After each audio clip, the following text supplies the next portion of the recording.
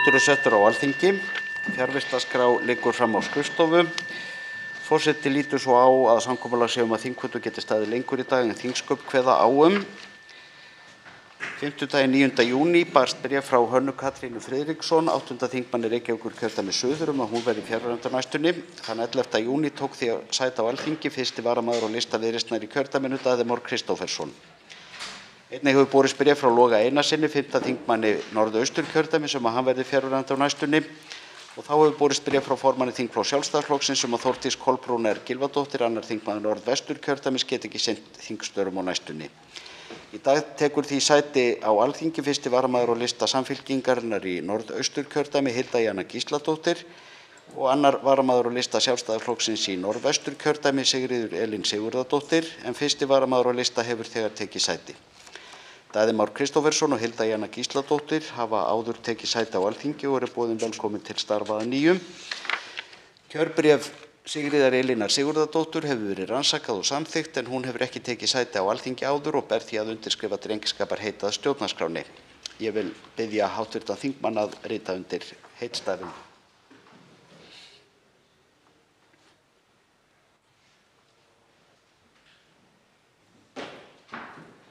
Sigríður Elín Sigurðardóttir hefur undirskrifað drengskaparheit að stjórnarskránni og er boðin velkomin til starfa á Alþingi.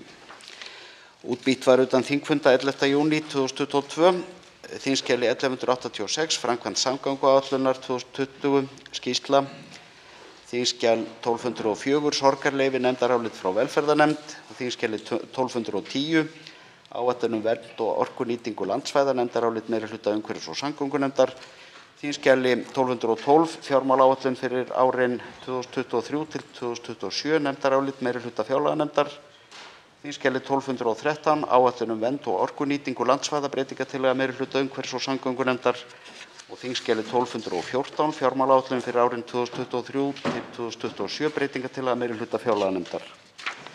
Útbýtt á þessum fundi þingskjali 17, aðkoma öryrkja og ellilífeyrisþega að kjaraviðræðum, þingsályktunartillaga flutningsmaður Eyjólfur Ármannsson og fleiri.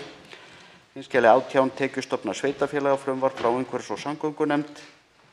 Þingskjal 19, raforkulög og fleira, frumvarp frá atvinnuveganefnd. Þingskjal 23, tekjuskattur, frumvarp frá efnahags- og viðskiptanefnd. Þingskjali 1207, hollustuhættir og mengunarvarnir og fleira, nefndarálit frá meirihluta umhverfis- og samgöngunefndar. Þingskjali 1209, útlendingar og atvinnuréttindi útlendinga, nefndarálit með breytingartillögu frá allsherjar- og menntamálanefnd. Þingskjali 1215, virðisaukaskattur, nefndarálit með breytingartillögu frá meirihluta efnahags- og viðskiptanefndar. Og þingskjali 1217, verndar- og orkunýtingaráætlun, nefndarálit meirihluta umhverfis- og samgöngunefndar. Þingskjali 1222, fjármálaáætlun fyrir árin 2023 til 2027, breytingartillaga 3. minnihluti fjárlaganefndar. Forseti vill vekja athygli á því að dagskrárliðurinn óundirbúinn fyrirspurnatími getur staðið lengur í dag en þingsköp kveða á þannig að allt að 6 fyrirspurnir komist að. Tekið fyrir fyrsta dagskrármálið óundirbúinn fyrirspurnatími. Til svara eru forsætisráðherra, menningar- og viðskiptaráðherra, dómsmálaráðherra og væntanlega heilbrigðisráðherra. Til máls tekur hv. 8. þingmaður Norðvesturkjördæmis, Bergþór Ólason, og beinir fyrirspurn til hæstv. forsætisráðherra. Herra forseti, ég vil hér beina fyrirspurn til hæstv. forsætisráðherra. Nú hefur nefndarálit meirihluta umhverfis- og samgöngunefndar varðandi rammaáætlun sem við höfum nú varið svo miklum tíma í hér í þinginu að koma í gegn allt frá árinu 2016, verið lagt fram með töluverðum breytingum sem komu dálítið á óvart. Þetta gerðist í því samhengi og nefndarálitinu er núna dreift bara hér útprentuðu hér handan við vegginn, en því var dreift rafrænt á laugardaginn síðasta, 11. júní kl. 18:15. Á fimmtudagskvöldið skrifuðu fulltrúar stjórnarflokkanna undir þinglokasamkomulag við 4 af 5 stjórnarandstöðuflokkum sem neglir niður með hvaða hætti umræðu verður háttað í þeim málum sem eru hér til afgreiðslu til loka þingsins. og setur svo vægt sé til orða tekið verulegar takmarkanir á það með hvaða hætti þingmenn geta tjáð sig. Þetta snýst fyrir þá sem ekki þekkja til fjölda mínútna sem á ræða í hverju þingmáli fyrir sig. Síðan þetta samkomulag undirritað á fimmtudagskvöldi. 2 sólarhringum seinna birt þetta nefndarálit varðandi rammann með verulegum breytingum miðað við það sem fyrir lá áður og svo miklum raunar að ekki allir stjórnarþingmenn treysta sig til að styðja málið.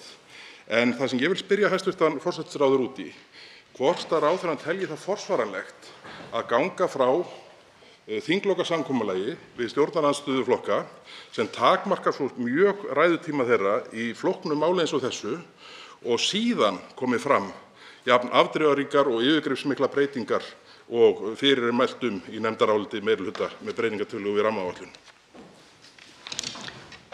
Til máls tekur hæstv. forsætisráðherra Katrín Jakobsdóttir.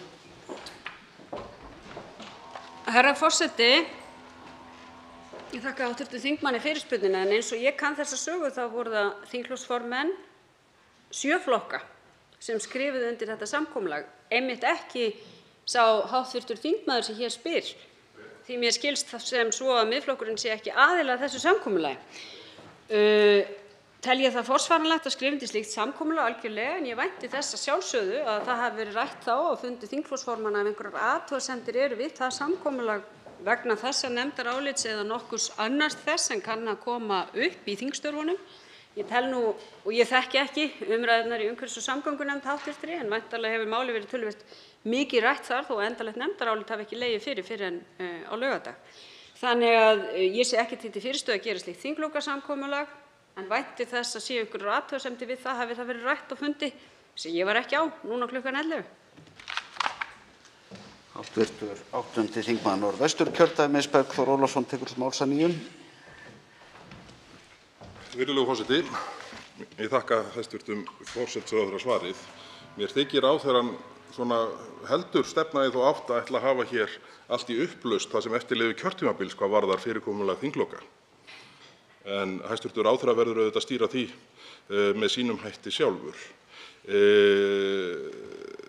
Það kemur mér mjög á óvart að hæstv. ráðherra, sem nú verkstjóri þessarar ríkisstjórnar, telji það að þær grundvallarbreytingar sem gerðar eru á rammanum með áliti meirihluta nefndarmanna séu eitthvað sem þingflokksformenn hefðu átt að geta rætt áður en að það nefndarálit rammað inn. Ég veit ekki hvaða tímavél forsætisráðherra býr yfir, en það var ekki nokkur möguleiki fyrir þingflokksformenn hina 7 flokka sem gerðu þetta samkomulag. Hárrétt að Miðflokkurinn stendur ekki að þessu samkomulagi, en hæstv. ráðherra, ég vil bara ítreka þá spurningu mína, þann hluta hennar sem snýr að því að ráðherra líti þannig á að allt sem þingflokksformennirnir 7 skrifuðu undir hvað takmarkanir á ræðutíma varðar skuli standa þrátt fyrir þessar breytingar. Hæstv. forsætisráðherra tekur til máls að nýju. Já, herra forseti, mér þykir það nú koma úr hörðustu átt og jafnvel nokkuð kúnstugt þegar þingmaður Miðflokksins talar það að sú sem hér stendur sé sú sem hleypir þinglokum í uppnám. Ég held að ef við skoðum þinglok undanfarinna ára þá sé það nú fremur Miðflokkurinn sem hafi verið í því hlutverki að hleypa þeim í uppnám. Nú verið að afgreiða mál út úr nefndum og það liggur algjörlega fyrir að þau voru ekki öll komin út úr nefnd þegar skrifað var undir þetta samkomulag. Þannig það oft og iðulega og eðlilega verða breytingar á málum í nefndum þegar gengið frá endanlegum nefndarálitum. Ég bara tel að það sé fullkomlega eðlilegt. Séu hins vegar einhverjar slíkar þær athugasemdir að fólk telji að þetta samkomulag, sem aftur Miðflokkurinn ekki aðili að og kemur engum á óvart miðað við þessa sögu sem ég rakti hér í upphafi, þá að sjálfsögðu ræða þingflokksformenn það sín á milli og við forseta þingsins ef ástæða talin til þess að auka við ræðutíma að einhverju leyti. Þá tekur til máls hv. 8. þingmaður Suðvesturkjördæmis Þórunn Sveinbjarnardóttir og beinir fyrirspurn til hæstv. forsætisráðherra.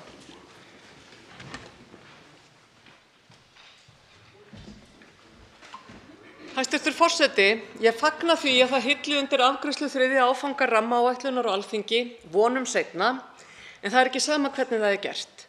Sú var tíðin að Vinstrihreyfingin – grænt framboð gaf sig út fyrir að vera flaggskip náttúruverndar hér á landi og tók það hlutverk alvarlega oftast nær. Það urðu því nokkur tíðindi í liðinni viku þegar VG ákvað að setja nafn sitt við breytingartillögu meirihluta umhverfis- og samgöngunefndar við afgreiðslu 3. áfanga rammans úr nefnd. Reyndar á þann veg að annar tveggja fulltrúa VG í nefndinni, Bjarni Jónsson, þingmaður Norðvesturkjördæmis, studdi þá tillögu ekki. Í umræðum rammann á Alþingi árið 2017 sagði hv. þingmaður Katrín Jakobsdóttir með leyfi forseta að sjálfsögðu margt gott í þeirri áætlun sem nú lögð óbreytt fram, þó sérstaklega hvað varðar verndarflokkinn, og kemur kannski ekki á óvart að ég fagni því sérstaklega. Ég horfi þá til að mynda til Skjálfandafljóts, Skaftár og fleiri þátta og Norðlingaölduveitu sem hefur talsvert verið í umræðu í þessum sal og undanförnum árum og svo auðvitað Jökulvötnin í Skagafirði. Tilvitnun lýkur. Einnig rétt að rifja upp að hæstv. Forsætisráðherra var á þingsályktunartillögu VG friðlýsingu austari og vestari Jökulsár í Skagafirði árið 2008. Forseti, eftir að hafa fylgst með pólitík Vinstri grænna í meira en 2 áratugi á ég bágt með að skilja þessi sinnaskipti. Því verði ég að spyrja Katrínu Jakobsdóttir, formann VG og hæstv. Forsætisráðherra, hvað hafi breyst? Með hvaða rökum styðja Vinstri græn færslu Kjalölduveitu og virkjanakostana í Héraðsvötnum úr verndarflokki í biðflokk? Til máls tekur hæstv. forsætisráðherra Katrín Jakobsdóttir og svarar fyrirspurn. Herra forseti, rammaáætlun var núna lögð fram í 4. skipti af 4. umhverfisráðherranum. Hún var fyrst lögð fram þessi áfangi rammaáætlunar 2016. Aldrei hefur umfjöllun verið lokið, meðal annars vegna gagnrýni þeirra sem hér stendur, því hv. þingmaður sleppti því að nefna það að örugglega í sömu ræðu eða mörgum öðrum sem fluttar voru við sama tilefni benti ég til að mynda á að í nýtingarflokki væru kostir eins og Skrokkalda inn á miðju hálendi sem þyrfti augljóslega að skoða betur út frá hugmyndum mögulegan miðhálendisþjóðgarð, út frá þeirri landslagsheild sem þar er að finna á ósnortnum víðernum. Þar ræddi ég líka í þessu ræðum, að því ég man þær nú ágætlega, virkjanir í neðri hluta Þjórsár og þá staðreynd að ekki hafi verið metin með fullnægjandi hætti samfélagsleg áhrif af þeim virkjunum. Og hver er tillaga meirihluta umhverfis- og samgöngunefndar í þessum efnum? Jú, það er að færa nákvæmlega þessa kosti í biðflokk, af því þá þarf að meta betur. Og vissulega er líka verið að leggja til færslu á kostum úr verndarflokki í bið, en verðum við ekki einfaldlega að horfast í augu við það, Alþingi, að við höfum ekki náð saman rammaáætlun, þennan áfanga í þau 3 skipti sem hann hefur verið lagður fram? Verðum við ekki að taka það til opinskárrar umræðu að líklega er þetta of margir kostir til þess að geta tekið afstöðu til þeirra í einu, en marka má þessa sögu sem ég tek alvarlega. Þetta eru 6 ár. 6 ár sem við höfum verið að ræða þetta mál og þetta þarf ekki að koma jafn mikið á óvart og einhverjir hv. þingmenn telja í ljósi þess að í stjórnarsáttmála er sérstaklega að tala að eðlilegt sé að horfa til þess að biðflokkur verði stækkaður þannig að þetta sé gert í minni áföngum. Og hv. þingmaður nefnir hér Skaftá og nefnir hér Skjálfandafljót sem eru í verndarflokki og á því hv. þingmaður spyr Vinstri-hreyfinguna – grænt framboð, þá held ég að það sé ágætt að rifja það upp að það eru ýmis svæði ekki undir í þessi áætlun, til dæmis ekki þau 10 svæði sem voru friðlýst í tíma Vinstri grænna í umhverfisráðuneytinu, sem eru auðvitað líka mikil tímamót í þessari umræðu. Til máls tekur að nýju hv. 8. þingmaður Suðvesturkjördæmis. Hæstv. forseti, ég deili ekki við hæstv. forsætisráðherra þau atriði sem hún nefndi hér í sinni ræðu, Skrokköldu, Neðri Þjórsá og svo framvegis. En það er öllu snúið á haus þegar kemur að varúðarreglunni og færslu á kostum úr vernd í bið. Það vill þannig til að við erum að tala kosti sem að hafa eitthvert hæsta verndargildi samkvæmt mati faghópa sem að unnið hafa fyrir verkefnastjórnina og þeir eru í verndarflokki vegna náttúruverndarhagsmuna.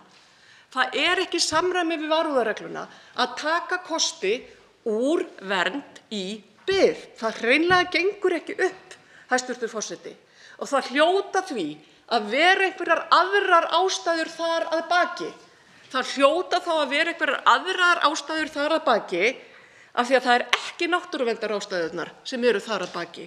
Og því hlýti ég að spyrja hæstv. forsætisráðherra aftur, hvernig stendur á því að Vinstrihreyfingin – grænt framboð stendur að þeirri ákvörðun að færa Héraðsvötnin og Kjalveituna úr vernd í bið. Hæstv. forsætisráðherra tekur til máls að nýju. Herra forseti, ég tel rammaáætlun mjög mikilvægt tæki og ég hef satt að segja haft af því þungar áhyggjur að fylgjast með þeirri þróun sem hér hefur verið undanfarin 6 ár að ekki hafi verið unnt að ljúka afgreiðslu rammaáætlunar. Og ég tek mark á því eftir að hafa hlustað á samþingmenn mína úr öllum flokkum sem ræða það að hér þurfi einfaldlega að horfa til minni áfanga og undir það tekið í nefndaráliti meirihlutans og ég eiginlega viss að hv. þingmaður er mér sammála. Að því við þurfum auðvitað að vega það og meta. Hvað er athugavert við það þegar við erum 4 sinnum búin að leggja þetta fram og náum ekki að klára það? Og ég vil minna á, þegar við erum að ræða að Alþingi hafi hér síðasta orðið, þá var það algjörlega meðvituð ákvörðun þegar lögin um rammaáætlun voru samþykkt á sínum tíma að Alþingi skyldi hafa síðasta orðið, að rammaáætlun kæmi einmitt ekki fram frá verkefnisstjórn og yrði afgreidd óbreytt, því það var alveg sérstaklega rætt eins og hv. þingmaður þekkir, hvort að það ætti að vera reglan. Og það var tekin algjörlega meðvituð ákvörðun það að svo yrði ekki. Þannig að ég stend algjörlega með þessu. Fyrir þessu eru færð ákveðin rök í áliti meirihlutans. En ég held að við værum í verulegum vanda stödd, herra forseti, ef við ætluðum enn og aftur að leggja hér fram þennan áfanga rammaáætlunar og láta það hjá líða að afgreiða hann í einhverri mynd. Ég held að þá værum við fyrst komin í vanda, herra forseti. Þá tekur til máls hv. 8. þingmaður Norðausturkjördæmis Jakob Frímann Magnússon og beinir fyrirspurn til hæstv. Heilbrigðisráðherra.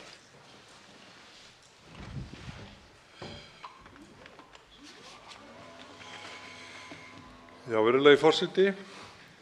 Geðrænir sjúkdómar hafa til skamms tíma verið sem feimnismál og hálfgerð afgangsstærð í íslensku heilbrigðiskerfi. Sú staðreynd speglast í nýlegum áfellisdómi í skýrslu Ríkisendurskoðunar leiddi til yfirgripsmikillar umræður hér í þinginu þessi mál og enn er ólokið. Nokkrir hugrakkir einstaklingar hafa á undanförnum misserum stigið fram og rætt opinskátt sjúkdóma sína, þar með talið kvíða og þunglyndi. Þetta góða fólk hefur þannig átt losarinn þátt í því að eyða fordómum tengdum þessum málaflokki. Ýmsir hafa velt því fyrir sér hvort jafnvel mætti líta á þunglyndi sem eins konar þjóðarsjúkdóm Íslendinga. Þannig kunni þunglyndi að vera stórum hluta þjóðarinnar í blóð borið og mögulega orsök stórs hluta þeirra fjölmörgu og sorglegu sjálfsvíga sem hér eiga sér stað á ári hverju. Samspil geðsjúkdóma og lyfja er flókið fyrirbæri. Algengt þunglyndislyf er lithium, eitt frumefnanna, sem bent hefur verið á að sé jafnframt lykilefni í rafhlöðum farsímanna okkar og rafbílana. Líkt og í tilviki rafhlaðnanna virðist virkni lithium smám saman fjara út eftir því sem það er lengur notað. Leiðin í lithium með þessu samhengi kunni jafnvel að gefa vissar vísbendingar hina rafrænu eiginleika mannsins.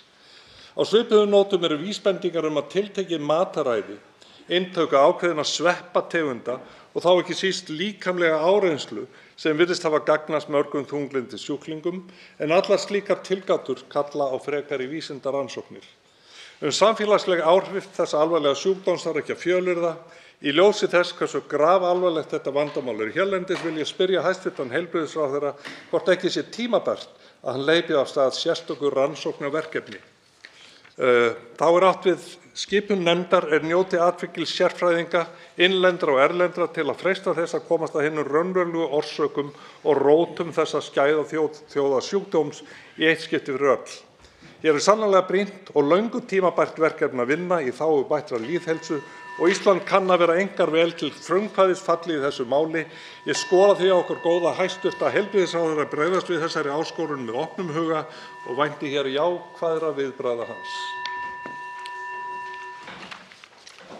Til máls tekur hæstv. Heilbrigðisráðherra Willum Þór Þórsson og svarar fyrirspurn. Já, hæstv. forseti, ég vil þakka hv. þingmanni Jakobi Frímanni Magnússyni fyrir hans fyrirspurn hér og spurningar sem að snúa í raun og veru að stóru myndin í þessu, hversu fjölþætt þetta er og hversu kannski má fullyrða að við höfum verið sein að bregðast við og taka af alvöru á þessum málum sem eru svo mikilvægur partur af lýðheilsu. þ.e. geðheilbrigðisþátturinn.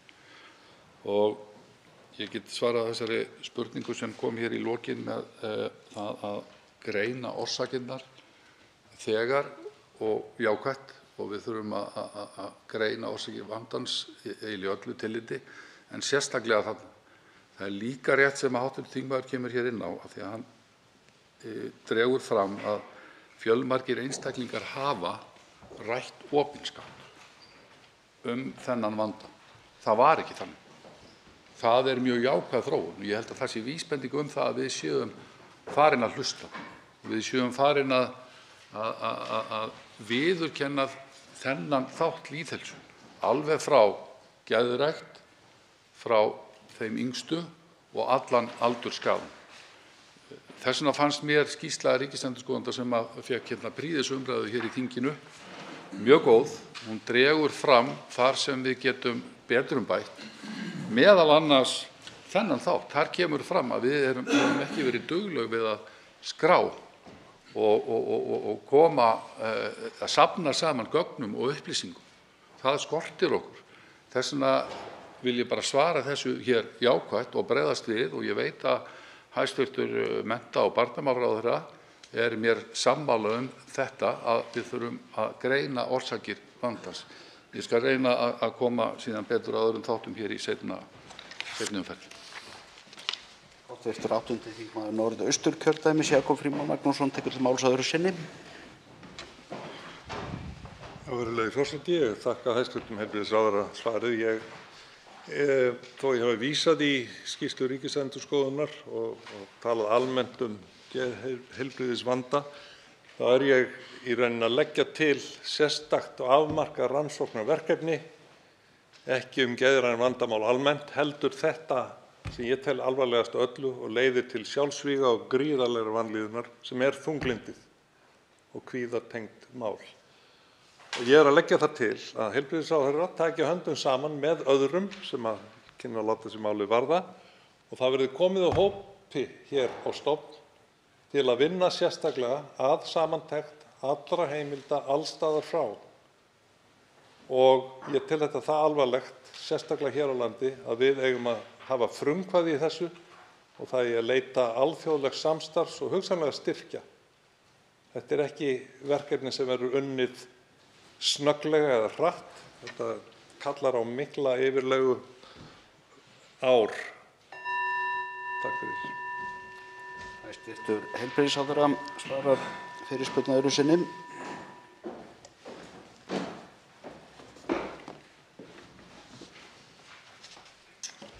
Hæstv. forseti, ég þakka hv. þingmanni fyrir að taka þetta mál hér á dagskrá og þessar spurningar og þessa afmörkun á verkefninu sem hv. þingmaður kemur hér inn á hér í seinni fyrirspurn, og ég held að það sé ekkert annað en að fara í þetta. Þetta tengist því að forveri minn í starfi setti af stað viðlíka hóp sem snýr að sjálfsvígum og þunglyndi. Þetta er tengt. Þannig að við þurfum að grípa þráðinn þar og fara af stað með þetta verkefni. Hæstv. Mennta- og barnamálaráðherra hefur þegar sett af stað viðlíka hóp fyrir börnin okkar, og ég tek hv. þingmann hér bara á orðinu, og af því að hann kom hér líka inn á svona alþjóðlega vitundarvakningu í þessum málaflokki, og það er rétt, og við eigum að fara fyrir þeirri umræðu og þeim verkefnum. Þannig að ég skal bara vinda mér í þetta verkefni. Þá tekur til máls hv. 7. þingmaður Reykjavíkurkjördæmis suður, Björn Leví Gunnarsson, og ber fyrirspurn til hæstv. menningar- og viðskiptaráðherra.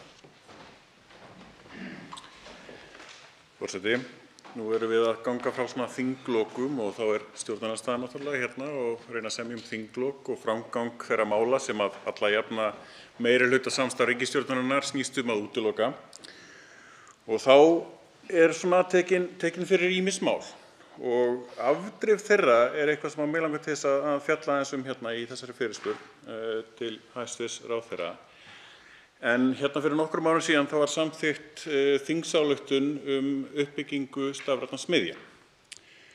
Þar sem segir meðal annars, með leyfi forseta, að Alþingi ályktar að fela iðnaðar- og nýsköpunarráðherra í samvinnu við mennta- og menningarmálaráðherra, sem var hæstv. ráðherra á þeim tíma að vinna áætlun uppbyggingu og rekstur stafrænna smiðja. Það segir að áætlunin verði skýr framvindu verkefnis, verklok og fjármögnun sem gæti verið í samstarfi við aðila í nærsamfélaginu. Nú kemur skýrsla frá hæstv. forsætisráðherra að þessari framkvæmd sé lokið með þessum orðum. Í mars 2021 voru undirritaðir samningar til 3 ára við 8 stafrænar smiðjur hringinn í kringum landið. Með samningum uppfylltu ráðuneyti atvinnuvegaráðuneytis og menntamálaráðuneytis þær væntingar sem felast í ályktun Alþingis sem kveða rekstrargrundvöll stafrænu smiðjanna verði styrktur, umgjörð þeirra fest í sessi til 3 ára og aðgengi nemenda tryggt auk þess sem það verði tengdar með markvissum hætti við atvinnulíf og nýsköpun. Nú velti ég því fyrir mér því að þetta var alls ekki það sem þingsályktunin snerist að undirrita samning til 3 ára við þær smiðjur sem voru þegar í gangi. Og velti fyrir mér einmitt hver ákveður það þegar að þær þingsályktanir sem þingið, í þessu tilviki allir þingmenn sem voru í þessum sal, sem höfðu meira að segja bætt við þingsályktun. Upprunalega þingsályktun snerist að aðgengi framhaldsskólanema en þingið, nefndin, bætti við grunnskólanemum og landsmönnum öllum. Hver ákveður það að þingsályktun sé uppfyllt? Til máls tekur hæstv. menningar- og viðskiptaráðherra Lilja Dögg Alfreðsdóttir.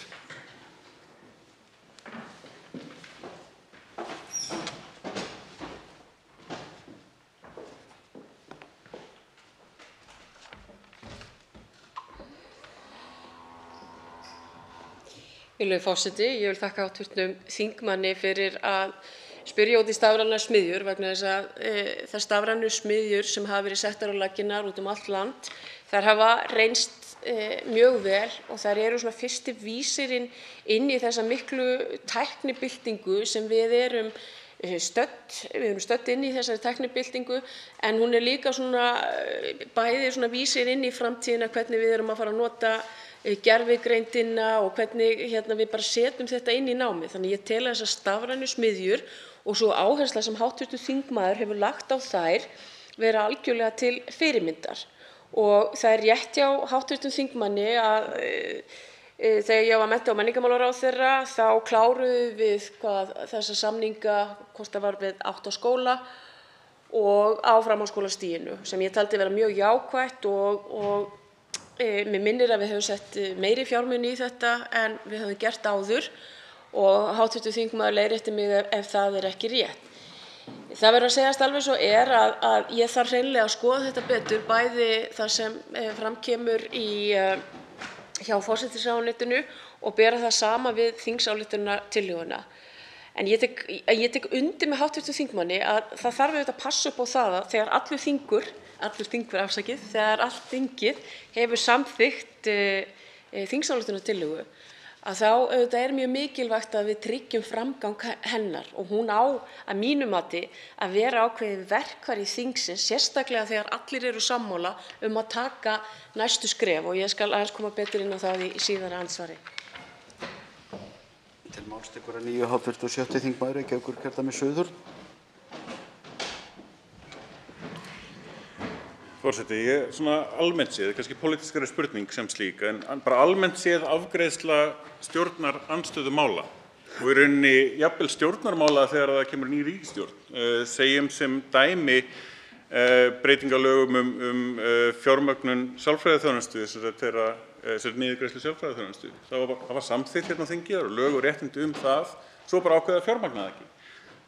Þingsályktun að sækja aðild að Evrópusambandinu.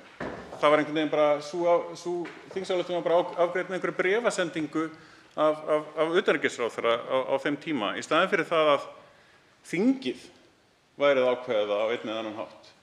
Þetta þingsályktunartillaga, ekki framkvæmdarvaldsákvörðunartillaga. Og bara á svona kannski pólitískum forsendum, bara hvernig getur framkvæmdarvaldið ákveðið hvenær búið að uppfylla það sem að þingið ákveður. Við talum ekki þegar það einmitt skipuleg bara réttindi í lögum að fjármagna ákveðna þjónustu sem þá ekki gert. Hvernig virkar það eiginlega? Hæstv. menningar- og viðskiptaráðherra svarar fyrirspurn öðru sinni.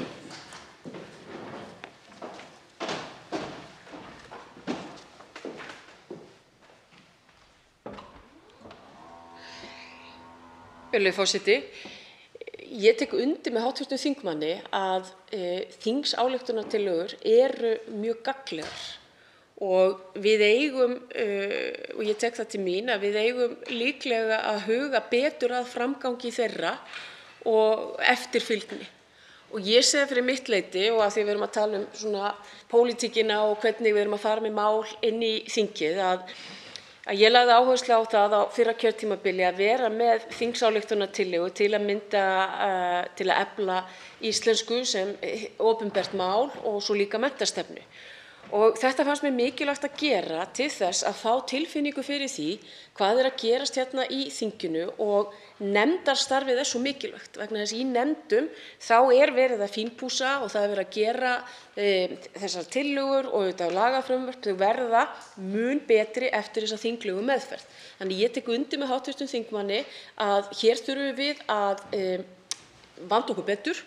Og ég mun skoða það, ég held reyndar að ég sé nú ekki lengur með stafrænu smiðjurnar en vil gjarnan leggja mitt af mörkum til þess að þetta sé betra.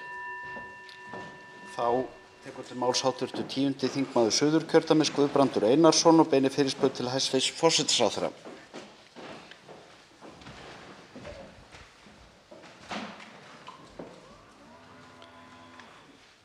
Virðulegur forseti. Í dag munum við ræða fjármálaáætlun til næstu 5 ára. Hún hefur tekið verulegum breytingum og ástæða þess sú að í síðustu viku kynnti ríkisstjórn Íslands aðgerðir sem ætlað að slá á þenslu og minnka verðbólgu. Jafnframt þessum aðgerðum ætlað að minnka halla ríkissjóðs. Umfang þessara aðgerða talið vera 0,7% af vergri landsframleiðslu og skili 26 milljörðum króna. Meðal aðgerða sem gripið verður til breyting á gjaldtöku bíla, minni afsláttur á áfengis- og tóbaksgjaldi í fríhöfninni, varanleg lækkun ferðakostnaðar hjá ríkinu, lækkun á framlögum til stjórnmálasamtaka. Þá verði fyrirkomulag og umfang verðmætagjalds vegna sjókvíaeldis endurskoðað og varaflugvallagjald lagt á.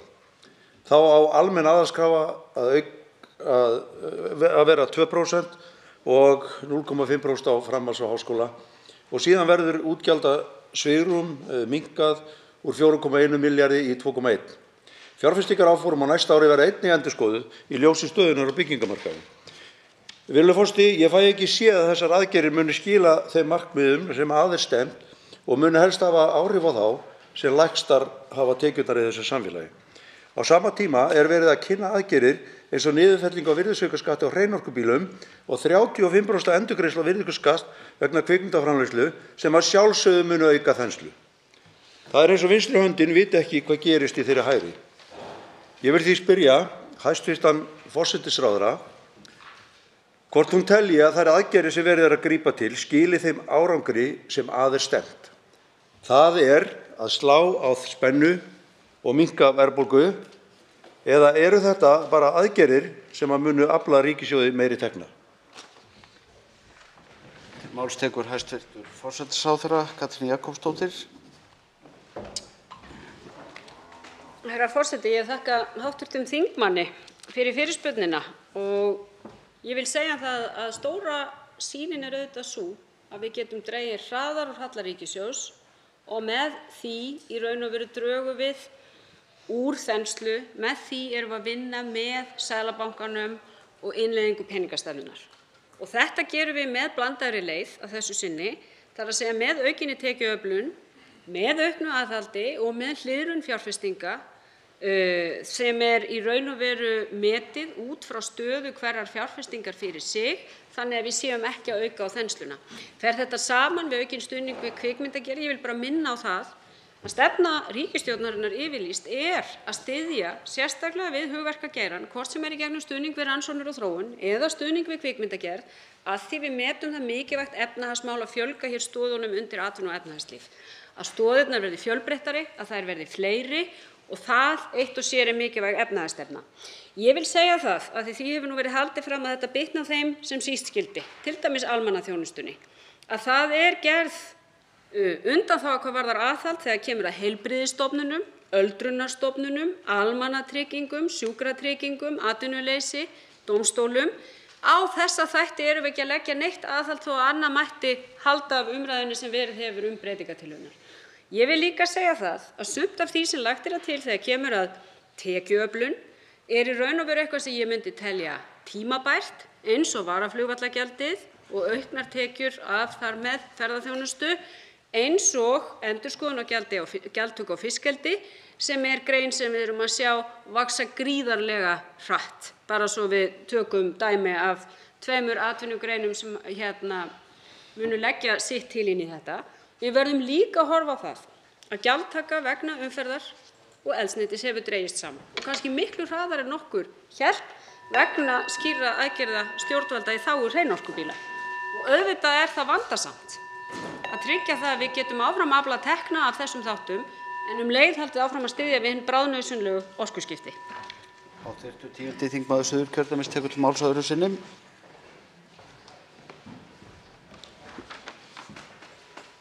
Virðulegur forseti, ég þakka hæstv. Ráðherra fyrir hennar svar eða svör. Ég bara henni sammála stuðning við hugverkageirann en ég átta mig ekki samt alveg á því að standa fyrir aðgerðum sem auka spennu á sama tíma að vera að standa fyrir aðgerðum sem eiga að minnka spennu. Þannig ég næ ekki alveg utan hvað þeir eru að fara. En virðulegur forseti, ég hef áhyggjur af stöðu heimilanna í landinu. Staða heimilanna fer versnandi með degi hverjum. Vextir halda áfram að hækka, afborgunarbyrði lána eykst 10.000 í hverjum mánuði. Fólk farið að veigra sig við að kaupa í matinn.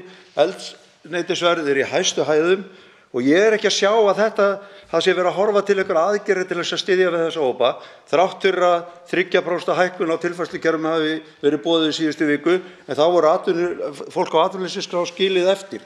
Og ég spyr bara hæstv. Forsætisráðherra hvernig á að bregðast við þessu?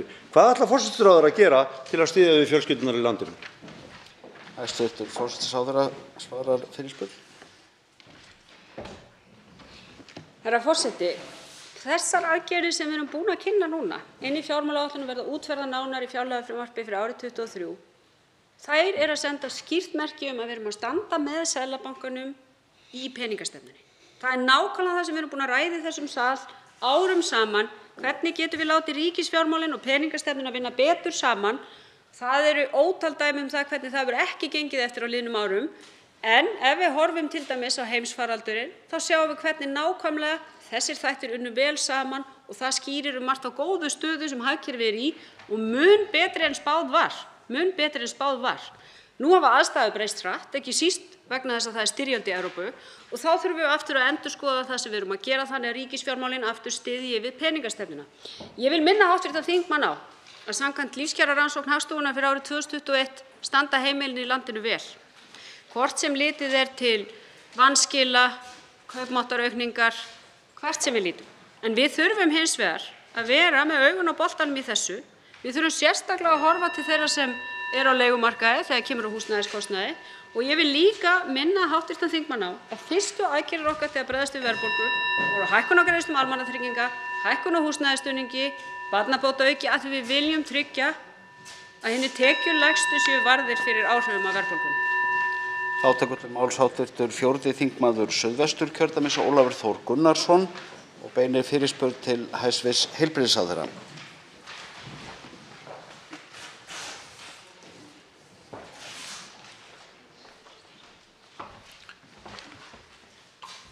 Herra forseti.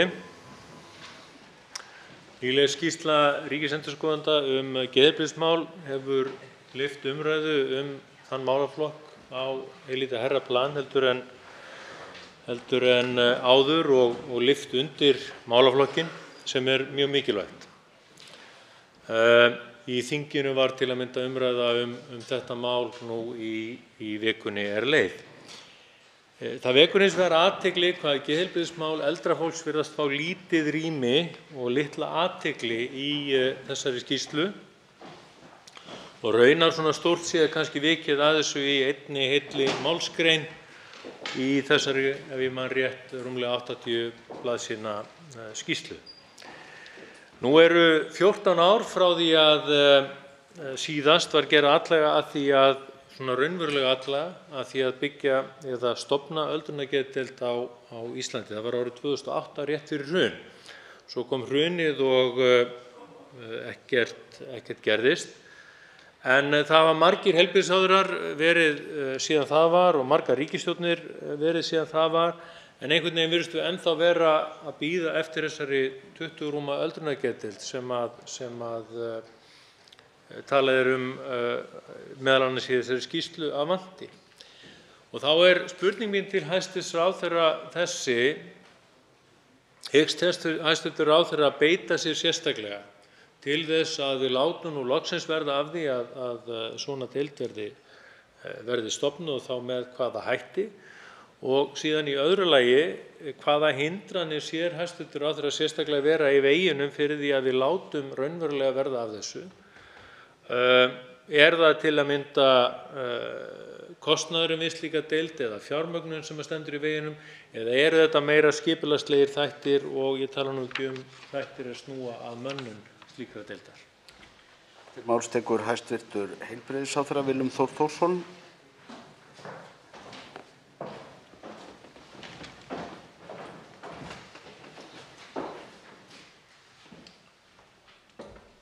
Hæstv. forseti. Ég vil nú byrja á því að þakka hv. þingmanni Ólafi Þór Gunnarssyni fyrir þessa góðu fyrirspurn.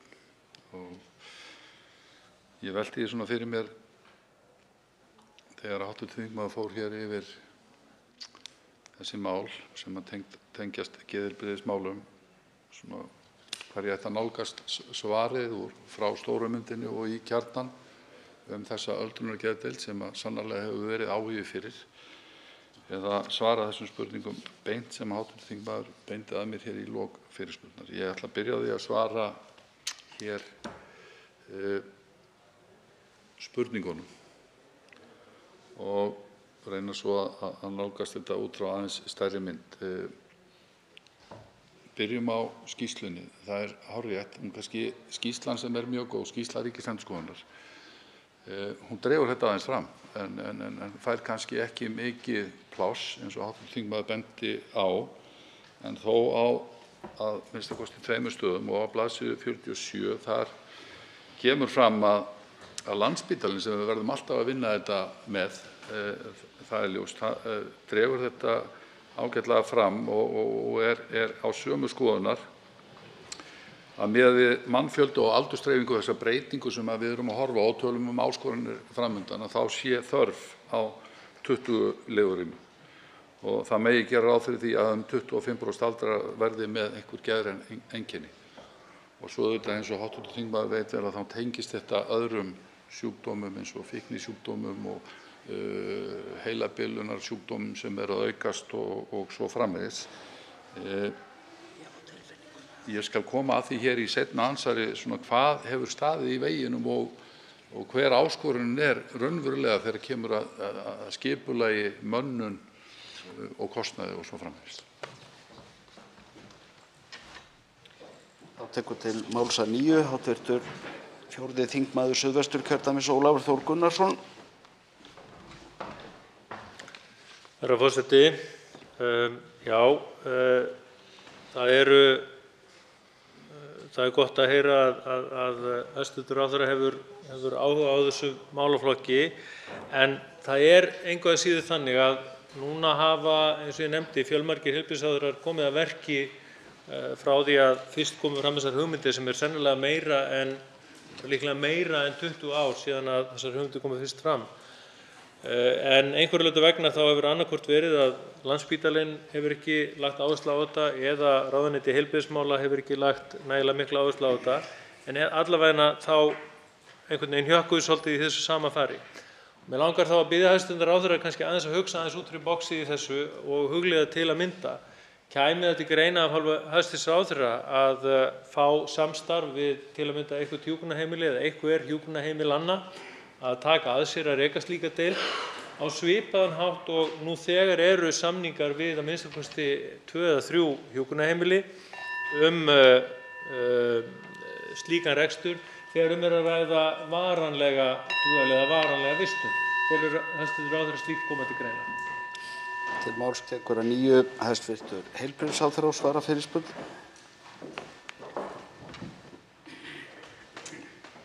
Já, hæstv. forseti, ég þakka hv. þingmanni fyrirspurnina.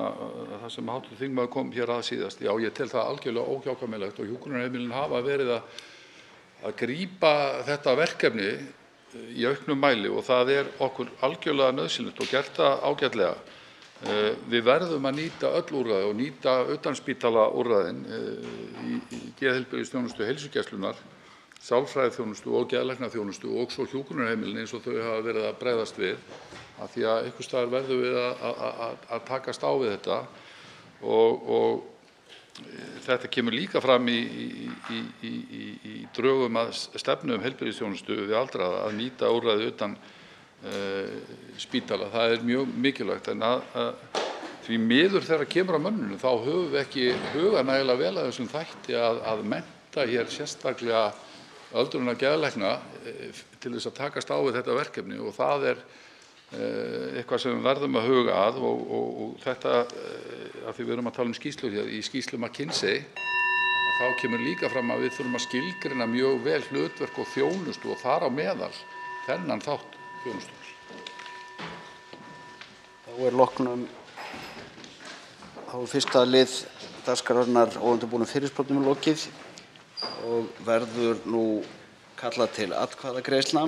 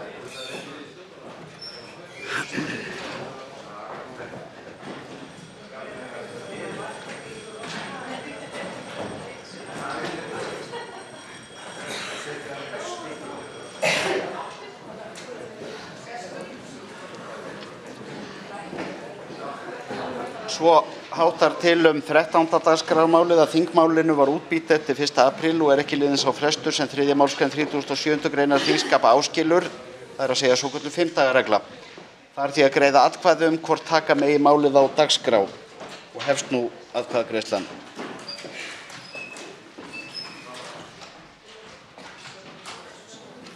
Atkvæðagreiðslu er að ljúka, atkvæðagreiðslu er lokið og eru afbrigðin samþykkt með 51 atkvæði. Svo háttar til 15. dagskrármálið að of skammt er liðið frá útbýtingu breytingartillögu á þingskjali 1222 þarf því að leita samþykkis fyrir því að taka breytingartillöguna á dagskrá. Fer nú fram atkvæðagreiðsla afbrigðin. Atkvæðagreiðslu er að ljúka, atkvæðagreiðslu er lokið og eru afbrigðin samþykkt með 51 atkvæði. Þá er tekið fyrir annað dagskrármálið, pakkaferðir og samtengd ferðatilhögun, lenging lánstíma, stjórnarfrumvarp 587. mál, þingskjal 829, nefndarálit á þingskjali 1152, framhald 2. umræðu atkvæðagreiðsla. Fyrst verða greidd atkvæði 1. grein og hefst nú atkvæðagreiðslan. Atkvæðagreiðslu er lokið. 1. grein er samþykkt með 54 atkvæðum. Þá verða greidd atkvæði 2. grein og hefst nú atkvæðagreiðslan. Atkvæðagreiðslu er lokið. 2. grein er samþykkt með 52 atkvæðum. Fyrirsögn frumvarpsins skoðast samþykkt ef enginn hreyfir andmælum. Frumvarpið gengur nú til 3. umræðu ef enginn hreyfir andmælum. Það er samþykkt.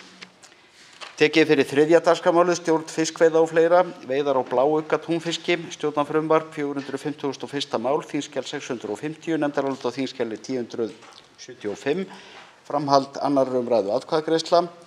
Í nefndaráliti á þingskjali 1075, tölulið 1–3, eru breytingartillögur frá atvinnuveganefnd við 1. til og með 5. grein og hefst nú atkvæðagreiðslan.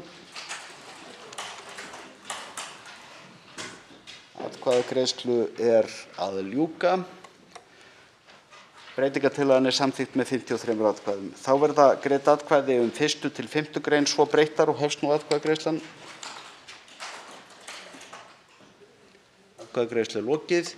1. til 5. grein eru samþykktar með 54 atkvæðum. Í nefndaráliti á þingskjali 1075, tölulið 4, eru breytingartillögur frá atvinnuveganefnd að fyrirsögn frumvarpsins orðist eins og þar segir og hefst nú atkvæðagreiðslan.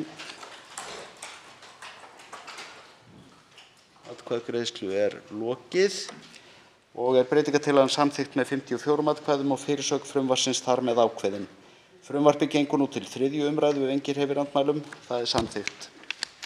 Tekið er fyrir 4. dagskrármálið, stjórn fiskveiða, veiðistjórn sandkola og hryggleysingja, stjórnarfrumvarp 349. mál, þingskjal 489, nefndarálit á þingskjali 738 og á þingskjali 771, framhald 2. umræðu atkvæðagreiðslu. Hv.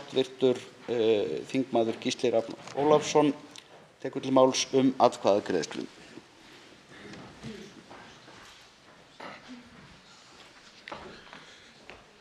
Virðulegi forseti. Markmið laga stjórn fiskveiða er að stuðla að verndun og hagkvæmri nýtingu þeirra og tryggja með því trausta atvinnu og byggð í landinu. Að mati minnihlutans í nefndinni gengur frumvarpið þvert á markmið laganna vernd fiskistofna, almannahag og byggðasjónarmið og snýr frekar að því að útvíkka núverandi fiskveiðistjórnarkerfi sem hefur sætt vaxandi gagnrýni almennings árabil. Kvótakerfið er mannanna verk og ekki meitlað í stein. Við alla endurskoðun, breytingu eða útvíkkun á því verðum við að þora að spyrja hvort kerfið þjóni heildarhagsmunum þjóðarinnar.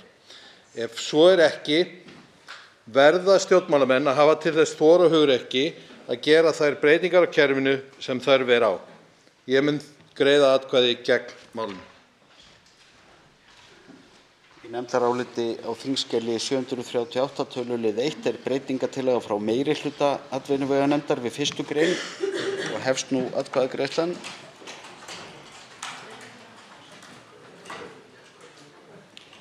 Atkvæðagreiðslu er að ljúka. Atkvæðagreiðslu er lokið og er breytingartillagan samþykkt með 37 atkvæðum gegn 2, 15 greiða ekki atkvæði.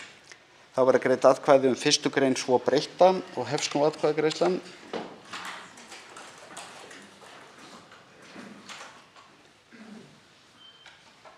Atkvæðagreiðslu er að ljúka. 1. grein svo breytt er samþykkt með 37 atkvæðum gegn 5, 10 greiða ekki atkvæði. Í nefndaráliti á þingskjali 738, tölulið 2, er breytingartillaga frá meirihluta atvinnuveganefndar við 2. grein og hefst nú atkvæðagreiðslan.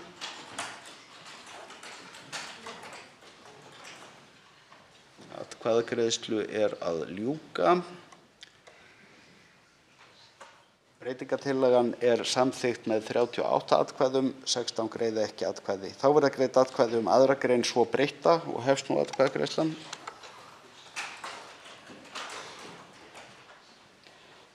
Atkvæðagreiðslu er lokið. 2. grein svo breytt er samþykkt með 36 atkvæðum gegn 5, 11 greiða ekki atkvæði. Þá verða greidd atkvæði 3. grein og hefst nú atkvæðagreiðslan.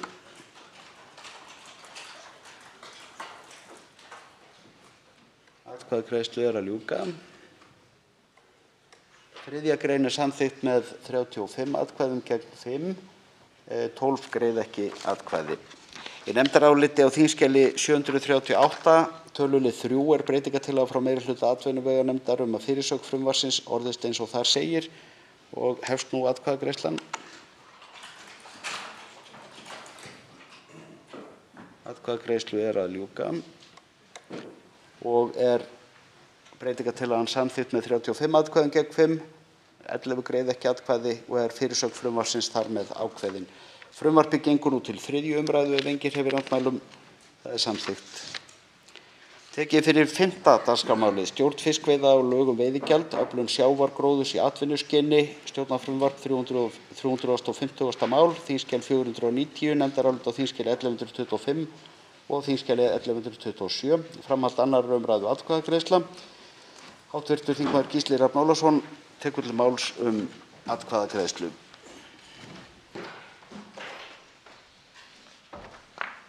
Virðulegur forseti, hér er mál á ferð þar sem fest er varanlega í sessi kvótasetning á sjávargróðri. Við í minnihlutanum höfum lagt til að vísa málinu aftur til ríkisstjórnarinnar því við teljum réttara væri að hefja heildarendurskoðun á fiskveiðistjórnarkerfinu með það markmið að tryggja þjóðinni sanngjarnan og réttláta hlutdeild í þessum sameiginlegu auðlindum þjóðarinnar, áður en haldið er áfram að kvótasetja nýjar tegundir. Við höfum líka áhyggjur af því að hér eru margar greinar sem varða náttúruvernd felldar á brott úr lögum um stjórn fiskveiða og mun ég greiða atkvæði gegn því. Til máls tekur atkvæðagreiðslu hv. þm. Bjarkey Olsen Gunnarsdóttir. Já, herra forseti, ég held að við séum að gera hér góða hluti með því að koma einhverju skikki á þessa veiði og það er vert að minna á að þegar er að ræða slátt á þangi þá er það fyrst og fremst samkomulag við landeigendur sem er að ræða, það er að segja þeir sem ætla að slá þang að þeir þurfa að vera með slíkt samkomulag. Við leggjum áherslu á það að áður en að nýtingarleyfi eru gefin út til handa þeim sem að hugsa sér að slá þang, að þá þurfi að koma til álit og umsögn Náttúrufræðistofnunar. Því er haldið inni og það er samkvæmt beiðni. Síðan vil ég líka ítreka það að þari utan netlaga fellur ekki undir það að fella niður veiðigjald eins og lagt var af stað með í upphafi, enda er þar væntanlega fram undan grein sem við þurfum að huga enn betur að. En ég held að þetta sé vel gert að gera þetta svona til þess að ná betur utan þessa vinnslu á þessum afurðum. Í nefndaráliti á þingskjali 1127 er tillaga að vísa málinu til ríkisstjórnar frá minnihluta atvinnuveganefndar og verða greidd atkvæði þá tillögu áður en að tekið er til við að fást við einstakar greinar eða einstakar breytingartillögur. Þannig að nú hefst atkvæðagreiðsla frávísunartillögu minnihluta atvinnuveganefndar.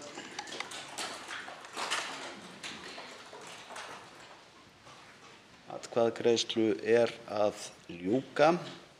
Atkvæðagreiðslu er lokið og er frávísunartillagan felld með 34 atkvæðum gegn 12, 6 greiða ekki atkvæði. Þá verða greidd atkvæði 1. grein frumvarpsins og hefst nú atkvæðagreiðslan. Atkvæðagreiðslu er að ljúka.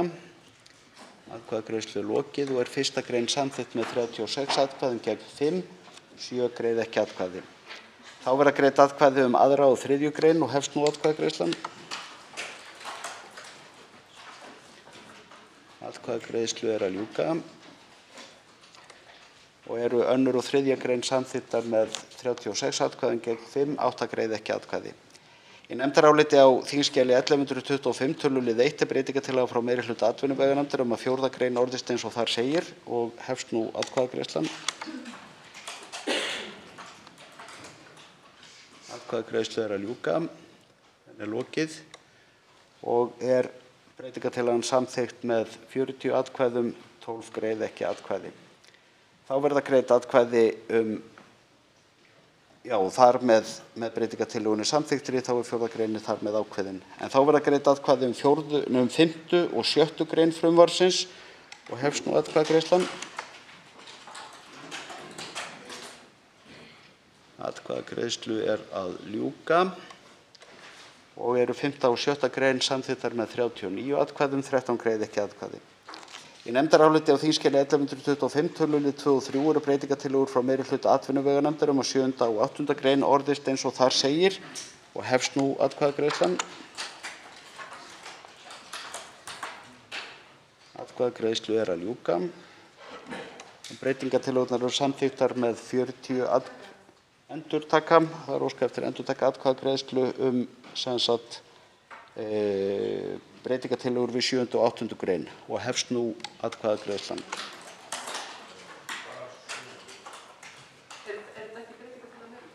Þetta er breytingarhluta er óskað eftir sér 7. Það er óskað eftir sér 7. Getum við komið því? Þá lítum við svo á að hér sé við að greiða atkvæði 7. gr.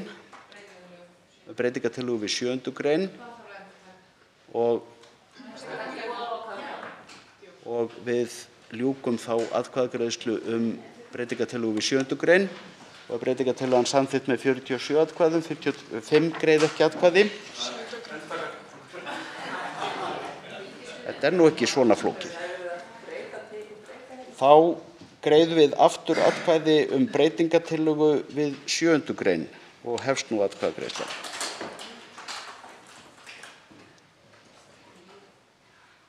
Hafa allir hv. þingmenn greitt atkvæði breytingartillögu við 7. gr. Fyrst svo er, þá er atkvæðagreiðslu lokið og breytingartillagan er samþykkt með 50 atkvæðum, 2 greiða ekki atkvæði. Það var að greiða atkvæði 7. gr. svo breytta og já, þar með er þá 7. gr. ákveðin með samþykkt breytingartillögunnar. En þá tökum við til við að greiða atkvæði breytingartillögu við 8. gr. og hefst nú atkvæðagreiðslan. Breytingartillaga frá meirihluta atvinnuveganefndar við 8. gr. og hafa allir hv. þingmenn greitt atkvæði. Atkvæðagreiðslu er lokið og er breytingartillagan við 8. gr. samþykkt með 40 atkvæðum, 12 greiða ekki atkvæði og er 8. gr. þar með ákveðin. Fyrirsögn frumvarpsins skoðast samþykkt ef enginn hreyfir andmælum. Frumvarpið gengur nú til 3. umræðu ef enginn hreyfir andmælum og það er samþykkt.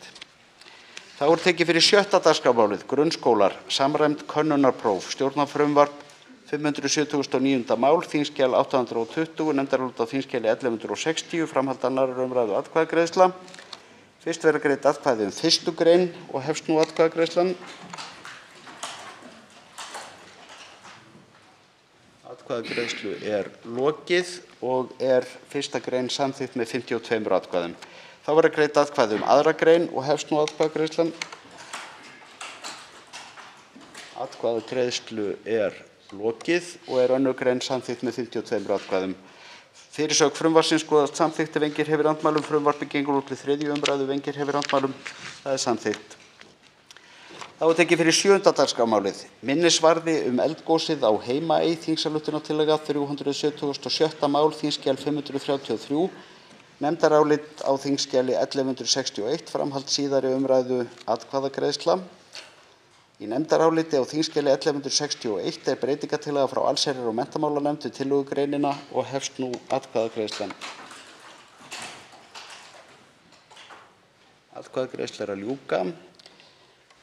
Tillögugreinin svo breytt er samþykkt með 52 atkvæðum. Breytingartillaga við tillögugreinina er samþykkt með 52 atkvæðum. En þá verða greidd atkvæði tillögugreinina svo breytta og hefst nú sú atkvæðagreiðslan.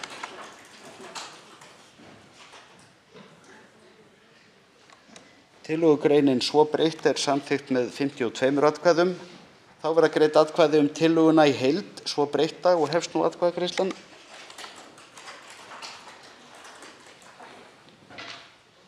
Atkvæðagreiðslu er að ljúka, henni er lokið og er tillagan í heild svo breytt samþykkt með 52 atkvæðum og verður send hæstvirtri ríkisstjórn sem ályktun Alþingis. Tekið fyrir 8. dagskrármálið, aðgerðaáætlun í málefnum hinsegin fólks 2022–2025, stjórnartillaga 415. mál, þingskjal 594, nefndarálit á þingskjali 977, framhald síðari umræðu atkvæðagreiðsla.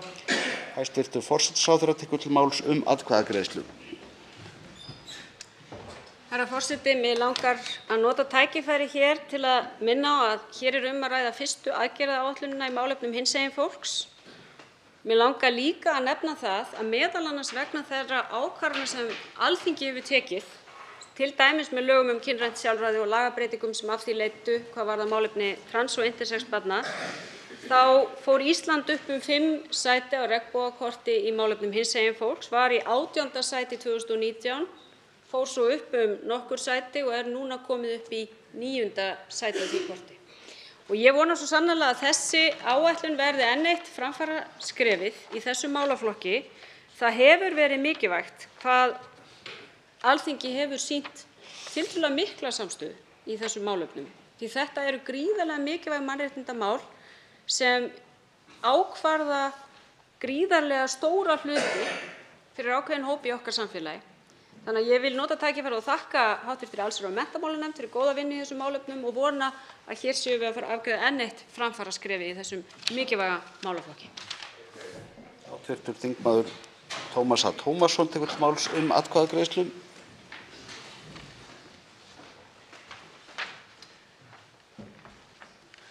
Virðulegi forseti, hv. þingheimur, kæra þjóð. Mig langar til þess að vekja athygli á því varðandi hinsegin fólk eða kynsegin eða þeir sem ekki skilgreina sem karl eða konu, að þau eru algjörlega sniðgengin þegar kemur að setu í stjórnum skráðra hlutafélaga. Þar segir að það skuli vera 40% og 60% hlutföll milli karla og kvenna. Það er hvergi pláss fyrir þetta fólk. Þetta þarf að laga. Í nefndaráliti á þingskjali 977, tölulið 1 og 2, eru breytingartillögur frá allsherjar- og menntamálanefnd við tillögugreinina og hefst nú atkvæðagreiðslan. Atkvæðagreiðslu er lokið og er breytingartillagan samþykkt með 53 atkvæðum. Þá verða greidd atkvæði tillögugreinina svo breytta og hefst nú atkvæðagreiðslan.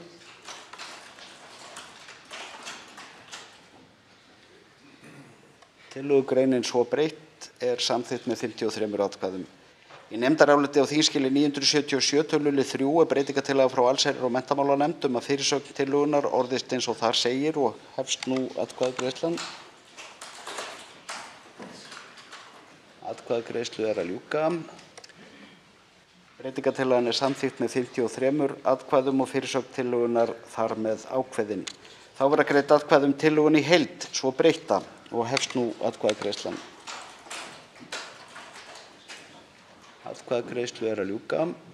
Henni er lokið og er tillagan í heild svo breytt samþykkt með 53 atkvæðum og verður þá send hæstvirtri ríkisstjórn sem ályktun Alþingis. Tekið fyrir 9. dagskrármálið, jöfn meðferð óháð kynþætti og þjóðernisuppruna, fjölgun mismununarþátta, stjórnarfrumvarp, 168. mál, þingskjal 170, nefndarálit á þingskjali 867 og þingskjölum 1020 og 1121, framhald 2. umræðu atkvæðagreiðsla. Hv. þingmaður Sigmundur Davíð Gunnlaugsson óskar eftir að taka til máls atkvæðagreiðslu.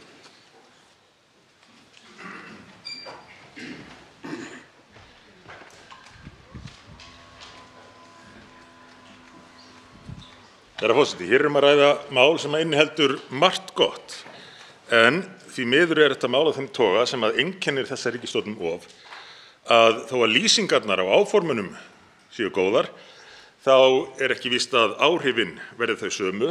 Raunar hef ég mjög verulegar áhyggjur af hver áhrifin geti orðið, eins og þingmenn Miðflokksins ræddu nokkuð ítarlega í fyrstu umræðu þetta mál og ég heyrði mjög góðar ræður frá hv. þingmönnum Arndísi Önnu Kristínardóttur Gunnarsdóttur og hv. þingmanni Eyjólfi Ármannssyni í 2. umræðu.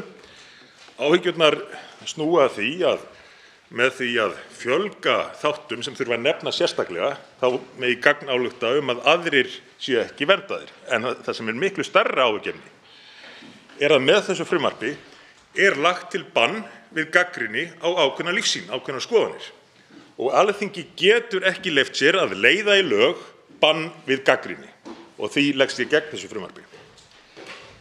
Þá tekur til máls atkvæðagreiðslu hv. þingmaður Guðmundur Ingi Kristinsson. Virðulegur forseti, við í Flokki fólksins fundið að þessu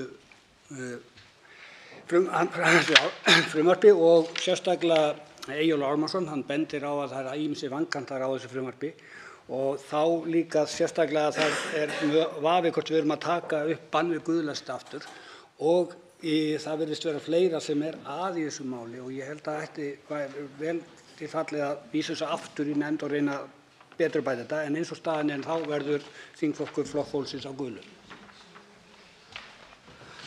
Þá tekur til máls atkvæðagreiðslu hv. þingmaður Björn Leví Gunnarsson.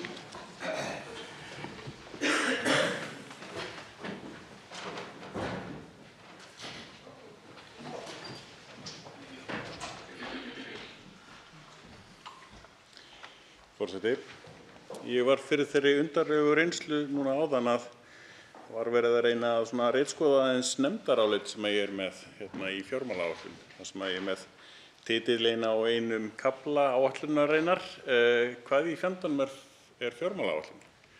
Það var vist eitthvað orð þarna sem var óviðeigandi gegn einhverjum stöðlum eða einhverjum þvílíku. Mér finnst það alveg merkilegt með tilliti til þessa frumvarps þegar að allt kemur til alls og mér þætti vænt að ríkisstjórnin myndi pæla aðeins í því og samþykkja það bara frá þessu tillöguna og það var greinilega að skoða þetta aðeins betur. Til máls tekur atkvæðagreiðslu hæstv. forsætisráðherra. Herra forseti, ég hef fylgst með umræðu sem hefur átt sér stað innan nefndar og mér finnst satt að segja kúnstugt í ljósi þeirra löggjafar sem nú þegar gildir jafna meðferð innan vinnumarkaðar að hér séu hv. þingmaður að lýsa gríðarlegum áhyggjum af því ef slík löggjöf eigi nú að eiga við utan vinnumarkaðar sem þó í takt við alla okkar stefnu í mannréttindamálum, jafnréttismálum og hvernig við viljum leggjast gegn hvers konar mismunun.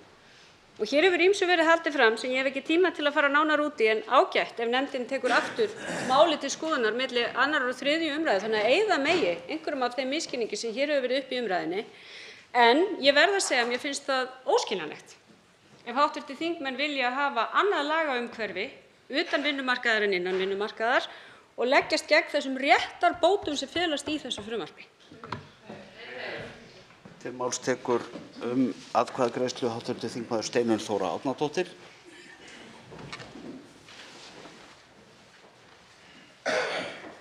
Herra forseti, ég vil minna á það að þegar að frumvarp jafna stöðu og réttindi á vinnumarkaði var samþykkt hér á þingi fyrir nokkrum misserum, þá bætti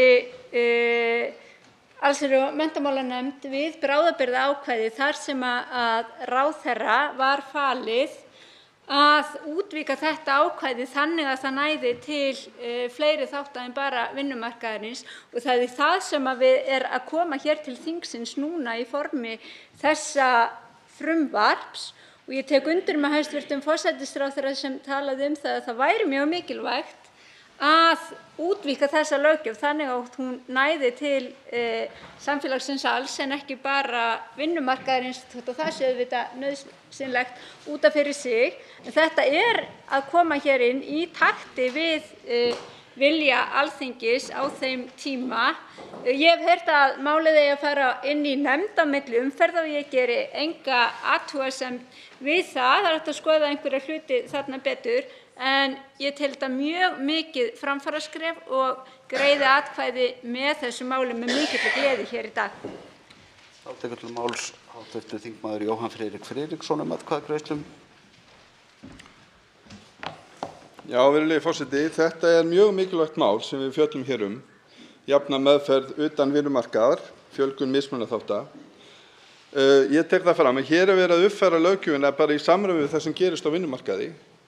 Hún bara keimlík og sem framsögumaður málsins og það nú greinilega ekki komist til skila en mér finnst sjálfsagt að taka málið aftur inn í nefnd og reyna að sætta sjónarmið, sé þess einhver möguleiki og geri það hér með.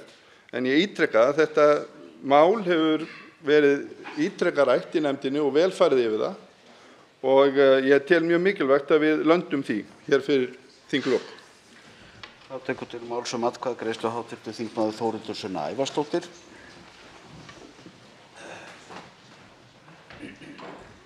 Forseti.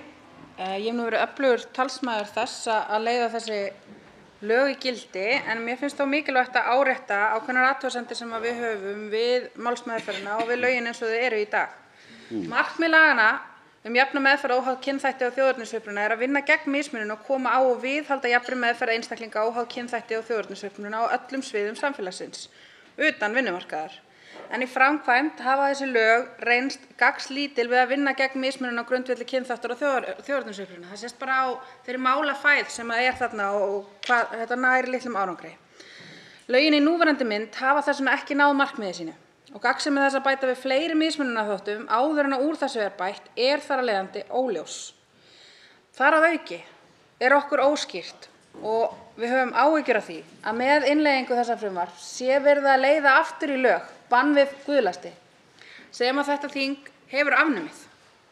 Og það eitthvað sem við teljum mikilvægt að líta til við afgreiðslu þessa máls vegna þess að vissulega viljum við bæta réttindi og vernda réttindi allra hópa hér á Íslandi. Það okkar leiðarstef í allri okkar vinnu hér hjá Pírötum. En við teljum mikilvægt að rétt sé að því staðið. Það verði ekki til þess að takmarka tjáningarfrelsi og réttindi annarra. Tekur til máls öðru sinni atkvæðagreiðslu hv. þingmaður Sigmundur Davíð Gunnlaugsson.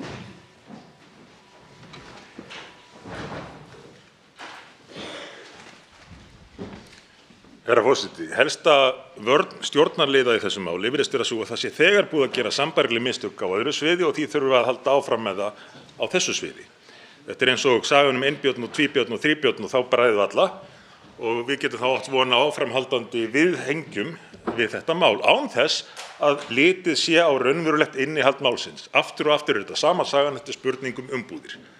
Og eins og hv. þingmaður Þórhildur Sunna Ævarsdóttir benti á, og við erum ekki alltaf sammála, þá mjög óljóst hver ávinningurinn af þessu í réttindavernd. Hins vegar mjög veruleg hætta á því, og ég myndi segja ekki bara hætta, heldur kemur það beinlínis fram í frumvarpinu, að til standi að setja hömlur á gagnrýni á lífsskoðanir, á skoðanir fólks, ólíkar skoðanir.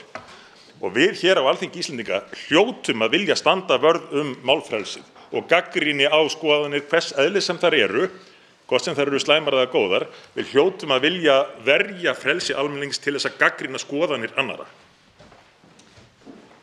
Þá tekur til máls atkvæðagreiðslu hv. þingmaður Helga Vala Helgadóttir.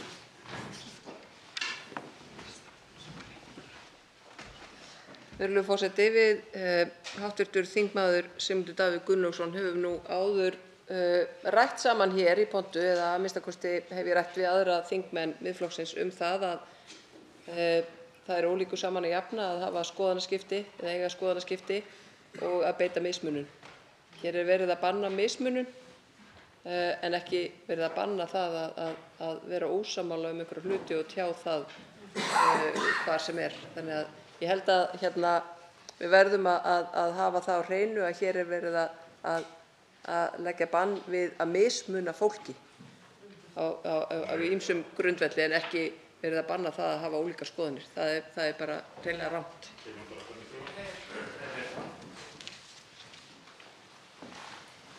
Í nefndaráliti á þingskjali 1020 tillaga frá 2. minnihluta allsherjar- og menntamálanefndar að vísa málinu til ríkisstjórnar og hefst nú atkvæðagreiðslan tillögu minnihluta nefndarinnar að vísa málinu til ríkisstjórnar. Hefst nú atkvæðagreiðslan.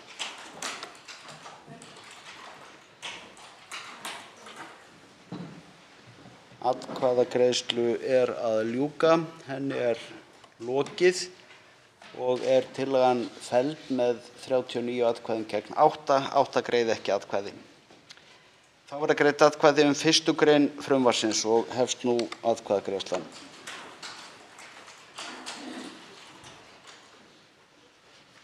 Atkvæðagreiðslu lokið og 1. grein samþykkt með 49 atkvæðum gegn 2, 4 greiða ekki atkvæði. Þá verða greidd atkvæði 2. til og með 13. grein frumvarpsins og hefst nú atkvæðagreiðslan.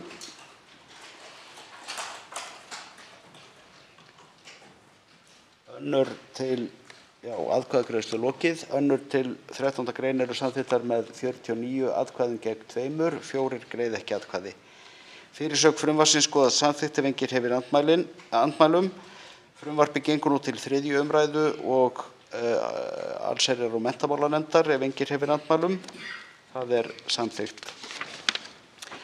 Tekið er fyrir 10. dagskrármálið framfylgd ályktana Vestnorræna ráðsins árið 2021, þingsályktunartillaga 643. mál, þingskjal 901, nefndarálit á þingskjali 1162, framhald síðari umræðu atkvæðagreiðsla. Greidd er atkvæði um tillöguna í heild og hefst nú atkvæðagreiðslan. Atkvæðagreiðslu er lokið og er tillagan samþykkt með 55 atkvæðum og verður send hæstvirtri ríkisstjórn sem ályktun Alþingis. Tekið er fyrir 11. dagskrármálið skilameðferð lánastofnana og verðbréfafyrirtækja og fleira, fjármögnun skilasjóðs, iðgjöld og fyrirkomulag tryggingasjóðs, stjórnarfrumvarp 531. mál, þingskjal 759, nefndarálit á þingskjali 1120. Framhald 2. umræðu atkvæðagreiðsla. Fyrst verða greidd atkvæði um 1. grein og hefst nú atkvæðagreiðslan. Atkvæðagreiðslu er lokið og er 1. grein samþykkt með 51 atkvæði, 4 greiða ekki atkvæði. Í nefndaráliti á þingskjali 1120 tölulið 1-4 er breytingartillaga frá meirihluta efnahags- og viðskiptanefndar við 2. til og með 31. grein og hefst nú atkvæðagreiðslan. Atkvæðagreiðslu er lokið og er breytingartillagan samþykkt með 49 atkvæðum, 5 greiða ekki atkvæði. Þá verða greidd atkvæði um 2. til og með 31. grein svo breyttar og hefst nú atkvæðagreiðslan. Atkvæðagreiðslu er að ljúka og er 2. til og með 31. grein svo breyttar samþykktar með 50 atkvæðum, 5 greiða ekki atkvæði. Fyrirsögn frumvarpsins skoðast samþykkt ef enginn hreyfir andmælum. Frumvarpið gengur nú til 3. umræðu ef enginn hreyfir andmælum. Það er samþykkt. Þá er tekið fyrir 12. dagskrármálið fjármálamarkaðir, innleiðing og fleira, stjórnarfrumvarp 532. mál, þingskjal 760, nefndarálit á þingskjali 1064, framhald 2. umræðu atkvæðagreiðsla. Fyrst verður greidd atkvæði um 1. grein og hefst nú atkvæðagreiðslan.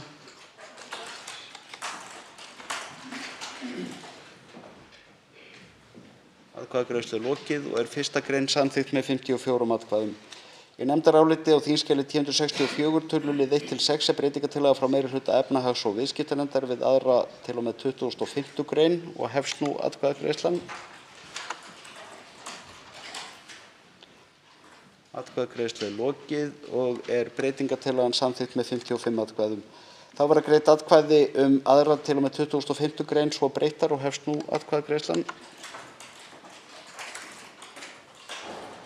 Atkvæðagreiðslu er lokið og er 2. til og með 25. grein svo breyttar samþykktar með 55 atkvæðum. Fyrirsögn frumvarpsins skoðast samþykkt ef enginn hreyfir andmælum. Frumvarpið gengur nú til 3. umræðu ef enginn hreyfir andmælum. Það er samþykkt. Þá verður gert hlé á þessum þingfundi til klukkan 14:15. Þannig að þingflokksformönnum og þingflokkum gefist kostur á að funda. Fundi er frestað til klukkan korter yfir 2.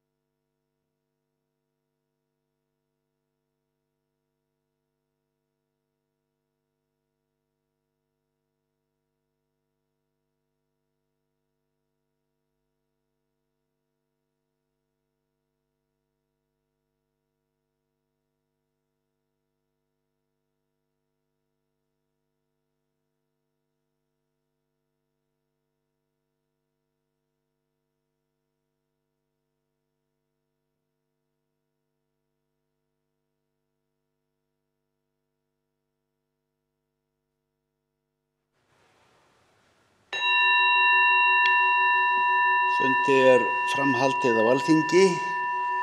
Fundi er frestað 15 mínútur til klukkan 2:30. Fundi er frestað.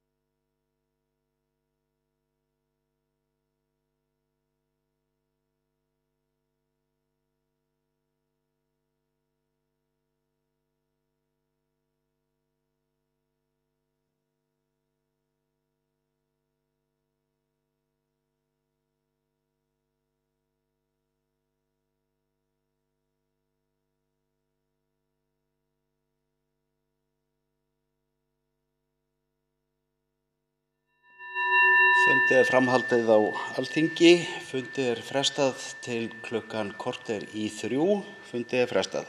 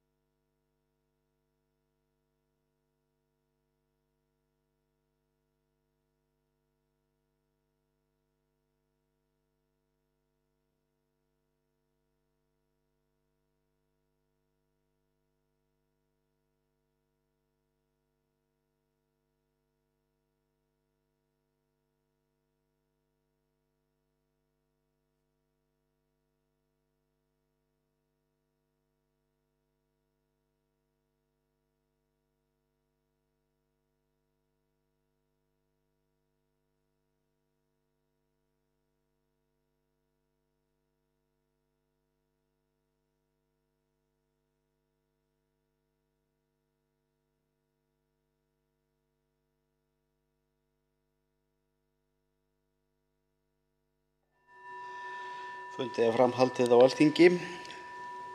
Fundi verður nú frestað enn um sinn en þingfundur hefst að nýju klukkan 3. Fundi er frestað.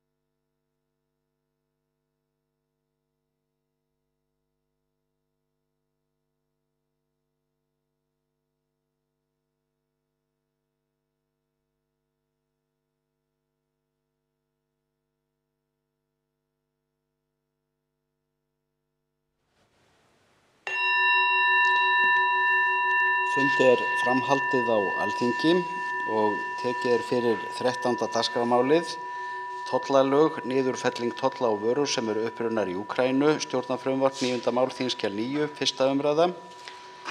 Til máls tekur hæstv. fjármála- og efnahagsráðherra Bjarni Benediktsson.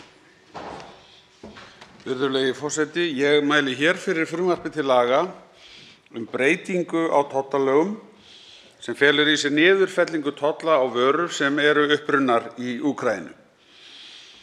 Í frumvarpinu er lagt til að nýju ákvæði til bráðabirgða verði bætt við tollalög. Í ákvæðinu verður kveðið á að fella skuli niður tolla af vörum sem fluttar eru inn á tollsvæði ríkisins og eru að öllu leyti upprunnar í Úkraínu. Ákvæðið kemur því ekki til með að ná yfir vörur sem framleiddar hafa verið í Úkraínu úr hráefnum frá öðrum ríkjum. Gert er ráð fyrir að niðurfelling tolla samkvæmt frumvarpinu verði tímabundin og gildi til og með 31. maí 2023. Með tillögu frumvarpsins er komið til móts við erindi Úkraínu til EFTA-ríkjanna í tilefni af innrás Rússa að þau bæti tollfríðindi til handa Úkraínu umfram það sem nú þegar er mælt fyrir í fríverslunarsamningi milli aðilanna. Samkvæmt samningnum eru iðnaðarvörur og sjávarafurðir tollfrjálsar og því mun tillaga frumvarpsins niðurfellingu tolla fyrst og fremst taka til landbúnaðarvara. Meginmarkmið með frumvarpi þessu er að sýna að Ísland vill styðja og sýna þann stuðning við Úkraíningu í verki og gerir þess vegna nauðsynlegar breytingar á lögum í þeim tilgangi að greiða fyrir viðskiptum á þeim erfiðu tímum sem Úkraína gengur í gegnum vegna miskunnarlausrar árásar Rússa á sjálfstætt og fullvalda ríki. Ég vil nefna, virðulegi forseti, að hér er að ræða mál sem er augljóslega mjög seint fram komið og hefur fengið að komast hér á dagskrá með því að afgreitt hafi verið afbrigði fyrir það. Og það er þakkarvert, en frumvarpið hefur hlotið afgreiðslu í ríkisstjórn og er komið hingað inn í þingið bara eins hratt eins og mögulegt var eftir að tilefnið var komið upp og ég veit að það eru fáir dagar sem lifa af þessu þinghaldi en vonandi er hægt að vinna að þessu máli eftir sem áður í nefnd og ég er í engum vafa að mál eins og þetta nýtur mikil stuðnings hér í þinginu. Það er ekki gert ráð fyrir að frumvarpið hafi nema mjög óveruleg áhrif á ríkissjóð. Ég legg til að þessu frumvarpi verði vísað til hv. efnahags- og viðskiptanefndar og til 2. umræðu að lokinni þessari umræðu. Hv. 8. þingmaður Norðvesturkjördæmis Bergþór Ólason óskar eftir að veita andsvar við ræðu hæstv. ráðherra. Virðulegur forseti, ég þakka hæstv. fjármálaráðherra framsöguna. Ég held að við öll hér inni styðjum efnisatriði þessa máls af heilum hug. En það er hér eitt atriði sem er tilgreint undir lið 6, mat á áhrifum. Það sem er talað að hingað til hafi verið tiltölulega hóflegur innflutningur beint frá Úkraínu eða samtals 550 milljónir á árinu 2021. En það er sérstaklega tilgreint hér að með leyfi forseta, nú finn ég það ekki, með leyfi forseta þar ber einkum að nefna mjólkurduft en mögulegt er að á slíkum innflutningi geti orðið.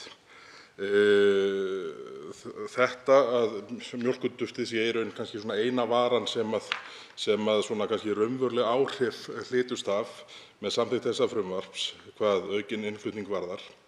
Þá vekur það upp þá svona spurningar og hugsun hversu hægt hefur gengið að bæta stöðu landbúnaðarins í ljósi þeirrar þróunar sem hefur orðið undanfarin misseri. Því að þetta var ekki, staða landbúnaðarins var ekki að færast til verri vegar og rekstrarskilyrði þeirra sem landbúnað stunda við upphaf Úkraínustríðsins. Það hefur verið miklu lengra ferli og nú skildi ég það sem svo að það væri áætlað að svokallaður spretthópur matvælaráðherra skilaði af sér niðurstöðum sem yrðu kynntar á ríkisstjórnarfundi í morgun, ef ég skildi það rétt. Nú veit ég ekki hvort það var raunin, það hefur allavega ekki borist neinar fréttir af þeirri vinnu í fjölmiðla því ég best veit. En það sem ég vil spyrja hæstv. Ráðherra er hvort að eitthvað mat hafi verið lagt á þennan eina þátt sem tiltekinn hér í greinargerð frumvarpsins að þetta gæti haft umtalsverð áhrif á og hvort að ráðherra sæi fyrir sér einhverjar mótvægisaðgerðir gagnvart þeim tiltekna þætti. Hæstv. fjármála- og efnahagsráðherra svarar andsvari. Virðulegi forseti, já, eins og ég nefndi þá það kannski helst með landbúnaðarafurðir sem að það geti reynt á innflutning vegna þess að aðrir tollar hafa eiginlega ekki verið til staðar. Þetta sambærileg niðurfelling á tollum eins og við höfum séð gerast hjá nágrannaþjóðum og Bretar hafa þar til dæmis gengið mjög langt. Við höfum ekki náð að framkvæma mat á þessu enda held ég að það yrði háð töluvert mikilli óvissu að reyna að áætla magnið sem að mögulega væri hægt að koma úr landi. Það hefur nú reynst erfitt að koma vörum yfir höfuð frá Úkraínu en þá kannski til þess að líta. Við erum hér að opna dálítið rúman tímaglugga og eins líka hafa flutningaleiðir verið að stíflast eins og við þekkjum vegna átakanna og breytinga á orkumörkuðum, getum við sagt. En það var líka spurt spretthópinn og það verður fundur í ráðherranefnd í fyrramálið niðurstöður hans. Ég myndi vilja segja með landbúnaðinn að það sé út af fyrir sér rétt hjá hv. þingmanni að það hafi víða verið rekstrarerfiðleikar í landbúnaði en við getum ekki sagt að það hafi almennt gengið illa í landbúnaði á Íslandi. Til dæmis í mjólkurframleiðslunni hefur átt sér stað mjög mikil samþjöppun og framleiðni aukning og þetta eru orðnar miklu stærri einingar og öflugri en var fyrir nokkrum árum síðan. Það hefur verið mjög erfitt hjá sauðfjárbændum og hafa líka orðið gríðarlega miklar breytingar þar og eitt af því sem til skoðunar í þessum hópi held ég að séu einmitt starfsskilyrðin þar. Garðyrkjan á margan hátt að sýna svona mikinn sóknarhug og þar verið að fjárfesta og ég held að séu miklir möguleikar í garðyrkju á Íslandi. Það ekki alls staðar þannig en hins vegar eru stríðsátökin að bæta á erfiða stöðu, sérstaklega út á áburðarverði og fleiri slíku. Hv. 8. þingmaður Norðvesturkjördæmis veitir andsvar öðru sinni. Virðulegur forseti, ég þakka hæstv. Ráðherra svarið. Ég held að það sem kom fram hér hjá hæstv. Ráðherra varðandi það að aðrar þjóðir hafi þegar gengið til þessa verks að opna fyrir vörur frá tollaniðurfellingu frá Úkraínu, þá sýnist mér margar af þeim þjóðum sem við berum okkur helst saman við kannski einmitt sömuleiðis vera búnar að grípa til umfangsmeiri aðgerða hvað varðar rekstrarskilyrði landbúnaðar á sínum heimasvæðum. Þannig að ég bara hvet hæstv. Ráðherra til þess að horfa á þetta heildstætt núna þannig að í rauninni mikill fjöldi mögulega þeirra bænda sem stunda sauðfjárbúskap eða framleiða nautakjöt, svo dæmi sé tekið, sé ekki að heltast úr lestinni núna vegna tímabundins ástands á mörkuðum. Því að þetta að hluta til þetta bráðavandi og honum þarf að mæta, held ég með miklu meira afgerandi hætti heldur en ríkisstjórnin hefur gert nú þegar. Og síðan aftur hinn langtímavandinn sem verður ekkert undan því skotist að taka á með mjög afgerandi hætti. En ég held að í öllu falli þá verðum við að tryggja að það verði ekki meiri háttar brottfall úr þessum stéttum sem framleiða heilnæmustu vörur í heimi vegna tímabundins ástands sem bændurnir sjálfir hafa enga stjórn á. Hæstv. fjármálaráðherra svarar öðru sinni. Já, forseti, ég vil nú bara taka undir með hv. þingmanni. Ég held að þetta sé mikilvægt og við höfum verið að horfa til þess að það sé í sjálfu sér engin ástæða til þess að við gerum minna en önnur lönd hafa verið að gera í kringum okkur og það er hárrétt að þar hefur víða verið gripið til nokkuð umfangsmikilla stuðningsaðgerða. Þannig að ég vænti þess þegar tillögurnar eru fram komnar og þá mun það sýna sig að við erum bæði í færum til þess að bregðast við og við viljum gera það myndarlega þannig að það verði ekki brottfall úr greinum að óþörfu út af þessum óvæntu atburðum og hörmulegu.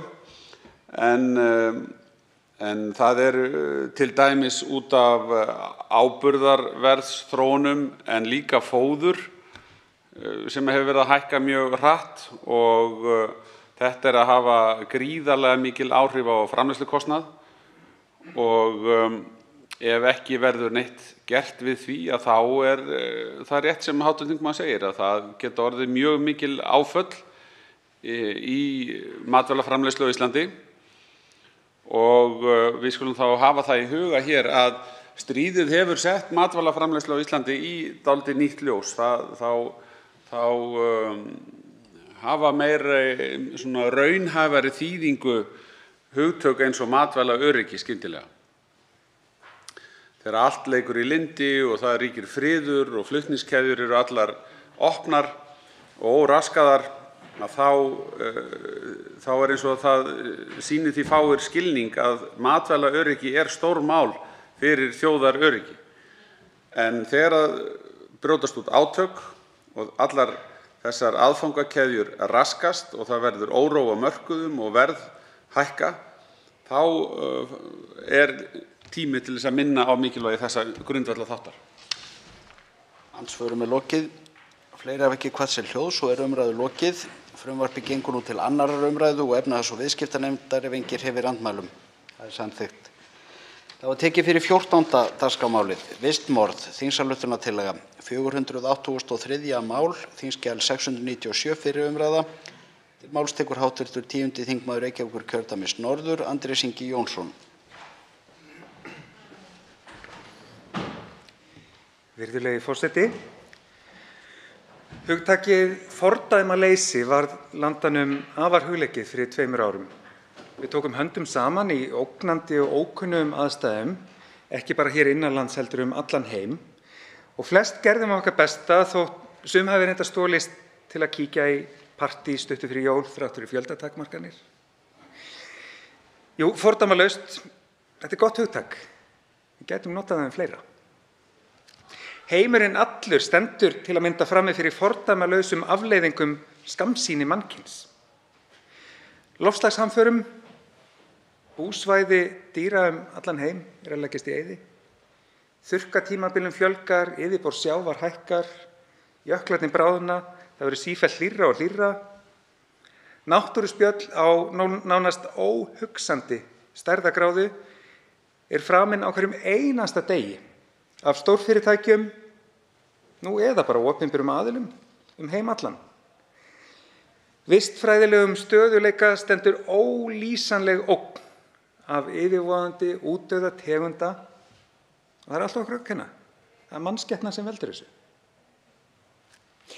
Það skrýtnasta er þó að ég þarf ekkert að segja ykkur þetta.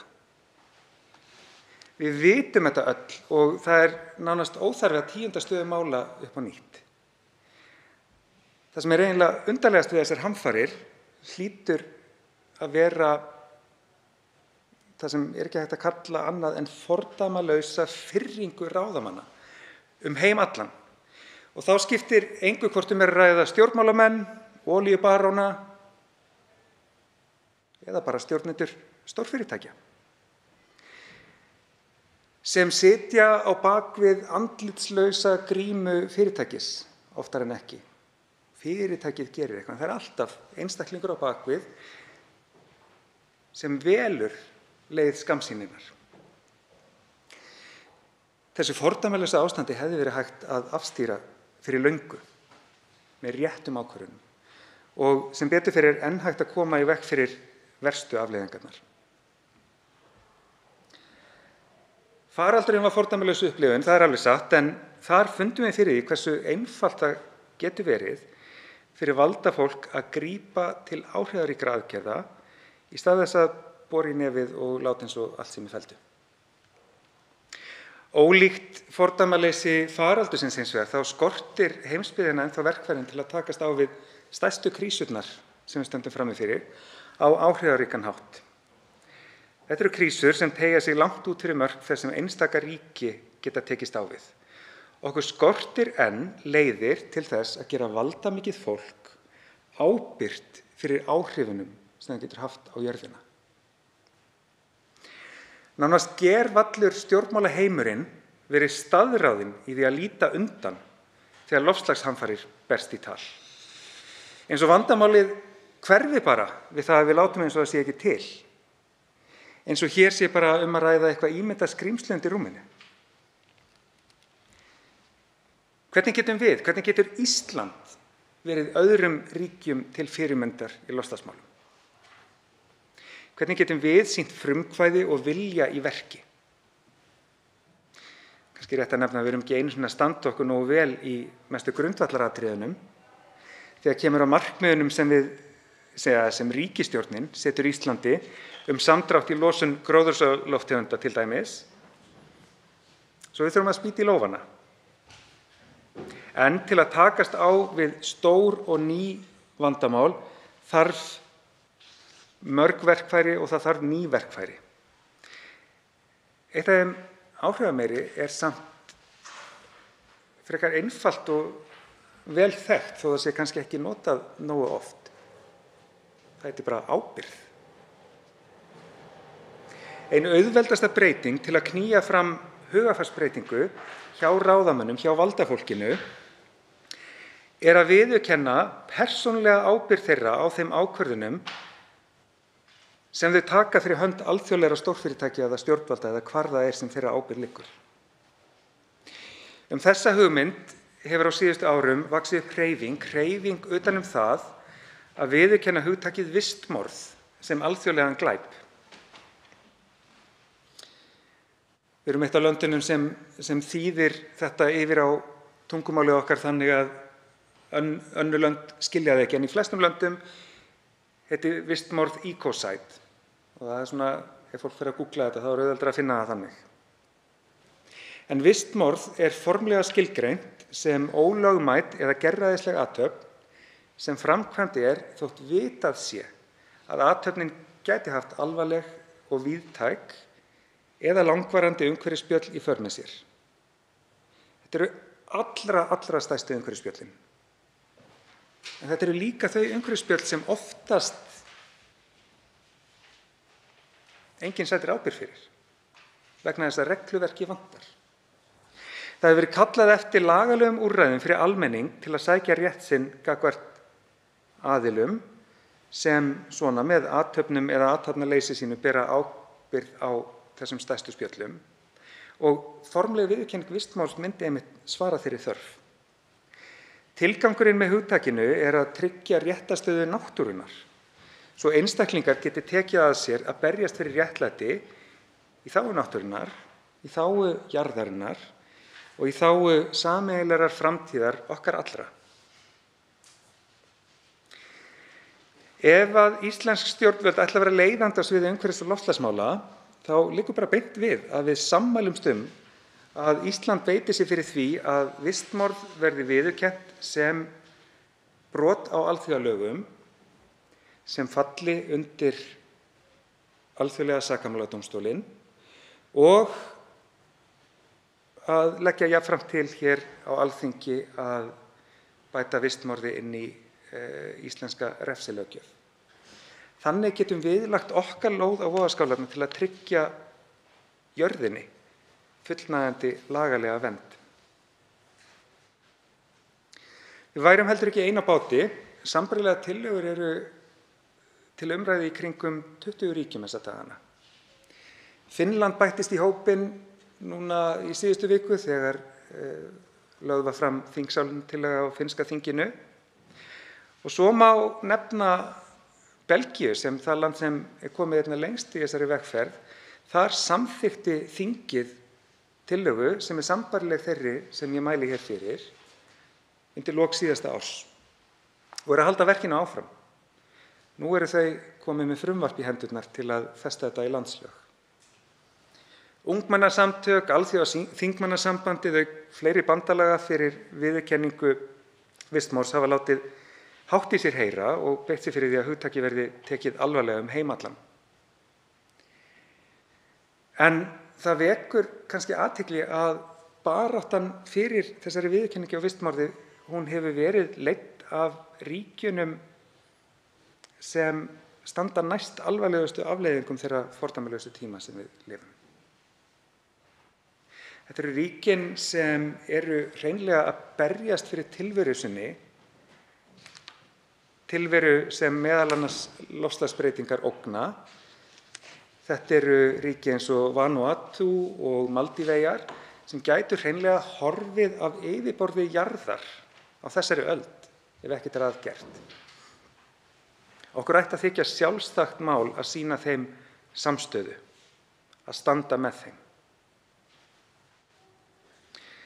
Forseti, við erum stödd á fordæmalausum tímum og stöndum frammi fyrir einhverjum allra mikilvægustu ákvörðunum sem mannlegt samfélag hefur nokkru sinni þurft að taka og vonandi þeim alvarlegustu sem við þurfum nokkurn tímann að taka. Þegar öll er á botninn hvolft þá fellur það í okkar skaut sem kjörinna þingmanna hér og nú í dag að horfast í augu við erfiðu staðreyndirnar, ógnirnar sem verða áþreifanlegri og víðtækari með hverjum deginum sem líður og bregðast við þeim á hátt sem gerir okkur kleift að tryggja framtíðaröryggi þjóðarinnar og heimsins alls. Þegar allt kemur til alls þá er það ekki undir neinum öðrum komið en okkur. Með því að samþykkja þessa þingsályktunartillögu og með því að standa svo við stóru orðin þegar kemur að því að berjast fyrir umbótum á alþjóðavísu og gera innihald hennar að landslögum, getum við sýnt heiminum að valdi fylgir ábyrgð.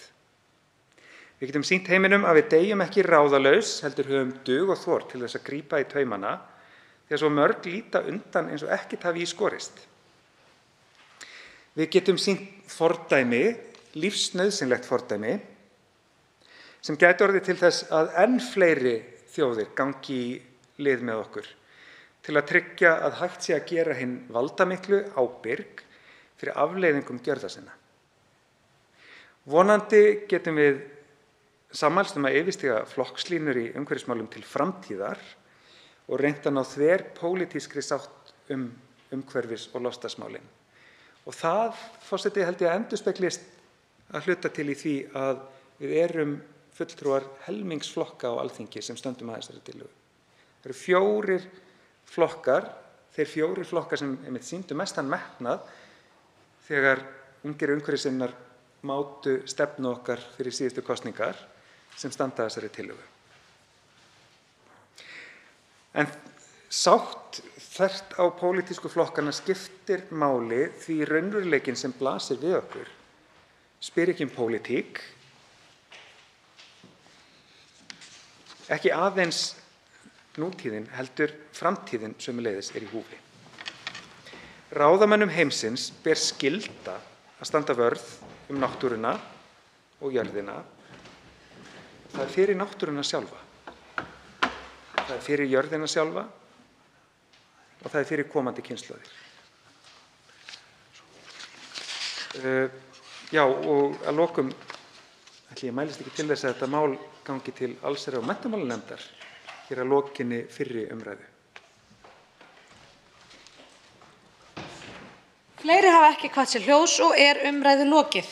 Tillagan gengur nú til síðari umræðu og allsherjar- og menntamálanefndar ef enginn hreyfir andmælum. Það er samþykkt. Útbýtt er á fundinum þingskjal 21, mat á burðarþoli Jökulfjarða og Eyjafjarðar og birting burðarþols fyrir Mjóafjörð.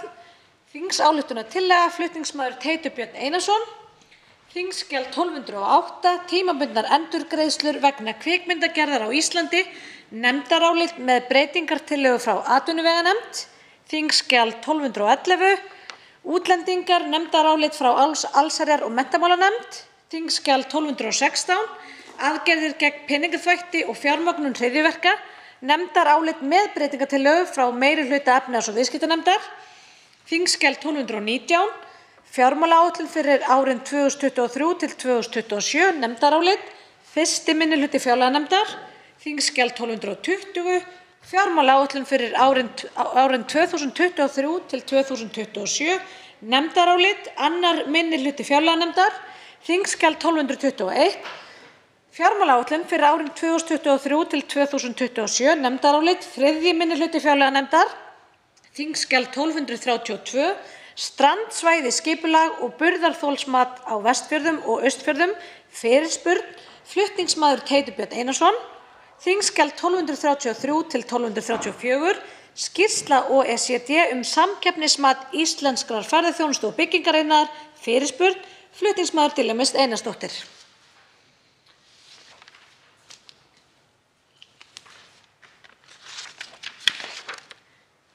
Tekið fyrir 15. dagskrármálið, fjármálaáætlun fyrir árin 2023 til 2027, stjórnartillaga, 513. mál, þskj. 735, nefndarálit 1212, 1219, 1220, 1221, breytingartillaga 1214 og 1222, síðari umræða. Til máls tekur framsögumaður meirihluta fjárlaganefndar, hv. 3. þingmaður Norðausturkjördæmis, Bjarkey Olsen Gunnarsdóttir.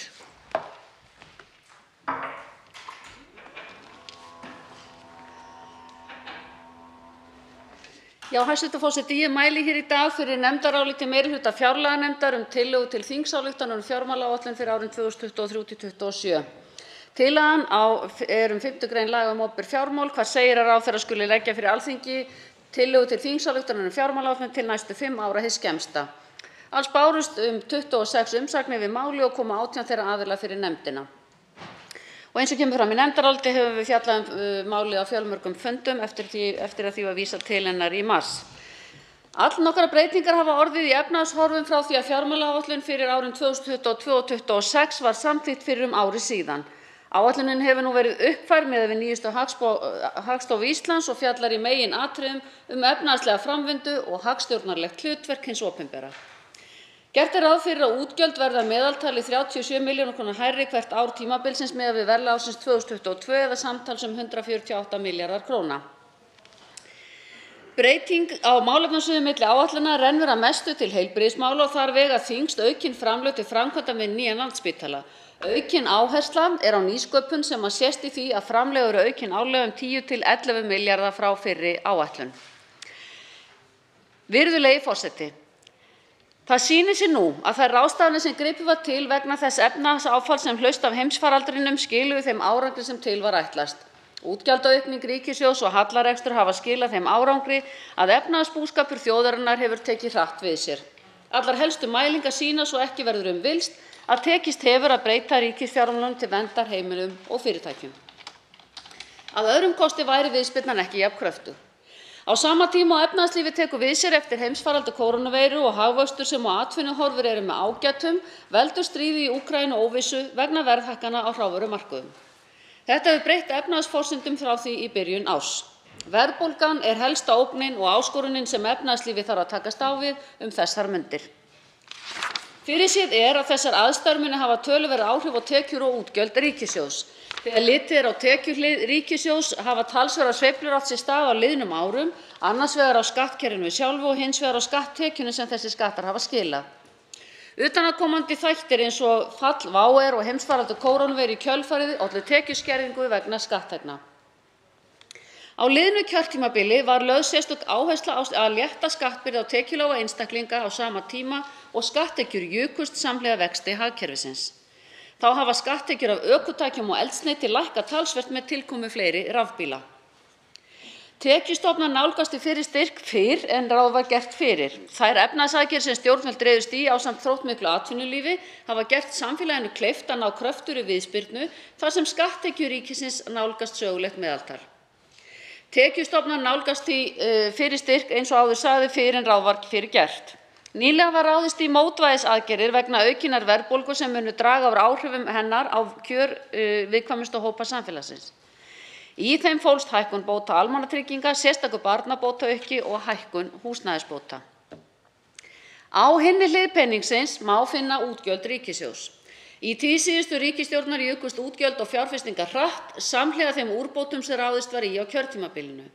Útgjöld til heilbrigðismála, félags-, húsnæðis- og tryggingamála, rannsóknar, þróunar og umhverfis- og loftslagsmála voru stóraukin á tímabilinu svo einhver dæmi séu nefnd. Nú blasir við nýr veruleiki, þar sem draga þarf úr spennu í hagkerfinu til að verja kaupmátt og ráðstöfunartekjur. Þar má hið opinbera ekki láta sitt eftir liggja. Í fjármálaáætlun þessari má sjá áframhaldandi vöxt ríkisútgjalda en talsvert hægari vöxt en verið hefur undanfarin ár. Í því felst ákveðið aðhald sem kallar á skýra forgangsröðun útgjalda á komandi árum. Á þeim 2 mánuðum sem liðnir eru frá því að tillagan var lögð fram hafa efnahagshorfur talsvert breyst miðað við forsendur Þjóðhagsspár Hagstofu Íslands sem liggur til grundvallar þessari þingsályktunartillögu. Efnahagsforsendurnar voru gefnar út í lok mars þegar ekki var enn ljóst hver efnahagsáhrif af stríði í Úkraínu yrðu. Þær breytingar sem ræðir endurspeglast í nýrri hagspám annarra aðila, meðal annars Seðlabanka Íslands. Þar vegur þyngst að gert ráð fyrir meiri verðbólgu og minna atvinnuleysi. Sérstaklega gerð grein fyrir þeirri þróun í þessu nefndaráliti. Á sama tíma og efnahagslífið tekur við sér eftir heimsfaraldur kórónuveiru og hagvöxtur sem og atvinnuhorfum eru með ágætum, veldur stríðið í Úkraínu óvissu á ýmsu leyti, meðal annars vegna verðhækkana og afleiddra aðstæðna. Þetta hefur breytt þessum áhrifum efnahagsforsendum frá því í byrjun árs. Það er viðbúið að verðbólga muni auka tekjur ríkissjóðs til skamms tíma, enda eru stærstu skattstofnar ríkisins tengdir þróun verðlags, til dæmis virðisaukaskattur á neysluvörur og tekjuskattur á launatekjur.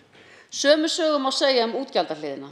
Í ljósi þess að stór hluti útgjalda ríkisins hefur einhvers konar tengingu við verðbólgu.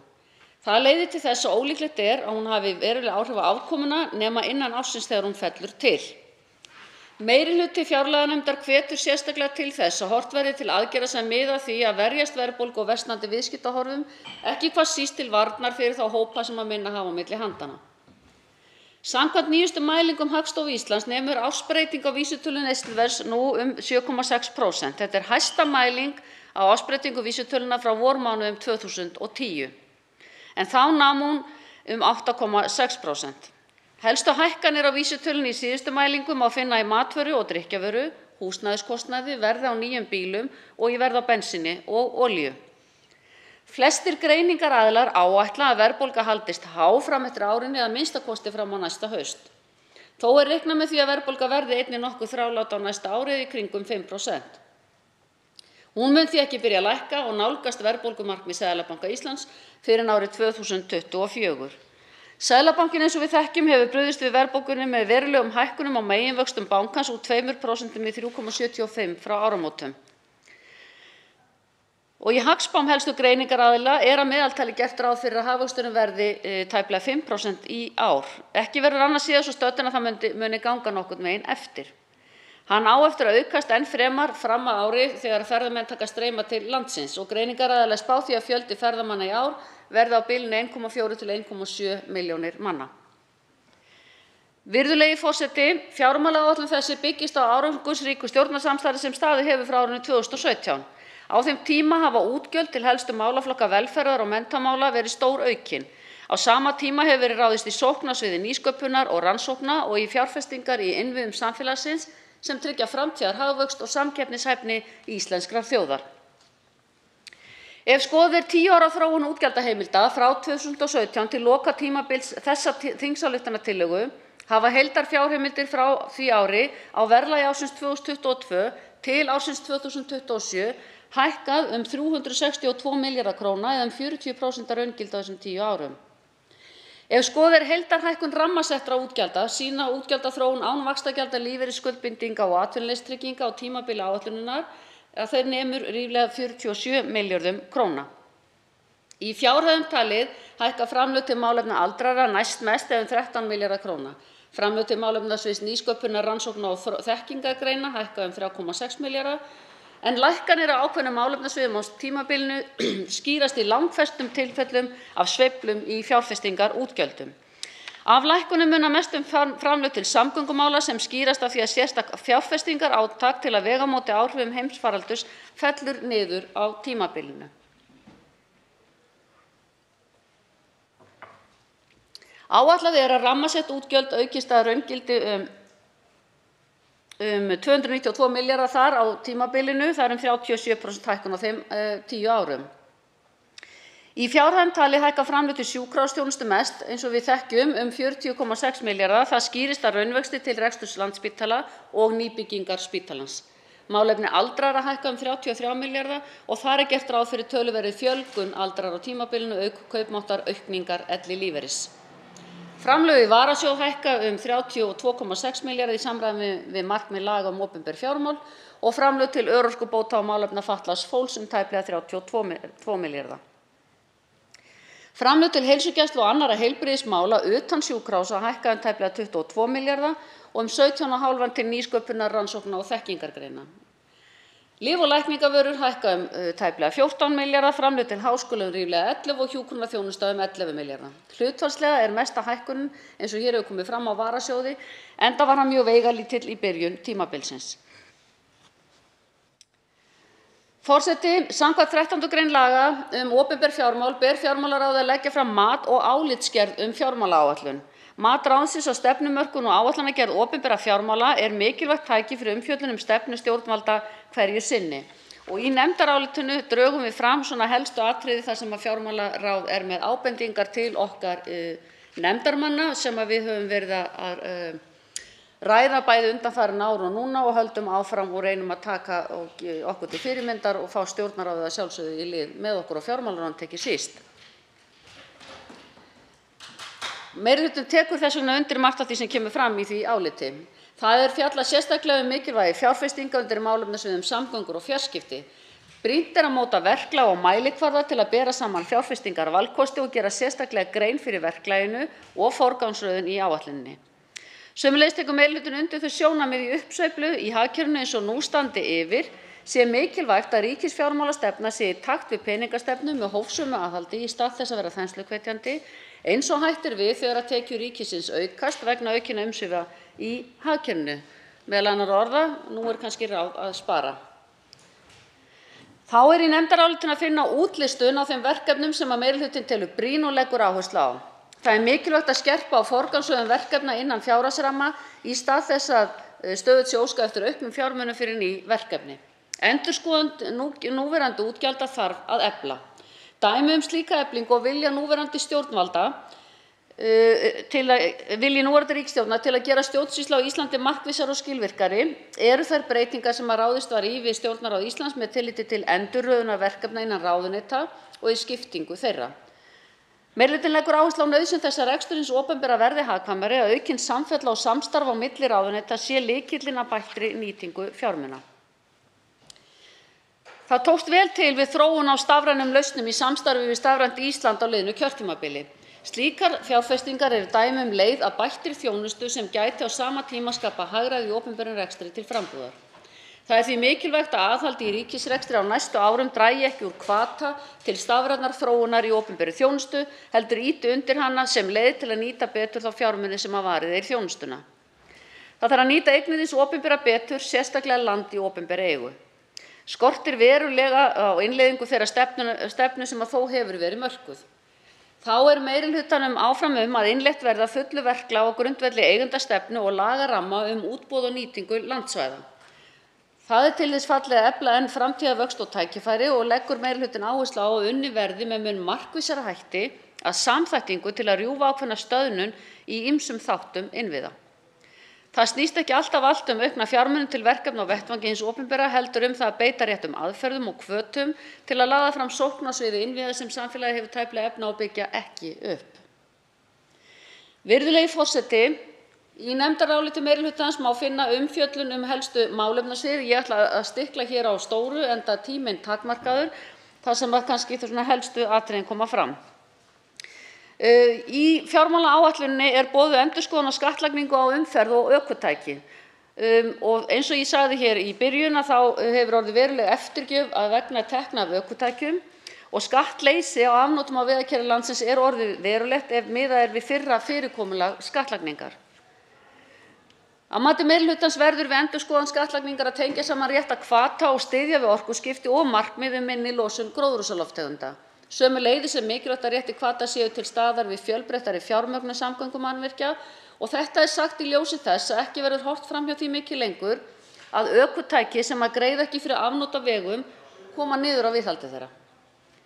Meirihlutinn leggur til að við breytta skattlagningu verði eitt af því sem horft verði til það sé þyngd ökutækis enda slíta þau langmest samkvæmt því sem kemur fram hjá Vegagerðinni. En við leggjum líka mikla áherslu á það að það þurfi að gæta jafnræði við slíka skattlagningu. Þegar í næstu fjárlögum leggjum við áherslu á að við liggi fyrir breytingar sem endurspegla þessa notkun ökutækja á vegakerfinu. Meirihlutinn telur fjárfestingu í samgöngumannvirkjum vera mjög arðsama til lengri tíma. Slíkri fjárfestingu er einnig hægt að beita sem ákveðnu efnahagsstjórnunartæki og horfa til framkvæmda á þeim svæðum sem eru kaldari og þar er minni framleiðsluspenna.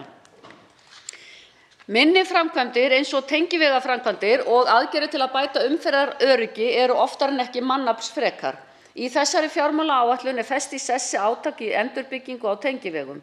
Jafnframt liggja fyrir metnaðarfull og góð markmið uppbyggingu samgöngumannvirkja á höfuðborgarsvæðinu með sögulegu samkomulagi sveitarfélaga og stjórnvalda. Stjórnvöld hafa lagt sérstaklega áherslu á nýsköpun og varið gífurlegum fjármunum í rannsóknarsjóði, endurgreiðslur, hvata og stuðningsnet. Áhersla hefur verið lögð á loftslagsmál, heilbrigðismál og jafnréttismál umfram alla þætti þó að sjálfsögðu allt sé undir. Þessi áhersla stjórnvalda á nýsköpun og stuðning hefur stutt við sókn til aukinnar verðmætasköpunar. Gríðarlegur vöxtur í útflutningi hugvits og fjölgun starfa er grunnur að framtíðarhagvexti. Samhliða er nauðsynlegt að greina ávinninginn af endurgreiðslum betur og greina hindranir á markvissan hátt til að fjármagnið nýtist sem best og það höfum við sett af stað í fjárlaganefndinni. Og reyndar atvinnuveganefnd einnig að einhverju leyti. Nefndin hvetur til þess að opinberar stofnanir nýti þær tæknilausnir sem spretta á stuðningskerfi hins opinbera. Dæmi að nágrannaþjóðir okkar kaupi þjónustu íslenskra nýsköpunarfyrirtæki til dæmis í heilsutækni en hún sé ekki nýtt hér á landi. Það þarf að hvetja hið opinbera til að nýta innlendar lausnir sem það hefur fjárfest í og byggt upp. Í þessu samhengi er vert að benda á að fjárfesting ríkisins í stafrænum lausnum jafnar aðgengi landsmanna að ríkisvaldinu og sparar útgjöld. Áætlað er að árlegur sparnaður hins opinbera af slíkum fjárfestingum gæti orðið í kringum 9 milljarðar á ári. Virðulegi forseti, það er atvinnugreinar sem lengst af hafa verið burðarásar í okkar atvinnulífi. Ásamt ferðaþjónustunni búa allar við það að framlög til rannsókna hafa gefið verulega eftir á undanförnum áratugum. Samkeppnissjóður er gott tæki til að laða fram krafta í rannsóknum, fjármagn og fólk. En langtíma rannsóknir, það er vöktun og mælingar á mörgum grundvallaratriðum sem falla illa að samkeppnissjóðum, eru samt grundvöllur að mörgum rannsóknar- og þróunarverkefnum. Meirihlutinn ítrekar að auknir fjármunir til samkeppnissjóða eru mikilvægir en að sama skapi verður að forgangsraða fjármunum til rannsóknarstofnana á sviði ferðaþjónustu, hafrannsókna, landbúnaðar, byggingafræði og jarðvísinda. Jarðhræringar og náttúruvá eru til viðbótar við framangreinda þætti sem kalla mætti rannsóknir atvinnuvega. Það svið sem leggja þarf meiri áherslu á. Meirihluti beinir því til ríkisstjórnarinnar að unnið skuli að því þvert á ráðuneyti málaflokkana að marka stefnu grundvallar rannsóknir á þessum sviðum og fjármögnun þeirra. Meirihluti fagnar vinnu matvælaráðherra að því er snertir aðgerðir og skilgreiningu á fæðuöryggi landsmanna. Verulegar ógnir blasa nú við matvælaframleiðslu og blikur eru á lofti vegna hækkana á hrávöruverði. Viðbúið er á næstunni muni framboð matvæla dragast saman vegna þessa. Líkur eru á að skortur verði viðvarandi næstu misseri. Þessi þróun mun hafa veruleg áhrif á lífskjör almennings sem að verja þarf stærri hluta tekna sinna til matarkaupa. Með skorti og ógnvænlegri hækkun á verði aðfanga er ástand búvöruframleiðslu afar brothætt. Ljóst er að ekki er hægt að velta öllum kostnaðarhækkunum yfir á neytendur. Meirihluti minnir á að í fjárlögum fyrir þetta ár voru lagðar til 750 milljónir til að mæta aðfangahækkunum á áburði. Meta þarf markvisst hvort og hvernig er hægt að styðja við frumframleiðendur til að halda getu og vilja til framleiðslu og meirihlutinn telur það ekki eingöngu vandamál bænda og afurðastöðva að takast á við þennan vanda. Það þarf að vinna á mun breiðari grundvelli til að halda utan matvælaframleiðslu í landinu, bæði til að efla og bæta fæðuöryggi og líka til að verja byggð. Landbúnaður grundvallarþáttur í loftslagsmálum og mikilvægt að treysta framþróun íslensks samfélags með jafnvægi í samlífi manns og náttúru. Sterkar vísbendingar eru að sækja megi með landbúnaði með öflugum rannsóknum á sviði landbúnaðar og landnytja en meiri árangur í loftslagsmálum. Aukin innlend grænmetisframleiðsla sem dregur úr innflutningi, bætt nýting og meðhöndlun áburðar og bætt fóðrun búfjár styðja við þá þróun og dregur úr neikvæðum áhrifum loftslagsbreytinga af mannavöldum. Til þess að sækja megi fram með grænni og loftslagsvænni landbúnaði er mikilvægt að hafa skýra sýn og markmið. Sjávarútvegur er ein af burðarstoðum efnahagslífs og byggðar í landinu. Mikilvægt er að treysta greinina á sama tíma og litið til framtíðar. Það er sameiginlegt verkefni stjórnvalda og sjávarútvegsins að umgjörð greinarinnar byggist á sjálfbærni. Sérstaklega er tilgreint í stjórnarsáttmála að byggja þurfi áframhaldandi vinnu á skýrslu starfshóps fjármála- og efnahagsráðherra, græn skref í sjávarútvegi, þannig að hægt sé að standa betur við sett markmið í loftslagsmálum. Og eins og áður segir eru hafrannsóknir grundvöllur að nýtingu nytjastofna sjávar. Stofnmælingar og aðrar rannsóknir á hafinu eru því grundvallarmál. Með nýju rannsóknarskipi hafa opnast enn fleiri tækifæri til aukinnar vöktunar og mælinga. Það er mikilvægt að tryggja sem besta nýtingu á mannafla og tækjum til rannsókna á þessu sviði. Rannsóknir styðja ennfremur við græn umskipti í sjávarútvegi og mikilvægt að styðja og efla náttúruvernd og orkuskipti með samdrætti í losun með grænni fjárfestingu. Í kjölfar stríðsreksturs Rússa í Úkraínu hefur fiskverð hækkað umtalsvert með tilheyrandi tekjuaukningu til handa sjávarútvegsfyrirtækjum bæði í útgerð og fiskeldi. Nefndin vill koma því á framfæri að bætt afkoma í greininni mun skila hærri veiðigjöldum og beini því til ríkisstjórnar í ljósi stöðu ríkissjóðs til næstu ára að óhjákvæmilegt sé að mat verði lagt á möguleikana til frekari tekjuöflunar sé þess þörf. Jákvæð hagræn áhrif fiskeldis aukast ár frá ári. Það er mikilvægt að mati meirihlutans að huga verði sérstaklega sóknartækifærum í fiskeldi til frekari verðmætasköpunar með auknum rannsóknum og eftir atvikum breytingum á reglum í kjölfar aukinnar þekkingar og reynslu undanfarinna ára. Brýnt er að stjórnvöld tryggja allar ákvarðanir stans umhverfi fiskeldis byggist á vísindalegum rannsóknum á vistkerfi nytjastofna, lífríki þeirra og umhverfi. Virðulegi forseti, ferðaþjónustan er svo atvinnugrein sem vaxið hefur hraðast á undanförnum árum. Segja má að hún hafi slitið barnsskónum sem ein helsta útflutningsgrein landsins. Allar stefnumarkandi ákvarðanir til lengri tíma verða að byggja á traustum grunni og á því hvernig ná megi meiri festu og stöðugleika í greininni, sem ætla má að myndi skila sér í aukinni verðmætasköpun til lengri tíma. Eins og áður segir tekur meirihlutinn undir að horfa þurfi til rannsókna á sviði ferðaþjónustu og efla þurfi slíkt starf.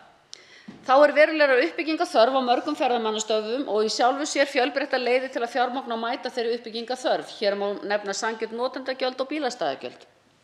Þá mætti afla tekna með komugjöldum til landsins sem í senn myndu styðja við ríkissjóð sem hann vex út úr núverandi efnahagsþrengingum sem og uppbyggingu á fjölförnum ferðamannastöðum. Ég vil brýna þannig vilja meirihluta nefndarinnar að fyrir næstu fjárlagagerð verði komið fram aðgerðaáætlun um nýtingu þeirra leiða og um uppbyggingu á fjölsóttum ferðamannastöðum. Virðulegi forseti, í samhengi við traustar rannsóknir á jarðhræringum og náttúruvá eins og áður segir er mikilvægt að hafa öryggismál í víðu samhengi í lagi. Meirihlutinn bendir á nýjar og vaxandi áskoranir sem almannavarnir og löggæsla standa frammi fyrir. Almannavarnir hér á landi hafa verið að störfum nánast stanslaust síðan í óveðrinu 2019 og tekist á við jarðhræringar, eldgos, skriðuföll og fleira sem nauðsynlegt hefur reynt að bregðast við. Þá hefur álag aukist í löggæslu með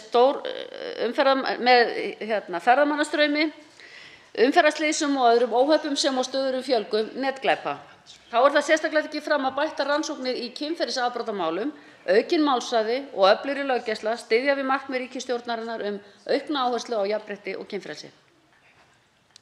En öryggi okkar á netinu spyr þó ekki aðeins fjölgun netglæpa, heldur líka traust fjarskipta og netöryggi. Stigin hafa verið skref markaðsaðila á fjarskiptamarkaði frekari samnýtingu fjárfestinga. Ný lög fjarskipti gegna þar lykilhlutverki þar sem heimildir til samstarfs gera það mögulegt að blása til frekari sóknar. Ríkisvaldi heldur einnig á mörgum mikilvægum fjarskiptainnviðum sem geta stutt við frekari sókn. Öflug fjarskipti eru grundvöllur atvinnu og mannlífs til lengri tíma.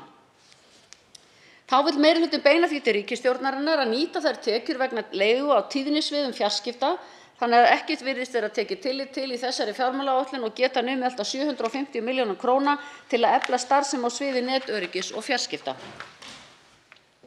Virðulegi forseti, auknar rannsóknir á sviði orkumála eru einn af meginþáttum í orkuskiptum og loftslagsmálum og það er mikilvægt að festa þá hækkun sem gerð var vegna fjárlaga 2022 í sessi. Það sama á við fjármuni til Orkustofnunar. Í fjármálaáætlun þessari haldið áfram að styðja við uppbyggingu dreifikerfis raforku í dreifðum byggðum. Áhersla hefur verið á að jafna kostnað vegna dreifingar og tryggja aðgengi að traustu dreifikerfi. Hér á landi hafa orkuskipti í samgöngum komist á nokkur skrið og lögð á þau áhersla í stefnumótun ríkisstjórnarinnar. Það vekur upp mikilvægar pólitískar spurningar aðgengi fólks og fyrirtækja að traustum tengingum við raforkukerfið og afhendingaröryggi. Verulegum fjármunum hefur verið varið til að jafna dreifikostnað en sjaldan nást markmið jafnræði sem þó eru lögbundin. Orkuskiptin eru verkefni allrar þjóðarinnar og mikilvægt að fjármagnið og regluverkið styðji við það. Aðgengi fyrirtækja og byggðarlaga raforku er víða hamlandi þegar kemur að búsetuöryggi og verðmætasköpun. Það er álit meirihlutans að skoða verði alvarlega regluverk ákvarðanatöku í orkuframleiðslu, uppbyggingu dreifikerfis og fyrirkomulag hennar. Þá leggur meirihlutinn til að fyrirkomulag uppbyggingar á kostnaðarlíkani rafmagnsflutnings verði endurskoðað til að ná fram meiri jöfnu á milli íbúa í landinu og minnka til lengri tíma fjárþörf ríkisins til að standa undir þeirri jöfnu.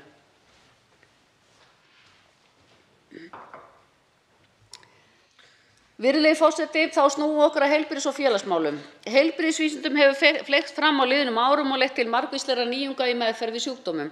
Ný tækni og ný lyf hafa komið fram sem skipt geta sköpum fyrir sjúklinga. En í mörgum tilvikum fela nýjar meðferðir í sér stóraukin útgjöld til heilbrigðisþjónustu. Miklu skiptir að nýta tækni og nýsköpun til að veita betri þjónustu og auka skilvirkni hennar. Samhliða því þarf að leggja aukna áherslu á lýðheilsuaðgerðir, efla heilbrigði og heilsusamlegan lífsstíl til að fyrirbyggja sjúkdóma. Það er mikilvægt að beita viðeigandi aðgerðum til að greina frávik svo að beita megi snemmtækri íhlutun og hindra sjúkdómsþróun og fylgikvilla sjúkdóma sem þegar eru til staðar. Slík lýðheilsuverkefni er ein besta ráðstöfunin til að draga úr sívaxandi heilbrigðiskostnaði, meðal annars vegna öldrunar þjóðarinnar. Meirihlutinn bendir einnig á nauðsyn þess að stefnumörkun í heilbrigðismálum er heildstæð í stað þess að einblínt sé á einstök vandamál í of ríkum mæli. Framþróun í heilbrigðismálum kallar á samstillt kerfi þar sem allar heilbrigðisstofnanir, hjúkrunarheimili og heimaþjónusta sveitarfélaga hafa hlutverki að gegna. Þannig megi best auka lífsgæði bæði eldra fólks og annarra og gera ekki síst eldra fólkinu kleift að búa lengur heima hjá sér. Meirihlutinn fagnar nýgerðum samningum rekstur hjúkrunarheimila og vill árétta mikilvægi þess að fylgja þeim samningum eftir og halda áfram að þróa og bæta rekstur heimilanna. Við þekkjum að uppbygging nýrra öldrunarheimila hefur tafist og mikilvægt er að fjármögnun nýrra heimila og núverandi samnings haldist í hendur. Meirihlutinn fagnar því að í fjármálaáætlun þessari eru stigin fyrstu skrefin í átt að því markmiði ríkisstjórnarinnar að einfalda örorkulífeyriskerfi og bæta kjör örorkulífeyrisþega. Það er mikilvægt að sameina bótaflokka, draga úr tekjutengingum og auka þátttöku til atvinnu fyrir þau sem eiga þess kost. Það er líka mikilvægt að tryggja góða þjónustu við fatlað fólk í samræmi við samning Sameinuðu þjóðanna um réttindi fatlaðs fólks. Samningurinn hefur þegar kallað á veigamiklar og mikilvægar breytingar á framkvæmd þjónustu við fatlað fólk í nútíð og framtíð sem bæta lífskjör þess til muna.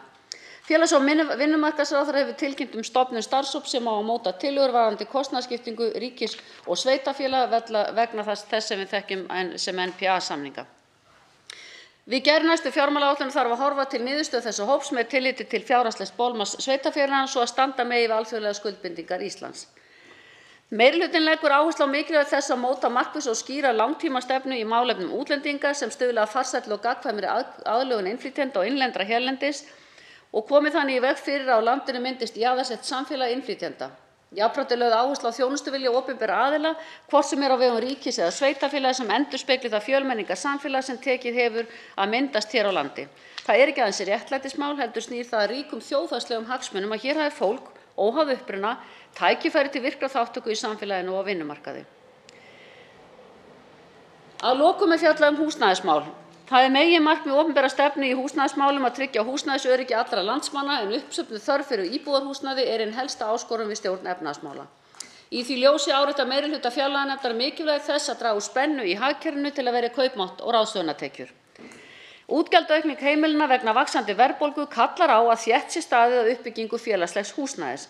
Meirihlutinn leggur áherslu á að fjárhagslegur stuðningur vegna húsnæðis til handa þeim sem þess þurfa verði byggður á traustum áætlunum og markmiðum fjármálaáætlunar og gildistíma hennar verði fylgt eftir. Sérstaklega er árétt að stutt verði við óhagnaðardrifin leigufélög og byggingarfélög sem starfa á félagslegum grundvelli, hvort sem lýtur á opinberum framkvæmdum eða sjálfstæðum. Eins og ég hef reynt að hlaupa hér á, virðulegi forseti, þá hafa efnahagshorfur breyst töluvert frá því að áætlunin var lögð fram. og í breytingartillögum meirihlutans er tekið tillit til þessa bæði á tekju- og gjaldahlið áætlunarinnar. Það er líka stefnt að því að nýta uppsveifluna í hagkerfinu til að draga hraðar úr halla ríkissjóðs heldur en að ráð var fyrir gert, sem er í samræmi við markmið peningastefnunnar að lækka verðbólgu með því að draga úr þenslu í hagkerfinu. Flestir tekjustofnar hækka frá framlagðri áætlun. Það er í samræmi við nýjar efnahagsforsendur og innheimtuþróun það sem af er árinu. Af einstökum sköttum vega þyngst hækkanir á áætlun virðisaukaskatts, tekjuskatts, einstaklinga, tryggingagjalds og fjármagnstekjuskatts. Þrátt fyrir minni raunvöxt einkaneyslu en ætlað var er virðisaukaskattur endurmetinn til hækkunar vegna aukinnar verðbólgu og grunnáhrifa af tekjuuppgjöri síðasta árs. Helstu breytingar á gjaldahlið fjárlaga er að hækka áætlaða launa, almanna- og verðlagsbætur, vaxtagjöld og vegna verðbóta sem hefur lítilsháttar áhrif til hækkunar þar sem næsta og þarnæsta ári en lækka eftir það. Að mótvægisaðgerðir til að styðja við tekjulægri heimili vegna aukinnar verðbólgu auki útgjöld 57 milljarða á ári og að lokum aðgerðir til að sporna við þenslu í hagkerfinu sem farið var yfir hér áður. Á móti vega nokkrar aðrar breytingar, til dæmis er áætlað að útgjöld aukist vegna aukins fjölda flóttamanna á þessu ári og á næsta ári. Á móti vegur lækkun gjalda vegna lægra atvinnuleysins samtals 7 milljarða króna svo fátt eitt sé nefnt. Samtals nema þessar breytingar á bilinu 1 til 3 milljörðum til lækkunar á ári. Að öllu samanlögðu nema gjaldabreytingar á málefnasviðum 75 milljörðum krónum til hækkunar á tímabili áætlunar. En gert er ráð fyrir því að heildarafkoma ríkissjóðs batni sem nemur á bilinu tæpa 30 milljarða næsta og ríflega 20 milljarða árin þar á eftir. Virðulegi forseti, ég lýk hér með máli mínu og legg til að tillögur meirihluta verði samþykktar með þeim breytingum sem skýrðar í nefndaráliti meirihlutans og gerð er tillaga á sérstöku þingskjali. Og að því ég sagði hér vil ég bara nefna það að það er rangt í áliti meirihlutans hér varðandi á blaðsíðu 16 töluliður 5 helstu breytingar á gjaldahlið varðandi aukins fjölda flóttamanna og gjöld þar að það er talað 2 ár hvort fyrir sig, það er sem sagt yfirstandandi ár og næsta ár en ekki 2023 og 2024. 4 hv. þingmenn hafa óskað eftir því að veita andsvar. Ræðutíminn verður styttur í 1 mínútu í síðari umferð. Og fyrstur veitir andsvar hv. 6. þingmaður Reykjavíkurkjördæmis suður, Björn Leví Gunnarsson. Forseti, mig langaði til þess að spyrja hæstv. Formann fjárlaganefndar, það er ekki þannig. Er þessi fjármálaáætlun að útskýra fyrir okkur í raun og veru stefnu stjórnvalda þegar allt kemur til alls? Ég hefði búist við því að þau svona vandamál sem við glímum við, svona almennt séð, við erum að glíma við undirliggjandi halla í fjármálum hins opinbera. Það eru tvímælalaust vandamál í heilbrigðiskerfinu varðandi bara allt kerfið, bráðamóttökuna og allt yfir í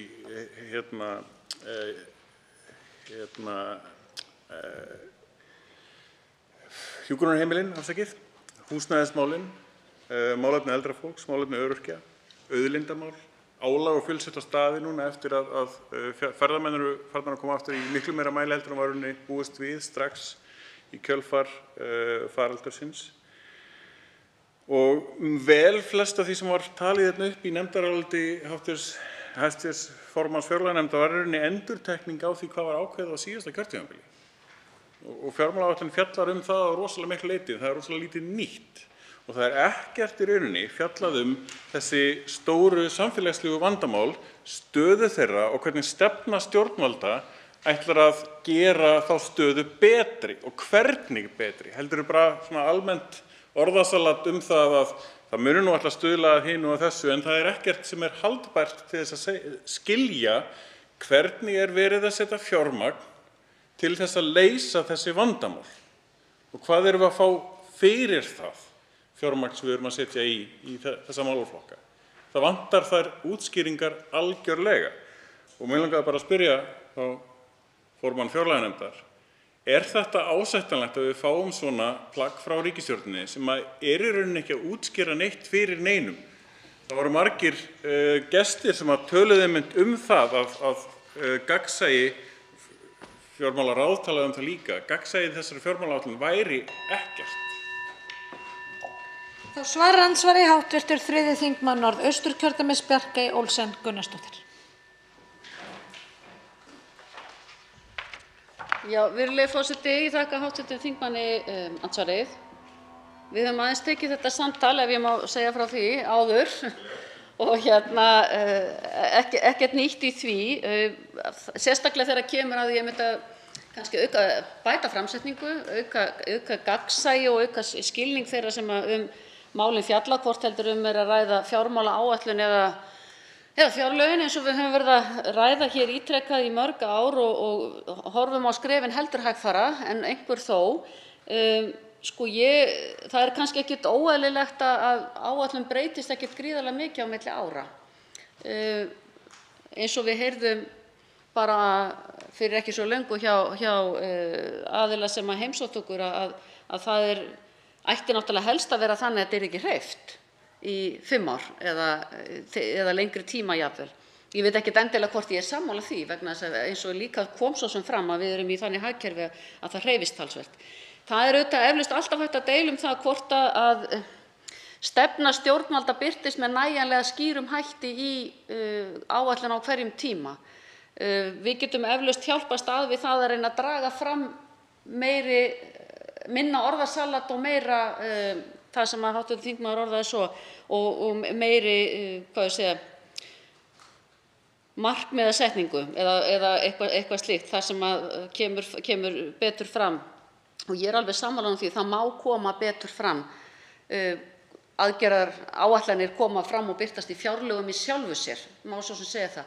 Þetta er auðvitað stóra plaggið en það gæti alveg samt verið skýrari. Það erum við held ég alveg sammála en við höfum samt megum ekki gleyma því að þetta eru stóru línurnar. Við útfærum það svo, þá kannski svokallega hvernig ætlum við að gera það. Það er kannski meira í fjárlögum hvers árs en það væri samt hægt að draga betur fram á hverjum tíma. Ég er bara sammála því í stefnumálinu. Þá veitir andsvar síðar hv. 7. þingmaður Reykjavíkurkjördæmis suður, Björn Leví Gunnarsson. Forseti, vissulega á að það koma nákvæmlega fram í fjárlögum hvernig á að framkvæma hlutina á því ári, en stefnan, markmiðin eiga að koma fram í fjármálaáætlun. Og dæmið svona rauninni ekki bara orðasal, þetta villandi, er í stjórnarsáttmála sem sagt með leyfi forseta setja okkur sjálfstætt landsmarkmið 55% samdrátt á losun á beinni ábyrgð Íslands fyrir 2030 miðað við árið 2005. Svo segir á 3 stöðum í fjármálaáætlun með leyfi forseta: Ísland tekur þátt í markmiði ESB að samdráttur í losun gróðurhúsalofttegunda verði 55% árið 2030 miðað við losun árið 1990. Síðan talaði samkvæmt samkomulagi við Evrópusambandið taka Ísland og Noregur þátt í sameiginlegu markmiði 55% samdrátt sem hefur verið hert úr 40 í 55% og innan 40% markmiðsins ábyrgð Íslands 29% sem fellur utan ETS og svo enn aftur talað sjálfstætt markmið með 55% með 2005. Þetta er fram og tilbaka. Þarna er eitthvað sem er haldbært, 55% samdráttur, en stjórnvöldum tekst á einhvern undraverðan hátt að setja það fram á 3 mismunandi vegum með röngum dagsetningum fram og tilbaka í fjármálaáætluninni sinni. Hvernig gengur það? Þá svarar andsvari síðar sinni hv. þingmaður Bjarkey Olsen Gunnarsdóttir. Já, frú forseti. Ég segi enn og aftur, stjórnarsáttmálinn er auðvitað eitt og svo er ríkisfjármálaáætlunin annað og við þurfum að hafa það bara í huga að akkúrat það sem hv. þingmaður var nú kannski að nefna, yfirmarkmiðin koma fram í áætluninni. Önnur markmið og það er að segja hvernig við ætlum að ná þeim og mælanleikinn þá líklega einna helst ætti að koma fram í aðgerðaáætlun sem að fylgja einmitt því sem að hv. þingmaður var hér að nefna og kemur að loftslagsmálunum. En ég bara tek aftur undir það með hv. þingmanni að ég er sammála því að við getum gert þetta skýrar, við getum gert þetta ítarlegar án þess endilega að vera með hvað ég var að segja, því við tölum og kvörtum dálítið mikið oft yfir því að það séu of mörg orð það sama aftur og aftur og það sé hægt að kannski orða hlutina með svona skarpar og skýrari hætti og við bara höldum áfram að beita okkur í því og ég er ekki búin að gleyma því að við ætlum að funda það að reyna að takast á við þetta verkefni af því að ég held að sé mikilvægt fyrir okkur öll og líka fyrir þá sem eiga þetta fjalla út í bæ. Þá veitir andsvar hv. 3. þingmaður Reykjavíkurkjördæmis suður, Kristrún Frostadóttir.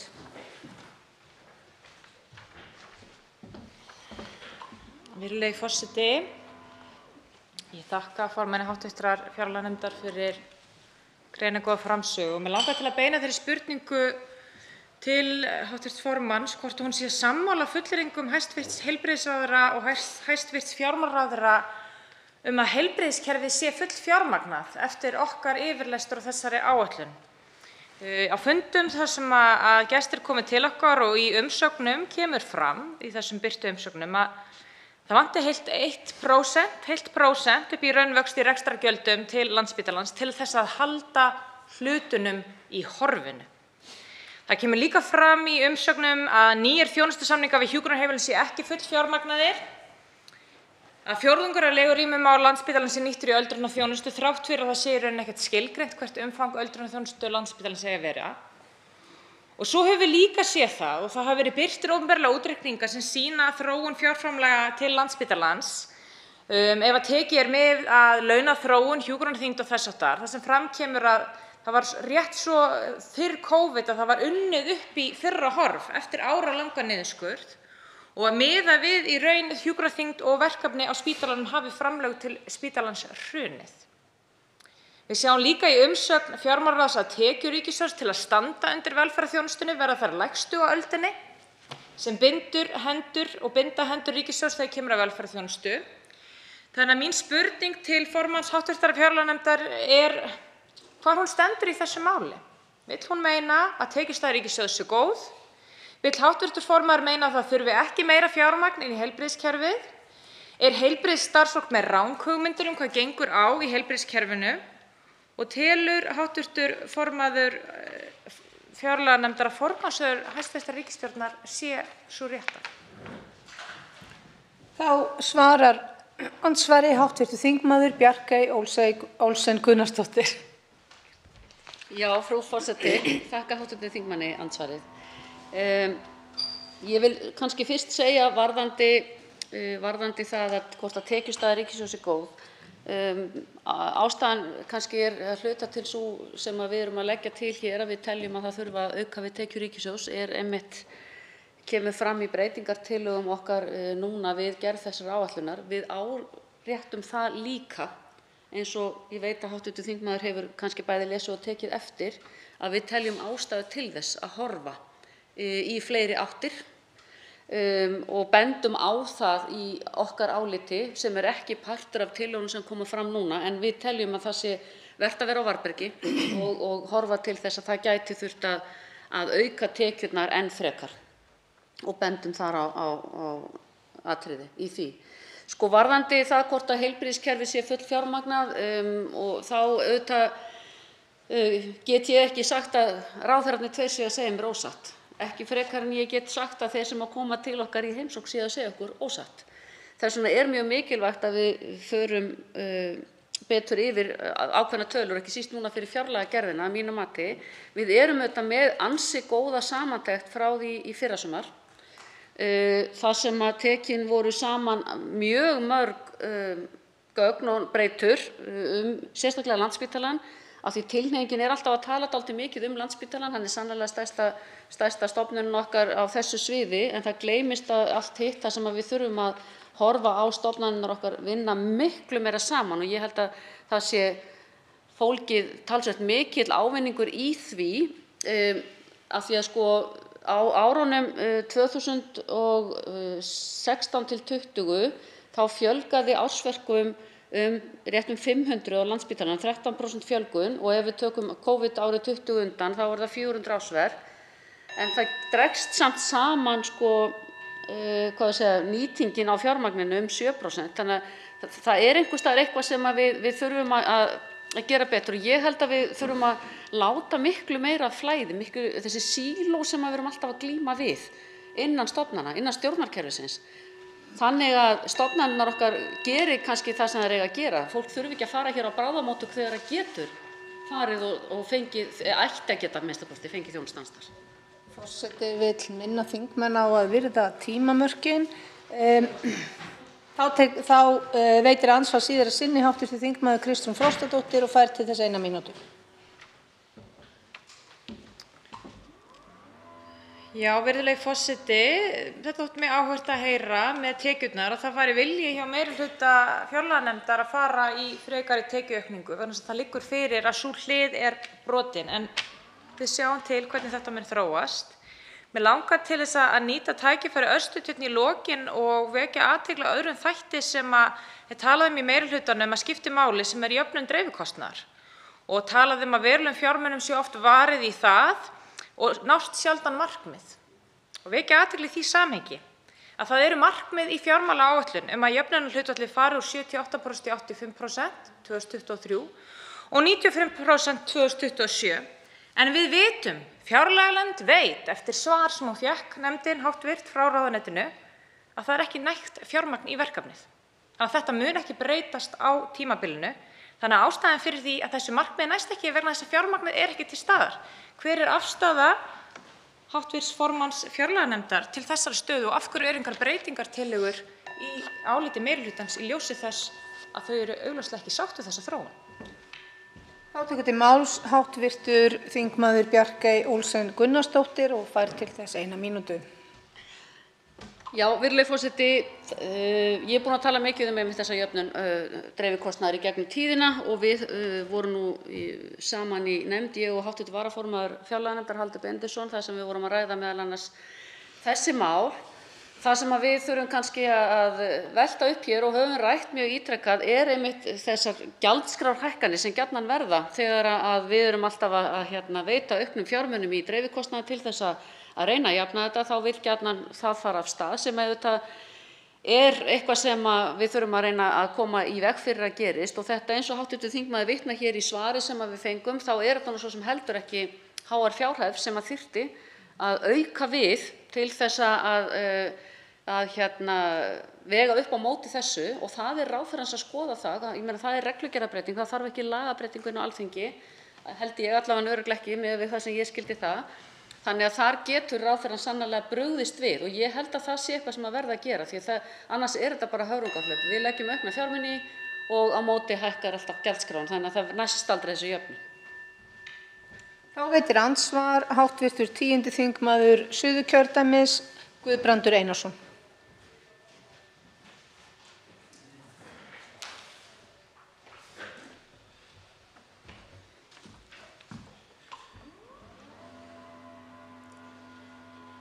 Virðulegur forseti, ég þakka hv. formanni fjárlaganefndar fyrir hennar ræðu hér.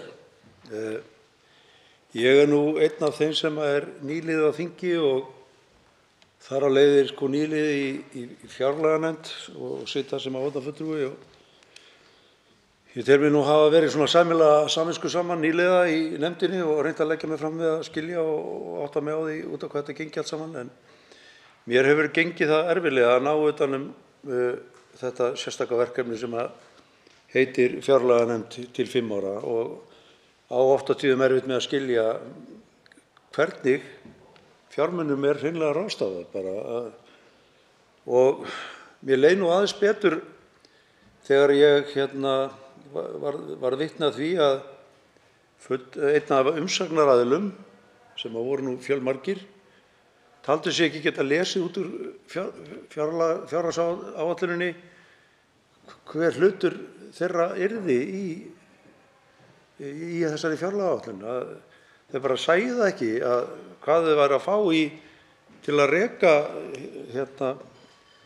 þetta verkefni sem þau voru að sinna. Þannig að svo heyrir maður það verið að setja inn verkefni niðurgreiðslur á virðisauka á bílum og endurgreiðslur vegna kvikmyndaframleiðslu og maður sér ekki tölurnar einhvern veginn hækka. Þannig að það er eins og að séu óþrjótandi uppsprettur skúffupeninga eða söfnunarsjóða sem hægt er að veita úr þegar ráðherranum sýnir svo. En mér leikur bara forvitni á að vita og mig langar að spyrja hv. þingmann að því, er ekki hægt að gera þetta með öðrum hætti? Það er talað núna í nýjum aðgerðum að það sé hægt að skera niður fjárfestingarpeninga að þegar sé svo mikið af fjárfestingarpeningum til sem liggja bara í skúffu. Þá tekur til máls hv. þingmaður Bjarkey Olsen Gunnarsdóttir. Já, frú forseti, ég þakka hv. þingmanni andsvarið. Jú, eins og ég hef sagt og við höfum rætt inn í nefndinni og ég held að við séum öll sammála það og við höldum áfram að atast í því og það var ágætt að fjármálaráðuneytið sem er búið að koma til okkar núna nokkrum sinnum á fund, að við höfum, held ég, látið öll okkar skoðun eða mörg minnstakosti þá skoðun í ljós að við séum mjög ósátt við þetta, hvernig þetta birtist okkur og það auðvitað á ekki að vera þannig að plögg af hálfu ríkisins séu með öllu óskiljanleg eða illskiljanleg. Eða minnstakosti það flókin að það þarf sérfræðinga til að lesa það og sumir jafnvel ekki skilja þau. Það er ekki gott og ég tel það að við getum í samstarfi við þau bæði lagt fram okkar hugmyndir það hvernig við myndum vilja sjá þetta eins og ég hef áður nefnt og að þau séu líka til í það að koma með okkur í þetta verkefni. En það er nú stundum sagt að það gangi hægt að snúa sumum skútum eða skipum og þetta hefur svona hægt og sígandi í þetta ferli með lögunum opinber fjármál að svona hægt og sígandi erum við kannski að færast einhvern veginn í eitthvað form en ég tel að það sé kominn tíma á að endurskoða þetta form einmitt með tilliti til þessa að við svona gerum þetta einfaldara. Ég held að segja, fyrsta lagi þarf þetta bara að vera einfaldara. Þetta þarf ekki að vera svona flókið. Alveg eins og fjárlögin eru marg endurtekin, bókin geti verið helmingi þynnri hugsanlega. Mér finnst það minnstakosti. Þannig að við getum, held ég, tekið höndum saman það og ég einmitt eins og hv. þingmaður þekki það að vinna í sveitarstjórn og maður er að gera 5 ára áætlanir og það eru ekki svona flóknar. Sannarlega ætla ég ekki að halda því fram að eitt sveitarfélag sé að ég hægt að jafna á við ríkið. En já, það er allavega við sem það kunnum að lesa okkur fram úr því, við lærum það eins og svo margt annað, en þetta er alveg rétt, þetta er ekki gott og á ekki að vera þannig að við þurfum að fá einhvern mannskap í lið með okkur til þess að reyna að lesa. Þá veitir andsvar síðara sinni hv. þingmaður Guðbrandur Einarsson og fær til þess 1 mínútu. Virðulegur forseti, ég þakka hv. þingmanni fyrir svarið. Af því að það er nú verið að nefna hér að þetta snýst bara tekjur og gjöld. Þetta er í sjálfu sér ekki flóknara en það, en einhvern veginn finnst manni eins og sé verið að fela þetta í einhverju orðskrúði sem erfitt er að skilja. En mig langar að nefna af því að það er verið að tala hér að ákveðnir hlutir geti verið ekki fullfjármagnaðir þrátt fyrir að fjármálaráðherra hafi sagt það. Mig langar að nefna í einni umsögn sem við fengum frá BHM, þá eru lagðar fram tillögur hækkun tekna eða aukningu tekna ríkissjóðs og þar er meðal annars talað hækkun fjármagnstekjuskatta. Það talað endurgreiðslu sértækra stuðningsráðstafana þar sem að fyrirtæki eru hreinlega bara krafin það að endurgreiða stuðningsúrræðin fyrirtæki sem að skila verulegum hagnaði, varanleg lækkun bankaskatts dregin til baka og síðan eitthvað sem heitir hvalrekaskattar. Og þetta hafa einhverjir ráðherrar tekið undir að gera. Kom þetta aldrei til greina að auka tekjur ríkissjóðs með þessum hætti í staðinn fyrir að leggja bara auka krónur á brennivíni í fríhöfninni? Þá svarar andsvarið síðara sinni hv. þingmaður Bjarkey Olsen Gunnarsdóttir og hefur til þess 1 mínútu. Já, frú forseti, það er alveg rétt að það hafa margir ávarpað það að skattleggja með ýmsum hætti og við nefnum til dæmis að í álitinu eins og ég sagði frá hérna áðan að við teljum að það þurfi að horfa til dæmis góðra stöðu hjá útgerðinni. Við nefnum að það væri ástæða til þess að horfa til komugjalda. Þetta er eitthvað sem við allavega teljum að sé ástæða til að skoða, sérstaklega í ljósi stöðunar akkúrat eins og hún er núna og ekki síst í ljósi þess að uppgangurinn í þessum greinum er talsvert mikill. Það allavega var svona kannski vilji til þess að skoða það eitthvað nánar en sannarlega eru lagðir hér til ákveðnir tekjuskattsstofnar. Það er ekki bara verið að hækka brennivínið í Leifsstöðum 150 kall eða eitthvað svoleiðis. Það er verið að leggja til fleira heldur en það og við skulum sjá hvort að það skilar okkur í einhverju en ég sjálf er allavega ekkert og ég heyri nefndin er ekkert, meirihlutinn er ekkert algjörlega gegn því að skoðaðar verði aðrar leiðir.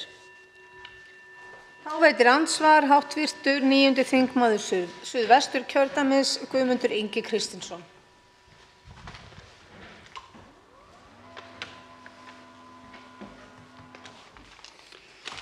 Virðulegur forseti, ég þakka hv. formanni fjárlaganefndar, Bergljóti Ólu Guðnadóttur, fyrir hennar framsögu.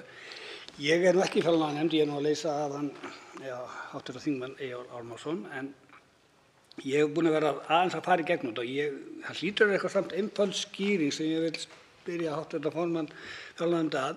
Það er lið 25, hjúkrunar- og endurhæfingarþjónusta. Ég get ekki skilið hvernig þessi liður á að lækka næstu árin og ekki einu sinni nála því upp í það sem hann er í dag eftir 4 ár. Samkvæmt þessu þá er 72 milljarðar í dag en farið býr niður í 70. Og annað sem ég langar að fá upplýsingar og það er í sambandi við málefni 27, örorku og málefni fatlaðs fólks. Þar er verið að tala einföldun kerfisins. En það er áætlun einföldun kerfisins og hvata til að aukinnar atvinnu. Það er verið að reyna eins og það sé ekki reiknað með neinum kostnaði við endurskoðun almannatryggingakerfisins og það sé eiginlega ekki reiknað með neitt á þessu ári, kannski á næsta ári. Það er eins og það sé ekki reiknað með endurskoðunin farið fram fyrir ég veit ekki hvenær. Það er eins og að sé allt í óvissu þar. Síðan vil ég spyrja fyrir nokkru vikum var samþykkt á Alþingi 3% hækkun lífeyris almannatrygginga til að sporna við áhrif verðbólgu. Ég spyr því hv. formann fjárlaganefndar, verður við uppfærslu fjárhæðar almannatrygginga næstu áramót miðað við fjárhæðir almannatrygginga að viðbættu 3% eins og þær standa í dag eða verður lítið til fjárhæða almannatrygginga eins og þær voru upp á 3% lægri? Líta verður til þess að verðbólga þessa árs verður sennilega 7,5%. Því skiptir þessi afmörkun máli hvort fjárhæð almannatrygginga hækkun 4,5% eða 7,5% næstu áramót. Þá svarar andsvari hv. þingmaður Bjarkey Olsen Gunnarsdóttir.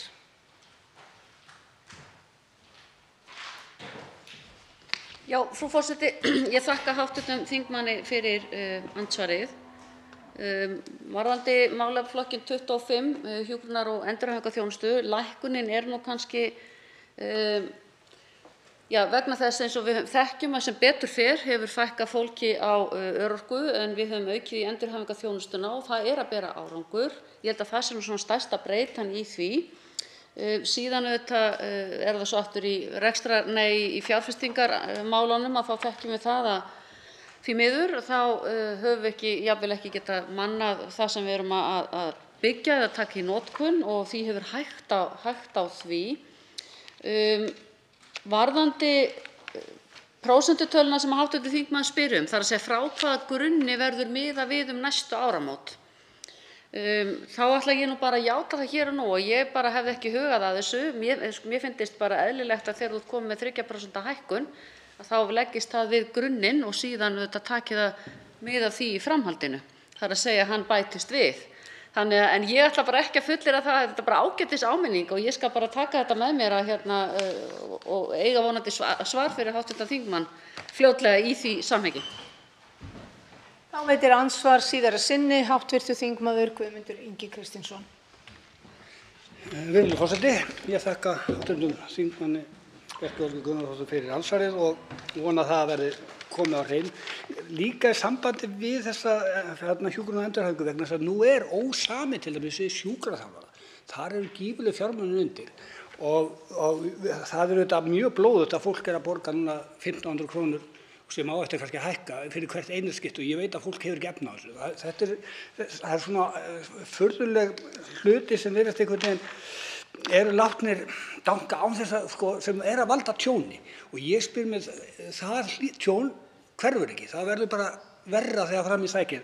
Þetta er það eitthvað sem við verðum að taka á og síðan hitt líka í sambandi það þetta skiptir rosalega miklu máli, sérstaklega núna í þessum erfiðu aðstæðum sem búið að vera út af íbúðahækkunum og bensínhækkunum og alls konar, að það sé til þess að fólk í almannatryggingum fái nú virkilega rétta hækkanir en ekki enn eina ferðina að sitja eftir. Þá Þá svarar andsvari síðara sinni hv. þingmaður Bjarkey Olsen Gunnarsdóttir. Já, frú forseti, ég tek alveg undir það. Það er mjög bagalegt að það skuli ekki vera búið að semja við sjúkraþjálfara og aðra sem þar eru undir sem enn er ósami við og fólk er þar af leiðandi að borga samkvæmt gjaldskrá sem er talsvert hærri. Það kemur öllum illa held ég nema kannski allra efnamesta fólkinu ef það þarf á slíkri þjónustu að halda.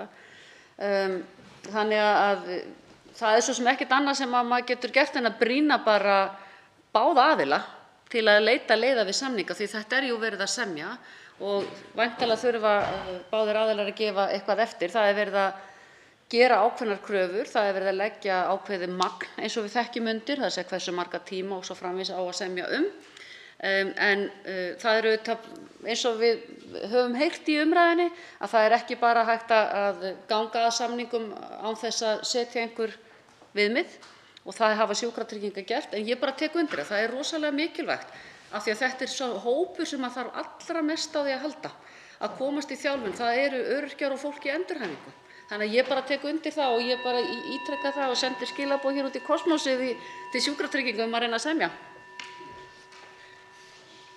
Andsvörum er þá lokið. Til máls tekur framsögumaður 1. minnihluta fjárlaganefndar, hv. 6. þingmaður Reykjavíkurkjördæmis suður, Björn Leví Gunnarsson.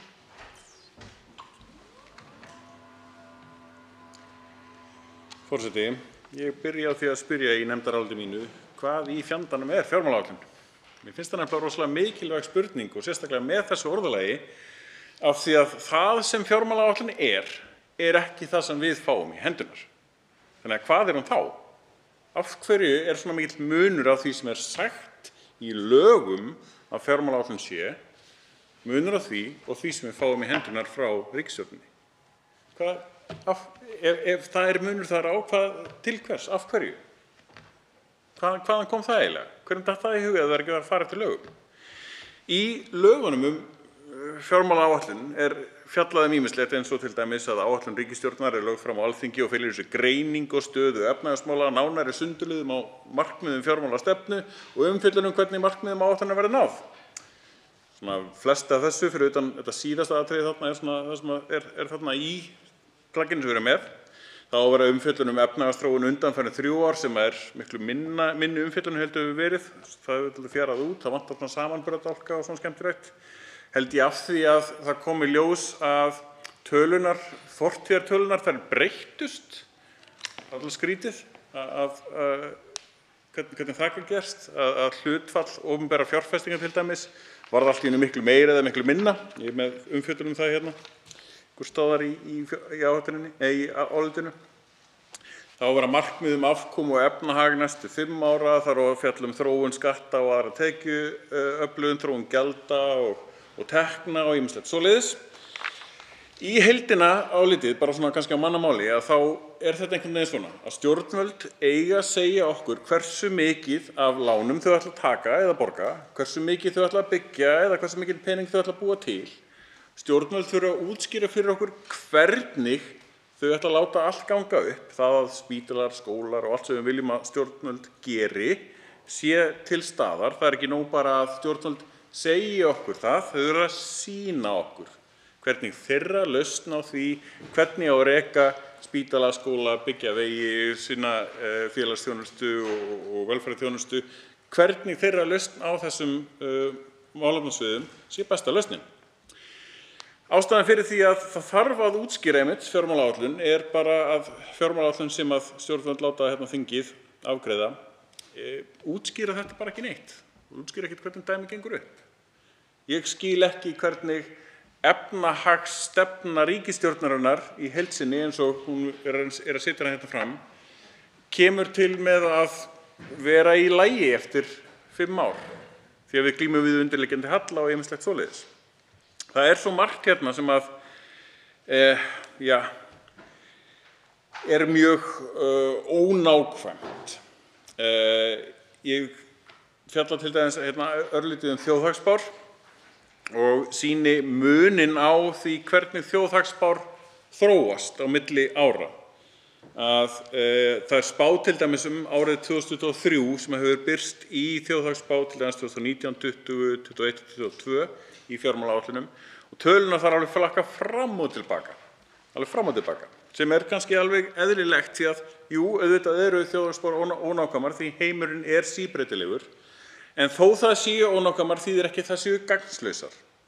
Það væri til dæmis gagnslausara að búa til fjármálaáætlun til næstu ára út frá stjórnunspeki fjármálaráðherra eða með því að kasta kjúklingabeinum á skinn, til dæmis.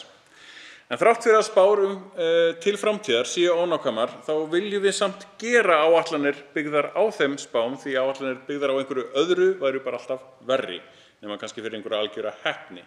En það skiptir auðvitað máli hvernig við gerum slíkar áætlanir. Og spurningin núna kannski, hvernig var þessi fjármálaáætlun gerð? Og þá rosalega gaman að skoða svona markmiðin og mælikvarðana sem þarna. Ef við ætlum að byggja áætlanir á gögnum, þá heyrist oft að það sé svo erfitt einhvern veginn. Það er svo mikil óvissa. Við erum með léleg gögn eða alls konar afsakanir. Og eins og staðan núna, þá raunin ekki gerðar neinar áætlanir. Fjármálaáætlun raunin bara framreikningur til næstu ára út frá þeirri stöðu sem var áður. Nú við rákum ríkissjóð og stofnanirnar og svo framvegis á einhvern hátt í fyrra, ætlum við bara að gera það eins með smá uppreikningi á launa og verðlagsþróun og eitthvað því. Þannig gerum við áætlanir í dag. Það bara ekki þannig sem á að gera áætlanir samkvæmt lögum opinber fjármál, bara langt í frá. Alls ekki og heldur ekki góð hugmynd bara yfirleitt. Því að, það er svo margt sem ég ætla að fara yfir það aðeins seinna. Það eru svona einstaka tillögur einstaka verkefni í einhverjum málefnasviðum sem ekki settar í ekki sett í neitt samhengi við fjármálastefnunni þá mælikvarða sem eiga sína árangur með samkvæmt stefnu stjórnvalda. Ég dró upp nokkur dæmi hérna, til dæmis í fjármálaáætlun árið 2020 var mælikvarði ritrýndar birtingar háskóla á 3 ára meðaltali. Það var staðan árið 2018, næstum 2300 greinar og átti að enda í 3125 árið 2024.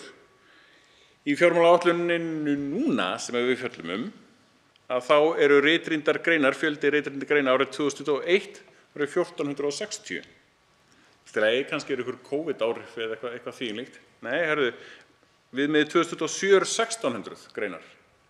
COVID-áhrifin löngu búin þá. Þetta 700 greinum færri heldur en staðan var 2018. Hvað kom fyrir? Hvað gerðist? Það er svo margt annað hérna líka. Það hlutfall nemenda sem ljúka bakkalárnámi á 3 árum. Staðan 2018 var 66,6%, eða það var 2017 á þessu. Staðan 2021 28%. 28%. Meira en helmings fall þarna á. Þetta ekki framhaldsskólanum sem að framhaldsskóli var styttur. Þetta í háskólanum. Ég skil ekki hvernig viðmiðið 2024 á 70% hlutfall nemenda sem ætlaðu að ljúka bakkalárnámi á 3 árum. Viðmiðið 2027 35%, nákvæmlega helmingi lægra. Þetta stórkostlegt eiginlega. Og svo uppáhaldið mitt hérna að það var stuðlað að sjálfbærri þróun byggða og með því að skoða framfærslu hlutfall. Og viðmiðið að framfærslu hlutfall lækki ekki. Og ef við skiljum aðeins hvað framfærslu hlutfall þá það rauninni fjöldi sem á framfærslu, þá annaðhvort fólk bara börn í rauninni og fólk sem ekki lengur á vinnualdri. Og hlutfallið sem sagt þetta fólk sem á framfærslu deilt með fjölda á vinnualdri. Og þegar fjármálaáætlun 2020 skoðuð, það þar ýmsar skemmtilega tölur, höfuðborgarsvæðið með 50% framfærslu hlutfall. 50%. Áhugavert. Börn og eldra fólk helmingur, jafn mikið og fólk á vinnualdri.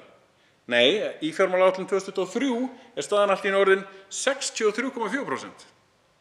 Hvað gerðist á 3 árum til þess að fjölga eða fækka fólk á framfærslu eða fjölda á vinnualdri svona rosalega mikið? Engin skýring við því. nema svo að væntanlegar tölurnar í fjármálaáætlun 2020 eru rangar. Ég rek það aðeins hérna í töflu og svona smá útreikningum miðað við mannfjöldatölur Hagstofunnar. Þannig að við erum að glíma við rangar tölur þrátt fyrir að þetta er nú bara mannfjöldatölur Hagstofunnar sem eru þarna undir og er ekkert rosalega flókið að reikna út, tekur bara kannski smá tíma. Vandinn þarna við til dæmis það að nota þennan mælikvarða hins vegar sem einhvers konar markmið að stuðla að sjálfbærri þróun byggða er að við erum með öldrun þjóðar í höndunum. Við vitum að það er að fara að gerast. Við vitum að við erum með unga þjóð að meðaltali og við vitum það að aldur fólks á milli kynslóða er að fara að jafnast. Það er óhjákvæmilegt að framfærsluhlutfall að það lækki. Að það hækki réttara sagt. Eins og markmiðið er að hlutfallið hækki ekki, en það er óhjákvæmilegt að það gerist. Og það eru rauninni bara 3 aðferðir til þess að koma í veg fyrir að það gerist. Það er annars vegar það sem ég kalla Logan's Run-stefnan, ef að fólk hefur séð þá bíómynd. Þá snýrist hún einfaldlega það að fólk fær bara að lifa upp að ákveðnum aldri. Það er augljóslega aldrei að fara að gerast að sú stefna verði tekin upp. Hin aðferð númer 2 er að fólk fari bara að stunda óvarða svefnherbergisleikfimi meira, en þá náttúrulega hækkar börnum eða fjölga börnum sem að hækkar fólk á framfærslualdri tímabundið á 20 ár áður en það lagast. En þá þarf að viðhalda því og það verður ósjálfbær fólksfjölgun til lengri framtíðar, af því við þurfum alltaf stærri og stærri kynslóð, næstu kynslóð til þess að sjá framfærslu fyrri kynslóða. Og þriðja er að setja upp innflytjendastefnu fyrir fólk á vinnualdri, sem er rauninni bara tilfærsla á vandanum á milli landa, en gæti virkað á einhvern hátt þar sem er rauninni kannski atvinnuleysi eða eitthvað þvílíkt. En í raun og veru er enginn þessara valkosta vænlegur svona möguleiki upp á sjálfbærni. Við verðum að horfast í augu við það að framfærslu hlutfallið í náttúrulegu jafnvægi, þar sem við erum ekki að glíma við í rauninni, þar sem það er ekki undirliggjandi fólksfjölgun eða hvað það fólksfækkun, í rauninni bara er stöðugur fjöldi fólks á jörðinni sem að stefnir í að verða eftir ekkert svo rosalega mörg ár. Við verðum að hafa velferðarkerfi og fjármál hins opinbera á þessi stuðningskerfi okkar. Þau verða miðað við þann raunveruleika. Ekki það að til þess að viðhalda þeim kerfum að við þurfum stöðuga fólksfjölgun. Það bara gengur ekki upp. Og það vantar algjörlega þessa sýn í það hvernig allt þetta fungerar hjá okkur. Þannig að svarið við spurningunni hvernig gerum við áætlanir er rosalega einfalt. Að kurteisa útgáfan af því er að áætlanir eru ekki byggðar á gögnum, né eru mælikvarðarnir tengdir við stefnu stjórnvalda á neinn hátt. En þá hvernig eigum við að gera áætlanir? Það var kannski meira viðeigandi að spyrja því. Miðað við það ástand sem þessi og fyrri fjármálaáætlanir sem hafa komið frá stjórnvöldum líta út, þá er eiginlega bara ágætt að spyrja hvort það sé ekki bara tímaeyðsla, eins og núverandi fjármálaáætlun er. Það sorglega við þá staðreynd að það er nefnilega fullt af fólki í stjórnsýslunni að eyða tíma í þetta verkefni án þess að það verði að því nokkurt gagn í rauninni. Þarna er ég að námunda að næstu heild. Við myndum auðvitað krefjast þess, lágmarkið hlýtur að vera sá tími sem við notum í þetta að það verði til einhvers gagns í alvöru. En lög um opinber fjármál eru mjög skýr það hvað fjármálaáætlun á að innihalda og strangt til tekið er verið að uppfylla flesta leiði 5. greinar laga um opinber fjármál. Fjármálaáætlun er byggð á fjármálastefnu og fjármálaáætlun fjallar efnahagsþróun.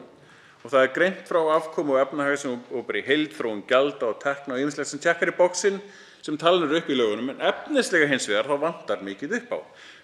Umsagnaraðilar fjölluðu sérstaklega mikið þetta atriði í umsögnum sínum fyrir fjárlaganefnd. Hvað það vantaði mikið upp á að grunngildum laga um opinber fjármál væri framfylgt. Sérstaklega hvað varðar gagnsæið, eða eins og fjármálaráð orðar þetta með leyfi forseta að fjármálaráð telur að grunngildamiðuð setning stefnumiða og áætlanagerð hafi ekki heppnast nægilega vel á gildistíma laganna um opinber fjármál.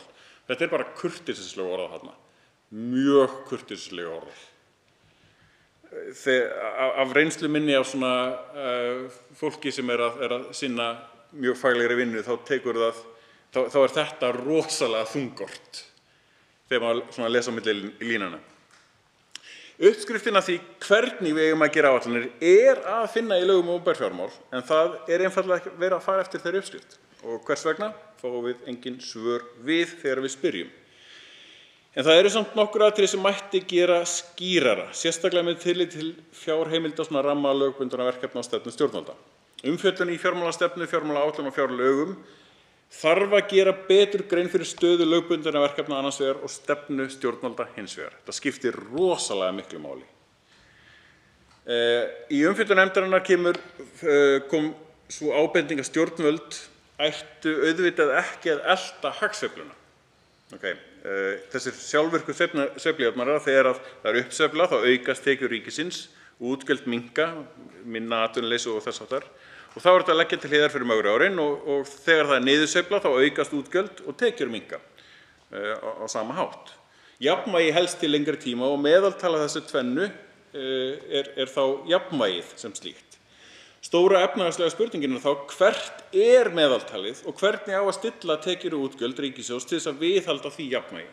Og það er vettvangur stjórnmálanna og endurspeglast aðalega í lögbundnum verkefnum stjórnvalda því að það er langstærsti útgjaldaliðurinn. En ég var með fyrirspurnir hérna sem er góður listi, 109 fyrirspurnir til allra stofnana og ráðuneyta einmitt lögbundin verkefni þeirra. Og heildarsvarið í rauninni við það var þegar ég spyr hver eru lögbundin verkefni ykkar og hvað kostar hvert verkefni fyrir sig. Þau bara höfðu ekki hugmynd um það.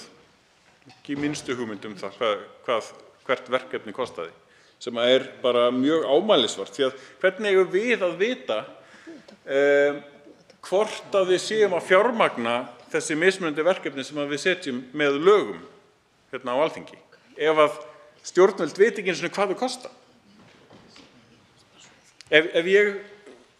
Núna þegar kemur frumvarp hérna fyrir Alþingi þá er alltaf fjallað um mat á áhrifum á ríkissjóð, þá er fjallað um kostnað þess að innleiða hin og þessi lög, þessar lagabreytingar.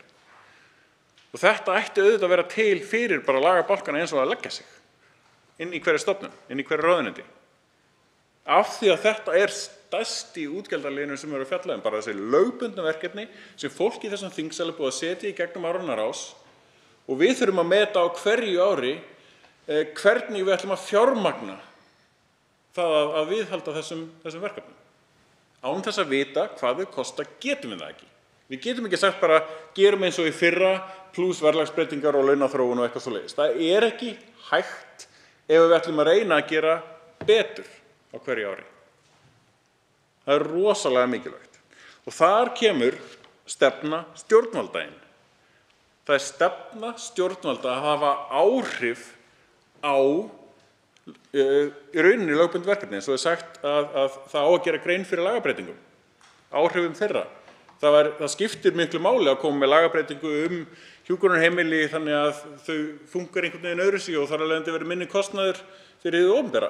En það gæti verið meiri kostnaður einhvers staðar annars staðar af því að það geti verið aukin þjónustugjöld eða eitthvað svoleiðis. Þannig greining þarf að vera í öllu samhenginu. Þannig að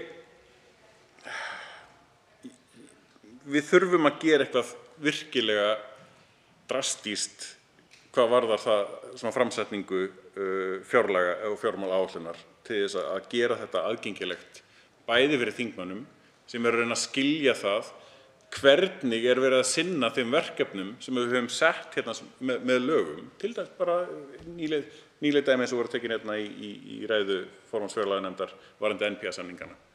Það vantar pening þar. Í þau réttindi sem fólk hefur varðandi niðurgreiðslu á sálfræðiþjónustu. Ýmislegt annað, við vitum skortinn í heilbrigðiskerfinu en það er margt annað sem við vitum ekki þar líka. Margt annað þar líka. Ég fer hérna aðeins yfir hver er stefna stjórnvalda. Ég reyna að draga út úr fjármálaáætluninni svona öll sem sagt svona bara fjármála ríkissjóðs tekjur útgjöld. Það er mjög margt, eiginlega allt sem er bara það sem var þegar á síðasta kjörtímabili og svona einhvern veginn verið að monta sig aftur.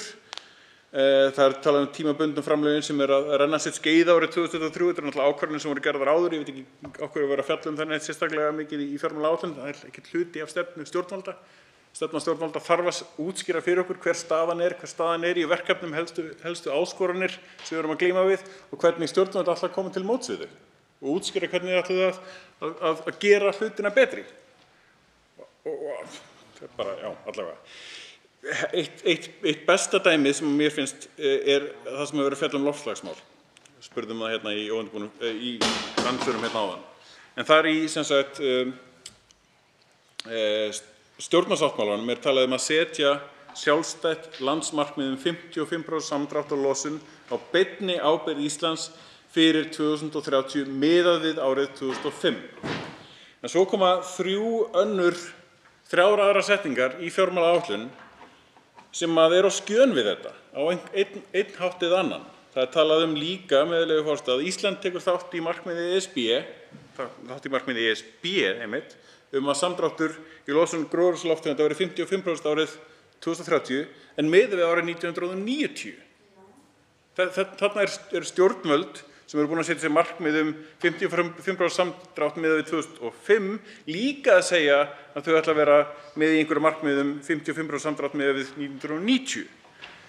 Síðan annað að það fjallað hvernig áður var sem sagt markmið 40% sem að féll til Íslands 29% hlutdeild af því sameiginlega markmiði Evrópusambandsins, Íslands og Noregs. Og það verið að herða það upp í 55%. Og það losun sem fellur utan viðskiptakerfis EST-kerfisins. En sagt ekki hefur verið staðfest hvert markmið á beina ábyrgð Íslands verður innan hins nýja 55% heildarmarkmiðs. En stjórnvöld að setja sér sjálfstætt markmið og þau eru að fjalla hvernig ekki staðfesta hversu mikil hlutdeild Íslands verður innan 50%, það skiptir ekki máli. Ísland búið að setja sér sjálfstætt markmið sem síðan fjallað aftur hérna og þá það sem fellur utan ETS-kerfisins. En þannig að maður veit ekki hvort að það verið að tala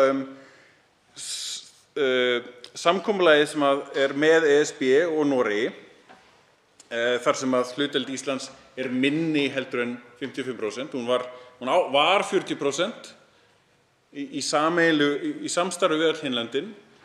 Hlutur Íslands innan þess var 29%. Við erum með áætlun það hvernig á að ná því. Það ekki allt alveg full útskýrt. Hvort að við náum því bara 29%. Nýlega búið að hækka upp í 55% og það ekki búið að breyta neinum aðgerðaráætlunum til þess að ná þessum auka 15% og hvað þá frá 29% upp í 55%? Ekkert. Og það ekkert í fjármálaáætlunum hvað það kostar. Ekki neitt. Það stórkostlega merkilegt að sjá þessar misvísandi ártöl og tölur innan fjármálaáætlunar ríkisstjórnarinnar sjálfrar. Það þau sem að setja sér þessi markmið. Þau ráða því en get ekki einu sinni setta fram á aðgengilegan hátt sem skiljanlegur fyrir lesendur. Það stórkostlega skrítið.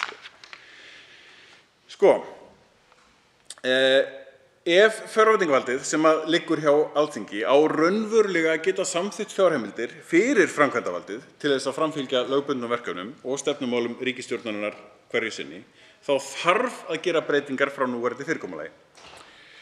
Það á ekki að þurfa lagabreytingar, heldur á einungis að þurfa að framfylgja þeim lögum sem eru í gildi. Sú flokkun sem fjallað svona hérna á ofan, og í nefndarálitinu, ekki hluti af lögunum opinber fjármál nema á óbeinan hátt. Þá það skiptingin í lögbundnu verkefnin og lögbundnu verkefnin helst stefna stjórnvalda eitthvað sem þarf að gera samkvæmt lögum. Í umfjöllun stefnu stjórnvalda hún að vissu leyti oft túlkuð að mínu mati í núverandi fjármálaáætlun og nær því að vera stöðugreining á svona lögbundnum verkefnum. En þar sem að núverandi fyrirkomulag svona tilraun til að setja upp markmið og mælikvarða fyrir svona stefnu stjórnvalda, þá hefur það alveg mistekist. Af því að það eru settur upp einhver handahófskenndir mælikvarðar fyrir hvert málefnasvið eins og til dæmis framfærsluhlutfallið og svo kemur stefna stjórnvalda sem fjallar eitthvað allt annað og það einhvern veginn verið að troða þessu tvennu saman á þess að sé nokkur samsvörun þarna á milli þess hvers stjórnvöld ætla að gera og þess hver mælikvarðinn að segja innan málefnasviðsins. Þetta bara gengur ekki, þetta nær engum árangur á svona. Þannig að mínu mati þá þarf að gera betri greinarmun á umfjöllun stefnu stjórnvalda annars vegar. Það er algjört lykilatriði og það ekkert rosalega stór kafli í rauninni því að fjármagn sem að stjórnvöld hafa til að sinna sérstaklega stefnu stjórnvalda í rauninni frekar lítið.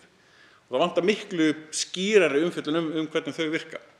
Og síðan það umfjöllun lögbundin verkefni sem ætti að vera kannski á heildstæðan hátt í fjárlagafrumvarpi hins vegar en ekki fjármálaáætlun endilega.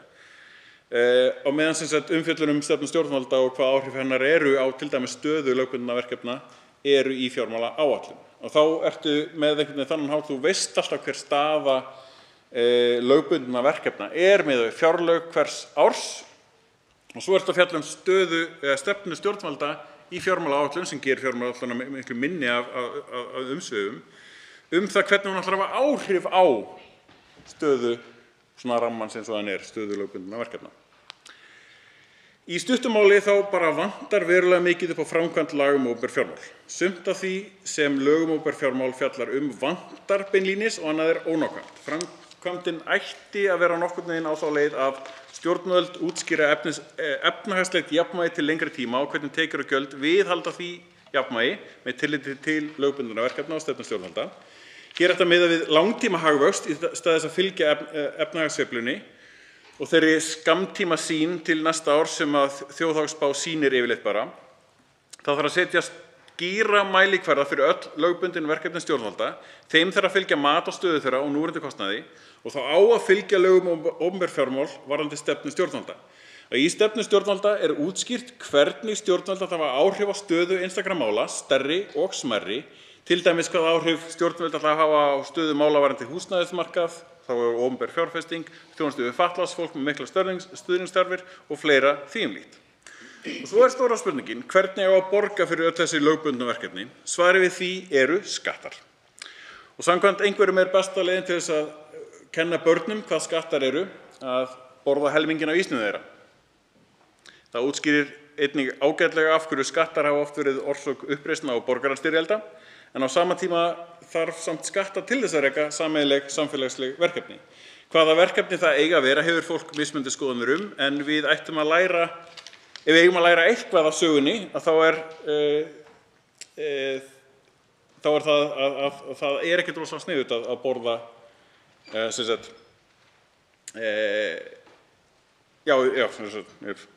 hvaða verkefni það eiga að vera, hefur fólk mismunandi skoðanir en ef við eigum að læra eitthvað meira af sögunni en að borða ekki bara helminginn af barnanna, þá það góð hugmynd að ríkið sinni ákveðnum verkefnum í þágu allra eins og til dæmis rekstur dómstóla. Það svona eitt af því sem að allir eru tiltölulega sammála En allavega, skattapólitíkin þetta kjörtímabil mjög undarleg.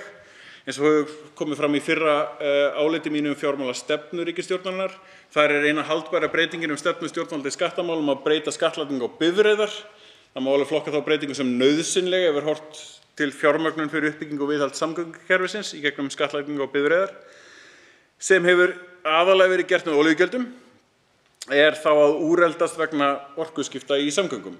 En að það sé engin önnur stefna í skattamálum undarlegt, sérstaklega með þær aðstæður sem að undirliggjandi rekstur ríkisins í, hann í mínus. Og það þýðir að við verðum annaðhvort að auka tekjurnar eða skera niður rekstur. En samkvæmt stjórnarsáttmála ríkisstjórnarinnar á að auka þjónustuna og lækka skatta. Það augljóslega orðið tóm, það gengur ekki upp. Og nú þegar verðbólgan allt í einu á fleygiferð, þá grípa stjórnvöld inn í með nýjum áherslum í skattamálum.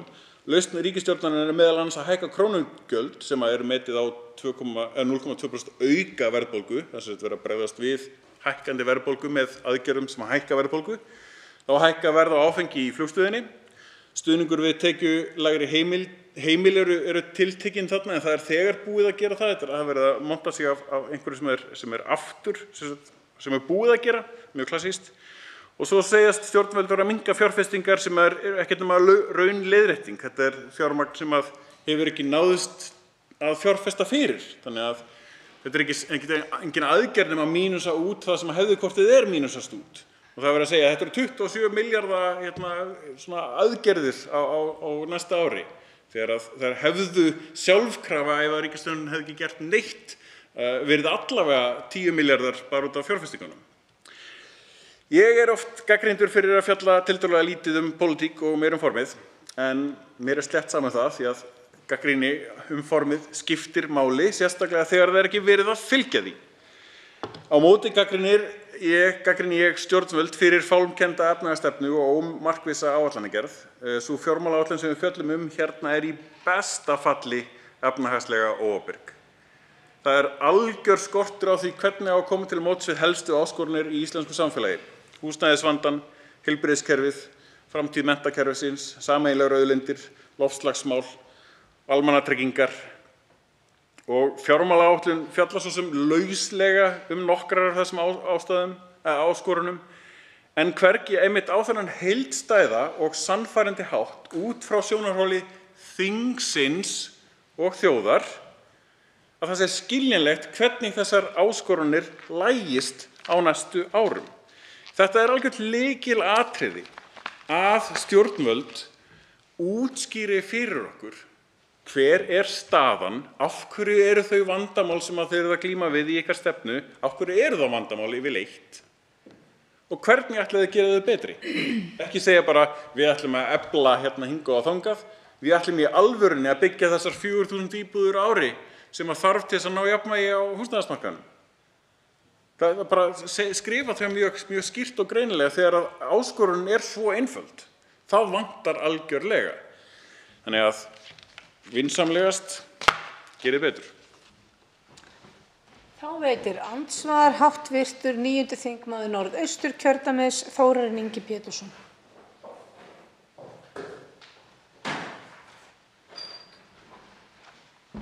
Frú forseti, ég vil byrja að þakka hv. þingmanni fyrir ítarlega og góða ræðu. Mér langar svona aðeins sem nýgræðingi í fjárlaganefnd, og nú veit ég að hv. þingmaður er búinn að vera þarna var á allt síðasta kjörtímabil og þar síðast líka, sem var þessu mjög stutt. Og hefur verið fróðlegt að starfa með hv. þingmenn í fjárlaganefnd og einnig það að fá svona annan vinkil, ef maður getur orðað þannig, á umræðuna, og verið fróðlegt fyrir okkur sem erum að stíga okkar fyrstu skref í fjárlaganefndinni að svona heyra ofan í hvernig menn sjá hlutina fyrir sér, og nú svo sem sjá menn kannski ekki alltaf hlutina með sömu augunum í því, og því langar mér svona að velta því upp við hv. þingmann með með fjármálastefnuna sem að fjármálaáætlunin tekur síðan væntanlega mið af eða öfugt, að hvort að þessi nálgun sem við erum að fjalla núna, það er að segja þessa fjármálaáætlun til ársins 2027, hvort hún sé ekki svona í nokkurn veginn, eins og maður getur orðað þannig, í takti við þá stefnu sem menn er að vinna eftir. Við hefum verið að fjalla og komið bæði frá stjórnvöldum að við þurfum svona aðeins að gæta hófs og aðeins að stíga á hemilinn eftir það sem undan er gengið, og því langar við bara hvort það er svona fá sýn hv. þingmanns á því varðandi stefnuna og fjármálaáætlunina. Þá svarar andsvari hv. þingmaður Björn Leví Gunnarsson. Forseti, já, þetta er mjög góð spurning. Ég fjallaði dálítið það í nefndaráliti mínu einmitt fjármálastefnuna, hvað fjármálastefnan ætti að gera. Hún á að fjalla í rauninni þjóðhagsstærðirnar, þróun þeirra, bara svona eins og gengur og gerist að jafnaði miðað við meðalhagvöxt og ýmislegt svoleiðis, en líka einmitt miðað við svona áætlanir stjórnvalda til dæmis opinberar fjárfestingar og ýmislegt slíkt. Það er grunnurinn, þjóðhagsspáin eins og hann er þar. Svo kemur stefna stjórnvalda í fjármálastefnunni. Hvernig á að hafa áhrif á þessar þjóðhagsstærðir? Það vantar algjörlega. Þannig að ég veit í raun og veru ekki hvernig stefnan að ná einhvers konar efnahagsstöðugleika, af því að hún fjallar ekki það, hún fjallar hlutföll af vergri landsframleiðslu og að í stóru tölunum að þá ef að þetta gengur eftir að þá það innan hinn og þessa marka, en þar ekkert fjallað rauninni mögulegar breytingar á bæði tekjum og gjöldum til þess að hnika til rammanum innan þeirra marka. Það að segja það hægt að auka tekjur til þess að ná betra aðhaldi, alveg eins og það hægt að minnka útgjöld til þess að ná betra aðhaldi. Þegar bara það svigrúm. Þannig að það er engin umfjöllun það hvar til dæmis tekjur að safnast upp á óheilbrigðan hátt fyrir skekkju í efnahagskerfinu. Þar af leiðandi ekkert fjallað það í fjármálaáætluninni, hvernig á að koma því til skila að viðhalda efnahagsjafnvægi til 5 ára, því að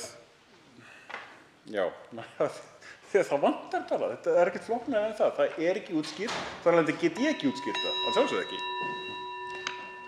Þá veitir andsvar síðara sinni hv. þingmaður Þórarinn Ingi Pétursson. Frú forseti, ég þakka hv. þingmanni andsvarið og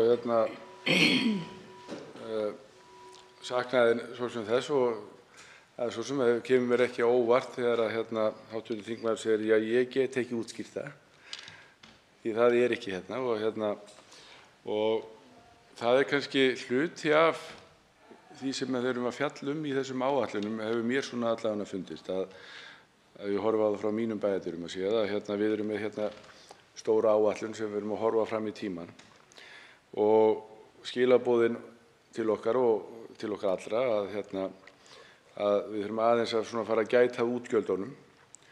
Síðan erum við með tekjurnar hinum megin og við erum að spá tekjur, þær eru svona spá, við tökum þá spá reglulega, en það virðist vera í þessu samhengi þegar við höfum svona fengið einhverja dífu eins og við vorum að ganga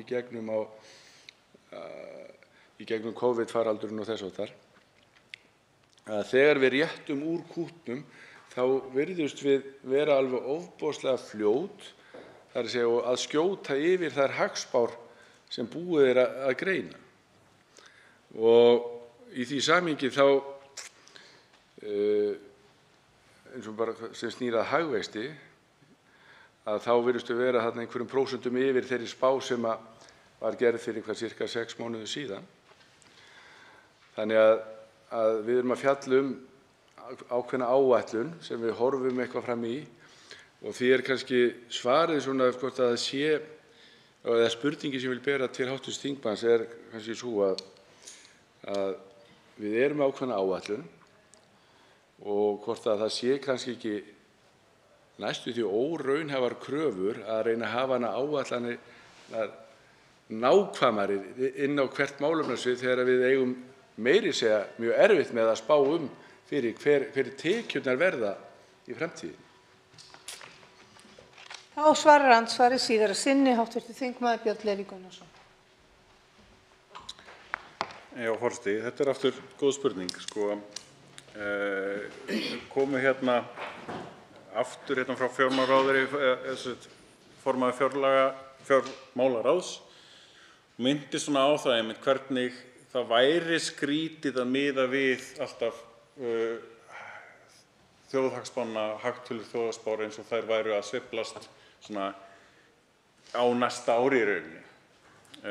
Svo enda alltaf í einhverjum langtíma hagvexti, það alltaf bara 2,5% eftir 3 eða 5 ára eða eitthvað svoleiðis.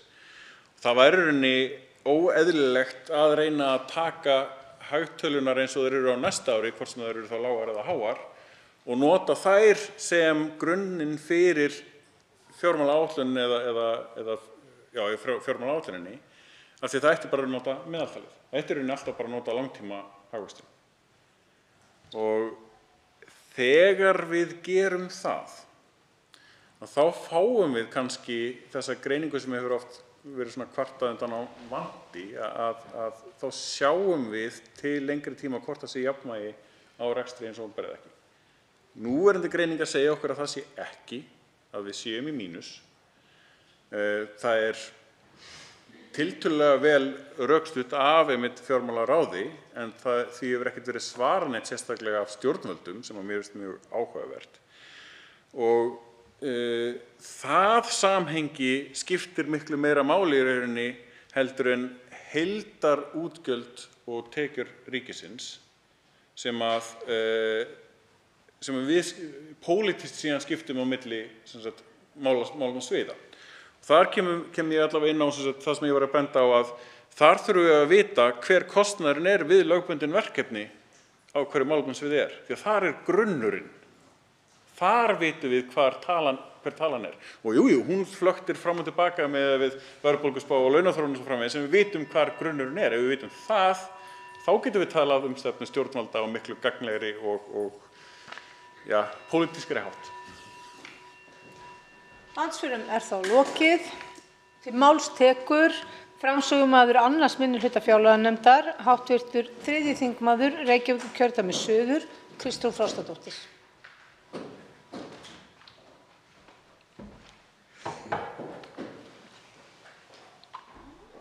Virðulegi forseti, ég ætla að stikla stóru hérna á nefndaráliti mínu, þar sem að tímaramminn þröngur. En sú fjármálaáætlun sem hér ræðir fyrsta fjármálaáætlun nýrrar ríkisstjórnar. Tilgangur slíkrar áætlunar að útskýra nákvæmlega hvernig eigi að framkvæma og fjármagna loforð ríkisstjórnarinnar eins og þau birtast í stjórnarsáttmála. Yfirlýsingar formanna ríkisstjórnarflokkanna virðast þó hafa skolast til í raunverulegri útfærslu, því ljóst af lestri áætlunar að pólitísk stefnumótun hefur vikið fyrir framreikningi í fjármálaráðuneytinu. Að lestri loknum situr eftir ákveðin tómleikatilfinning þegar ljóst að landið á eins konar sjálfstýringu. Þó með mikilvægum og í sumum tilvikum ógnvænlegum undantekningum fyrir þau okkar sem teljum að hlutverk ríkisins sé að stuðla að samstöðu í okkar samfélagi, að skapa þá tilfinningu að við séum öll í þessu saman. Kerfislægur vöxtur skýrir nær allar breytingar í þessari fjármálaáætlun. Ríkisstjórnin treystir sér ekki einu sinni til að útfæra aðhaldsaðgerðir á tímabilinu. Að sumu leyti kemur þetta ekki á óvart, enda eru margir þeirrar skoðunar að ríkisstjórnin sé myndun stöðnun fremur en stöðugleika. Íslensk þjóð stendur frammi fyrir stórum verkefnum og breyttri heimsmynd. Eftirköst heimsfaraldurs, mesta verðbólga í 12 ár, brotinn húsnæðismarkaður, stríð í Evrópu og ríkisstjórnin leggur fram fjármálaáætlun sem felur í sér einfaldan framreikning. Þau virðast búa í öðrum veruleika en meirihluti þjóðarinnar. Að minnsta kosti svigrúm til aðgerða svo takmarkað að þau geta ekki einu sinni framfylgt sínum eigin hugmyndum hvernig bæta megi samfélag sem að þau eiga að veita forystu. Virðulegi forseti, ríkisstjórnin boðaði endurskoðun á mikilvægum þáttum velferðarkerfisins í stjórnarsáttmála í vetur. Þar kom fram að afkoma ellilífeyrisþega yrði bætt og sérstaklega litið til þeirra sem lakast stæðu. Enn fremur stóð þar að málefni örorkulífeyrisþega yrðu tekin til endurskoðunar á kjörtímabilinu og sérstaklega horft til þess að bæta afkomu þessara hópa. Ekkert slíkt verður þó gert ef marka má fjármálaáætlun. Engar fjárheimildir eru fyrir slíku hér og allt tal að breytingarnar muni bæði bæta kjör fólks og auka hagræði í kerfinu og þess vegna þurfi ekkert fjármagn til á sér einfaldlega ekki stoð í raunveruleikanum.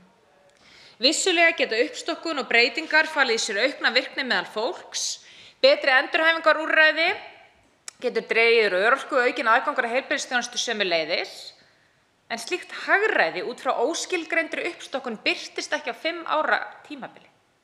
Við verðum að horfast í augu við það sem samfélag að rýrnun innviða, bæði efnislegra og óefnislegra, undanfarinn áratug hafa orðið til þess að mikil uppsöfnuð skuld hefur skapast.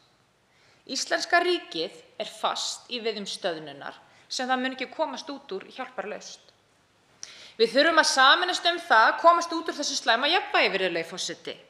Sameining og samstaða meðal þjóðar hagnast lítið á samvinnu stjórnmálaflokka ef sú samvinna elur af sér pólitískar ákvarðanir sem stía fólki í sundur í stað þess að höfða til samfélagskenndar fólks. Raunveruleg forysta á tímum sem þessum felur í sér ákall til fólks að við stöndum saman að endurstella velferðarkerfi okkar. Og þar komum við að því, virðulegi forseti, sem að stjórnmálum okkar daga. Þeim stjórnmálum sem ríkisstjórnir undanfarinn áratug hafa stundað og ríkisstjórn Katrínar Jakobsdóttur heldur á lífi. Fyrst og fremst skortir kjark til að taka alvöru ákvarðanir að styrkja velferðarkerfi okkar með langtímasýn að leiðarljósi. Takmarkaður vilji til að horfast í augu við að til skamms tíma munu slíkar aðgerðir kosta okkur meira en sem nemur sparnaðinum. En mikilvægara samt að við erum hætt að tala hver tilgangurinn með þessu öllu saman er. Við erum hætt að tala á hverju tilvist hins opinbera byggist. Virðulegi forseti, markmið stjórnvalda á ekki að vera að ná jafnvægi í ríkisfjármálum eins og heyrist svo víða, núna þvert á ríkisstjórnarflokkana.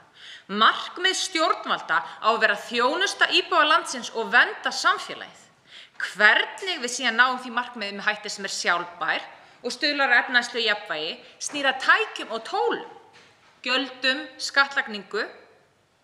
Rökin með velferðarríkinu á síðustu öld snerust fyrst og fremst samstöðu, hvað við skuldum hvert öðru sem borgarar í þessu samfélagi.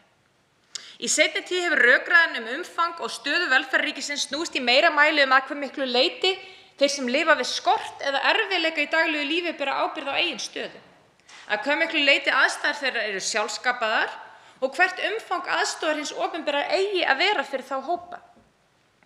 Á Íslandi birtist þetta til að mynda í þeirri þróun að barnabætur eru orðnar að fátæktarbótum, ólíkt því sem þekkist á Norðurlöndum þar sem allir fá greitt með hverju barni. Þar, en ekki hér, hugmyndin að styrkja þá tilfinningu að samfélagið komi til aðstoðar í samræmi við það sem stundum sagt, heilt þorp þarf til að ala upp barn. Skattheimta tekur þar mið af ólíkri fjárhagslegri stöðu fólks og þannig stuðlað að auknum jöfnuði. Ekki með því að einangra einstaklinga frá framlögum hins opinbera ef viðkomandi tekjuhár, heldur með því að skapa virka tengingu við velferðarríkið.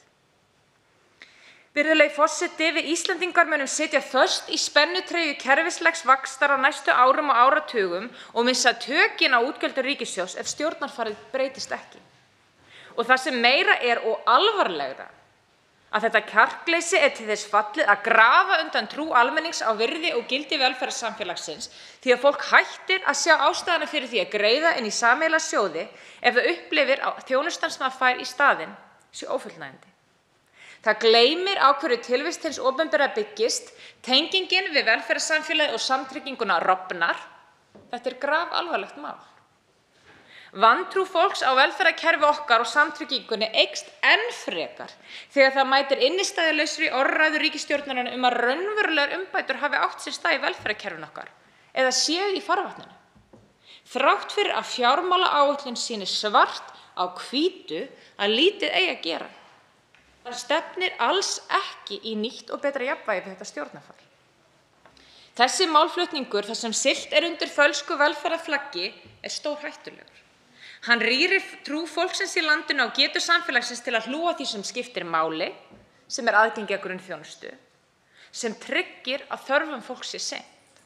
Fólk glatar trúnni og hólfar sig af í stað þess að horfa í kringum sig. Brestir myndast í samfélaginu. En það eru aðrar mjög haldbærar ástæður fyrir því að hendur ríkisstjórnarinnar eru bundnar. Hér hefur nefnilega ekki ríkt algjör stöðnun í aðgerðum ríkisins. Þróunin undanfarinn áratug hefur verið hápólitísk og það hefur ekki verið vegna afskiptaleysis.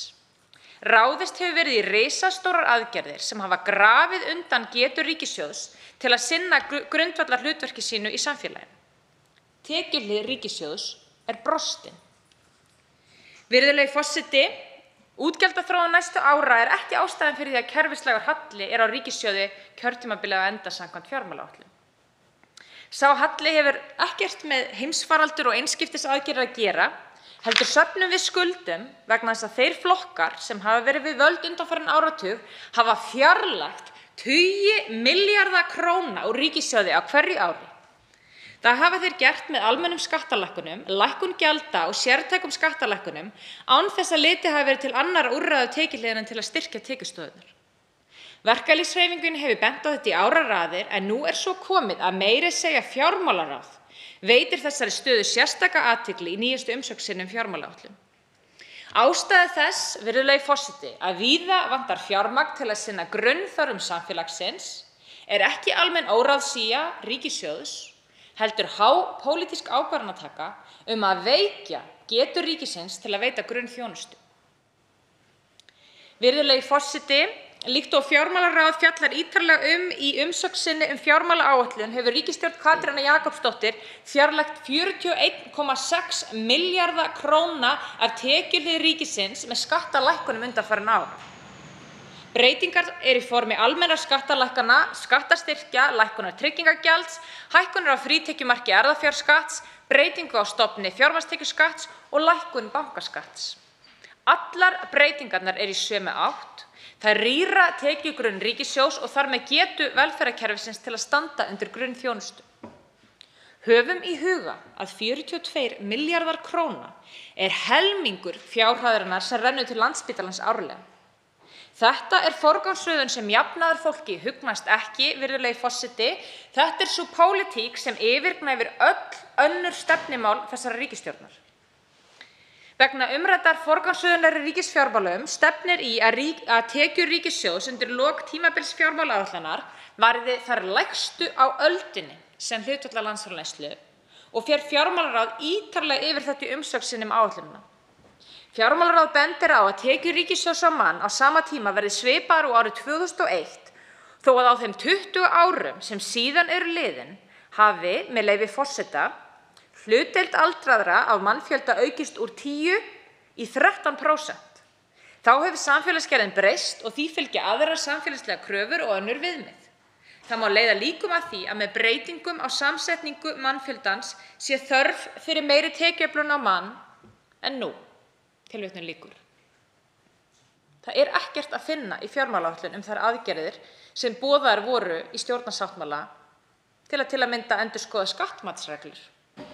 Svo koma mætti í veg fyrir óeðlilega og óheilbrigða hvata til stofnunar einkahlutafélaga, eins og fjármálaráð orðar það í umsögn sinni.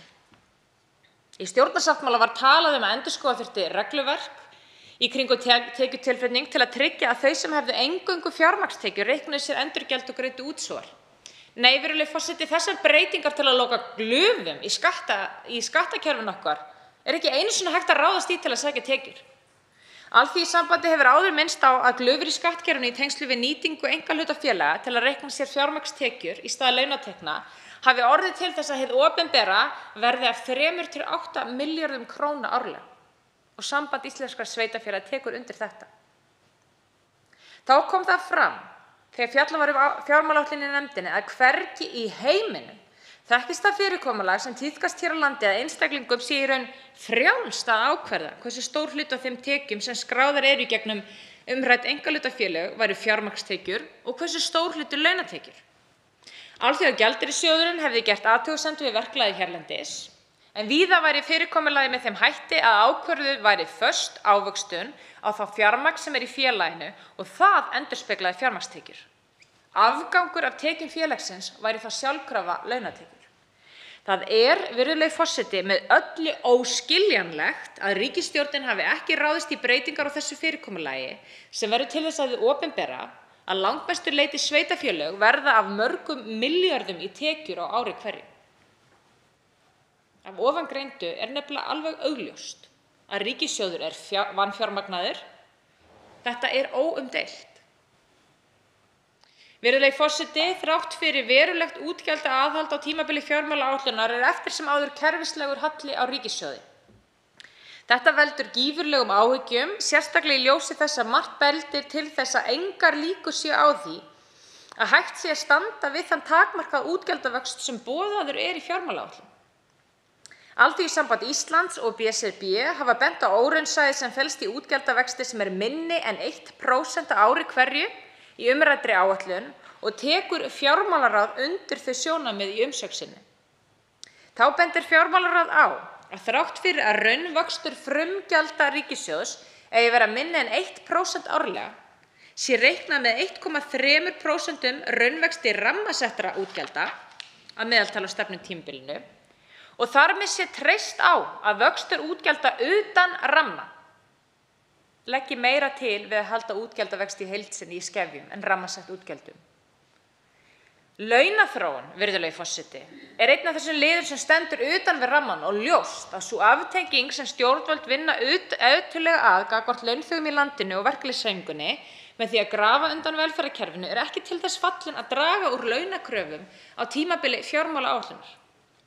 Þetta er ólíkt því sem sést á Norðurlöndum, þar sem litið er á samvinnu stjórnvalda, verkalýðshreyfingar og atvinnurekenda sem grundvallaratriði í rekstri velferðarsamfélags. Þessi rammi er algjörlega óraunhæfur í þessu umhverfi sem hér er skapað. Eftir stendur þá að útgjöld sem eru ekki lögbundin verða fyrir niðurskurðarhnífnum eins og fjárfestingar sem oft fyrsti kostur og reynsla síðasta áratuga sýnir. Þetta er áhyggjuefni í ljósi þess að fjárfestingastig hér á landi er enn allt of lágt, virðulegi forseti. Líkt og fjármálaráð bendir réttilega á er tæpast hægt að halda því fram að fjárfestingarstigið sé sérstaklega hátt í sögulegu samhengi, þrátt fyrir að svokallað fjárfestingarátak ríkissjóðs hafi átt sér stað hér undanfarin ár. Þar að auki virðist því átakið nú sjálf hægt vegna spennutreyjunnar sem stjórnvöld hafa skapað sér með því að veikja tekjustoðir ríkissjóðs á kjörtímabilinu. Fram kom meðal annars í umfjöllun málsins í nefndinni að aukinn kostnaður við fjárfestingaverkefni ríkissjóðs, meðal annars vegna þróunar í alþjóðamálum, muni leiða til þess að framkvæmdum sem hafi verið samþykktar í samgönguáætlun verði seinkað. Fjármagn sé einfaldlega ekki til að mæta þessari stöðu. Og staðfesting fékkst, virðulegi forseti, á stöðunni og forgangsröðun ríkisstjórnarinnar þegar breytingartillögur við fjármálaáætlun bárust í skyndi þar sem fjárfestingastiginu er beinlínis beitt sem afgangsstærð. Skera á niður framlög til fjárfestinga 10 milljarða króna á næsta ári miðað við upphaflega áætlun og það þrátt fyrir skýra umfjöllun fjármálaráðs að fjárfestingu eigi ekki að beita sem hagstjórnartæki. Enn alvarlegri þróun má sjá þegar litið er á fjárfestingastöðu sveitarfélaganna, virðulegi forseti. Það stefnir í sögulega lága fjárfestingu ef skoðað er hlutfall fjárfestingar af tekjum. Fjármálaráð vekur sérstaklega athygli á þessari þróun og alvarleika hennar. Þróunin í fjárfestingarstigi sveitarfélaga verður ekki til í tómarúmi, virðulegi forseti. Niðurskurður hefur komið bakdyramegin frá ríki til sveitarfélaga og falið í sér að verkefni hafa verið flutt til sveitarfélaga án þess að nægilegt fjármagn hafi fylgt með. Þetta hefur dregið verulega úr svigrúmi flestra sveitarfélaga til að halda fjárfestingarstiginu uppi. Niðurstöður skýrslu starfshóps greiningu á kostnaðarþróun í þjónustu við fatlað fólk á árunum 2018 til 2020 sýna að halli í málaflokknum nemur 17 milljörðum króna. Og þeir 17 milljarðar króna sem sveitarfélögin hafa þurft að greiða til að stoppa upp í vanfjármagna gat ríkissjóðs bitnar því beint á svigrúmi til fjárfestingar. Svipar þeirri upphæð til árlegs framlags til fjárfestingar á sveitarfélagastiginu öllu þegar fjárfesting var sem minnst árin eftir hrun og miðað við fjárfestingarstig sveitarfélagana í fyrra eru umræddir 17 milljarðar króna 40% af framlagi til fjárfestinga. Verulegar upphæðir er því að ræða, virðulegi forseti. Í því samhengi er vert að nefna að þeir 17 milljarðar sem vantar í fjármögnun málaflokks fatlaðs fólks er ígildi þess skattaafsláttar sem ríkið hefur veitt byggingageiranum undanfarin ár þrátt fyrir mikla þenslu í atvinnugreininni. Virðulegi forseti, sökum tímaskorts ætla ég að benda á nefndarálit mitt umræðu stök málefnasvið en fara hér stuttlega yfir stöðuna í heilbrigðismálum og húsnæðismálum. Stórsóknina sem boðuð var í heilbrigðismálum í stjórnarsáttmála er ekki að finna í þessari fjármálaáætlun. Áætlunin sýnir það svart á hvítu að lítið er að marka orð hæstv. Fjármálaráðherra og heilbrigðisráðherra að ekki strandi á fjármagni til spítalans til að laga vandann í heilbrigðiskerfinu. Í fjármálaáætlun er gert ráð fyrir 1,5% árlegum vexti að meðaltali í málaflokk sjúkrahúsþjónustu til ársloka 2027 þrátt fyrir að vitað sé að það er langt undir nauðsynlegum raunvexti. Spítalinn hefur talað 2,5% og það er vitað mál að einfaldur framreikningur í tengslu við öldrun, fólksfjölgun og hjúkrunarþyngd sem því fylgir ætti að þýða 2,5% aukningu á ári. Fjórðungur legurýma, virðulegi forseti, á spítalanum er nú nýttur í öldrunarþjónustu. Hvergi liggur fyrir hvert eðlilegt umfang hennar er á Landspítala og það hefur verið kallað eftir því að verkefni séu skilgreind betur.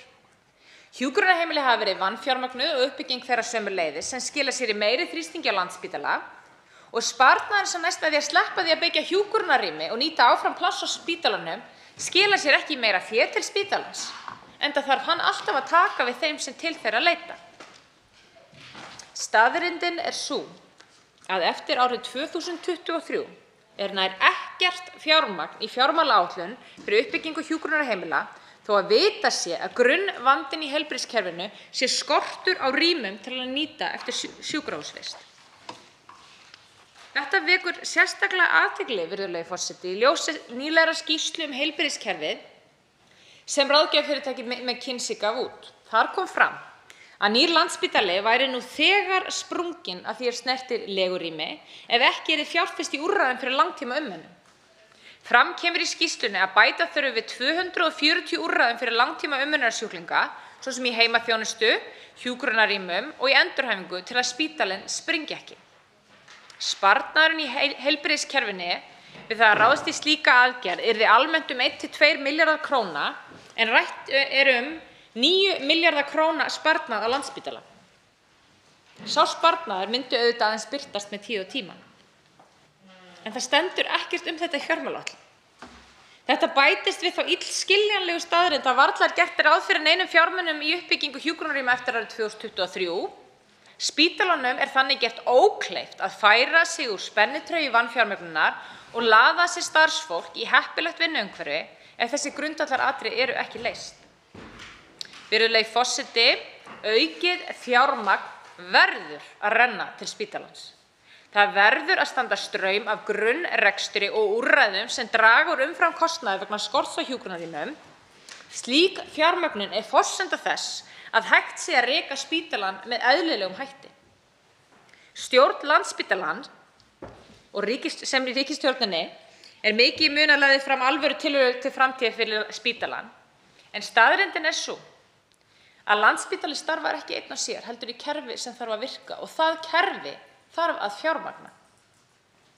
Virðulegi forseti, mig langar að koma aðeins líka inn á heilbrigðisþjónustu utan sjúkrahúsa vegna þess að það kemur fram í fjármálaáætlun að gert sé ráð fyrir að raunvöxtur á greiðslum til Sjúkratrygginga Íslands í flestum málaflokkum verði ekki meira en 2% á ári. Fram kom við umfjöllun málsins í nefndinni að skortur á fjármagni í málaflokk 24.2 sem eru sérfræðiþjónusta og hjúkrun muni gera það að verkum að talsverð áskorun verði að semja við sérfræðilækna á komandi misserum. Og ég vil vekja athygli í þessu samhengi á greiningu Öryrkjabandalags Íslands á aukinni greiðsluþátttöku fólks í heilbrigðisþjónustu frá árslokum 2018, þegar sérfræðilæknar og sjúkraþjálfarar rúmi ári síðan sögðu sig frá samningum við Sjúkratryggingar Íslands.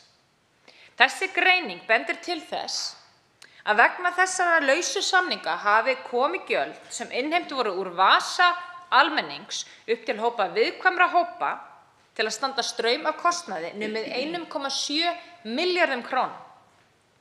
Það er sem sagt afar brýnt að samið verði við umræddar stéttir og þá þarf svigrúm að vera í fjárveitingu sem virðist of lítið miðað við þær upplýsingar sem nefndinni hefur borist.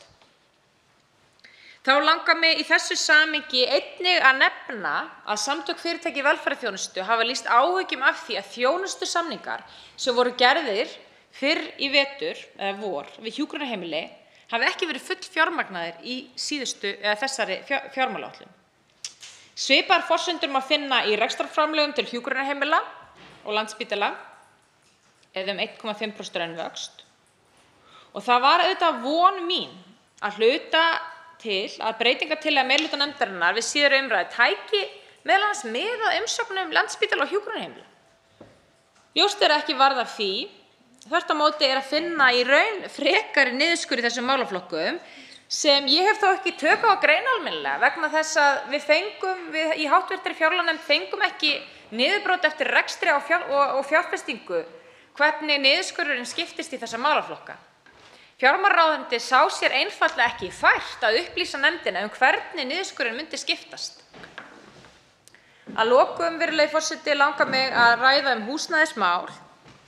vegna þess að hæstv. Innviðaráðherra lét eftirfarandi orð falla á Alþingi í vetur í umræðu húsnæðismál, með leyfi forseta.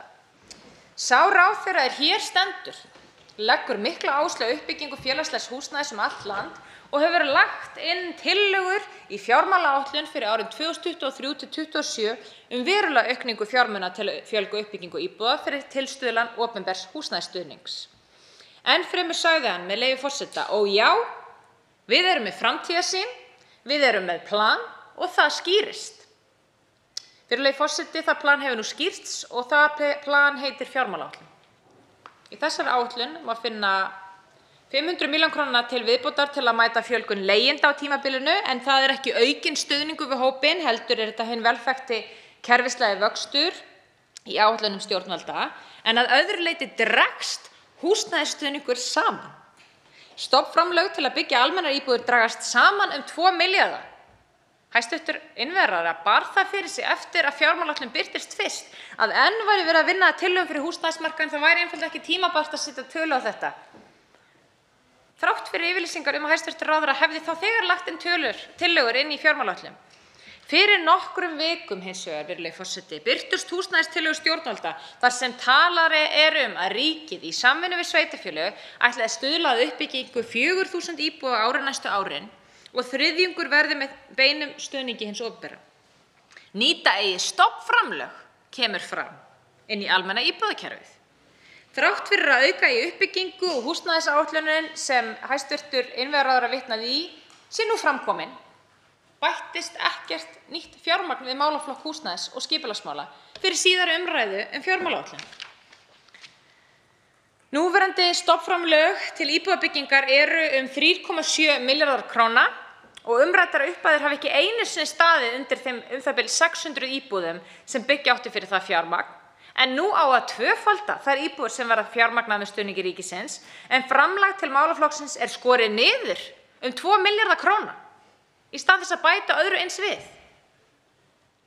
Ríkisstjórnin ber fyrir sig verðbólguhættu, virðulegi forseti, og því megi ríkið vart hreyfa sig, en misskilningur virðist vera hvernig kerfið í raun virkar. Húsnæðismarkaðurinn er brotinn og hann drífur áfram verðbólguna.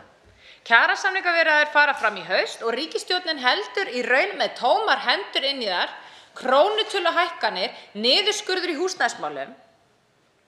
Þetta lofar ekki góðu. Virðulegi forseti, forgangsröðun ríkisstjórnar Katrínar Jakobsdóttur er ástæðan fyrir því að meirihlutinn á Alþingi mun í vikunni samþykkja fjármálaáætlun sem mætir ekki neyðarástandi í heilbrigðiskerfinu, fjármagnar ekki boðaða húsnæðisuppbyggingu, skapar ekki svigrúm fyrir breytingu á kjörum viðkvæmustu hópa samfélagsins og í ofanálag veikir velferðarþjónustuna sem bindur okkur saman sem samfélag. Þessi pólitík er til þess fallin og í raun gerð til þess að grafa undan trú almennings á virði og gildi velferðarsamfélagsins, því fólk hættir að sjá ástæðuna fyrir því að greiða inn í sameiginlega sjóði ef það upplifir að þjónustan sem það fær í staðinn sé ófullnægjandi. Það gleymir á hverju tilvist hins opinbera byggist, tengingin við velferðarsamfélagið og samtrygginguna rofnar. Virðulegi forseti, við jafnaðarfólk viljum virkja samtakamáttinn. Við viljum virkja samtakamáttinn þvert á samfélagi og stuðla að því að þeir sem hefur gengið vel í lífinu átti sig á því að velgengnin var ekki aðeins afrakstur eigins framtaks, heldur umhverfis sem gerði þeim kleift að skara fram úr, árangur meðfæddra eiginleika sem ekki öllum í blóð borin og í mörgum tilvikum heppni. Efnisleg velgengni fólks, virðulegi forseti, getur vissulega verið misjöfn og ekkert við það að athuga, en velgengni fylgir líka ábyrgð gagnvart samfélaginu og þá ábyrgð þarf að virkja þvert á samfélagið. Við þurfum einfaldlega að sammælast hvað það er sem við skuldum hvert öðru sem borgarar í þessu samfélagi. Það er nefnilega hægt að gera þetta öðruvísi.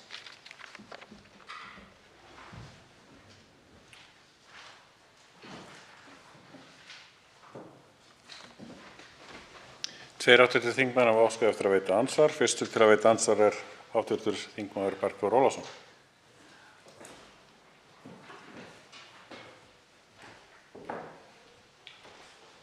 Herra forseti, ég þakka hv. þingmanni Kristrúnu Frostadóttur ræðuna. Það eru hér 3 atriði sem mig langar til þess að spyrja hv. þingmann út í. Auðvitað átti þingmaðurinn ekki möguleika á að fara að fullu yfir þetta yfirgripsmikla nefndarálit sem hér liggur fyrir og þakka ég fyrir það. En það sem mig langar að spyrja hv. þingmann út í sú gagnrýni sem kemur fram á bls. 11 í greinargerðinni, í nefndaráliti 2. minnihluta sem snýr að samgöngu- og fjarskiptamálum. Þar komið inn á hér undir lok þess liðar, með leyfi forseta, eftir gagnrýni á það að nú sé horft til þess að beita í fjárfestingu sem afgangsstærð og að það vanti töluvert upp á að þau markmið sem fyrir liggja séu líkleg til að nást. En það sem ég vildi koma inn á hér og spyrja hv. þingmann út í með dýpri hætti heldur en mögulegt var fyrir hann að koma inn á í ræðunni að hér segir: þá vekur 2. minnihluti athygli á því að samningur ríkisins og Samtaka sveitarfélaga á höfuðborgarsvæðinu um eflingu almenningssamgangna frá árinu 2012 gerði ráð fyrir 1.000 millj. kr. árlegum framlögum á föstu verðlagi úr ríkissjóði. Uppsafnaðar vanefndir á þeim samningi nema þá 1,5 milljarði kr. Og síðan heldur áfram, með leyfi forseta: nú á að framlengja samninginn 12 ár og mikilvægt að ríkið standi skil á framlagi sínu til verkefnisins að mati 2. minnihluta. Mig langar að spyrja hv. þingmann á hvaða nótum þetta var rætt í nefndinni. Nú er ég áheyrnarfulltrúi í nefndinni en á ekki möguleika á að sitja alla fundi. En þetta tiltekna atriði, á hvaða nótum var þetta staðan samkvæmt þessum samningi rædd? Gert ráð fyrir uppgjöri þarna? Og þessi framlenging nú til 12 ára sem flaggað hér, sá samningur þegar gerður og fastur eða verið að horfa til þess að hann verði gerður, þessi framlenging muni verði gerð en sé ekki þegar orðin? Þetta áhugavert ef hv. þingmaður gæti farið í stuttu máli við það. Svarar andsvari hv. þingmaður Kristrún Frostadóttir.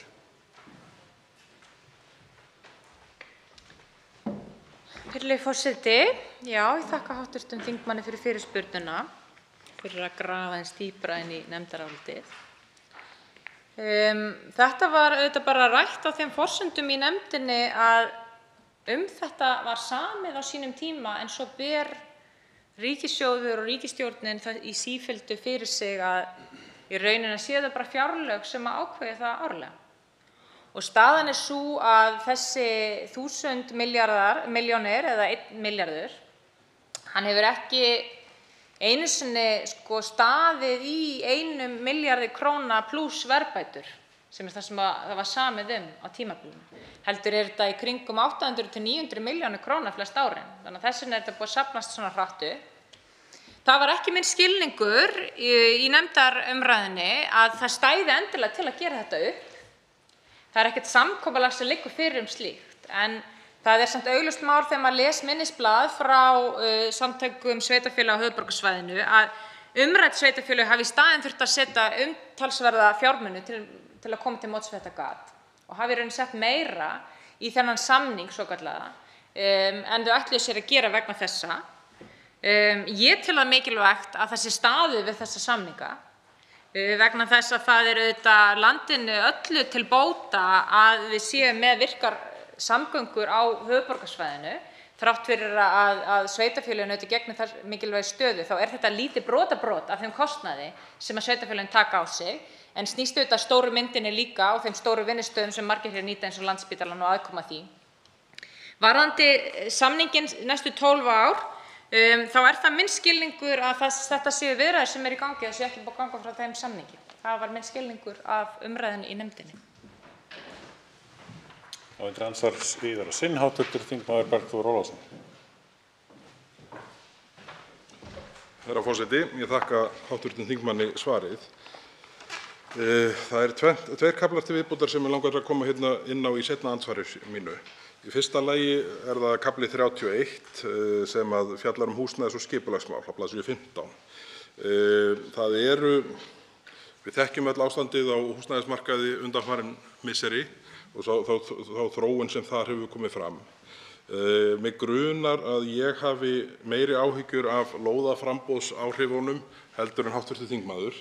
En mig langar samt að spyrja hv. þingmann skoðun sína á því hvaða áhrif lóðaskortur hefur almennt á húsnæðisverð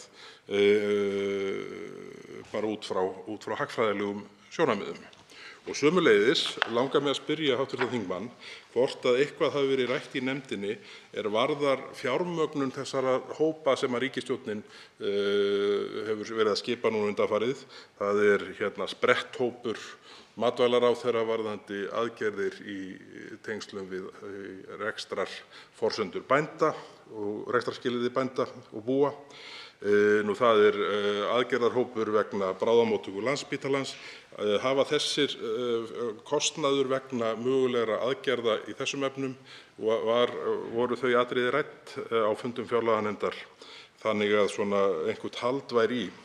Því að ég hef áhyggjur af því að þessir hópar skili nú tillögum hver af öðrum án þess að nokkur forsenda sé til þess að framfylgja þeim tillögum sem þar eru lagðar fram. Þannig að í seinna andsvari vil ég biðja hv.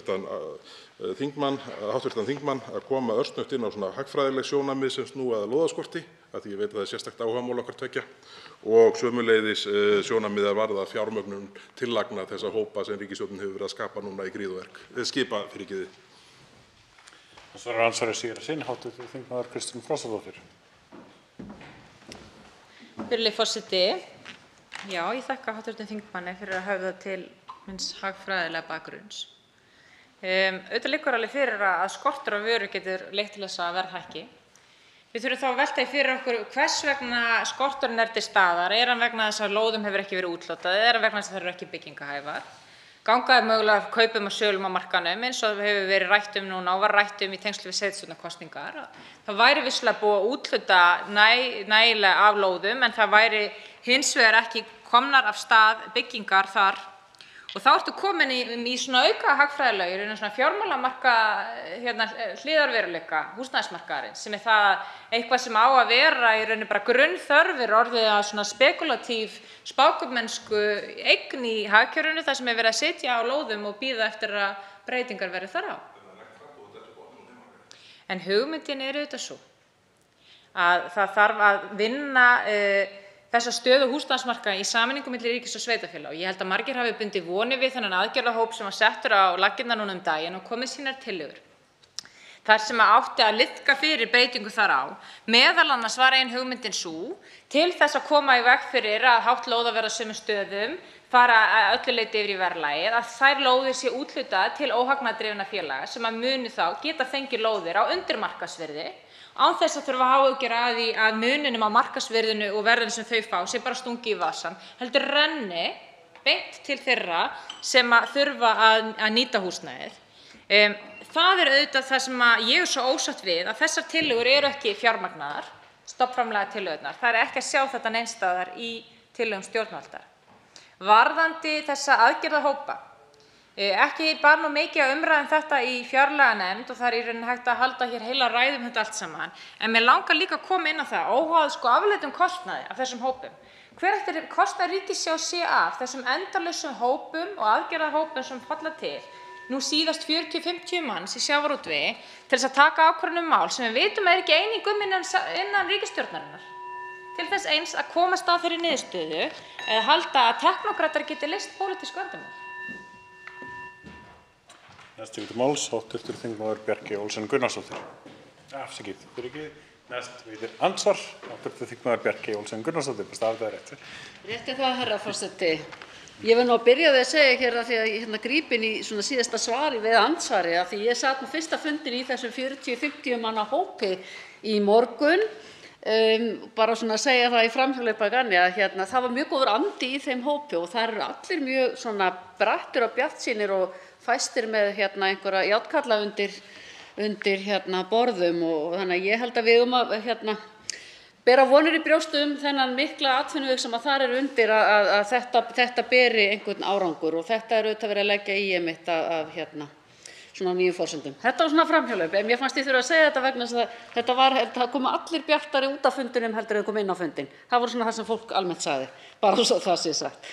En mig langaði til að spyrja hv. þingmann sem var hér að flytja ræðu sína og fullyrðir hér á bls. 13 í sínu nefndarálitum hjúkrunarheimilin að þau hafi verið vanfjármögnuð og uppbyggingin sömuleiðis sem skilar sér í meiri þrýstingi á Landspítala. Að mínu mati var á síðasta kjörtímabili alls ekki þannig og hefur ekki verið að hjúkrunarheimilin hafi verið vanfjármögnuð. Það er hins vegar, eins og við þekkjum og höfum fengið upplýsingar í fjárlaganefnd, að þá hefur bygging þeirra gengið hægar en vonir stóðu til.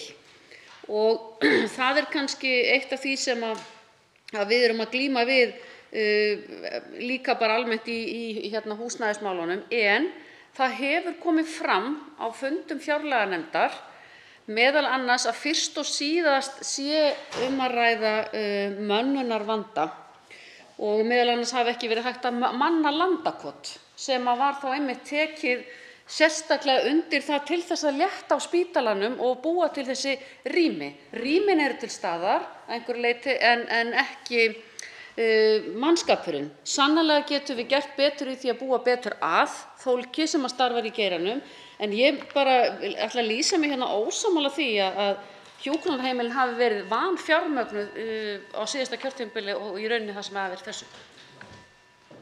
Svarar og andsvari hv. þingmaður Kristrún Frostadóttir. Virðulegi forseti, ég vakti náttúrulega sérstaklega athygli á því það sem fram kom í umsögn Samtaka fyrirtækja í velferðarþjónustu að nýir þjónustusamningar væru ekki fjármagnaðir. Það kom auðvitað inn neyðarframlag í gegnum fjárlög síðast, í gegnum fjárlaganefnd, vegna þess að það var uppsafnaður slíkur kostnaður og það kom líka fram á þeim fundum og nýjustu fundum sem við héldum með samtökunum og kom líka fram í umsögn þeirra að til að mynda eru stóri liðir þarna eins og betri vaktavinnutímar sem að kemur framlag á móti sem eru langt undir í raunverulegu stöðu þeirra. Og ég myndi nú bara fullyrða hér, fyrst erum komin á þann stað, að það hafi verið mjög þungt hljóð í samtökum fyrirtækja í velferðarþjónustu út af stöðunni sem væri framundan hjá hjúkrunarheimilinu. Varðandi mönnunarvandann, maður heyrir auðvitað þetta víða, það sé nú verið að opna pláss og sé ekkert til þess að manna í það. En í þessu samhengi þurfum við auðvitað að velta því fyrir okkur hvernig það er með reksturinn og rekstrarframlögin inn í þessar stofnanir. Vegna þess að það liggur alveg fyrir að við erum með mörg hundruð til að mynda hjúkrunarfræðinga sem eru menntaðir til þess og hafa verið menntaðir á opinberum stofnunum en sjá sér ekki fært og hafa ekki áhuga á að vinna á þessum stofnunum út af álagi. Svo setjum við fram tillögu eins og með betri vaktavinnutíma sem á í rauninni að draga úr álagi fólks, en það úrræði er vanfjármagnað sem þýðir að álagið eykst annars staðar í kerfinu og við vinnum í rauninni á móti þeim starfsskilyrðum sem við ætluðum að skapa til þess að fá aukna mönnun inn í kerfið. Þannig ég er á þeirri skoðun að þessi mönnunarvandi sem er núna til staðar kemur líka til vegna þess að reksturinn hefur verið vanfjármagnaður og það hefur ekki verið vilji til þess að fara í langvarandi rekstrarútgjaldaaukningu til þessara stétta til þess að laða tilbaka þessa hópa. Af því að stök rými, ég er alveg sammála hv. þingmanni og hv. formaður fjárlaganefndar hvað það varðar. Stök rými mun ekkert breyta neinu stöðunni. Það er aðstaða þessa fólks og til skamms tíma. Ef á að bjóða þeim upp á núverandi stöðu, þá eru það peningar sem skipta máli og hvað situr eftir í launaseðlinum að minnsta kosti til að byrja með. Það er andsvar síðara sinn, hv. þingmaður Bjarkey Olsen Gunnarsdóttir. Já, herra forseti, það sem ég var að vitna hérna í er sérstaklega það sem hv. þingmaður nefnir uppbyggingu þeirra sömuleiðis. Af því að það er það sem ég er að vitna í þegar ég tala að það sé ekki, að ég sé ekki sammála þeirri nálgun, af því að ég hef talið að við höfum sett verulega fjármuni í þetta, en eins og ég sagði komust þeir bara ekki allir í vinnu því miður. Alveg sammála því að við þurfum að gera víða betur og meðal annars það að búa til starfsaðstæður sem að fólk vill inn í. Það hefur líka komið fram samt sem áður hjá okkur að einmitt markmiðið sem við vorum að reyna að ná með betri vinnutíma það virðist einhvern veginn ekki hafa skilað sér, það eru bara hreinlega ekki allir sáttir við það fyrirkomulag og það er kannski, má vel vera að það snúi að útfærslunni og öðru slíku, hvernig stofnanir hreinlega eru að útfæra það frekar heldur en að fólk vilji ekki vinna fulla vinnu, hafi frekar vilja vera í hlutastarfi og þar af leiðandi taka sér þá einhverju aukavinnu eða bara að vera í 100% starfi. Við vitum það alveg að vaktavinna er mjög erfitt starf og margir eru jú ekki í því eins og hv. þingmaður nefndi. Það er nú víða heim eins og við höfum líka heyrt og meðal annars af hálfu forstjóra Landspítalans sem við bæði höfum heimsótt og hefur komið til okkar á fundi, að það eru allt aðrar kröfur sem yngra fólk að gera í dag og sjúkrahúsunum, af því mér finnst óþægilegt að tala alltaf bara eitt, hefur kannski gengið illa að ná utan það. En það sem mig langaði aðeins að spyrja líka hér af því að þingmaður segir hér í nefndarálitinu sínu í síðustu setningunni: Landspítali starfar ekki einn og sér heldur í kerfi sem þarf að virka. Það erum við alveg sammála. Og þess vegna var ég kannski að reyna að ávarpa það áðan að mér finnst einhvern veginn að við höfum ekki komið kerfin okkar út úr þessum sílóum sem hver og ein stofnun dálítið með, og hvort hún sé ekki sammála mér í því að það eitthvað sem við þurfum að reyna að gera, að hafa meira flæði á milli stofnana til þess einhvern veginn að við nýtum fólk og í rauninni rými betur. Svarar andsvari síðara sinn, hv. þingmaður Kristrún Frostadóttir. Já, virðulegi forseti, ég þakka hv. formanni fyrir andsvarið. Ég held við getum alveg verið sammála hvert endamarkmiðið Við viljum að þessi kerfi virki saman. Það sem veldur mér áhyggjum þessi átakafjármögnun sem við erum sífellt að sjá. Að við erum að tala að það berast hér ræður frá hæstvirtum ráðherrum ríkisstjórnarinnar að það muni ekki standa fjármagni, í lok dags verður þetta allt greitt. En fyrir til að mynda Landspítalann, Sjúkrahúsið á Akureyri, allar þessar heilbrigðisstofnanir um allt land, þau vilja sjá langtíma áætlanir sem þau geta farið eftir. Og við fáum Landspítalann á fund til okkur og sjáum umsögn og þau segja einfaldlega þetta fjármagn dugir ekki fyrir raunvexti. Og það mjög erfitt fyrir þessa aðila að horfa til framtíðar og tryggja þeirra rekstur verði skilvirkur ef þau upplifa að það bara ekkert svigrúm til að hreyfa sig. Varðandi kerfi í heild sinni, ég því alveg 100% sammála, þetta snýst ekki bara Landspítalann og þess vegna kom nú upp þessi umræða til að mynda þjónustusamningana við hjúkrunarheimilin. Ef við vitum það, við bara vitum það var verið að skrifa undir þjónustusamninga núna fyrr í vor, þó þeir voru ekki kláraðir og fjármálaáætlun var lögð fyrst inn, þá voru þeir tilbúnir eftir að önnur umræða fór af stað. Af hverju kom ekki breytingatillögur þarna inn? Þannig að hjúkrunarheimili geti horft á sínar tölur og sagt það verður staðið við þetta, við munum ekki þurfa að skera með nagl og skapa enn frekari vondar aðstæður fyrir okkar starfsfólk. Við getum ekki staðið við betra vaktavinnutíma og svo framvegis. Þannig að þessi vandi sem alltaf verið að tala að sé svo óskilgreindur og það sé svo erfitt að komast yfir þetta, í lok dags þá það svolítið þannig að peningar geta bara skipt verulegu máli þegar gatið og hyldýpið orðið svo djúpt að fólk sér ekki fyrir endan á ákveðnum hlutum. Og ég hefði einfaldlega viljað sjá, virðulegi forseti, aðra forgangsröðun hér í, en þess að til lengri tíma þá kostar þetta okkur miklu meiri pening að reka kerfið svona. Andsvörum lokið. Til máls tekur framsögumaður 3. minnihluta fjárlaganefndar, hv. 9. þingmaður Suðvesturkjördæmis, Guðmundur Ingi Kristinsson.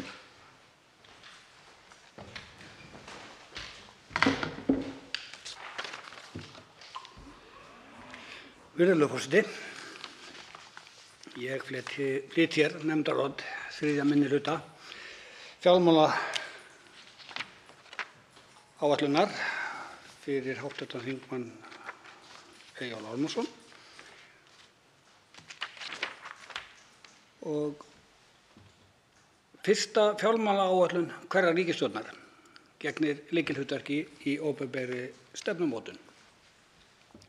Í þeirri fjármálaáætlun getur nýskipuð ríkisstjórn sýnt fram á hvernig eigi að framkvæma helstu verkefna sem á borðum eru í stjórnarsáttmálanum og hvaða forgangsröðun verði lögð til grundvallar á komandi árum. Sú fjármálaáætlun sem hér til umfjöllunar annars eðlis.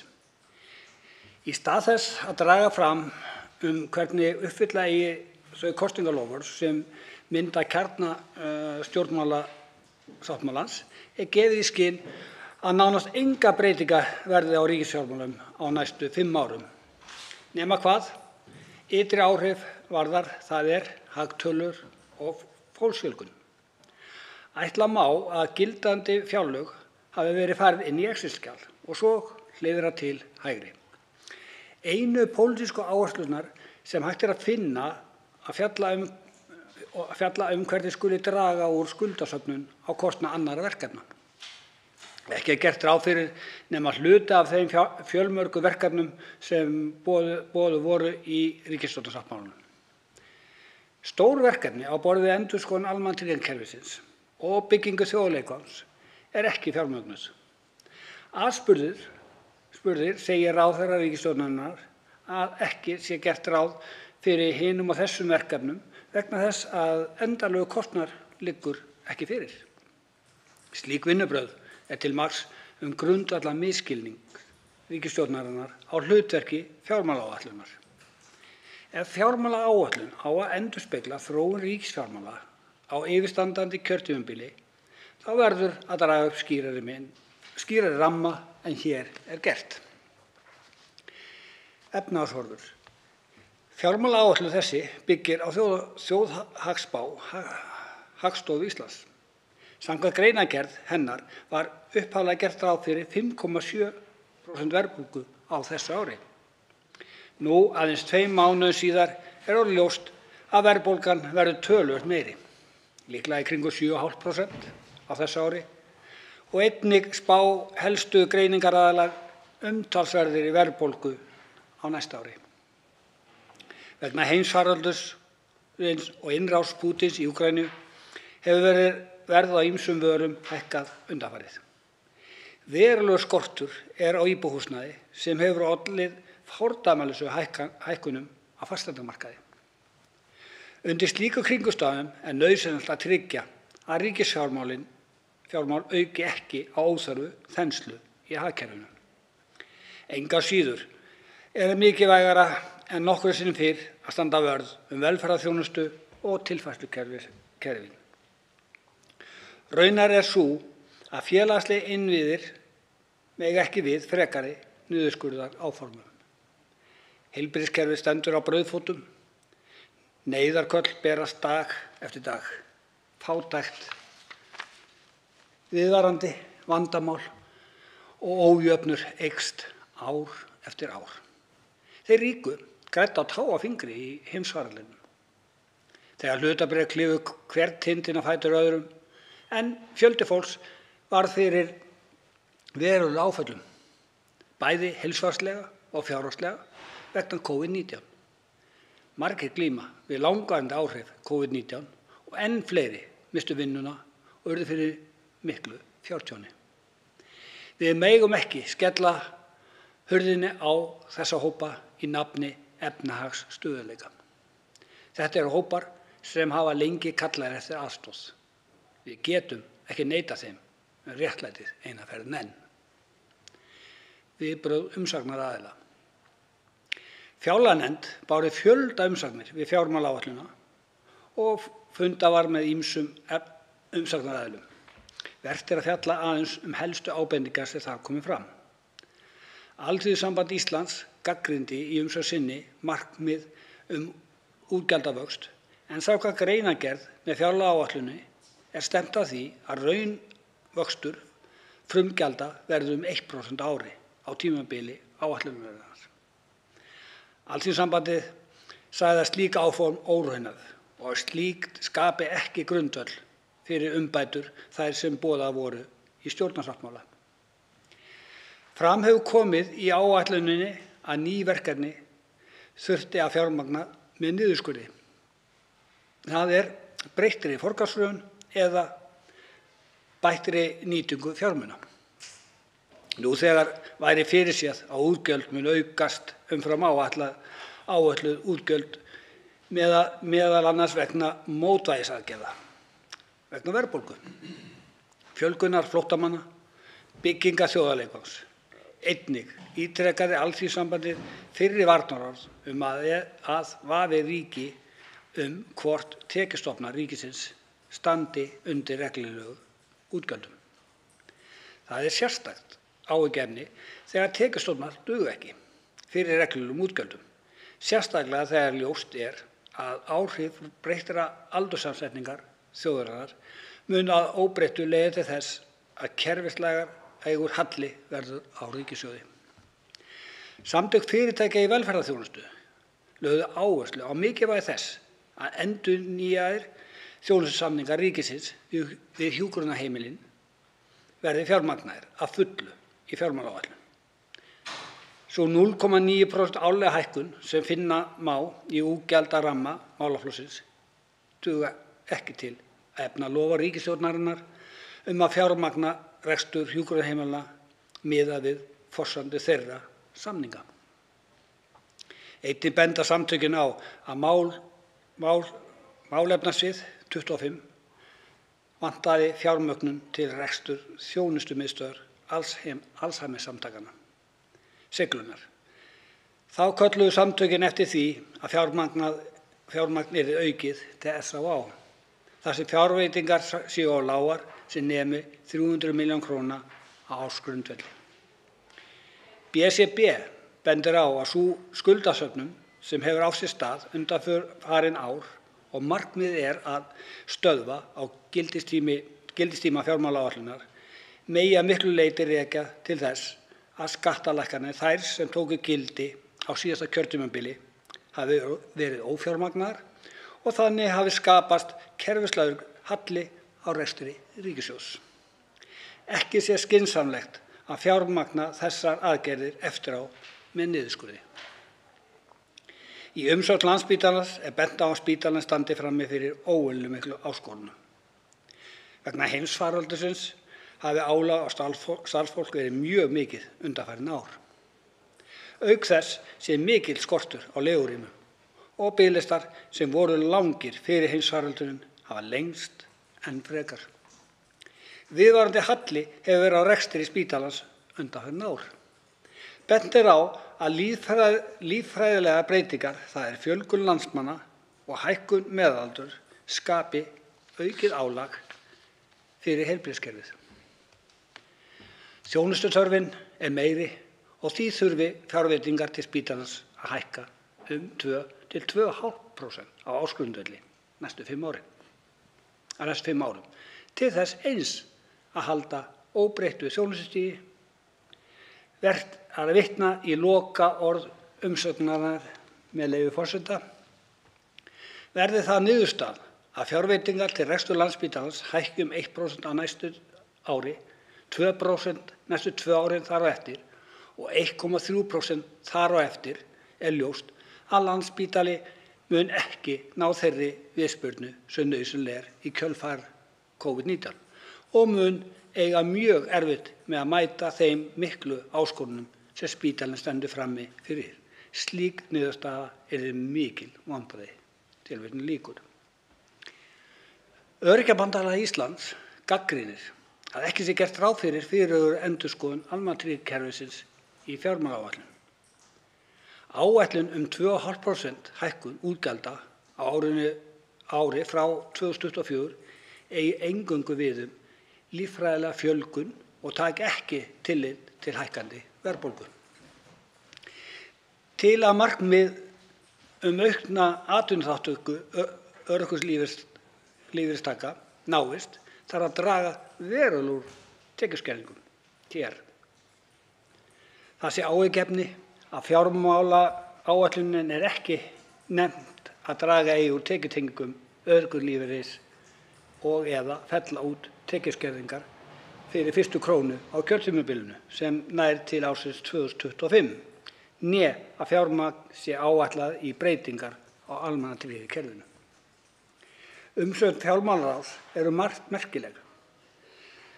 Þar vekur sérstaka athygli gagnrýni fjármálaráðs á samhengiskorti milli stjórnarsáttmála og framlagðrar fjármálaáætlunar. Það segir í umsögn fjármálaráðs, með leyfi forseta.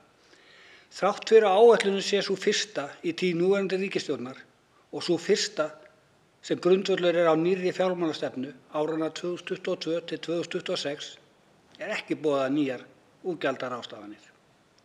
Þar með ekki sett upp hið svokallaða grunndæmi eins og gert var í sambærilegu áætlun fyrir árið 2019 til 2023 sem sýndi fyrirferð nýrra og breyttra ráðstafana nýrrar ríkisstjórnar. Sé þessi fyrirætlanir settar í samhengi við tekjuáætlun vakna óneitanlega upp spurningar hvort framlögð áætlun feli í sér nægilegt svigrúm til að standa við fyrirheit stjórnmálanna eins og þau eru boðuð í stjórnarsáttmála. Tilvitnun lýkur. Einnig vekur athygli umfjöllun fjármálaráðs fjárfestingarstigið á gildistíma áætlunarinnar. Fjármálaráð bendir á að þrátt fyrir svokallað fjárfestingarátak sé fjárfestingarstigið ekki sérlega hátt í sögulegu samhengi, sérstaklega í ljósi mikilla samdráttar árum eftir fjármálahrunið. Ætla megi að fjölmörg þjóðhagsleg arðbær fjárfestingartækifæri sé til staðar og auðveldlega megi réttlæta skuldsetningu til að fjármagna slík verkefni ef arðsemin meiri en fjármagnskostnaðurinn.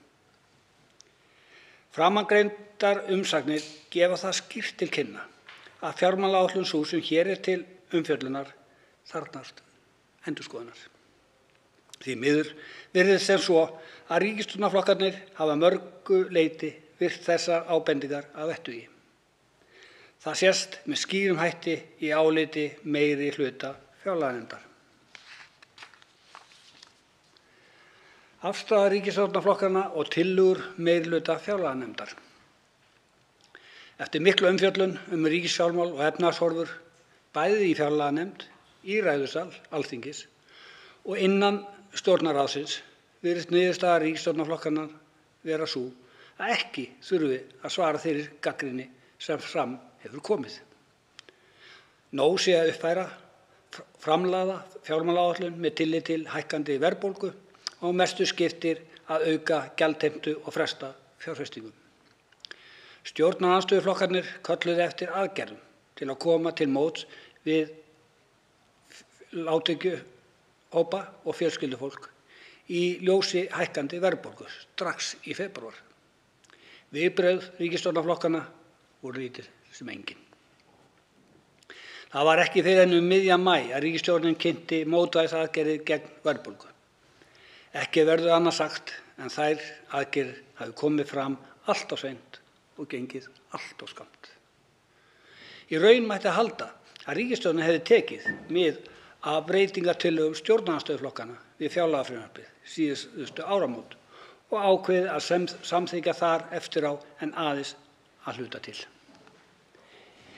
Í aðgerðapakka ríkisstjórnarinnar til að sporna við þenslu í hagkerfinu lagðar til ráðstafanir á tekjuhliðinni. Meðal þeirra endurskoðun á fyrirkomulagi og umfangi verðmætagjalds vegna sjókvíaeldis. Einnig að ráðist verði í tekjuöflun af ferðamönnum í samræmi við ferðamannaþjónustuna. Þetta eru atvinnugreinar sem útlit fyrir að munu stuðla að auknum hagvexti á næstu árum, atvinnugreinar í vexti. Mun nærtækara hefði verið að hækka veiðigjaldið, enda ekki útlit fyrir frekari vöxt í stórútgerð á næstu árum eða bankaskattinn í ljósi ofurhagnaðar bankakerfis undanfarin ár. Lagt er til að fresta fjárfestingaráformum.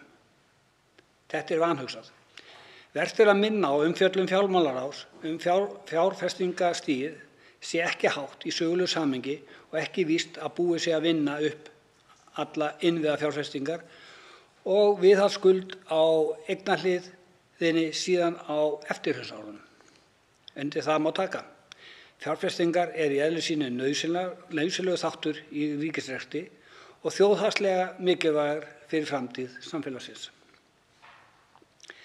Þegar farið í aðgerðir til að dempa þenslu í hagkerfinu og vinna gegn verðbólgu grundvallaratriðið að farið verði í aðgerðir samhliða til að milda áhrif verðbólgunnar á þá tekjulægri og þá sérstaklega aldraða og öryrkja.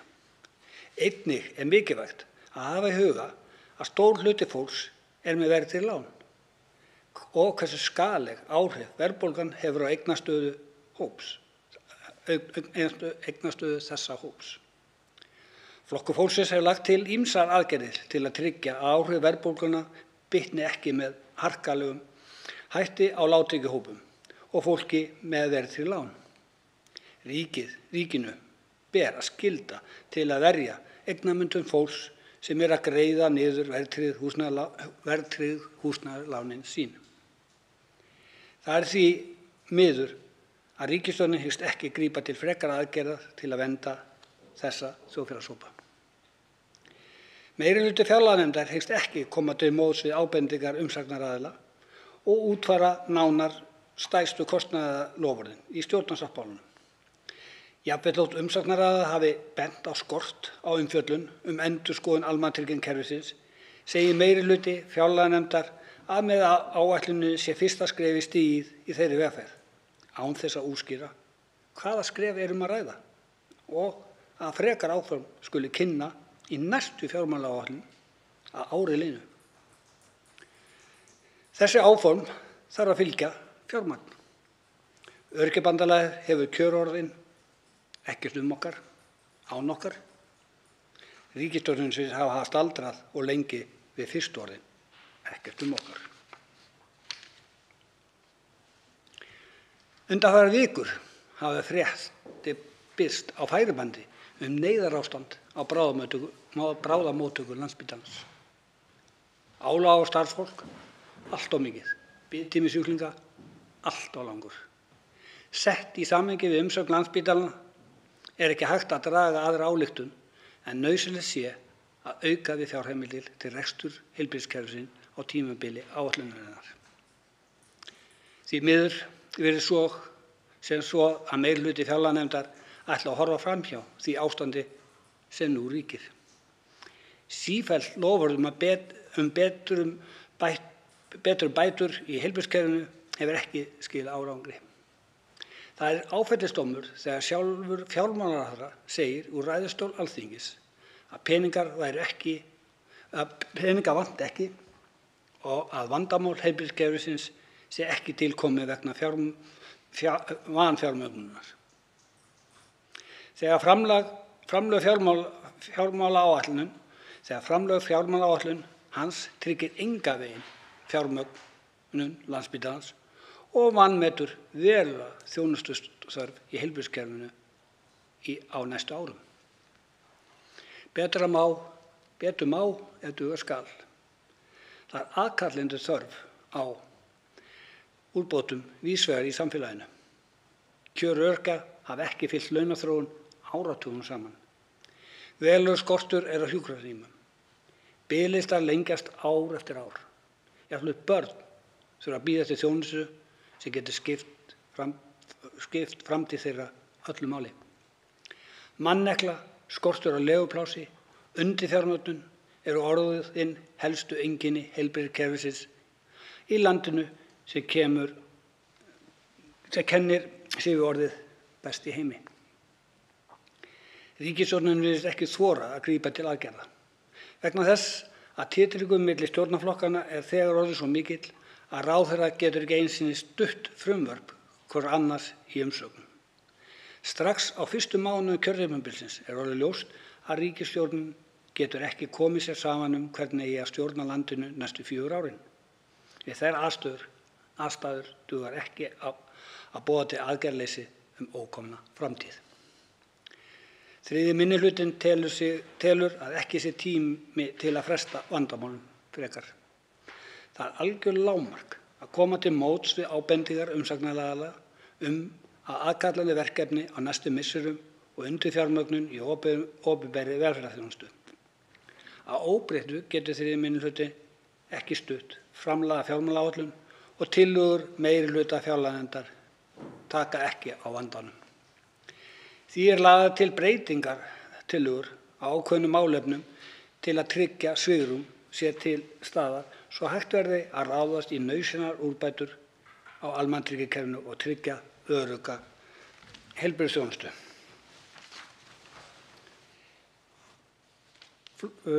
Þriðji minnihluti leggur til eftirfarandi breytingartillögur. Lagt er til að framlög til sjúkrahúsþjónustu hækki 2,5% til samræmis við áætlun þjónustuþörf á komandi árum sem ber umsögn Landspítalans.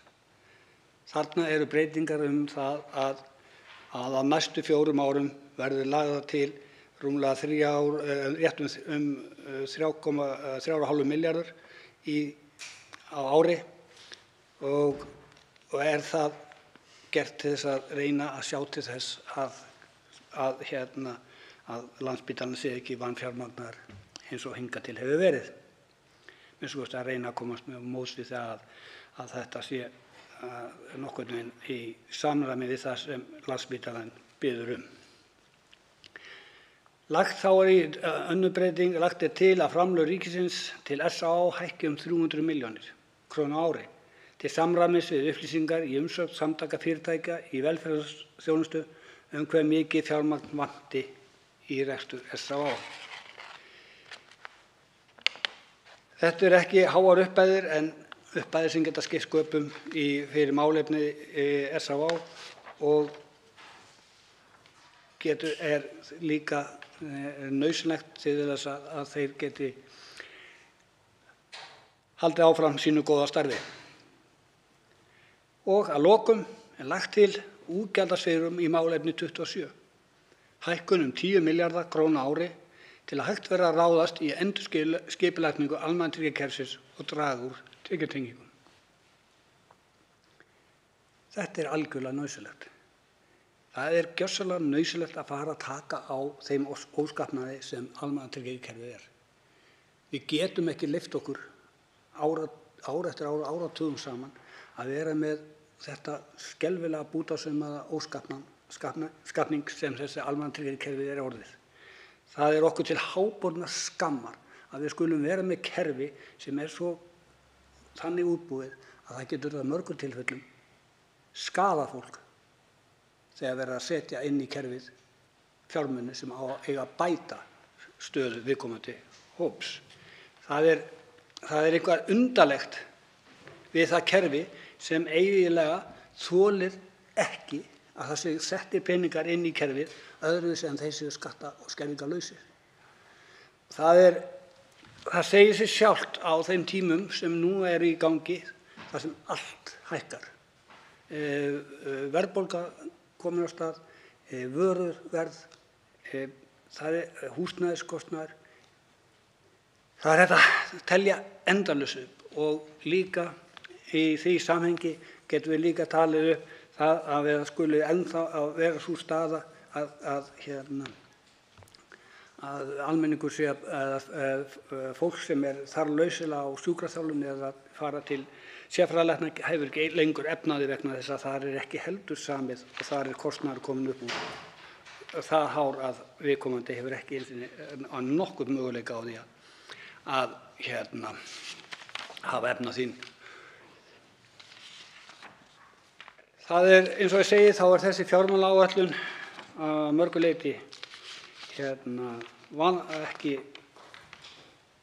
góð og eins og ég hef talið upp hér þá þarf að gera breytingar á henni. Ég vona að þessar hógværu litlu breytingar sem við í Flokki fólksins erum að leggja hér fram verði til þess að það verði tekið tillit til það.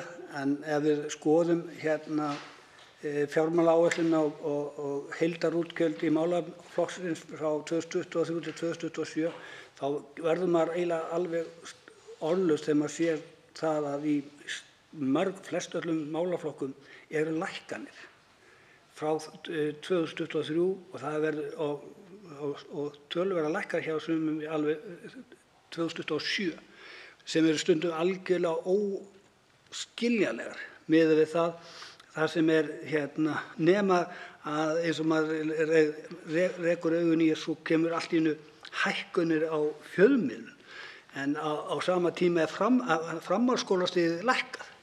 Maður skilur ekki svona fjármálaáætlun þar sem er ákveðin nauðsynleg mál eins og samgöngur og fleiri lækka á meðan önnur mál sem það telur ekki jafn mikilvæg eru hreinlega að hækka.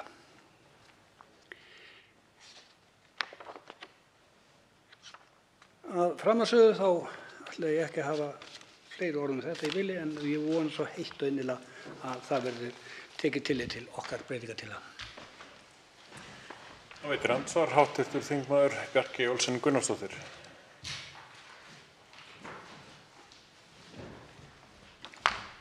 Já, herra forseti, ég þakka hv. ræðumanni fyrir umsögnina. Það er alltaf snúið að vera skutlað inn í eitthvað svona verkefni þegar að maður hefur sjálfur auðvitað ekki verið að fylgjast með og tekið þátt í umræðunni, þó að við auðvitað fáum öll upplýsingar frá okkar félögum sannarlega, geri ég nú ráð fyrir hjá hv. þingmanni eins og ég þekki sjálf.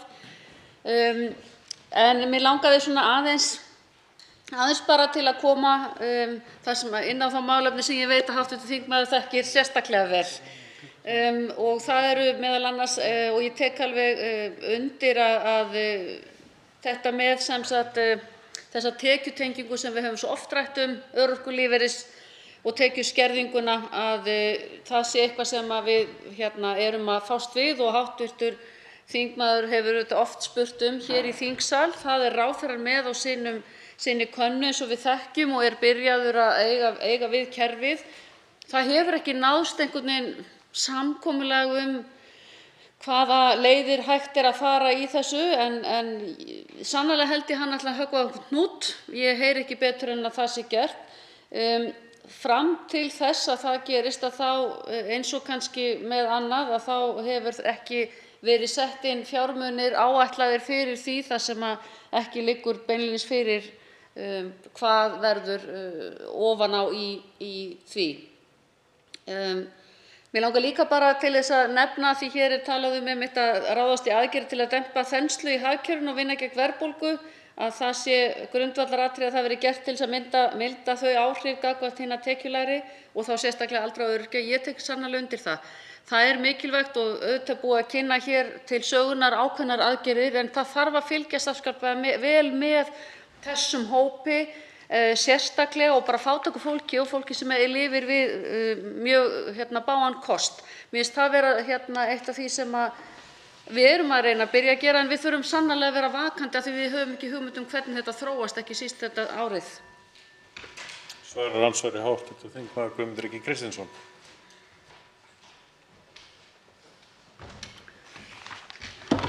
Virðulegur forseti, ég þakka hv. þingmanni fyrir fyrirspurnina, andsvarið, og ég er sammála því að ég hef nú tekið þátt í 2 nefndum um endurskoðun almannatryggingakerfisins sem hafa reynt að koma þeim hlutum á það farveg að það sé hægt að virkilega taka á þessu kerfi, og því er eiginlega sorglegt til þess að vita að það skuli ekki hafa tekist, vegna þess að það er gífurlega mikilvægt og líka sérstaklega það er eitthvað að kerfi sem er þannig að ef að viðkomandi reynir að fara að vinna, að hann lendir á vegg kannski árið seinna með gífurlegum skerðingum.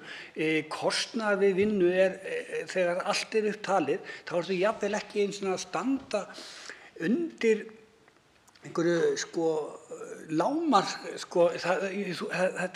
það borgar sig ekki fyrir viðkomandi að reyna að standa í vinnu. Það hlýtur að vera eitthvað mjög alvarlegt og mjög mikið aðsóknarskerfi sem við verðum að breyta. Við eigum að sjá til þess að þeir sem vilja og geta unnið eitthvað, að það skili sér í vasa þeirra. Og við eigum auðvitað ekki að fara að skerða svoleiðis hluti fyrir við erum komnir þá upp í viðkomandi er kominn upp í meðallaun í þeirri vinnu sem hann til dæmis.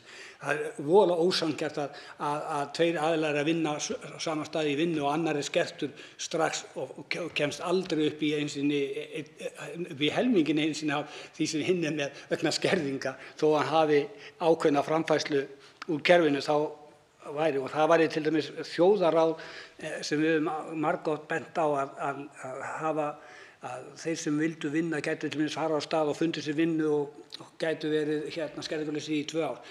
Svíar reyndu þetta virkaði mjög vel hjá þeim. Mér finnst við ættum að reyna, meðan við erum að byggja þetta upp, komum einhverju svona strax, gerum eitthvað strax, ekki alltaf að hugsa inn í framtíðina. Það er andsvar Sigurðar hv. þingmaður Bjarkey Olsen Gunnarsdóttir. Já, herra forseti, ég þakka þingmanninum svarið. Ég er alveg sammála því og það er eitt af því sem hæstv. félags- og vinnumarkaðsráðherra er einmitt komin með af stað.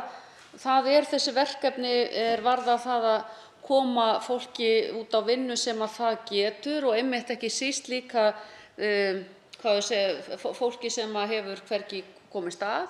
Það er svo mikilvægt líka einmitt að þessi hvati sé til staðar. Það er bara alveg frumskilyrði. Ég bara tek undir það. Þú ferð ekkert út á vinnu ef þú færð einn þriðja í vasann í rauninni, þannig að talandi að vinna við hliðina á einhverjum. Það er auðvitað alveg bara óboðlegt að svo sé.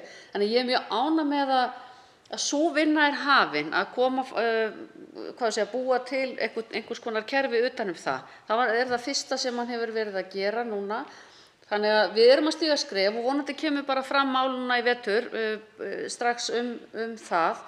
Það sem að mig langaði svo öðru leyti kannski að bara velta upp með þingmannum af því að það er svona, hér eru tiltekin 2 samtök sérstaklega í breytingartillögu annars vegar og svo hér í nefndaráliti að bara svona það er svo mikilvægt að þegar við erum að fjalla áætlunina það er yfirleitt svona stóru línurnar.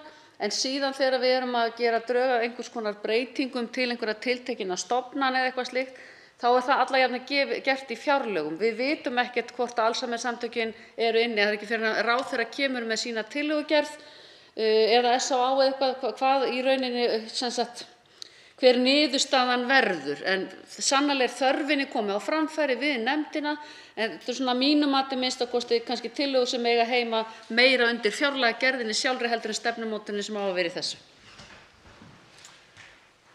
Svarar andsvari síðar sinn hv. þingmaður Guðmundur Ingi Kristinsson. Virðulegur forseti, ég þakka hv. þingmanni Bjarkeyju Olsen Gunnarsdóttur fyrir andsvarið og ég er alveg sammála því það er oft rekst á þegar nýir eru að koma inn að það er ekki alveg með þá hreinu hvernig en það er eitt sem ég vil taka líka undir hérna, það er þessi tillaga okkur að setja 10 milljarða á ári inn í vegna endurskoðunar almannatryggingakerfisins.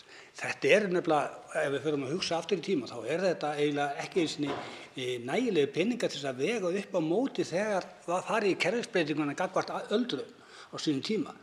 Það var, ég tók það einhvern tíma saman að það var komið ekki fyrir 2-3 árum síðan var komin upp í 15 milljarða uppsafnaðir peningar sem töpuðust í sjálfu sér inn í örorkukerfið af því þeir var ekki farið í þessar kerfisbreytingar á sínum tíma.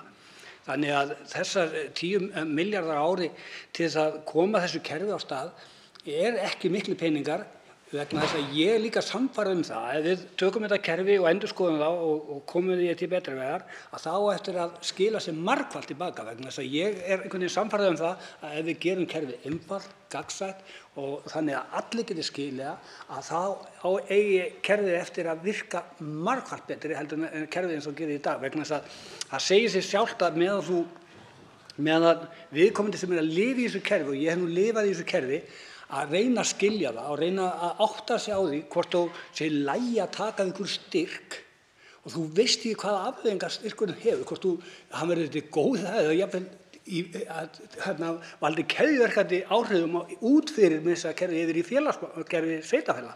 Þá erum við með eitthvað skrimsli sem er bara skelfilegt og þetta verður við. Ég segi bara við verðum og eigum og okkur ber skylda til þess að sjá til þess. Ég skilst fyrir öll að taka þetta kerfi og laga það.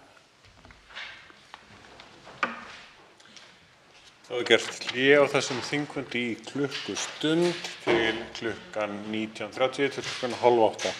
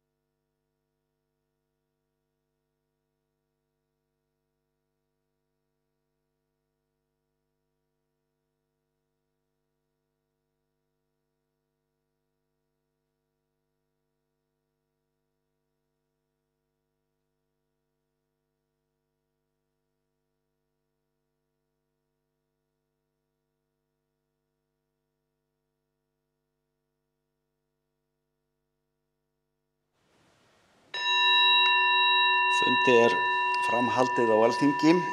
Þessum fundi verður nú frestað áfram til klukkan 7:20 til klukkan 19:40.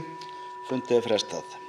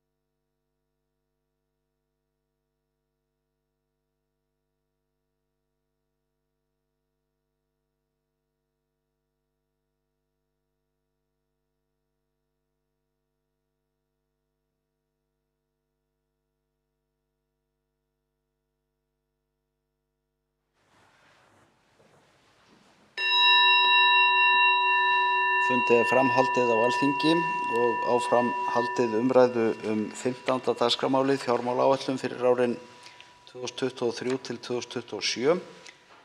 Við þurfum aðeins að hnika til röð ræðumanna og tekur þá næst til máls hv. 1. þingmaður Norðvesturkjördæmis Stefán Vagn Stefánsson.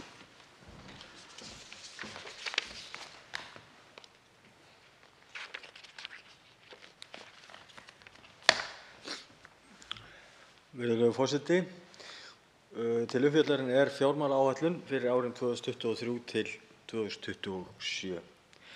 Sú áætlun sem við ræðum hér tekur við af áætlun sem samþykkt var á síðasta löggjafarþingi og nú áætlunin uppfærð miðað við nýjustu spár Hagstofunnar og fjallar í stórum dráttum á hagsmunalegt hlutverk hins opinbera og efnahagsframvindu á tímabili áætlunarinnar.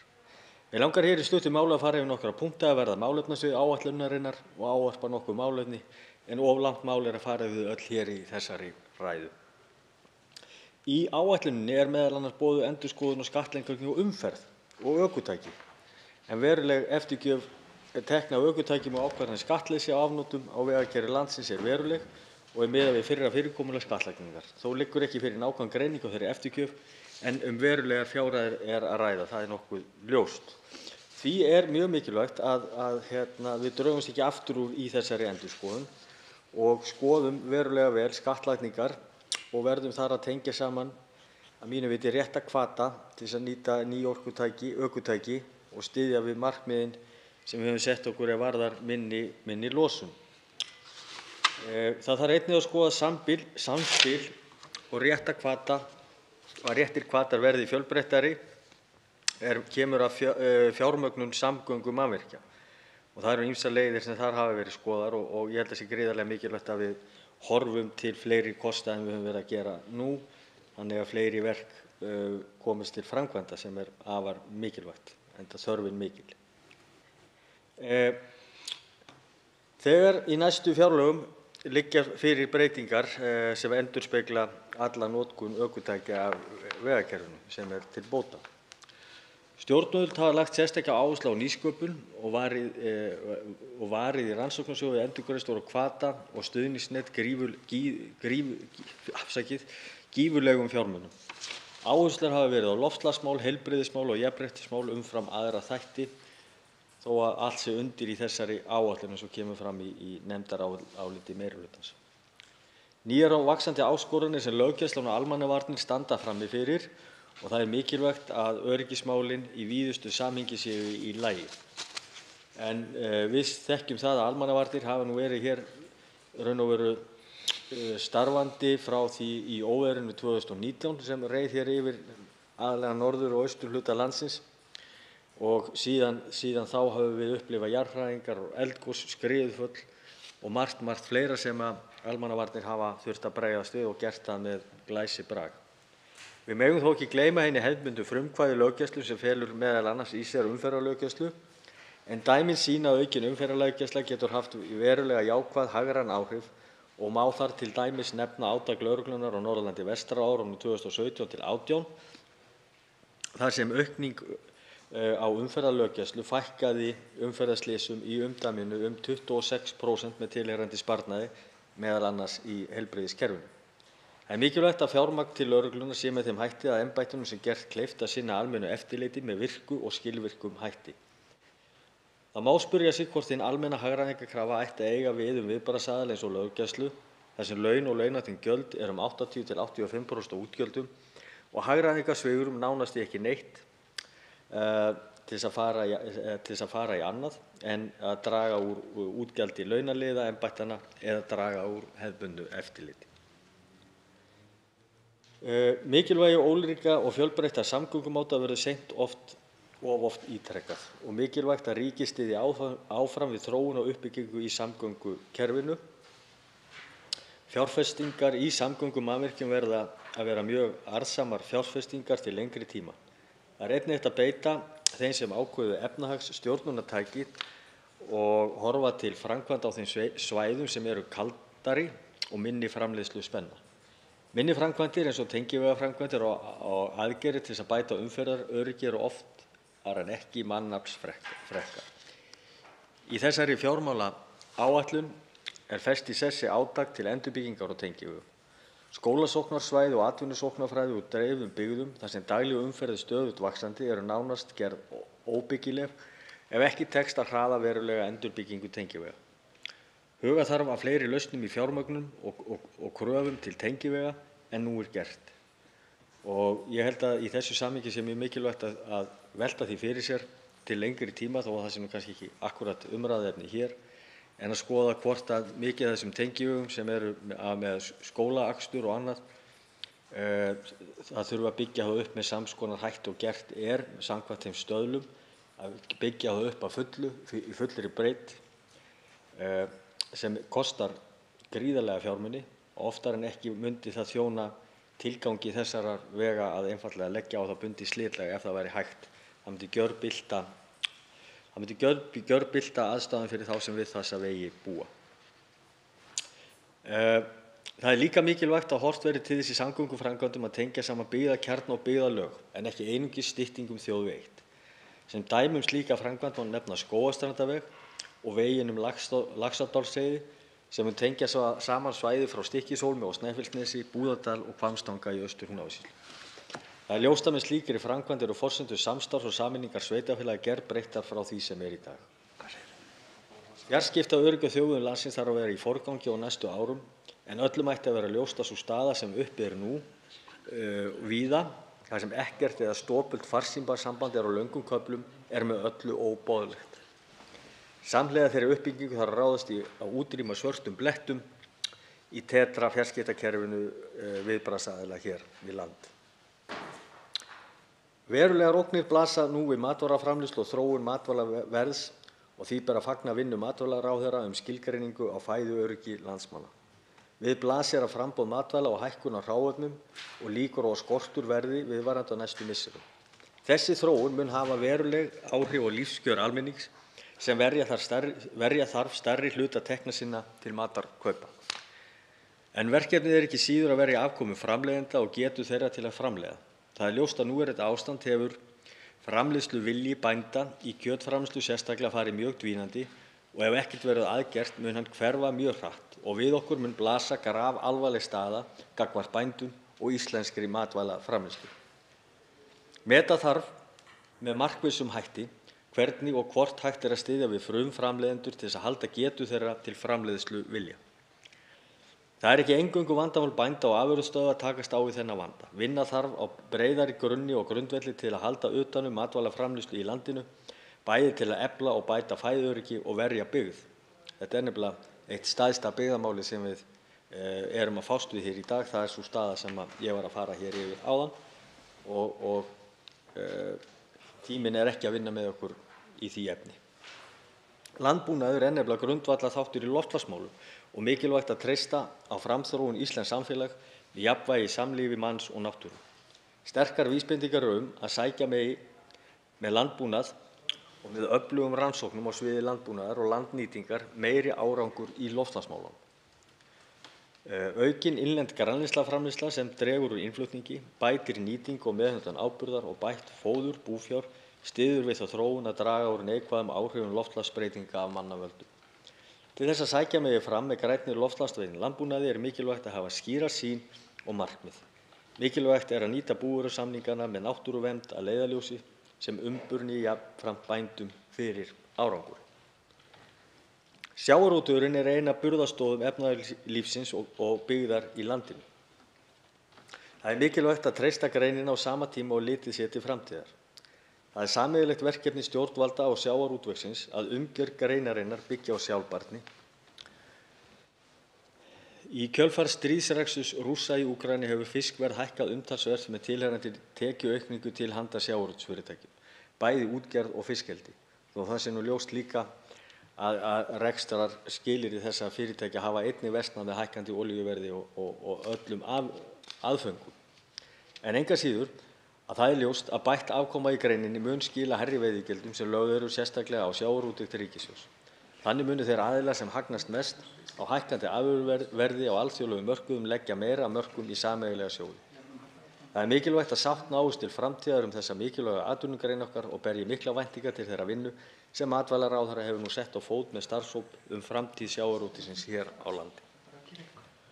Jákvæð hagræn áhrif fiskeldis aukast ár frá ári hvort sem litið til byggðaáhrifa eða aukningar í útflutningsverðmætum landsins. Það er mikilvægt að huga verði sérstaklega að sóknarfærum í fiskeldi til frekari verðmætasköpunar með frekari rannsóknum. Að mínu mati er einnig ljóst að taka þarf upp það regluverk sem atvinnugreinina ríkir. Meiri fyrirsjáanleiki þarf að vera fyrir þau sveitarfélög sem hýsa fiskeldi og betur þarf að koma til móts við þau er varðar uppbyggingu á nauðsynlegum innviðum sem til eru komin vegna vaxandi umsvifa og uppbyggingar fiskeldisfyrirtækja og fjölgun íbúa. Ljóst er að mínu mati að regluverk fiskeldissjóðs þarf að endurskoða með hliðsjón af þessu. Ferðaþjónustan er svo atvinnugrein sem vaxið hefur hraðast á undanförnum árum. Segja má að atvinnugreinin sem ein helsta útflutningsgrein landsins hafi slitið barnsskónum.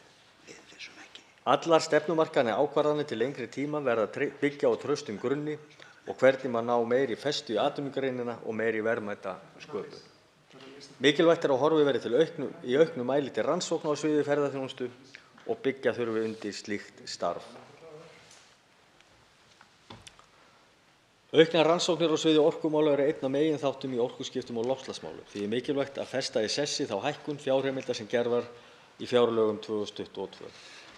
Stór og mikilvæg verkefni á sviði raforkudreifingar líða fyrir hindranir í leyfismálum og ákvarðanatöku. Í áætluninni er haldið áfram að styðja við uppbyggingu dreifikerfis raforku í dreifðum byggðum. Áhersla hefur verið á jöfnun dreifikostnaðar og aðgengi að traustu dreifikerfi. Í landi þar sem orkuskipti til dæmis í samgöngum hafa komist á skrið vakna mikilvægar pólitískar spurningar aðgengi fólks og fyrirtækja að traustum tengingum við raforkukerfi og raforkuöryggi. Verulegum fjármunum er varið í að jafna dreifikostnað og næst sjaldnast að ná markmiðum jafnræði sem þó er þegar bundið í lög. Orkuskiptin eru verkefni allrar þjóðarinnar og það er mikilvægt að fjármagni og regluverki styðji við það. Aðgengi fyrirtækja og byggðarlaga á raforku er víða hamlandi þegar kemur að búsetuöryggi og verðmætasköpun. Dæmi að ekki fáist raforka eða tenging í heilu á heilu bæinn. Jafnvel eru heimili og dreifbýli sem ekki eru tengd dreifikerfinu og orkuskipti því ekki til staðar fyrir alla landsmenn. Mjög mismunandi er á milli sveitarfélaga hve mikinn kostnað sveitarfélög bera af rekstri dreifnáms, sem eru útibú framhaldsskóla landshlutanna. Þá hefur sú jákvæða þróun orðið að fleiri ungmenni gefst nú kostur á að sækja sér framhaldsnám í sinni heimabyggð óháð tilteknum framhaldsskóla. Með bættum búnaði og fjarskiptum hafa opnast nýju möguleikar á að enn fleiri fjölbreytni er í námsframboði.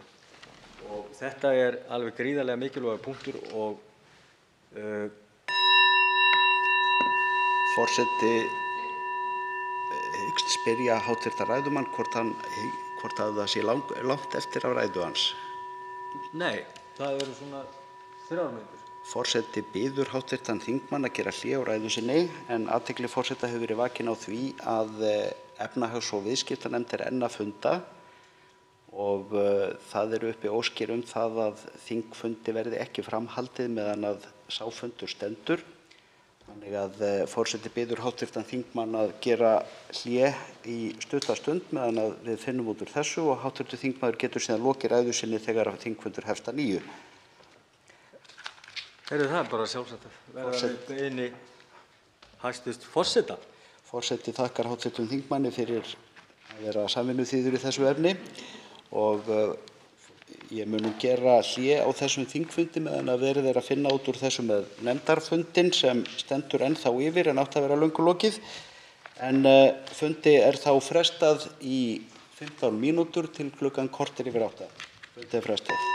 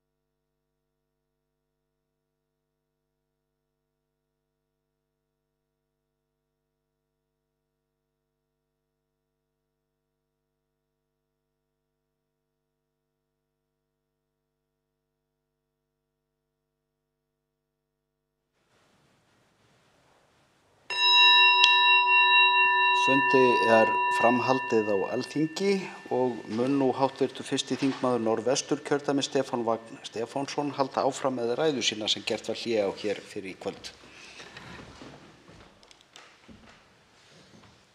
Já, virðulegur forseti. Ég ætla að halda áfram það sem frá var horfið ef ég held að það hafi nú verið sirka hér í minni ræðu sem var að enda við að tala hér dreifnám. Ætlaði að fara hér í næsta lið. En ég held þá áfram og þar segir í nefndaráliti meirihluta er áréttað mikilvægi þess að draga úr spennu í hagkerfinu til þess að verja kaupmátt og ráðstöfunartíma. Þrátt fyrir það er uppsöfnuð þörf fyrir íbúðarhúsnæði en helsta áskorun við stjórn efnahagsmála. Útgjaldaaukning heimilanna vegna vaxandi verðbólgu kallar á að þétt sé staðið við uppbyggingu félagslegs húsnæðis. Lögð er áhersla á að fjárhagslegur stuðningur vegna húsnæðis til handa þeim sem þess þurfi verði byggður á traustum áætlunum og markmið fjármálaáætlunar á gildistíma hennar verði fylgt eftir. Að stutt verði við óhagnaðardrifin leigufélög, byggingafélög sem starfa á félagslegum grunni, hvort sem lýtur að opinberum framkvæmdum eða sjálfstæðum. Virðulegur forseti. Eins og rakið hefur verið í áliti þessu hafa efnahagshorfur breyst töluvert frá því að áætlunin var lögð fram. Nú er gert ráð fyrir töluvert hærri verðbólgu heldur en miðað var við í forsendum gildandi þjóðhagsspár Hagstofunnar og í því ljósi er gerð tillaga að uppfæra áætlunina. Í breytingartillögu meirihluta er gert ráð fyrir að taka tillit til þess bæði á tekju- og gjaldahlið áætlunarinnar. Einnig er stefnt á því að nýta uppsveifluna í hagkerfinu til að draga hraðar úr halla ríkissjóðs heldur en gert var ráð fyrir, sem er í samræmi við markmið peningastefnu að ná fram lækkun verðbólgu með því að draga úr þenslu í hagkerfinu. En þessum breytingum má skipta í 5 flokka og ég held að formaður fjárlaganefndar hafi farið vel yfir þá hér í sinni ræðu, þannig að ég ætla að sleppa þeim hér út og fara hér í lið sem hér eftir sem segir að öllu samanlögðu nema gjaldabreytinga málefnasviðum 75 milljörðum króna til hækkunar á tímabili áætlunar. Að öllu samanlögðu er gert ráð fyrir að heildarafkoma ríkissjóðs batni sem nemur á bilinu 20 til 30 milljörðum króna árlega á tímabili áætlunarinnar. En virðulegur forseti, ég hef nú lokið yfirferð minni fjármálaáætlun 2023 til 2027 og tel hérna gott leiðarstef til næstu ára. Síðustu ár hafa þó sýnt okkur að óvænt og ófyrirséð áföll geta haft veruleg áhrif á rekstur ríkissjóðs, svo ljóst er að áætlun er að ræða og mikilvægt að horfa á hana í því ljósi.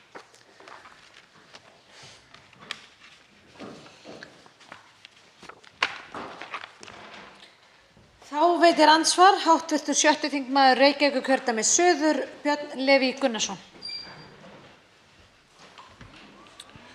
Forseti, ég vil aðeins að byrja hérna á lokaorðum hv. þingmanns. Þetta er áætlun og ber að líta á hana því ljósi. Ég er bókstaflega bara ósammála því. Þó þetta heiti fjármálaáætlun, þá er þetta skjal samkvæmt lögum opinber fjármál þar sem á að birta stefnu stjórnvalda.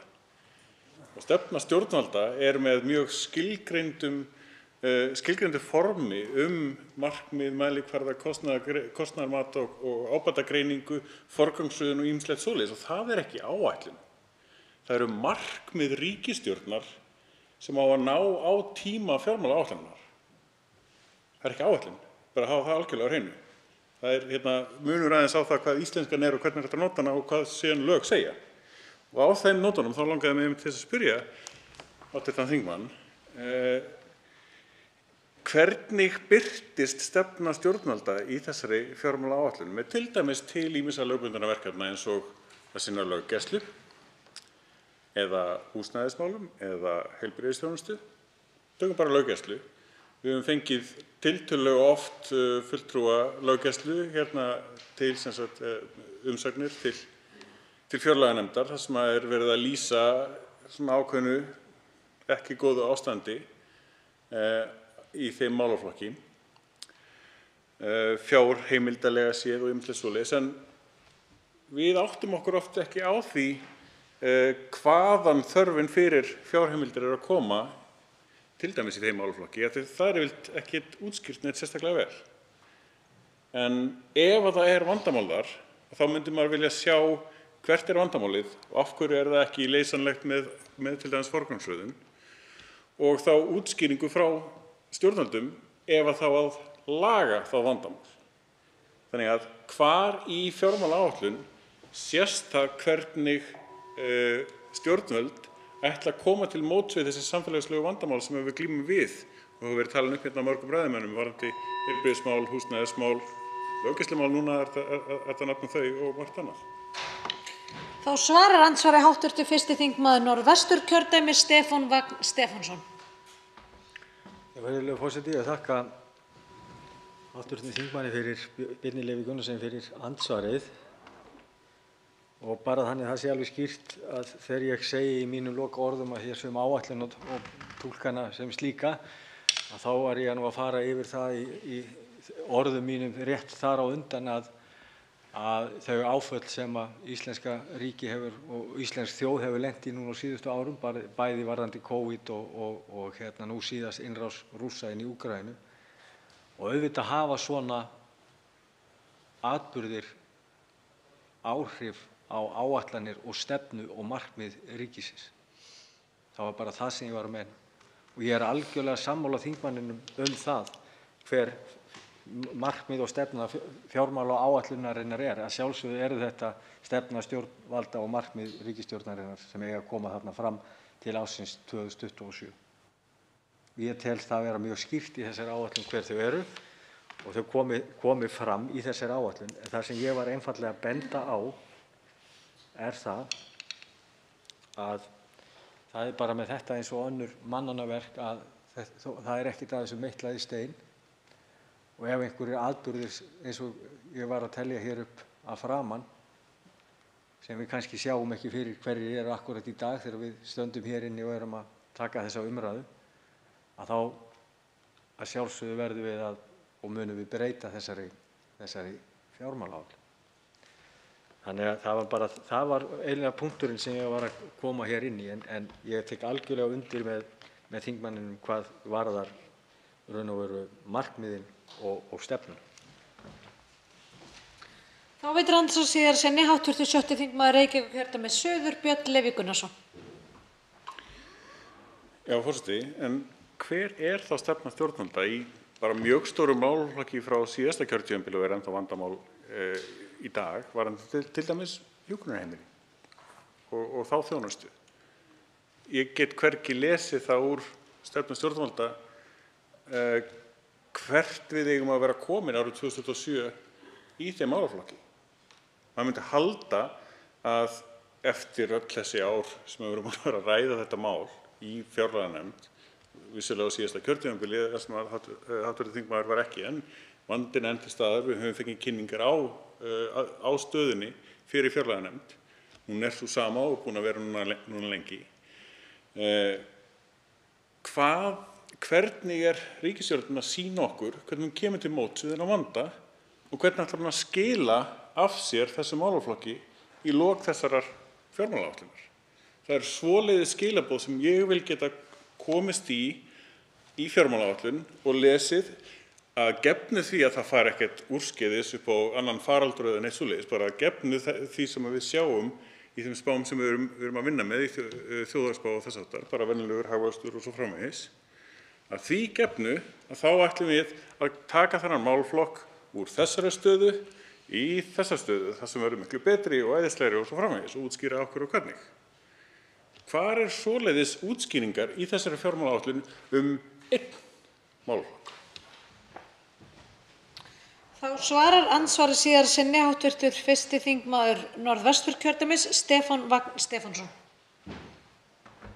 Virðulegur forseti, ég þakka hv. þingmanni fyrir síðara andsvar. Ég get alveg tekið undir með þingmanninum háttvirtum þegar hann fer að tala að áætlunin þurfi að vera skýrari hvað varðar ákveðna liði.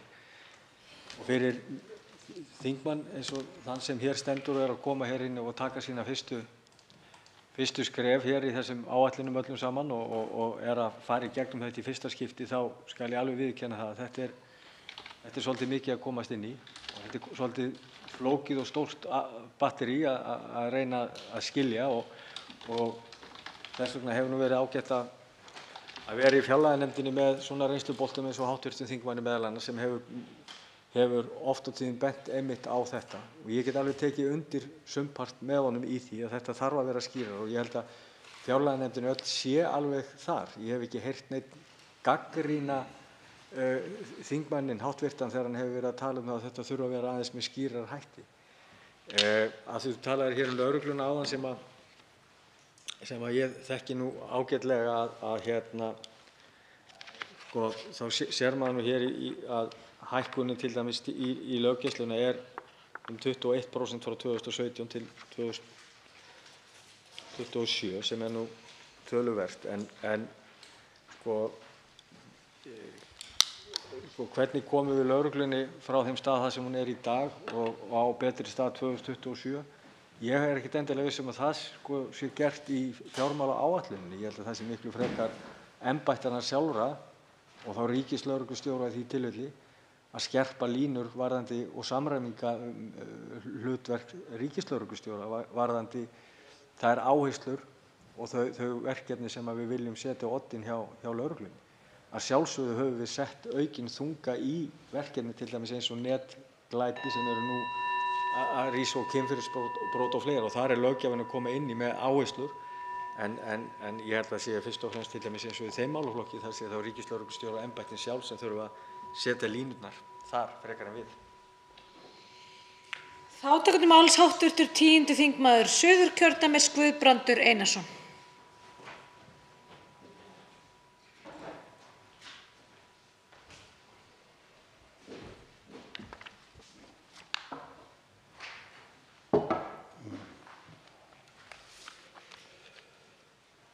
Virðulegur forseti. Við ræðum hér fjármálaáætlun fyrir árin 2023–2027 í síðari umræðu. Fjármálaáætlunin felur í sér stefnumörkun áframhaldandi skuldasöfnun út þetta kjörtímabil. Heildarafkoma hins opinbera verður neikvæð út allt tímabilið og í áætluninni er þó lítið vikið að því að skuldasöfnunin er ekki eingöngu tilkomin vegna heimsfaraldursins, heldur vegna þess að undirliggjandi afkoma hins opinbera var þegar orðin neikvæð árið 2019. Á þetta hefur verið bent meðal annars af þingmönnum Viðreisnar. Ábyrg efnahagsstjórn snýst að gæta að tekjustofnum og útgjaldavexti hins opinbera, jafnvægis í ríkisrekstri líka á uppgangstíma. Í uppsveiflunni á fyrri hluta síðasta kjörtímabils skorti aðhald. Eins og iðulega er reyndin og fjárfesting aukin og tímabundnu tekjum er ráðstafað til varanlegra útgjalda. Þannig eru hagsveiflur ríktar á hagvaxtartíma og síðan þegar landsframleiðsla dregst saman líkt og gerðist árið 2020 dró ríkisstjórnin úr fjárfestingum og ýkti niðursveifluna enn frekar. Ábyrgri efnahagsstjórn hefur verið sárlega ábandavant í tíð þessarar ríkisstjórnar. Mig langar, virðulegur forseti, áður en að ég held áfram að fara aðeins yfir nokkrar umsagnir sem að bárust nefndinni á umfjöllunartíma. Það voru 38 umsagnarbeiðnir sendar út. Nefndinni bárust 41 umsögn og mig langar, með leyfi forseta, að fá að lesa hér upp úr nokkrum þeirra. Eitthvað sem að mér finnst vera mikilvægt og ég ætla að byrja á Alþýðusambandinu þar sem að Alþýðusambandið segir og telur að markmið útgjaldavöxt sé óraunhæft og skapa ekki grundvöll fyrir þær umbætur sem að voru boðaðar í stjórnarsáttmála. Og fjármögnun nýrra og aukinna verkefna verði aðeins með breyttri forgangsröðun eða bættri nýtingu fjármuna samhliða niðurskurði. Fyrirséð sé að útgjöld muni aukast enn frekar, meðal annars vegna mótvægisaðgerða, vegna verðbólgu, fjölgunar flóttamanna og byggingar þjóðarleikvangs. ASÍ bendir á að skammtíma áskoranir í ríkisfjármálum hafi minnkað vegna þess að horfur í opinberum fjármálum séu hagfelldari en búist hafi verið við, en langtíma áskoranir séu enn til staðar. Þar skorti enn stefnumörkun hvernig tekjur hins opinbera eigi að standa undir útgjöldum til lengri tíma með tilliti til öldrunar þjóðarinnar og uppsafnaðrar þarfar fjárfestingu og velferðarumbótum. BHM er á svipuðum róli og horfir til tekjuhluta áætlunarinnar sem að mínu viti það hefur ekki verið fjallað nægilega um. BHM nefndi meðal annars að möguleiki væri á að hækka fjármagnstekjur og síðan að það væri möguleiki á því að skoða að sértækar stuðningsráðstafanir sem að mörg fyrirtæki fengu yrðu endurgreidd, meðal annars vegna þess að mörg þeirra hafi verið að borga sér verulegan arð eftir að COVID-faraldrinum lauk. Nú síðan nefnir BHM að það væri hægt að skoða að draga tilbaka lækkun á bankaskatti sem að ráðherrar hafa meðal annars tekið undir en ekki fylgt eftir. Nú hvalrekaskattur hefur verið nefndur og hann yrði þá lagður á þær atvinnugreinar sem að hafa hagnast mest á þessum tíma sem að heimsfaraldurinn reið yfir okkur og það er nú bara þannig, virðulegur forseti, að mörg fyrirtæki standa bara fjarska vel þrátt fyrir faraldur en önnur auðvitað ekki en það eru mýmörg fyrirtæki sem að komu bara vel út úr þessum faraldri og jafnvel betur en oft áður. Samtök atvinnulífsins eru á svipuðu róli og tala um undirliggjandi ójafnvægi sem að hafi verið byrjað að myndast áður en að þessi faraldur hófst og að undirliggjandi afkoma ríkissjóðs hafi verið neikvæð 2,2% nú þegar á árinu 2019. Þannig að öll þessi samtök benda á að það sé kerfislægur halli í ríkisrekstri. Og síðan segja samtök atvinnulífsins, með leyfi forseta, að í uppsveiflum hefur skort á aðhald sem hefur leitt til þess að tímabundnu tekjum sem gjarnan hefur verið ráðstafað til varanlegra útgjalda. Þetta skapar ójafnvægi og viðvarandi vanda í ríkisrekstrinum. Á Íslandi eru ekki í gildi fjármálareglur sem girða fyrir óhóflega útgjaldaaukningu í uppsveiflum líkt og gilda í mörgum öðrum löndum. Og síðan segja samtök atvinnulífsins forsendur launakostnað, sem auðvitað bara stórmál fyrir okkur á þessu ári. Forsendur launakostnað í fjármálaáætlun halda ekki, verður ekki tryggt jafnvægi í ríkisrekstrinum og stöðugt verðlag.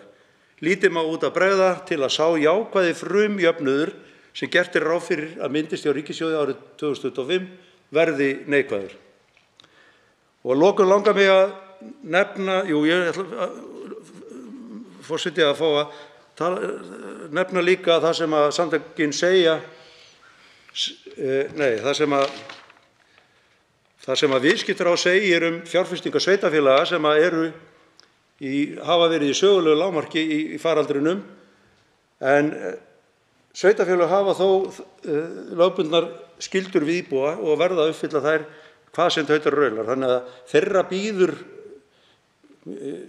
veruleg fjárfestingaþörf og Viðskiptaráð að benda á þetta að fjárfestingar þeirra á tímabili áætlunarinnar eru til þess fallnar að auka á spennuna í hagkerfinu og ýkja hagsveifluna í uppgangi frekar en að mildana.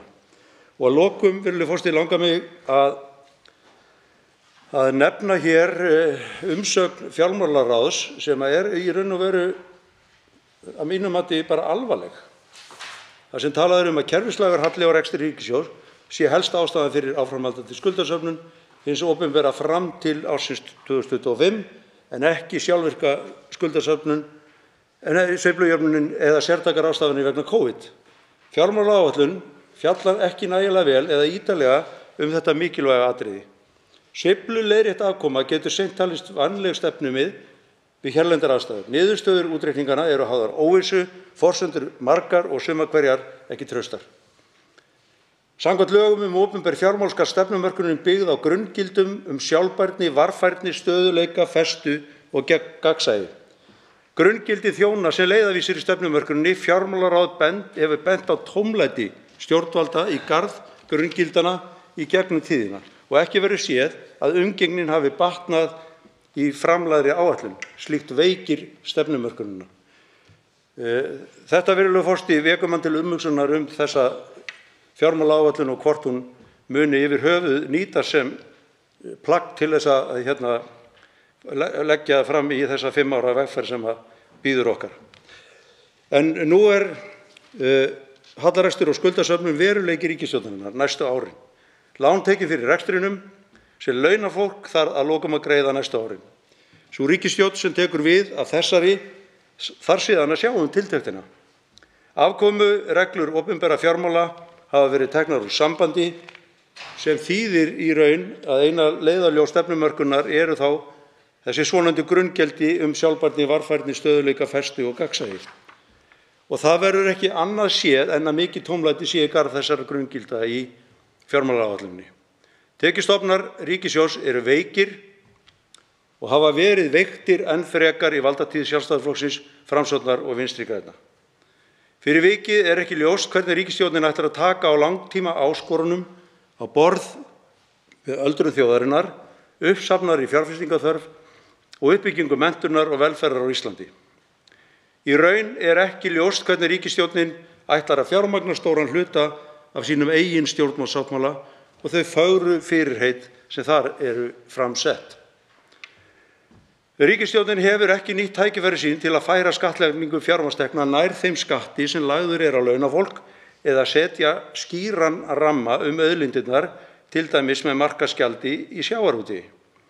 En hún ætlar að stoppa upp í gatið með því að láta Íslendinga sem fara Leifsstöð borga meira fyrir bjór og sígarettur.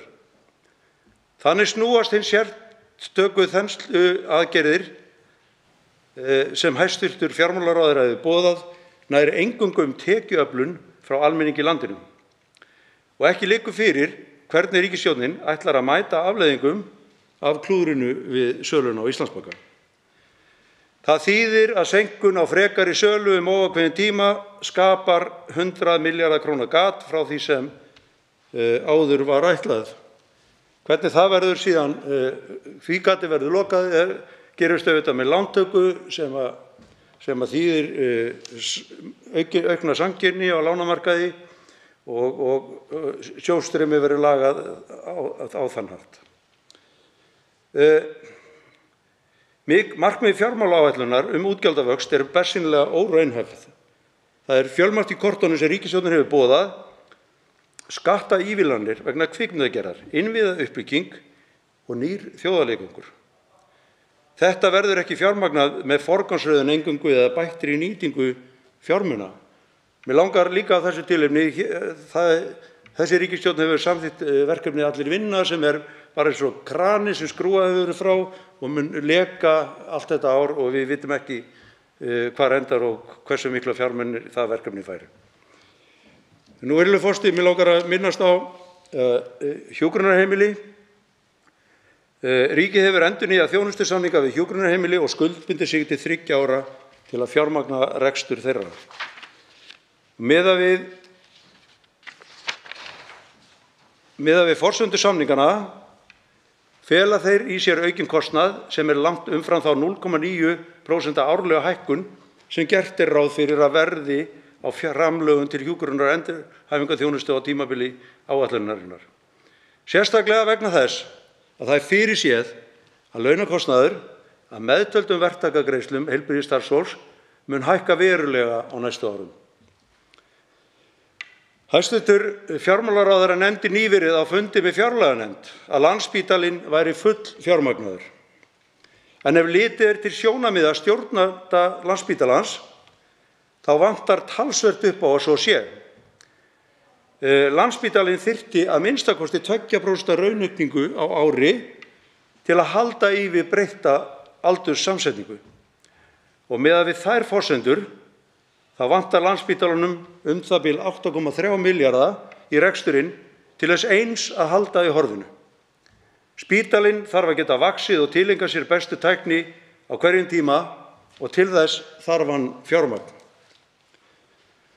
Þá hefur vinnutímastytting 4 klukkutíma á viku haft í för með sér verulegan mönnunarvanda á spítalanum sem óneitanlega bitnar á þjónustunni en ekki síður á starfsfólki sem margt hvert hefur verið undir miklu álagi vegna heimsfaraldurs. Það má reikna með að það vanti á bilinu 200–300 starfsmenn á spítalann til þess að sinna þeim verkefnum sem sinna þarf á spítalanum. Og það er staðreynd að hópur starfsmanna segir nú upp og hverfur til annarra starfa vegna mikils álags. En ekki síður vegna þess að spítalinn virðist ekki vera samkeppnishæfur hvað varðar launakjör. Það er napurlegt til þess að hugsa að menntaðir hjúkrunarfræðingar skuli velja að hverfa til annarra starfa, til dæmis að starfa sem flugþjónar vegna þess að launakjör á þeim vettvangi sem þó hafa verið skert eru talsvert betri en launakjör hjúkrunarfræðinga inn á sjúkrastofnunum. Það er eitthvað bogið við slíka stöðu. Nýverið var 30 hjúkrunarfræðingum sagt upp störfum á læknavaktinni. Hjúkrunarfræðingum sem sinnt höfðu símsvörun og aðstoð við sjúklinga allt land í gegnum síma. Samkvæmt fréttaflutningi er ástæðan fyrir þessu sú að Heilsugæsla höfuðborgarsvæðisins vill nú taka þetta yfir. Maður hlýtur að velta fyrir sér á hvaða hátt Heilsugæsla höfuðborgarsvæðisins ætlar að gera þetta. Er til mannskapur innan kerfis til að sinna þessum mikilvægu þjónustu? Ef svo er, hvers vegna eru þá svona miklir biðlistar í kerfinu sem raun ber vitni? Ég geri ráð fyrir að þessi 30 hjúkrunarfræðingar sem sinntu þessum störfum hjá læknavaktinni hafi ekki setið aðgerðalausir og því hlýtur Heilsugæslan að þurfa að ráða til sín menntaðan starfskraft til þess að sinna þeim störfum sem þessir hjúkrunarfræðingar sinntu áður hjá læknavaktinni. Eða eru þetta, virðulegur forseti, bara enn ein mistökin innan heilbrigðiskerfisins, illa ígrunduð og illa undirbúin? Þetta minnir óneitanlega á það þegar að samningurinn leghálsskimanir var rifinn upp og afleiðingarnar af því þekkja allir. Í fjárlögum ársins 2022 var að frumkvæði stjórnarandstöðu settar inn 250 milljónir í niðurgreiðslu á sálfræðiþjónustu. Og það er ekki að sjá að þetta hafi komist til framkvæmda og maður hlýtur að velta fyrir sér hver ástæðan sé. Ekki er heldur að sjá að verið sé að gera ráð fyrir þessu í fjármálaáætlun. Árið 2020 samþykkti Alþingi frumvarp Viðreisnar að sálfræðiþjónusta skuli vera hluti af tryggingakerfinu, aðgengileg öllum óháð efnahag, líkt og önnur heilbrigðisþjónusta. Þessi lög hefur ríkisstjórnin virt að vettugi, lög sem voru samþykkt einróma og meðal annars með atkvæðum margra hæstvirtra ráðherra. Að gera sálfræðiþjónustu aðgengilegri er lýðheilsumál. En það er líka til þess fallið að draga úr nýgengi örorku vegna andlegra veikinda og spara ríkissjóði fjármuni til lengri tíma litið. Það er löngu tímabært að fjárstjórnarvaldið hugi að langtímasjónarmiðum og markmiðum en bíði ekki bara eftir að eldarnir kvikni og hlaupi þá til að slökkva þá. Á sömu nótum er aukning framlaga til geðheilbrigðismála 500 milljónir á næsta ári og 100 milljónir á ári eftir það. Hvergi nálægt því að teljast nægilegt til þess að koma til móts við þá grafalvarlegu stöðu sem uppi er í geðheilbrigðismálum, sérstaklega núna eftir 2 ár af heimsfaraldri. Samkvæmt fjárlagafrumvarpi er verið að gera ráð fyrir kjarasamningum sem hefðu í för með sér breytingu upp á 1,5% umfram verðbólgu. Nýjar tillögur gera hins vegar einungis ráð fyrir 0,5% umfram vísitölu. Og það er athyglisvert að ríkisstjórnin skuli gera ráð fyrir að verkalýðshreyfingin og launafólk í landinu samþykki kjarasamning með 0,5% launabreytingu umfram vísitölu, sem væri í engum takti við þær breytingar sem hafa orðið á húsnæðisverði, húsaleigu, vöxtum, eldsneytisverði en ekki síst matarverði og ekki útlit fyrir að þessi staða sé eitthvað að breytast í náinni framtíð. Í mínum huga er það hæsta móti óeðlilegt að fjármálaáætlun skuli ekki endurspegla þann raunveruleika sem við stöndum frammi fyrir. Það væri kannski sök sér að miða við litlar hækkanir á kjarasamningum ef ríkisstjórnin hefði eitthvað gert til að verja kaupmátt fólks á móti. En það eru engin merki í fjármálaáætluninni. Þvert á móti leggur hún til aukna gjaldtöku á almenning, hefur stuðlað að stýrivaxtahækkunum umfram það sem nauðsynlegt hefði verið ef efnahagsstjórnin hefði verið meira í samræmi við markmið Seðlabankans. Ríkisstjórnin hefur líka staðið vörð krónuna sem í sögulegu samhengi mesti kaupmáttarböðull þjóðarinnar. Á sama tíma veltur jafnvægi fjármálaáætlunarinnar á því að forsendur launakostnað haldist. Það má afar lítið út að bregða svo að allar forsendur þessarar áætlunar bresti og ég er hreint ekki bjartsýnn fyrir hönd ríkisstjórnarinnar. Húsnæðismál eru öryggismál og nauðsynlegt að tryggja framboð á húsnæði á viðráðanlegu verði. Hæstv. Innviðaráðherra hefur boðað breytingar í þessum efnum til þess að bæta þessa stöðu. Að mörgu að hyggja hvað þetta varðar og það eina sem ljóst nú að staðan óviðunandi. Tilkoma Bjargs, sem var óhagnaðardrifið leigufélag sem stofnað var af ASÍ og BSRB, breytti miklu og hefur nú byggt fjölmargar íbúðir í mörgum sveitarfélögum. En betur má ef duga skal. Það skýtur því skökku við að verið sé að draga úr framlagi til byggingar almennra íbúða sem nemur 2 milljörðum og það í engu samræmi við þau fyrirheit sem gefin hafa verið. Eins þarf að tryggja sveitarfélögunum aðgang að lánsfjármagni á kjörum sambærilegum við þau sem ríkið nýtur. Meirihluti nágrannaríkja okkar flokka skuldbindingar sveitarfélaga með sama hætti og skuldbindingar ríkis sem tryggir lægri áhættuvok og hagstæðari vaxtakjör. Það væri hægt að leiðrétta með einu pennastriki og bæta þannig hag allra sveitarfélaga landsins.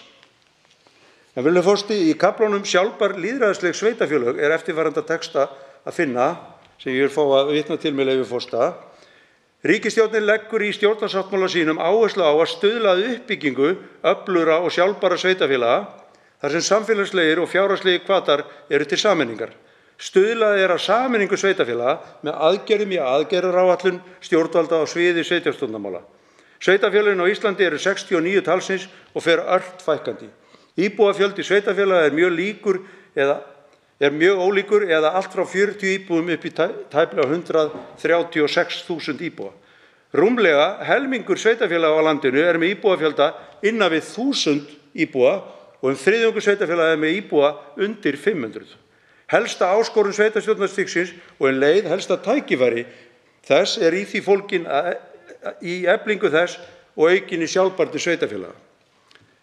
Niðurstöður greiningar fjárhagsleg áhrif þess að íbúafjöldi sveitarfélaga yrði ekki undir 1000 íbúum sýna að fjárhagslegur ávinningur þeirra gæti numið á bilinu 4 milljarðar til 5,5 milljarður vegna breyttara áherslna í rekstri. Þá fjármuni mætti nota til að bæta þjónustu og lækka skuldir. Vegna framlaga jöfnunarsjóðs til sameiningar sveitarfélaga undanfarin ár hefur ríkissjóður á árinu 2020 til 2022 greitt sjóðnum viðbótarframlag upp á 935 milljónir. Ekki að sjá að þessi markmið sem sett eru fram í þessum texta sé á einhvern hátt að finna í fjármálaáætlun. Ekki verið að gera ráð fyrir framlagi til að flýta fyrir sameiningu sveitarfélaga og ekki heldur verið að gera ráð fyrir leiðréttingu sem þarf að eiga sér stað á framlagi jöfnunarsjóðs til sveitarfélagana vegna málefna fatlaðs fólks. Þar munar nú 9 milljörðum á ári og kemur niður á annarri þjónustu sem sveitarfélögum ber skylda til að veita. Þetta verður að leiðrétta. Og þrátt fyrir fögur orð, þá heldur ekki verið að horfa til þeirra sveitarfélaga sem þurfa að standa fyrir mikilli innviðauppbyggingu vegna mikillar fólksfjölgunar. Þá stendur Reykjavíkurborg í málaferlum við jöfnunarsjóð vegna framlaga til grunnskóla og kennslu tvítyngdra barna. Sú krafa hljóðar upp á marga milljarða og það athyglisvert að kraga sveitarfélögin skuli fá öll slík framlög á meðan að borgin ein skilin eftir. Það skiptir greinilega máli hvorum megin lækjarins þú býrð. Málefni öryrkja hafa löngu verið hornreka í fjármálum hins opinbera og fjármálaáætlunin ber með sér að svo verði áfram. Í fjármálaáætluninni er ekki að finna merki þess að bæta í kjör fatlaðs fólks. Í henni er áætlun upp á 2,5% hækkun á útgjalda á ári frá 2024 en sú hækkun á eingöngu við lýðfræðilega fjölgun og tekur ekki tillit til vaxandi verðbólgu sem til viðbótar að öllum líkindum vanmetin í áætluninni. Vandi öryrkja verður ekki leystur með því að viðhalda núverandi stöðu. Ef markmið aukna atvinnuþátttöku fólks á örorkulífeyri eiga að nást, þá þarf að draga verulega úr tekjutengingu þeirra. Og fækkun fólks með 75% öryrkjamat næst fyrst og fremst með því að fjölga endurhæfingarúrræðum og auka snemmtækan stuðning við börn og fullorðna. Undir það fellur meðal annars að gera sálfræðiþjónustu aðgengilegri en líka að tryggja aðgengi að sjúkraþjálfurum og eyða biðlistum barna eftir greiningum og þjónustu. Fjármálaáætlunin þarf að styðja við þessi markmið en það gerir hún ekki. Virðulegur forseti, krónan heldur varla vatni á lygnum sjó, hvað þá þegar stórvirði verða á alþjóðasviðinu eins og gerðist í heimsfaraldrinum og við innrás Rússa í Úkraínu. Sjálfstæður örgjaldmiðill á opnum markaði er helsta ástæða þess að vextir hér eru alltaf hærri en í löndunum í kringum okkur. Jafnvel þegar að þeir eru í sögulegu lágmarki líkt og við lok síðasta kjörtímabils, þá voru þeir samt 2- til 4-falt hærri hér en í nágrannalöndum okkar. Það er kostnaðarsamt að halda uppi gjaldmiðli eins og krónunni. Hún veitir ríkisstjórninni vissulega svigrúm til efnahagsstjórnar með því að fella hana þegar illa árar. En kostnaðinn fyrir hana greiðum við alla daga, allt árið kring þess á milli. Og í raun borgar launafólk líka brúsann þegar hún er felld. Íslenska krónan er því miður steinn í götu nýsköpunar og hugvitsgreina. Þetta eru geirar sem þurfa stöðuleika og fyrirsjáanleika og greitt aðgengi af fjárfestingarfjármagni og þegar stórir erlendir fjárfestar sem styðja við sprotastarfsemi forðast að koma með peningi sinn til Íslands. Og það eykur nefnilega áhættu þeirra margfalt að fjárfesta ekki einungis í nýsköpun, heldur líka á markaðssvæði með sveiflukenndan gjaldmiðil. Virðulegur forseti, eitthvað veldur því að manni finnst þessi fjármálaáætlun ekki vera pappírsins virði. Núna á síðustu dögum þingsins er verið að samþykkja ýmsa hluti sem munu hafa áhrif á fjármálaáætlun, jafnvel upp á marga milljarða, sem eru hvorki kostnaðargreindir né fjármagnaðir. Og eitthvað er verið að skúffur hæstvirtra ráðherra djúpar ef öll þessi útgjöld eiga að vera fjármögnuð með skúffifjönu eingöngu. Mig grunar að þegar að ný fjármálaáætlun verður lögð fram á næsta ári munum við komast að því að kostnaður vegna niðurfellingar á virðisaukaskatti 5.000 hreinorkubíla, niðurgreiðslu á kvikmyndaframleiðslu og annarra verkefna að sá kostnaður verði ýtt á næstu ríkisstjórn og á næsta kjörtímabil. Áætlanir eiga að vera leiðarljós markmiðasett og raunhæf útgjöld ríkisins en ekki draumsýn sem aldrei verður. Það er hægt að flytja miklu lengri ræður það sem gagnlegt væri að kæmi fram í fjármálaáætlunni en það sem er gagnlegt í henni. Í fjármálaáætlunni eru nefnilega ekki færð nein sannfærandi rök fyrir því að opinber fjármál muni á tímabili hennar sporna gegn verðbólgu eða draga úr spennu í hagkerfinu. Markmiðasetningu vegna útgjalda hins opinbera er stórlega ábótavant og það hafa engar framfarir orðið varðandi árangursmælikvarða. Með þessa fjármálaáætlun vil ég aðeins segja þetta að lokum. Ég tel og mér finnst að Íslendingar eigi betra skilið.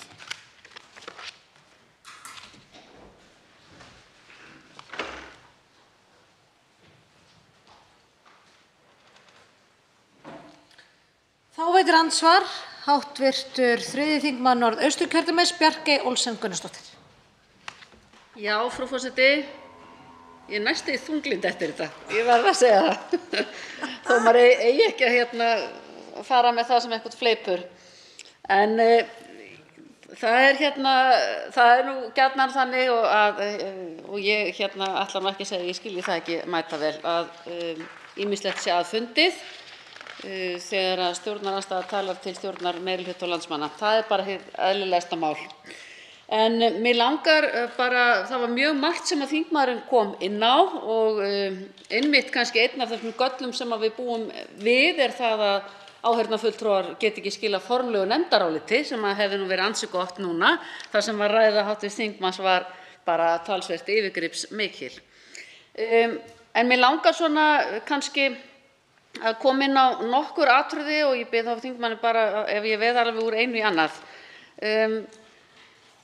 Af því að hann talaði líka svo margt. Það var meðal annars þetta með íbúðabyggingar og stofnframlögin og annað slíkt að við þekkjum það, við höfum farið í gegnum það í nefndinni að meðal annars þurfti að skila inn stofnframlögum vegna þess að ekki náðist að koma þeim í vinnu. Það er miður, ég tek undir það með þingmanninum að ég held að það sé eitt af þessu góða sem að hefur gerst. Það er einmitt sú vegferð sem lagt var af stað með þar og sveitarfélög einmitt kannski mörg hver hafa sem betur fer nýtt sér og við þurfum að passa ennþá betur upp á, en við þurfum þá þetta líka að vera tilbúin sveitarfélögin. Mig langaði til þess að velta því upp með hvar þingmaður vill helst bera niður í tekjuaukningu. Ég heyrði auðlindagjaldið, ég náði ekki, það var eitthvað annað sem hann nefndi, hvar svona vill hann helst bera niður og í því samhengi líka kannski varðandi tekjustofna sveitarfélaga, að því okkur hefur orðið tíðrætt það hvað telur hv. þingmaður hafandi setið svona lengi í sveitarstjórn að gæti verið skynsamlegast að gera þannig að sveitarfélögin hvar þau geti fengið sem mestan arð. Þá svarar andsvari hv. 10. þingmaður Suðurkjördæmis Guðbrandur Einarsson.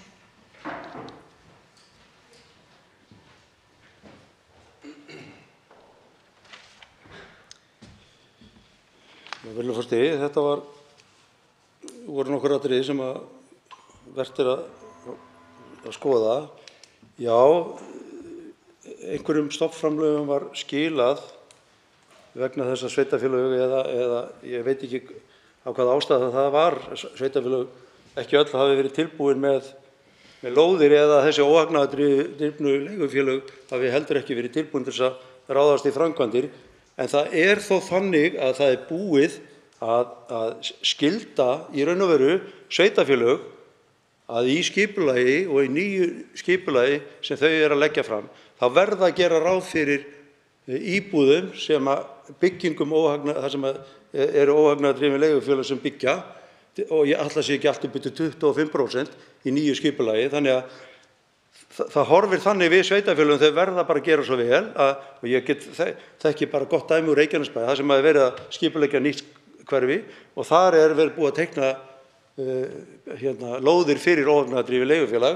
Ég veit líka til þess að leigufélagið fyrir fatlaða einstaklinga er líka að byggja, þannig að sveitarfélög eru að taka við sér og skilja þetta verður að gera þetta með þessum hætti. Þannig að ég held að það verði ekki skortur á því að sveitarfélög eða önnur félög sem ætla sér að byggja óhagnaðardrifið munu sækja þessi almennu stofnframlög til framtíðar.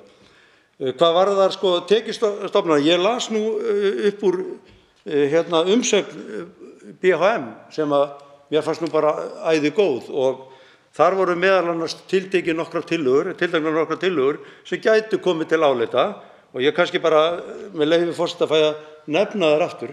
Hækkun fjármagnstekjuskatts, endurgreiðsla sértækra stuðningsúrræða. Það er í raun og veru ótækt að mörg sveitarfyrirtæki sem stórgræddu í hruninu skulu hafa verið bara á ríkisstyrkjum og skila svo hagnaði til eigandara. Bankaskatturinn, lækkun á honum dregin tilbaka og síðan bara hækkun á auðlindagjöldum. Þarna eru bara ýmislegt sem við getum beitt okkur fyrir. Þá veitir andsvar síðar seinni hv. 3. þingmaður Norðausturkjördæmis Bjarkey Olsen Gunnarsdóttir. Já, frú forseti, ég þakka hv. þingmanni svarið. Það sem ég var einmitt að velta fyrir mér er, af því ég þekki auðvitað þessa umræðum þessa skatta og hvalrekaskatta og alls konar. Ég aðeins áhyggjur af því hvort við getum krafist lagalega séð endurgreiðslu á þeim úrræðum sem við vorum búin afturvirkt, ég er ekki viss um það. En það sem ég er að hugsa af því ég er alltaf að hugsa sveitarfélögin líka, af því þau vantar fleiri tekjustofna til þess að geta mætt þeim auknu kröfum sem við hér erum að meðal annars að setja þeim og svo auðvitað líka vilja þau bjóða kannski betri þjónustu. Þannig að ég er svona kannski að velta fyrir mig hvar getum við borið niður þannig að það skilið sveitarfélögunum einhverjum raunverulegu tekjum, sko. Ég hef sjálf nefnt til dæmis fjármagnstekjuskatt af því við þekkjum það að það eru margir sem að greiða sér einvörðungu laun í gegnum það kerfi. Þannig að sjálfri finnst mér það geti, þó að það komi líka misjafnlega niður á sveitarfélögum, að þá held ég að nærflest öll búi við eitthvað slíkt. En það er væntanlega ekki nóg, það geti þurft eitthvað annað. Ég veit að þetta hefur verið til umræðinu í jöfnunarsjóði meðal annars. Síðan langar mig svona aðeins í kannski allt öðru að varðandi þessar áskorandi framtíðar og eitt af því sem að kannski fjármálaráð benti á og mér langar bara að vita sko hvað hv. þingmanni þykir það sem að þeir árétta eða þau árétta í fjármálaráði að heppilega sé að styðja við stöðugleika í hagkerfinu með leyfi forseta frekar en að einblína á mikla nafnhækkun launa. Ráðið telur að verðbólguspá 2,5% árið 2025 náist ekki ef niðurstaða kjarasamninga verði ekki í samræmi við undirliggjandi stöðu hagkerfisins. Tilvitnun lýkur. Hér er fjármálaráð aðeins að ýta við hinu opinbera það að fara ekki í, eins og þeir nefndu held ég hálfgert höfrungahlaup. Þannig mig langar að spyrja hvað hv. þingmanni finnst þessa ályktun fjármálaráðs og að lokum allir vinna. Vill hv. þingmaður alfarið leggja það af? Nú hefur það verið 60% til margra ára áður en við fórum í þetta sértæka átak í fyrra, en myndi Viðreisn hv. þingmaður vilja leggja þetta algjörlega af? Þá svarar andsvari síðast sinni hv. 10. þingmaður Suðurkjördæmis Guðbrandur Einarsson.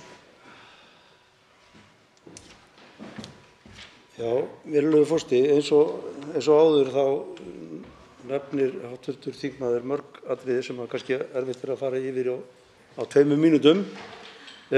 Hvað varðar tekjustofna sveitarfélaga? Jú, þetta er eitthvað sem við verðum að horfa til á hverjum einasta degi, hvernig við getum unnið úr þessu. Það er bara rétt ábending hjá hv. þingmanni að það er ótækt að fólk sem lifir á fjármagnstekjum skuli ekki borga útsvar. Það er bara algjörlega ótækt. Þannig að það verður að finnast einhver lausn á því að sveitarfélögin fái þá hlutdeild í fjármagnstekjunum til þess að allir sitji bara við sama borð eða reikni sér eitthvað endurgjald sem að hægt er að leggja síðan á útsvar. Það hefur verið talað gistináttagjaldið, það er ekki ennþá komið og er ekki að koma á næsta ári í það minnsta. Síðan auðvitað bara þessi jöfnunarsjóður sveitarfélaga, hann er auðvitað bara að valda verulegum erfiðleikum. Sveitarfélögin telja sig ekki fá útrúnu þar sem þeir þurfa bara til að sinna þeim málaflokkum sem þeim ber skylda til að sinna, bara eins og málefnum fatlaðra. Sveitarfélag sem ég kem frá var komið mörg 100 milljónir mínus bara út af þessu. Það er verið að veita þjónustu vegna aukinna krafna sem að ríkið er búið að setja á sveitarfélögin og þau fá ekki það bætt, þessar skyldur sem hafa verið lagðar á sveitarfélögin. Við þekkjum það bara með MBA-samningana. Þeir hafa kostað sveitarfélögin mikla fjármuni og þær beingreiðslur sem voru auðvitað bara þar á undan áður en þessi MBA-samningar komu til. Þannig að sveitarfélögin hafi ekki fengið þetta bætt. Þannig að ég held að þetta sé nú kannski þessi mál sem ég myndi vilja skoða á þessum tímapunkti. Vonandi finnum við einhverjar lausnir á þessu, þannig að það er ekki alltaf verið að takast á við þetta sýnt og heilagt. Jú, ég tel að allir vinna eigi ekki rétt á sér á þessum tímapunkti. Það er bullandi þensla í samfélaginu, það er skortur á iðnaðarmönnum, þeir sem hafa nýtt sér þetta eru millitekjuhópar og hæstu tekjuhóparnir. Fátækt fólk er ekki að nýta sér þetta og mér finnst ótækt að milljarðar sé að renna út úr ríkissjóði á þessum tímapunkti í svona verkefni. Þá tekur til máls hv. 11. þingmaður Reykjavíkurkjördæmis norður Jóhann Páll Jóhannsson.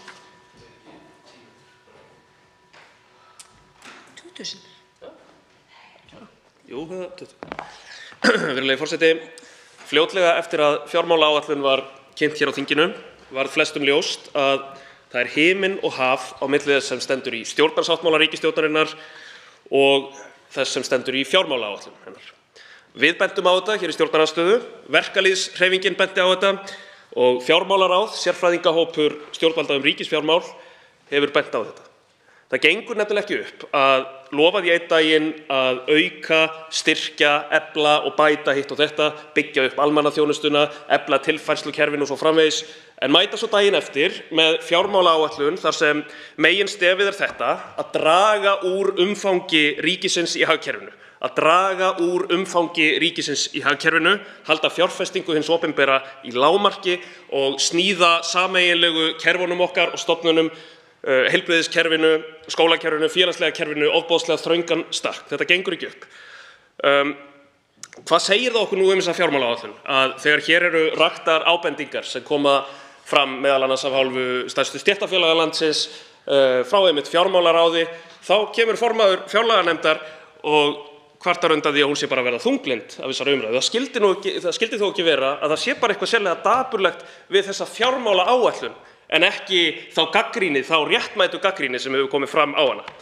Ég held að þessi hrópandi mótsögn milli stjórnarsáttmálans og fjármálaáætlunarinnar hafi orðið stjórnarliðum ljós á einhverjum tímapunkti. Þau hljóta að hafa áttað sig á þessu. Það voru alveg að koma sveitarstjórnarkosningar og þau panikkeruðu. Ráðherrar og þingmenn Framsóknarflokksins og Vinstri grænna sérstaklega, þau panikkeruðu og fóru að lofa hinu og þessu þvert á rammana í fjármálaáætlun. Við sjáum þetta í loforðum hæstv. Innviðaráðherra stórfellda félagslega húsnæðisuppbyggingu. Við sjáum þetta þegar heilbrigðisráðherra segir við lögum bráðamóttökuna og það mun ekki standa á fjármagni. Við sjáum þetta þegar barnamálaráðherra lofar þjóðarleikvangi og við sjáum þetta þegar þau lofa bættum kjörum lífeyrisþega, leggja fram útgjaldafrekar áætlanir og langtímastefnur hitt og þetta. Eftir stendur þá annaðhvort fjármálaáætlunin algerlega marklaust plagg og þá verið að hafa hérna þingheim að fífli með því að leggja það fram, með því að leggja fram þetta plagg og ræða það hérna fram og tilbaka, eða þá, og það hinn möguleikinn, að það ekkert að marka neitt af því sem ráðherrar segja, yfirlýsingar þeirra og stefnuplöggin. Þetta eru tveir möguleikar og ég var farin að hallast að þeim fyrri, að það væri í rauninni fjármálaáætlunin sem væri ekki pappírsins virði. En svo gerist það núna á síðustu dögum þingsins að ríkisstjórnin mætir inn, fjármálaráðuneytið mætir inn með meiri háttar breytingatillögur. Það gerist svo hratt að það gefst varla tími til að ræða tillögurnar, hagaðilar hafa ekki tíma til að bregðast við þeim, en stjórnarliðar telja þetta samt alveg nauðsynlegt til þess að áætlunin samrýmist betur breyttum efnahagshorfum og áætlunum ríkisstjórnarinnar það hvað á að gera. Og hvað felst í þessari uppfærslu, þessum breytingum á fjármálaáætluninni? Breytingatillögurnar eru ekki settar fram til þess að bregðast við neyðarhrópunum úr heilbrigðiskerfinu, ábendingum heilbrigðisstofnana og sérfræðinga vanfjármögnun þjónustunnar. Nei, breytingatillögurnar eru heldur ekki settar fram til þess að bregðast við ábendingum ríkisendurskoðanda vanda geðheilbrigðisþjónustu eða til að bregðast við vanfjármögnun hjúkrunarheimila sem hefur verið staðfest svo rækilega eða rekstrarhallanum á þjónustu við fatlað fólk. Nei, breytingatillögurnar eru heldur ekki lagðar fram til þess að fylgja eftir tillögu starfshóps húsnæðismál, til að mynda að það veri gerður rammasamningur milli ríkis og sveitarfélaga byggingu 4.000 íbúða á ári. Nei, breytingatillögur meirihlutans, það snúast ekki neitt af þessu, það snúast aukið aðhald til þess að bregðast við verðbólgu. Gott og blessað. Ef ekki væri fyrir þá staðreynd að ríkisstjórnin ætlar að láta aðhaldsstigið fyrst og fremst bitna á þeim tekjulægri. Það eru flatir neysluskattar sem verða hækkaðir, ekki skattarnir sem leggjast á tekjuhæstu og eignamestu. Og það á að auka enn aðhaldið í samneyslunni þegar kemur að rekstri almannaþjónustunnar. Þar á niðurskurðarhnífurinn að lenda. Þetta er svo ofboðslega fálmkennt. Það er engin samfella í þessari efnahagsstjórn. Fyrir örfáum vikum var Alþingi að afgreiða hérna mótvægisaðgerðir til að verja viðkvæma hópa fyrir áhrifum verðbólgu. Þá fór milljarður í barnabótaeingreiðslu og milljarður á ársgrundvelli í hækkun húsaleigubóta. En hvað sjáum við svo nokkrum vikum seinna? Jú, skattahækkanir og niðurskurð, 3 milljarða í auknar tekjur vegna krónutölugjalda, neysluskatta sem leggjast hlutfallslega þyngst á tekjulægstu hópana, eins og alþjóð veit. Það bólar hins vegar ekkert á alvöru tekjuöflunaraðgerðum. Hvar eru til dæmis fyrirheitin úr stjórnarsáttmála að endurskoða skattamatsreglur til að takmarka tekjutilflutning og skattleggja fjármagnstekjur með eðlilegum hætti? Hvar eru til dæmis hvalrekaskattarnir sem hæstv. Menningar- og viðskiptaráðherra kallaði eftir og hvers vegna ekki snert á veiðigjöldunum? Virðulegi forseti, við vitum alveg hvaða hópar finna mest fyrir verðbólgunni, fyrir hækkandi húsnæðiskostnaði og hækkandi matvæla- og eldsneytiskostnaði. Það er tekjulægsta fólkið. Vandinn er að stjórnarmeirihlutinn ætlar líka að láta þennan sama hóp, tekjulægsta fólkið, taka á sig skattbyrðina, hækkandi skattbyrði í aðhaldsskyni. Það virðist vera meðvituð og yfirveguð stefna þessarar ríkisstjórnar að láta skattahækkanirnar lenda þarna. Þannig er ríkisfjármálastefna þessarar ríkisstjórnar. Þannig er þessi fjármálaáætlun. Þetta er hægri stefna í skattamálum og fjársvelti stefna gagnvart almannaþjónustu. Thatcherismi. Þetta er áþreifanlegt. Fólk finnur þetta og fólk sér í gegnum allan fagurgala annað. En þetta þarf ekki að vera svona. Höfum í huga að það eru þingmenn og flokkar hér inn í þessum sal, fleiri en 32 þingmenn hér í þessum sal, sem kenna sig við einhvers konar miðjustefnu, félagshyggju, frjálslyndisstefnu.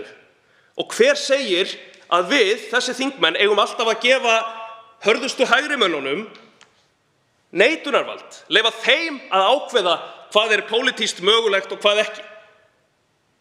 Gerum þetta bara smá hugsunartilraun. Við gætum sameinast að gefa öllum fagurgalanum bætta þjónustu við börn raunverulegt inntak með full fjármögnuðum aðgerðum og markvissu átaki gegn biðlistum.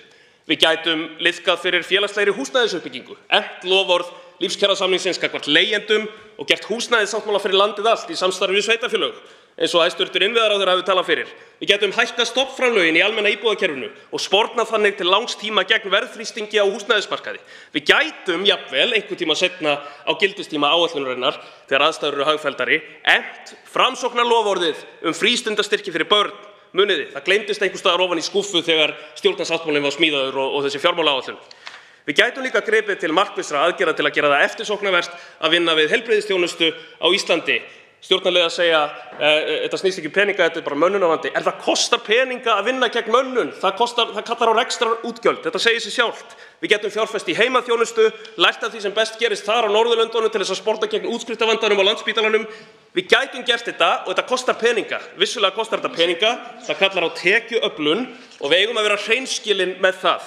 Það kallar á til dæmis sanngjarnari auðlindagjöld, að við afnemum einhverja af þeim skattafsláttum sem helst gagnast hátekjufólki og voru hér ræddir áðan.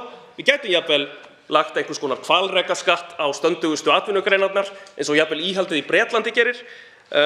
Við gætum gert ýmislegt til að girða fyrir skattaglufur og tekjutilflutning og skattlagt fjármagnstekjur með sómasamlegum hætti.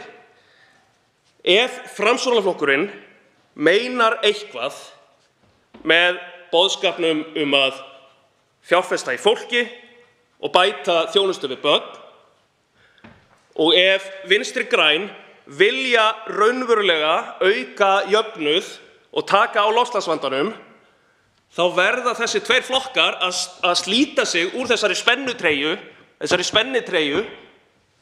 þessarar fjármálaáætlunar.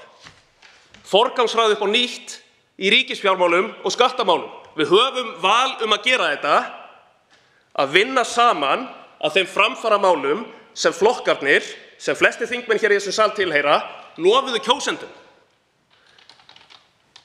Og við höfum ekki bara val það, okkur ber skylda til þess, siðferðileg skylda. En til þess þarf líka pólitíska sköpunargleði og kjark. Til máls tekur hv. 8. þingmaður Reykjavíkurkjördæmis suður, Daði Már Kristófersson.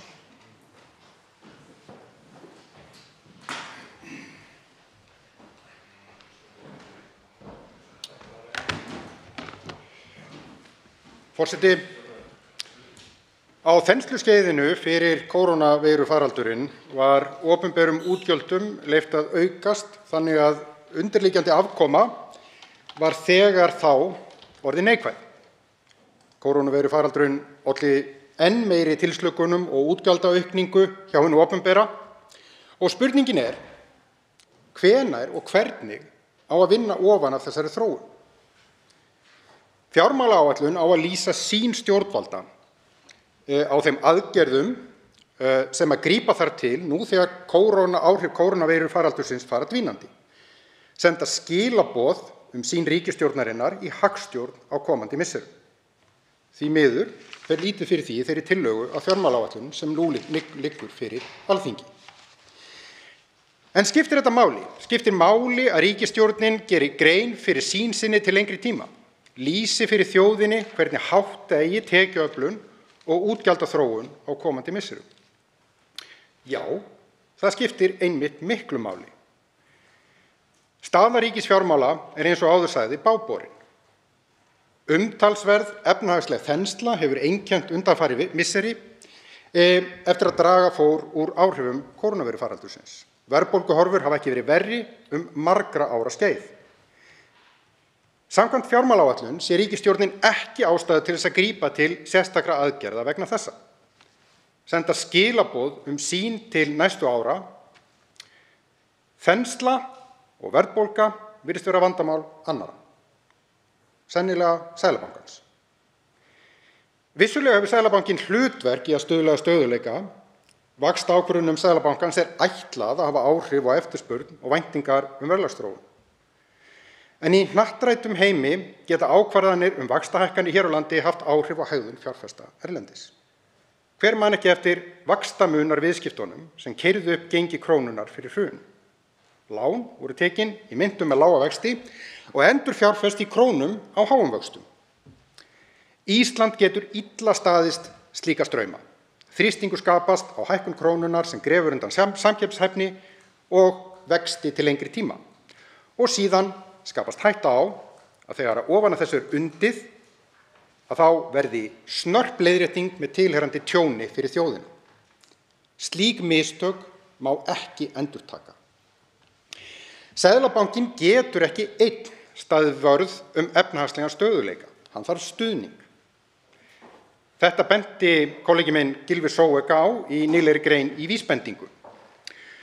Lög opinber fjármál kveða á að ákveðin grunngildi séu viðhöfð við að meta afkomu og skuldir hins opinbera. Og grunngildin eru sjálfbærni, varfærni, stöðugleiki, festa og gegnsæi. Heldur ríkisstjórnin sig við þessi gildi? Svarið að finna í tillögu að fjármálaáætlun sem hér til umræðu. Þær eru umfangsmiklar og óútfærðar. Þær innihalda ekki sýn viðbrögð eða sýn hlutverk hins opinbera í að leiðrétta kúrsinn. Það á að breyta litlu, svara fáum, hvorki draga úr þenslu né verðbólguþrýstingi. Ekkert bendir til þess að lærdómur hafi verið dreginn af mistökum fortíðarinnar. Samkvæmt þessari tillögu að fjármálaáætlun á sem sagt að fresta ákvörðunum ábyrgan rekstur ríkissjóðs og áherslubreytingum í velferðarmálum og skilja það verkefni eftir að tryggja stöðugleika alfarið á borði Seðlabankans. Verkfærakista Seðlabankans hins vegar takmörkuð.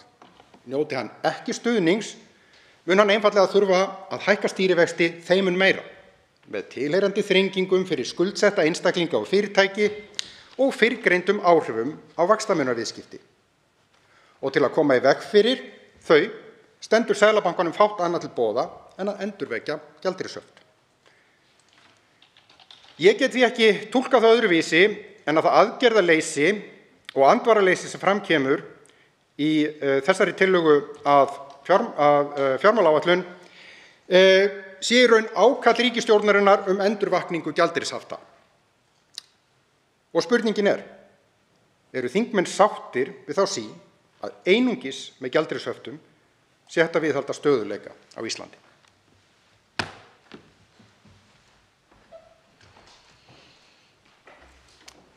Til máls tekur hv. 8. þingmaður Norðvesturkjördæmis Bergþór Ólason.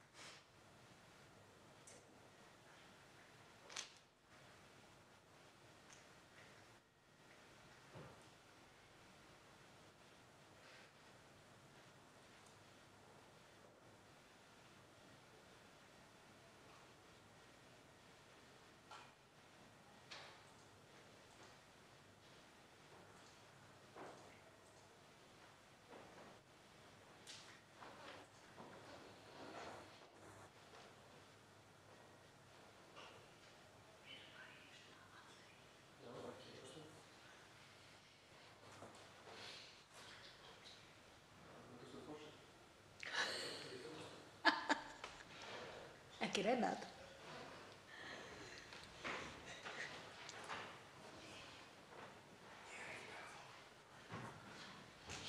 Hér er kyrrðarstund. Hér er kyrrðarstund.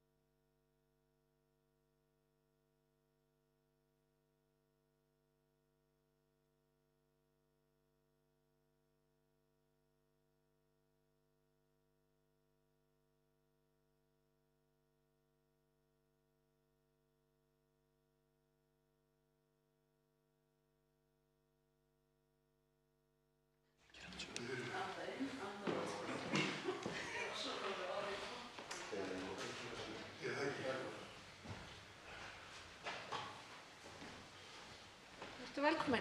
Frú forseti, afsakaðu biðina. Mér langar hér við þessa seinni umræðu fjármálaáætlun ríkisstjórnarinnar að koma inn á nokkur atriði sem ég held að sé nauðsynlegt að hafa í huga núna þegar við afgreiðum þessa fyrstu fjármálaáætlun þessarar ríkisstjórnar. Fyrst auðvitað, held ég rétt að halda því til haga að svona verklagið, tíminn sem okkur svona hér skammtaður undir þinglok til að ræða þetta gríðarlega yfirgripsmikla mál auðvitað knappur og það má segja að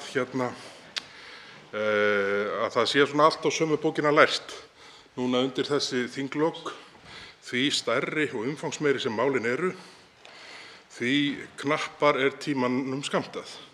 En það þó þannig sem betur fer að það rýmri tími varðandi fjármálaáætlun en önnur þau stóru mál sem að ætlunin af hendi stjórnarmeirihlutans að klára núna á lokasprettinum, þar sem að meðal annars hafa komið fram gríðarmiklar breytingar á málum eftir að þinglokasamningar voru undirritaðir af 7 af 8 þingflokkum þingsins sem eiga þingmenn á sæti á þingi. En í því ljósi þá held ég svona til að við lærum af því fyrir næstu ár, þá verði ríkisstjórnin að hafa betri hátt á og koma fyrr með stóru málin inn svo að hægt sé að eiga ígrundað umræðu og gera athugasemdir sem nauðsynlegar eru. Frú forseti, ég með 30 mínútur?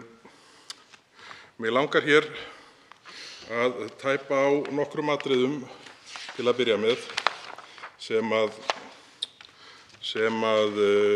eru þeirrar gerðar að stefna og sýn ríkisstjórnarinnar til kjörtímabilsins alls. Þó að áætlunin nái fram yfir líftíma ríkisstjórnarinnar, þá verður að skoða þetta svona sem heildstæða sýn á það sem fyrir þau verkefni sem ríkisstjórnin ætlar að takast á hendur.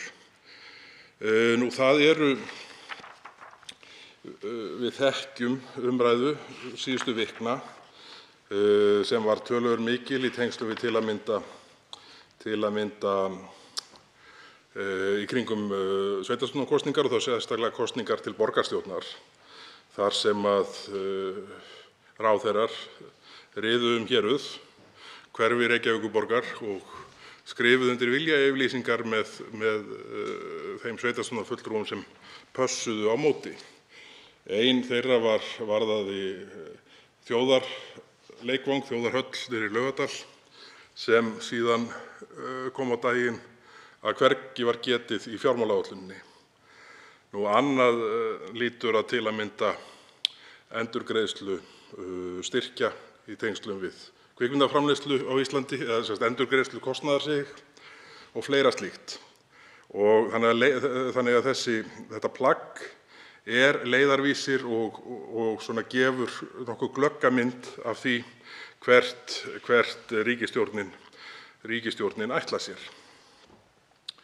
Það hefur nú eflaust ekki farið fram hjá neinum umræðan það hversu illa virðist hafa tekist til við það að innleiða og framkvæma í tengslum við hin ýmsu átaksverkefni ríkisstjórnarinnar á liðnu kjörtímabili sem snúa að framkvæmdum, verklegum framkvæmdum sérstaklega, dvalarheimili, vegaframkvæmdir, Landspítali, háskólasjúkrahús og svo mætti lengi telja. Alls staðar er framkvæmdahlutinn verulega á eftir, sem skýrir nú kannski hversu auðvelt reynist ríkisstjórninni núna að gera tillögu það í tengslum við breytingartillögu eða nefndarálit meirihluta að draga umtalsvert úr framkvæmdahluta fjárveitinga. Það gerist í rauninni í skjóli þess að mikil uppsafnuð inneign er á framkvæmdaliðum þar sem ekki hefur tekist að koma verklegum framkvæmdum áfram. Og þetta er auðvitað hlutur sem við þurfum að skoða í samhengi við það að geta verktaka, flækjustig hvað skipulagsmál og regluverk byggingageirans og mannvirkjageirans varðar er orðið svo flókið, svo ekki sé nú talað það nálarauga sem þarf að þræða stórar verklegar framkvæmdir í gegnum á forsendum umhverfismats. Við erum komin einhvern veginn á þann stað að ég held að við verðum að horfa heildstætt á og reyna að átta okkur á hvað það er sem líklegt er til þess að koma málum á hreyfingu aftur. Því að það er óhollt bæði fyrir fyrirtæki landsins, innviðina og heimili og í rauninni ríkissjóð að svo jafn illa gangi og raunin er með það að koma innviðaframkvæmdum áfram og á koppinn. Og það er í rauninni sorglegt að núna, ef við horfum bara á flóru öflugra verktakafyrirtækja sem að störfum í dag, þá er hún ekkert mikið fjölbreyttari því miður heldur en á fyrstu árunum eftir hrun. Og það segir manni að það vantar kjarkinn til þess að byggja upp ný öflug félög, stækka lítil og millistór félög og þar fram eftir götunum, af því að óvissan er svo mikil varðandi umfang framkvæmda hverju sinni. Tafir og annað slíkt sem við þekkjum nú bara þrautagöngu vegaframkvæmda í Teigsskógi. Tafir eru þannig að það þarf býsna öflug og vel fjármögnuð fyrirtæki til þess að ráða við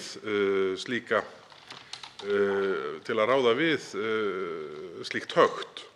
Og í því ljósi vil ég hvetja ríkisstjórnina til þess að reyna að koma á einhverju tryggari framtíðarsýn heldur en við höfum notið núna alllangt skeið. Staðreyndin er sú að með samgönguáætlun, annars vegar framkvæmdaáætlun til 5 ára og hins vegar langtímaáætlun til 15 ára, þá á sýnin að vera nokkuð velin römmuð, en raunin er önnur. Það er alveg gríðarlega mikil hliðrun innan þess kerfis, ef svo má segja, samgönguáætlunar, á verkefnum og fjármunum sem gerir það að verkum að við finnum okkur í þeirri stöðu eins og núna er, að það er gríðarlegar uppsafnaðar fjárveitingar sem hefur ekki tekist að koma í vinnu, hefur ekki tekist að koma í verkefni. Og sama á við ef við horfum á uppbyggingu til að mynda dvalarheimila landið kring, sem var blásið til mikillar sóknar í, ætli það hafi ekki verið 2011-12 eitthvað svoleiðis, þar sem átti að spýta verulega í og halda síðan áfram. En við þekkjum öll á umræðinni og bara biðlistum og því hvernig brennur á að það er mjög fjarri því að tekist hafi til að koma slíkum verkefnum áfram. Síðan mál sem snúa að bara almennum innviðaframkvæmdum sem ef við horfum bara á það að flytja rafmagn, þá hefur ekkert þokast frá því í aðventuóveðrinu í lok árs, var ekki 2019, desember 2019. Þá voru uppi mikil áform í framhaldinu það að einfalda regluverk og gera það svona einfaldara að eiga við framkvæmdir, línulagnir, koma rafmagni á milli svæða og þar fram til götunum, styrkja byggðalínuna og við þekkjum þetta allt saman. En staðreyndin sú að enn daga verkefni sem þessi uppi hér og hvort að það ósætti milli stjórnarflokkanna eða andstaða annars staðar í þinginu eða hreinlega bara í kerfinu, ég átta mig ekki alveg á því hvar hún liggur. En allt þetta gerir okkur erfiðara fyrir að nýta þá orku sem við erum að framkvæma með hagkvæmustum hætti og það gerir okkur erfiðara fyrir að tryggja að svona þessar svæðisbundnu eyjur virki hvað raforkuflutning varðar þannig að raforkuöryggi sé með forsvaranlegum hætti. Allt eru þetta þættir sem ég talið upp núna sem eru þeirra gerðar að það velkist enginn sem hefur skilning á því að rafmagni verður ekki til í innstungunni eða kjötið í frystinum í bónus, að það velkist enginn í vafa það að þessar framkvæmdir og það að ná utan þennan framkvæmdahluta opinbera kerfisins eitt það mikilvægasta sem við okkur blasir akkúrat núna. Og því miður þá hræða sporin illilega frá síðasta kjörtímabili og mér finnst ekki hafa tekist vel til á þessu fyrsta þingi þessa kjörtímabils hvað þetta varðar. Og ég bara, fyrir þá sem hlusta á, þá bara vil ég hvetja ríkisstjórnina til þess að færa mál til betri vegar því að staðan eins og núna algjörlega óásættanleg. Því að leið og ég segi þetta, þá held ég að það sé enginn þingmaður sem situr á þingi núna sem heldur því frammi að staða innviða á Íslandi, ef við horfum á þessa grunninnviði, vegir, samgöngumannvirki, hafnir, flugvellir, flutningskerfi raforku, svo dæmi sé tekið, það enginn sem heldur því fram að þessi kerfi þeim hafi verið viðhaldið og þau endurnýjuð og framkvæmt innan þeirra með þeim hætti sem nauðsynlegt á síðustu, við skulum segja 10 árum. Þannig að innviðaskuldin safnast hratt upp. Og það er miklu auðveldara að sýna fram á góðan árangur í hagtölum ef að þú leyfir innviðaskuldin að vaxa jafnt og þétt og svona setur kíkinn fyrir blinda augað hvað það varðar að þörfin, viðhaldsþörfin og endurfjárfestingarþörfin, það er ekki bara að hún vaxi ár frá ári, heldur bætir enn og í vegna þess að viðhaldi ekki sinnt. Og það er sama og á við fjármál ríkisins. Við þekkjum sjónarmið, svo ég fari nú yfir í aðra þætti, við þekkjum sjónarmið til að mynda sem að Grái herinn hefur sett fram, þar sem niðurstaða útreikninga þeirra að af ellilífeyrisþegum landsins séu hafðir rúmir 45 milljarðar á ári á grundvelli skerðinga sem að Grái herinn telur óréttmætar. Það einfaldar mjög að láta bókhaldið líta vel út ef að slíkur liður einn og sér með mjög umdeildum skerðingum að lækka árleg útgjöld 45,5 milljarða minnir mig að talan sé. Og síðan ef við bætum ofan á innviðaskuldina sem safnast upp jafnt og þétt, þá erum við að tala heildaráhrif af þáttum sem þessu upp á gríðarlegar upphæðir.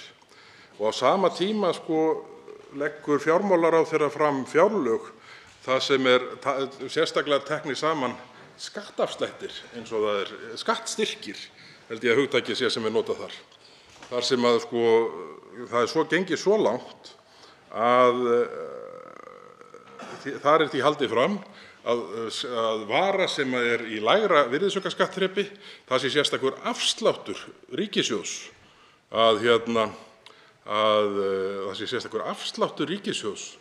að munurinn á hærra og lægra skattþrepinu. Þarna kemur í gegn þessi sýn að ríkissjóður eigi þetta allt saman með einum eða öðrum hætti. Við séum einhvern veginn hér hamstrar á hlaupahjóli, landsmenn og fyrirtæki sem hafi það eina hlutverk að skila sem mestu af þeim tekjum af því sem við ávinnum okkur með okkar störfum í ríkissjóð sem á þetta allt á endanum hvort sem er. Þetta er einhver sýn sem ég skil ekki að sé viðvarandi og innprentuð í ríkisstjórn sem hefur að svona miklu leyti í undanfarinn áratug rúman verið undir forystu Sjálfstæðisflokksins hvað fjármálaráðuneyti varðar. Þannig að ég held að við verðum með einhverjum hætti að koma okkur út úr þessu fari. Nú, ef við förum aðeins yfir í málefnasviðin, þá eru hér mér hugleikin samgöngu- og fjarskiptamálin, 11. liður áætlunarinnar. Það auðvitað þannig að þó að skorið sé niður núna í framkvæmdahlutanum, þá það kannski fyrst og fremst verið að skera niður svona inneign sem hefur myndast á uppgjörsreikningum Vegagerðarinnar. Hér og þar eflaust eitthvað til viðbótar, en svona í meginatriðum liggur þetta þar, held ég. Það þannig að hæstvirtur innviðaráðherra svaraði loksins fyrirspurn skriflegri sem ég sendi til hans núna fyrir ekki löngu síðan, sem hafði tekið hartnær ár að svara, þar sem var reynt að draga fram hvernig framlög til Vegagerðar hefðu þróast að teknu tilliti til umferðar og þróunar vergrar landsframleiðslu.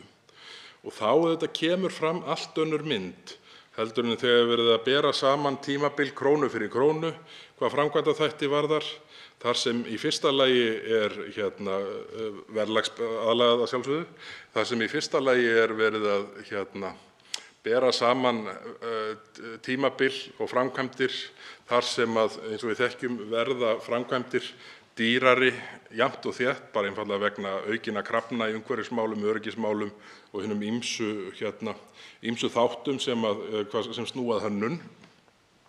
Þannig að jafnt og þétt verða vegaframkvæmdir dýrari, en myndin sem teiknaðist upp í þessu svari var sú að það er verið að veita miklu minni fjármunum til nýframkvæmda á vegum heldur en áður var, ef við tökum tillit til umferðar og þess hvernig verg landsframleiðsla hefur þróast.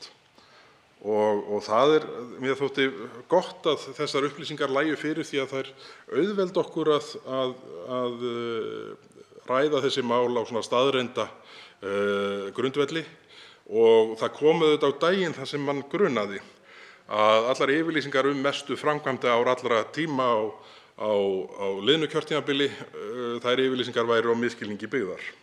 Því að auðvitað verðum við að skoða þetta í samhengi við það samfélag sem við verið að sinna og þjónusta. Og á sama tíma hefur náttúrulega þessi gríðarlegi fjöldi ferðamanna bæst á vegakerfið með þeim áhrifum sem það hefur, og ofboðsleg aukning í þungaflutningum sem auðvitað bara hluti af því að styðja við þá verðmætasköpun sem eiga sér stað í samfélaginu. Þekkjum það nú best vestan af fjörðum og alla þá miklu flutninga á laxi sem að þaðan stafa.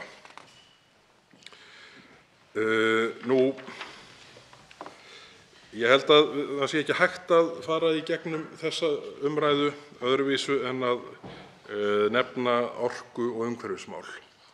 Þar hefur mér þótt í umhverfishlutanum svona fókusinn ekki alltaf vera réttur. Það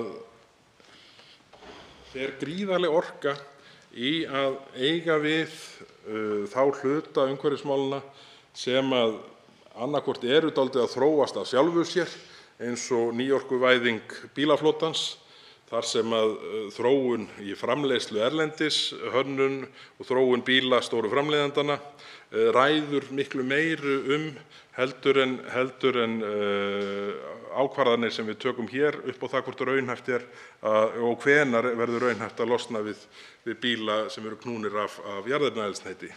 Og svona til þess að hægja á þeirri þróun þá voru náttúrulega teknar mjög undarlegar ákvarðanir hér í desember síðastliðinn sem snúa að tengiltvinn rafmagnsbílum, en það er umræða sem að ég hef eytt allt of mörgum orðum í hingað til og ég vona að núna við þessi þinglok klárist í öllu falli að stækka kvótann sem snýr að rafmagnsbílunum eins og lofað hafði verið og gengið út frá.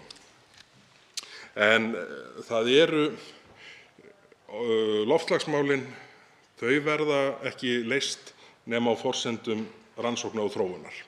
Við eigum að styðja við slíka vinnu, en við eigum ekki að eyða orkunni í það að banna plastpoka, koma papparörum í munn allra landsmanna og þar fram eftir götunum, og á sama tíma þá eigum við að taka ábyrgð á eigin sorpi og vinna hér að innleiðingu lausna á grundvelli þingsályktunartillögu Miðflokksins sem hefur verið lögð ítrekað fram, fyrst af fyrrverandi þingmanni Karli Gauta Hjaltasyni og síðan af þeim sem hér stendur á nýju þingi, þar sem að við horfum til þess að nýta okkur hátæknilausnir hvað sorpbrennslu varðar.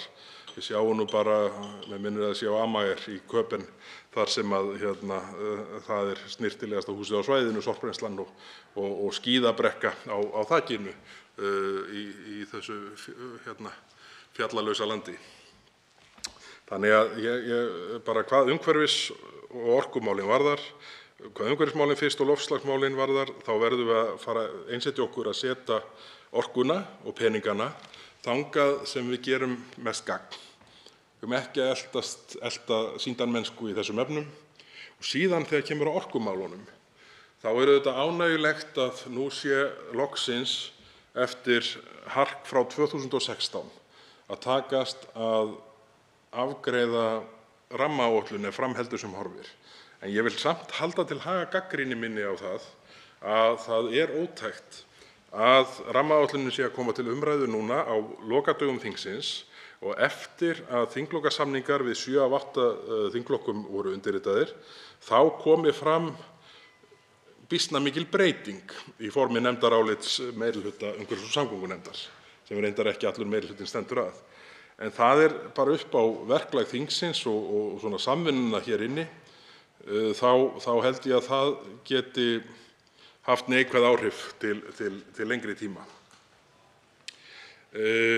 En þá að orkumálunum sjálfum. Það er auðvitað æði sérstakt á sama tíma og Vestur-Evrópa kallar á orku og verður að verða sér út meiri orku til að losna undan ægivaldi rússnesks viðskipta við Rússland, bæði í formi olíu og gass, þá séum við hér heima ekki bara að banna olíuvinnslu í landgrunninu, heldur að banna rannsóknir. Þetta er svo galið ef við horfum bara til frænda okkar í Noregi, sem fyrir bara nokkrum vikum síðan gáfu við mann út 54 ný rannsóknar- og vinnsluleyfi fyrir olíu. 54 ný leyfi.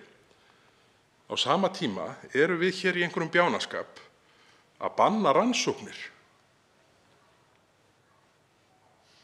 Ef það eru einhver forréttindi sem íslenska þjóðin nýtur, þá er það aðgengið að endurnýjanlegri orku.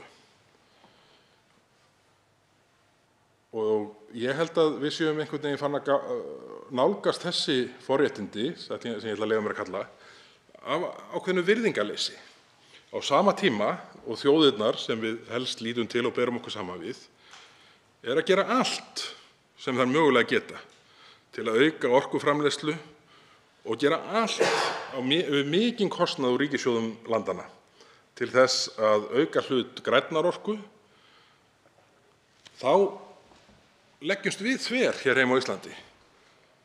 Það þarf 4 atrennur til að koma rammaáætlun í gegnum þingið. Og þegar rammaáætlun er afgreidd, þá er tekinn slagur hvern einasta þátt nýtingarflokks. En það má ekki nefna verkefni sem fara í verndarflokk einu orði eftir að kostur er kominn þangað. Við verðum einhvern veginn að komast út úr þessu vegna þess að ef við ætlum að setja okkur á svo háan hest og ef það er einhver meining manna með áhyggjum af loftslagsmálum og hlýnandi veðurfari og ef það er einhver tiltrú að það er aðgerðir sem við að grípa til hafa einhver áhrif, þá getum við ekki skilað auðu hvað það varðar að nýta þær orkuauðlindir sem eru hér í bakgarðinum hjá okkur. Og það blasir við hvað við eigum marga góða vatnsaflskosti ónýtta og hvað við eigum marga góða jarðhitakosti ónýtta. Og það er einhver forréttindablinda, svo ég noti nú hugtak sem að ég kannski hef ekki mér er ekki nóg tamt að nota, en ég ætla nú að leyfa mér að nota í þessu samhengi.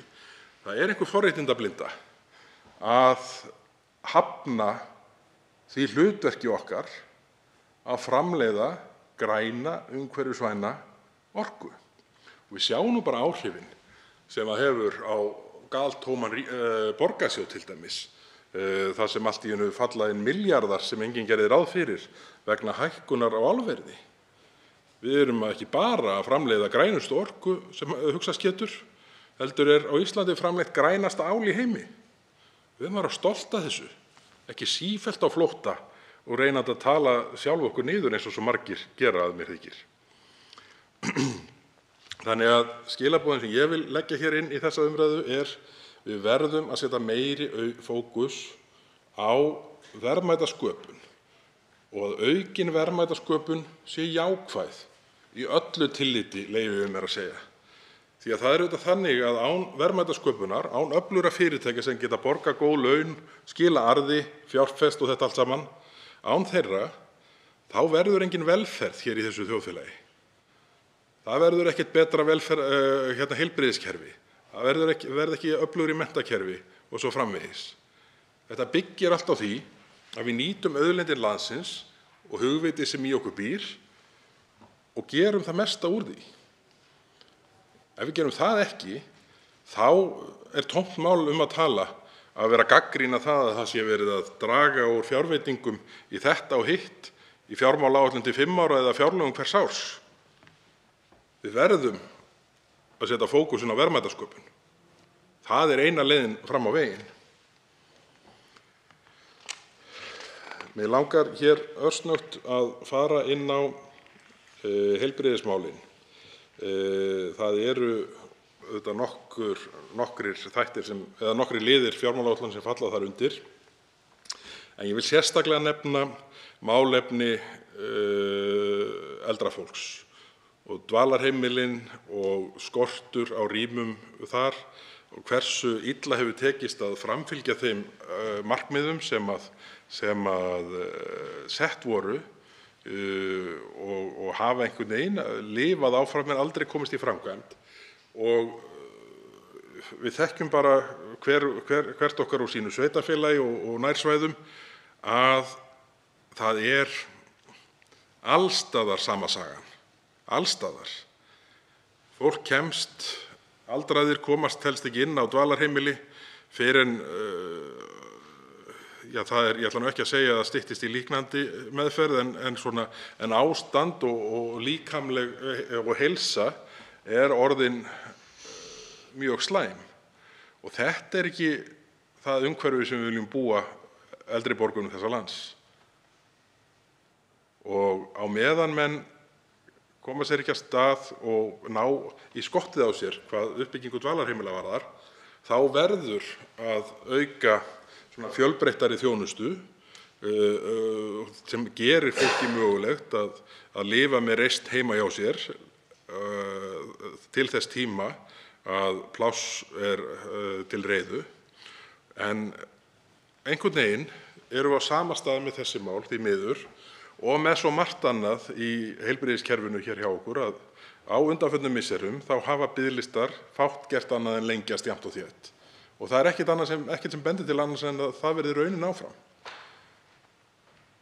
Og inn í þessum kerfum er alveg ofboðsleg sóun, eins og við þekkjum bara af umræðinni svokallaðan fráflæðisvanda á Landspítalanum. Ég ætla ekki að eyða tími að fara yfir hvað það þýðir, við þekkjum það öll.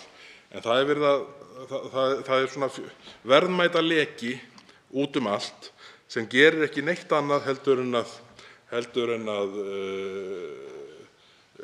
skapa tjón, bæði líkamlegt, andlegt og fjárhagslegt, bæði hjá heimilum landsins, fyrirtækjum og ríkissjóði. Þetta vildi ég hafa sagt á þetta. Nú undir lok þessarar ræðu vil ég nefna hér stuttlega húsnæðis- og skipulagsmál. Ég held að það hafi verið til mikilla bóta, sennilega eina breytingin á Stjórnarráðinu sem er til bóta, að skipulagsmálin hafi verið færð undir sama ráðuneyti og sveitarfélög, sem skipulagsmál, mannvirkjamál og málefni sveitarfélaga hafi verið færð undir sama ráðuneyti. En þá er líka nauðsynlegt að nota svona samhæfinguna sem í því felst til þess að bæta kerfið. Það lagast ekkert við það að kerfið sé allt komið undir sama hatt ef kerfið er ekki lagað. Og þetta þurfum við að gera til þess að ná því fram sem ég nefndi hér í byrjun ræðu minnar, að við verðum að auðvelda framkvæmdir, bæði stórar og litlar opinberar framkvæmdir og ekki síður framkvæmdir einkaaðila, til dæmis hvað varðar uppbyggingu húsnæðis landið kring sem vantar svo sárlega þessi árin. Þá tekur til máls hv. 7. þingmaður Norðausturkjördæmis, Sigmundur Davíð Gunnlaugsson.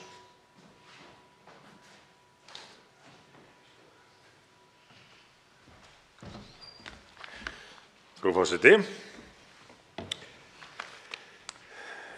Nú þegar við ræðum tillögu til fjármálaáætlunar fyrir árin 2023 til 2027 er ekki eiginlega annað hægt en að byrja á að setja þetta í samhengi við aðstæður. Við ræðum þetta mál nú eftir að þingstörfum átti að vera lokið. Þetta stóra mál sem að þingið hefði eflaust viljað verja allmörgum dögum í að fara almennilega yfir.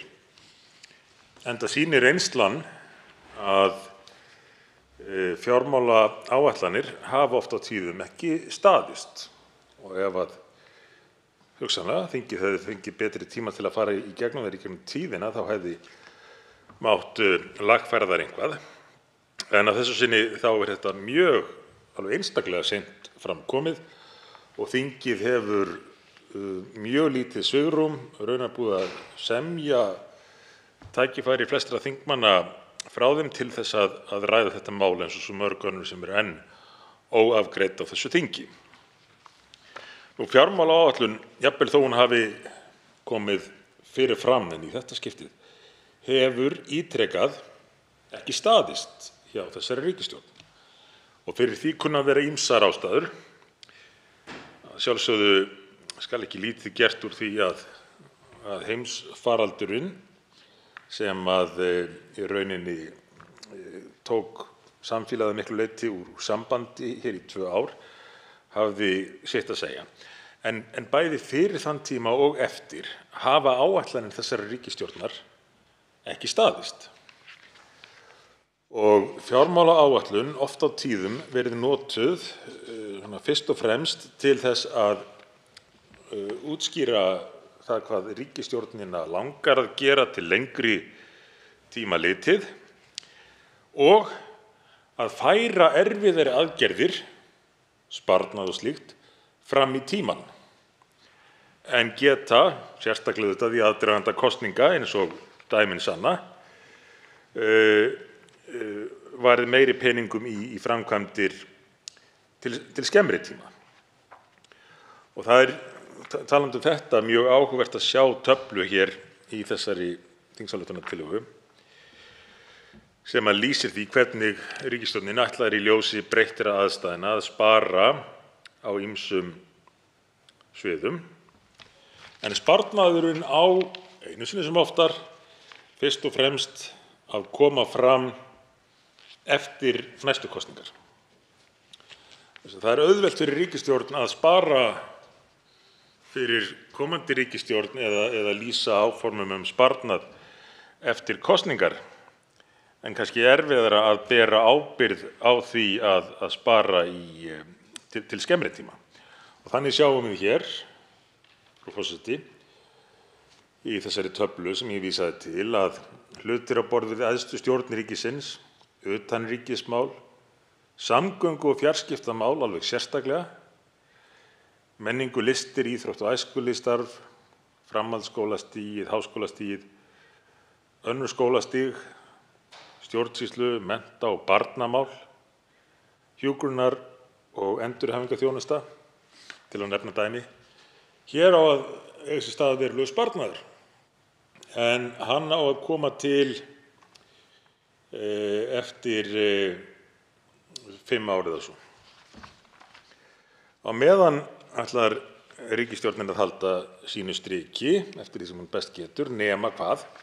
Auknar álögur verða lagðar á borgarana.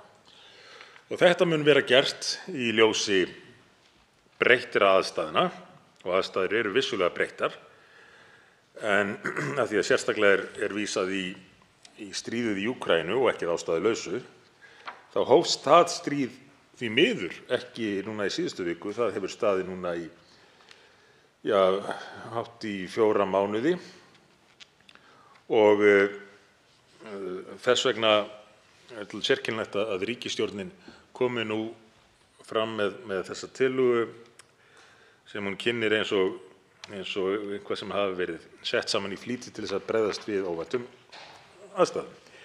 En áður en að stríðið hófst, og það miklu afleiðingar sem það hefur haft á efnahag Íslands og annarra vestrænna ríkja, þá var þegar orðið ljóst að áætlanir ríkisstjórnarinnar gengu ekki upp. Það var þegar komin af stað verðbólga til að mynda, og fyrirtæki áttu þegar í vandræðum vegna þeirra miklu gjaldahækkana sem að þau höfðu staðið frammi fyrir frá því þessi ríkisstjórn tók við nánast. En þetta er kynnt sem leið til þess að bregðast við þessum sérstöku aðstæðum.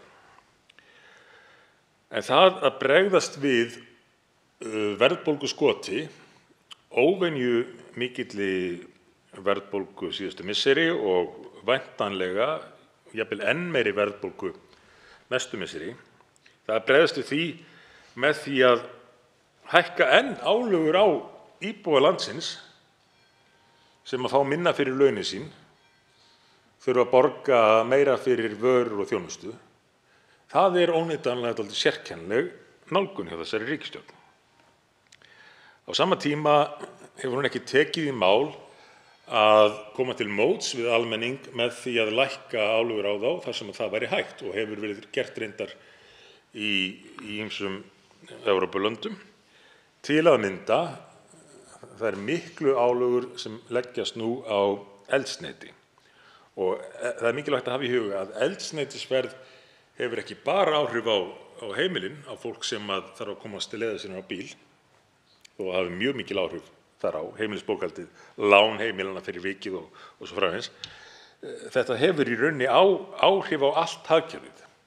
Orkukostnaður dreifist, eða hækkun á orkukostnaði dreifist líklega meir en flest annað hratt út hagkerfið allt, því að orka kemur alls staðar við sögu í flutningum á vörum og í flutningum vegna þjónustu, og tannhjól hagkerfisins eru smurð með orku, þótt við Íslendingar séum svo heppnir að eiga mikið af endurnýjanlegri orku og nýtum hana til að framleiða rafmagn að mestu leyti, og getum hitað húsin, svona 90% húsa í landinu, með jarðvarma.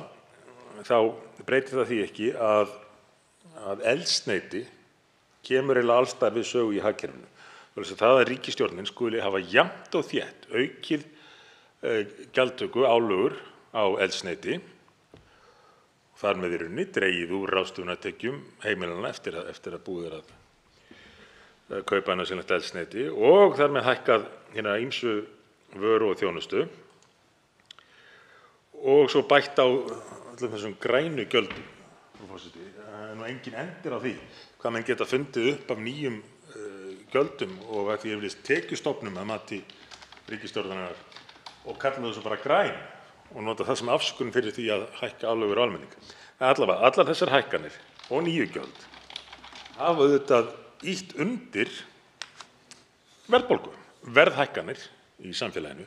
Svoleiðis að núna þegar að kemur þetta mikla verðbólguskot, meðal annars vegna stríðsástandsins í Evrópu, þá er mjög skrítið að ríkisstjórnin skuli ekki einu sinni hugleiða það að draga aðeins úr þessari viðbótar skattlagningu sem gæti strax haft töluverð áhrif sem eins og ég nefndi áðan myndu fljótt dreifast út allt hagkerfið og meðal annars halda aftur af hækkun verðtryggðra lána.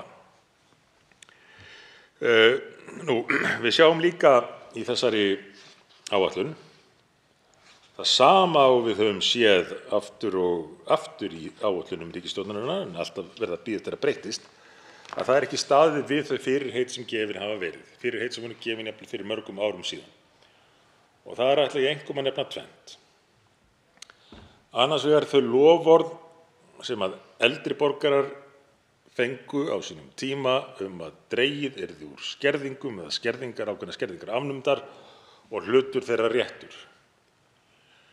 Ég lofaði því sjálfur árið 2014 á 17. júní hérna út á Austurvelli að ríkisstjórnin myndi leiðrétta kjör eldri borgara og takast á við þessar skerðingar sem höfðu verið settar á kjörtímabilið á undan þegar að búið væri að ráðast í þær efnahagsaðgerðir, þær stóru efnahagsaðgerðir sem að þá stóðu fyrir dyrum.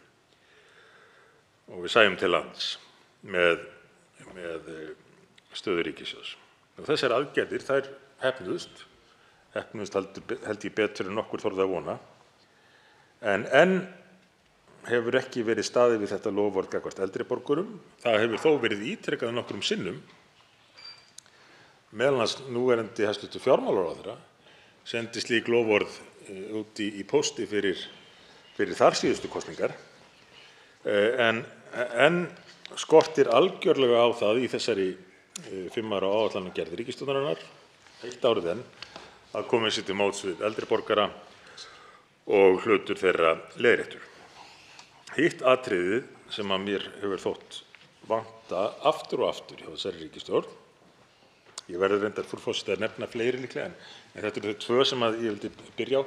Hitt atriðið af þeim 2 sem ég vildi byrja á varðar byggðamálin, byggðaþróun í landinu, sem að hefur verið algjörlega vanræktur málaflokkur í tíð þessar ríkisstjórnar. Þó má finna hér víða í þessari tillögu fullyrðingar það að það sé mikilvægt að fjárfesta í einu og öðru sem að varðar byggðamála, án þess að það sé sérstaklega í samhengi við það, en það er til að mynda fjalla töluvert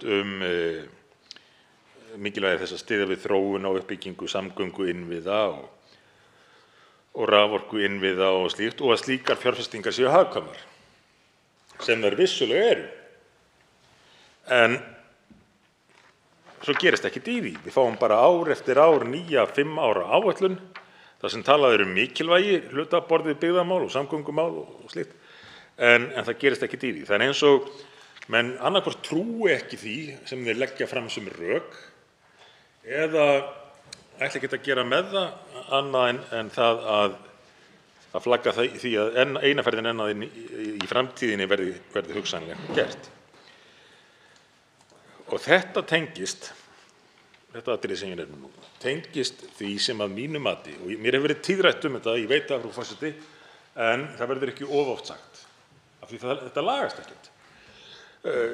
Eiginlega frá því ég byrjaði í stjórnmálum, alveg frá því ég byrjaði í stjórnmálum, frá því áður en ég byrjaði í stjórnmálum, hefur mér verið tíðrætt það að helsti vandinn við fjármálaáætlanir hjá ríkinu sé sá að menn líti ekki í áætlanagerð sinni nógu mikið til til langtímaáhrifa og til heildaráhrifa.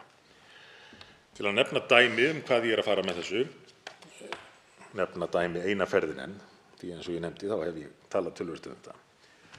Þá virðast stjórnvöld eiga mjög erfitt með að reikna ávinninginn af því að ráðast í hagkvæmar framkvæmdir. Framkvæmdir sem að spara borgurunum peninga, framkvæmdir sem að ýta undir verðmætasköpun og slíkt, vegna þess að það ekki hægt að setja nákvæma tölu á það. En menn hins vegar setja nákvæma tölu á kostnaðinn við það að ráðast í framkvæmdina. En af því að það erfitt að segja nákvæmlega hverju það skilar, þó það sé hagkvæmt eins og viðurkenndir hér, að þá einfaldlega litið framhjá því í mörgum tilvikum. Og þetta blandast inn í svo ótalmargt, meðal annars fyrra dæmi sem ég nefndi stöðu eldri borgaranna. Þar raunin sú að það litið á það sem hreint tap fyrir ríkið að leyfa eldri borgurum að vinna lengur til að mynda eða að draga úr, leyfa þeim að vinna lengur og draga þar með úr skerðingum. Sama við aðrar skerðingar eldri borgara. Það einhvern veginn litið á það sem svo að það að draga úr þessum skerðingum feli í sér hreint tap fyrir ríkið.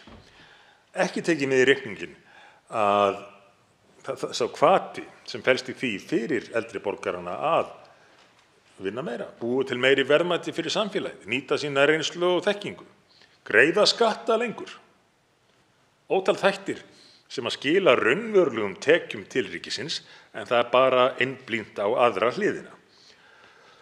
Og í báðum þessum þáttum sem ég tók sérstaklega fyrir, stöðu eldri borgara og byggðamálin, þá myndi, held ég, afstaða stjórnvalda og ákvarðanataka breytast mjög verulega ef menn leyfðu sér að áætla ávinninginn af því að annars vegar á landið allt til að vinna saman sem eina heild og þá gríðarlegu verðmætaaukningu sem kæmi út úr því, eða sparnaðinn fyrir samfélagið af því að koma í veg fyrir að landbúnaður leggist af á stórum svæðum, eða aukatekjur samfélagsins af því að draga úr ósanngjörnum og óhagkvæmum skerðingum á eldri borgara. Ef menn ætla að taka skynsamlegar ákvarðanir þá þurfa þeir að líta á heildarmyndina og þeir þurfa að líta á langtímaáhrifin. Það hefur verið mikill skortur á því. En talandi það að líta fram á veginn, þá gerir ríkisstjórnin nú ráð fyrir mjög verulega lækkandi hagvexti og sýnir hér í töflu að spáin hagvöxt samkvæmt Hagstofu Íslands sé 4,6% árið 2022, 2,7% 2023 og 2,2% 2024. Aðrar spár, það er að segja frá Seðlabanka Íslands og meðaltal greiningaraðila, eins og þeir orða hér, eru mjög á sama veg. Og hver eru viðbrögðin við þessu hjá ríkisstjórninni? Nú, þau eru þau sem ég lýsti hér í upphafi, að auka álögur á almenning. Á sama tíma og verðbólga eykst og hagvöxtur minnkar, þá er bætt í álögur á vinnandi fólk á Íslandi og reyndar fleiri því að hin ýmsu gjöld halda áfram að hækka. Og það er nú eiginlega talið, ríkisstjórnin virðist telja sér það sérstaklega til tekna hér, að ætla að halda áfram að hækka gjöld. En í kaflanum breytingatillögur segir með leyfi forseta: eins og rakið hefur verið í áliti þessu hafa efnahagshorfur breyst töluvert frá því að áætlunin var lögð fram, upphaflega áætlunin. Nú er gert ráð fyrir töluvert hærri verðbólgu heldur en miðað var við í forsendum gildandi þjóðhagsspár Hagstofu Íslands og því ljóst að gerð tillaga í því ljósi er gerð tillaga að uppfæra áætlunina. Í breytingartillögu meiri hlutans er tekið tillit til þess bæði á tekju- og gjaldahlið áætlunarinnar. Einnig er stefnt að því að nýta uppsveifluna í hagkerfinu. Ég skal lesa þetta aftur, frú forseti. Einnig er stefnt að því að nýta uppsveifluna í hagkerfinu til þess að draga hraðar úr halla ríkissjóðs heldur en ráð var fyrir gert, sem er í samræmi við markmið peningastefnunnar að lækka verðbólgu með því að draga úr þenslu í hagkerfinu. Hér rekst eitt á annars horn. Annars vegar er verið að gera ráð fyrir mjög umtalsverðum samdrætti í hagvexti, það er að segja réttara sagt að hagvöxtur minnki mjög umtalsvert, og hins vegar er hér talað að nýta uppsveifluna til þess að auka álögur á almenning. Krónutölugjöldin eru til dæmis nefnd hérna sérstaklega og birt tafla. Krónutölugjöld uppfærð með hliðsjón af spá verðlag 2023 3 milljarðar, hækkar jafnt og þétt svo upp í 4, nokkrar sérstakar gjaldbreytingar. Meira hvað ríkið getur fundið upp ný gjöld eins og ég gerði að umtalsefni hérna áðan. En það sem hér er kallað nokkrar sérstakar gjaldbreytingar fara á tímabilinu úr 2,7 milljörðum króna í 6,5 milljarða króna. Og annað eftir þessu. Og ég hreinlega átta mig ekki á megin hugsuninni í þessari áætlun ríkisstjórnarinnar. Það sem að takast á við verðbólgu með því að leggja enn meiri álögur á almenning, fórnarlömb verðbólgunnar, og ætla að nýta uppsveifluna eins og það er hér kallað á sama tíma og spáðir jafnt og þétt minnkandi hagvexti. Frú forseti, má ég biðja að skráma eftir á mælendaskrá. Ánægja. Þá tekur til máls hv.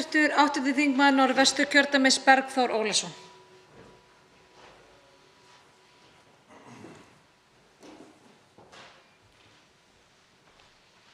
Frú forseti, mig langar hér með aðeins fyllri hætti en áðan að koma inn á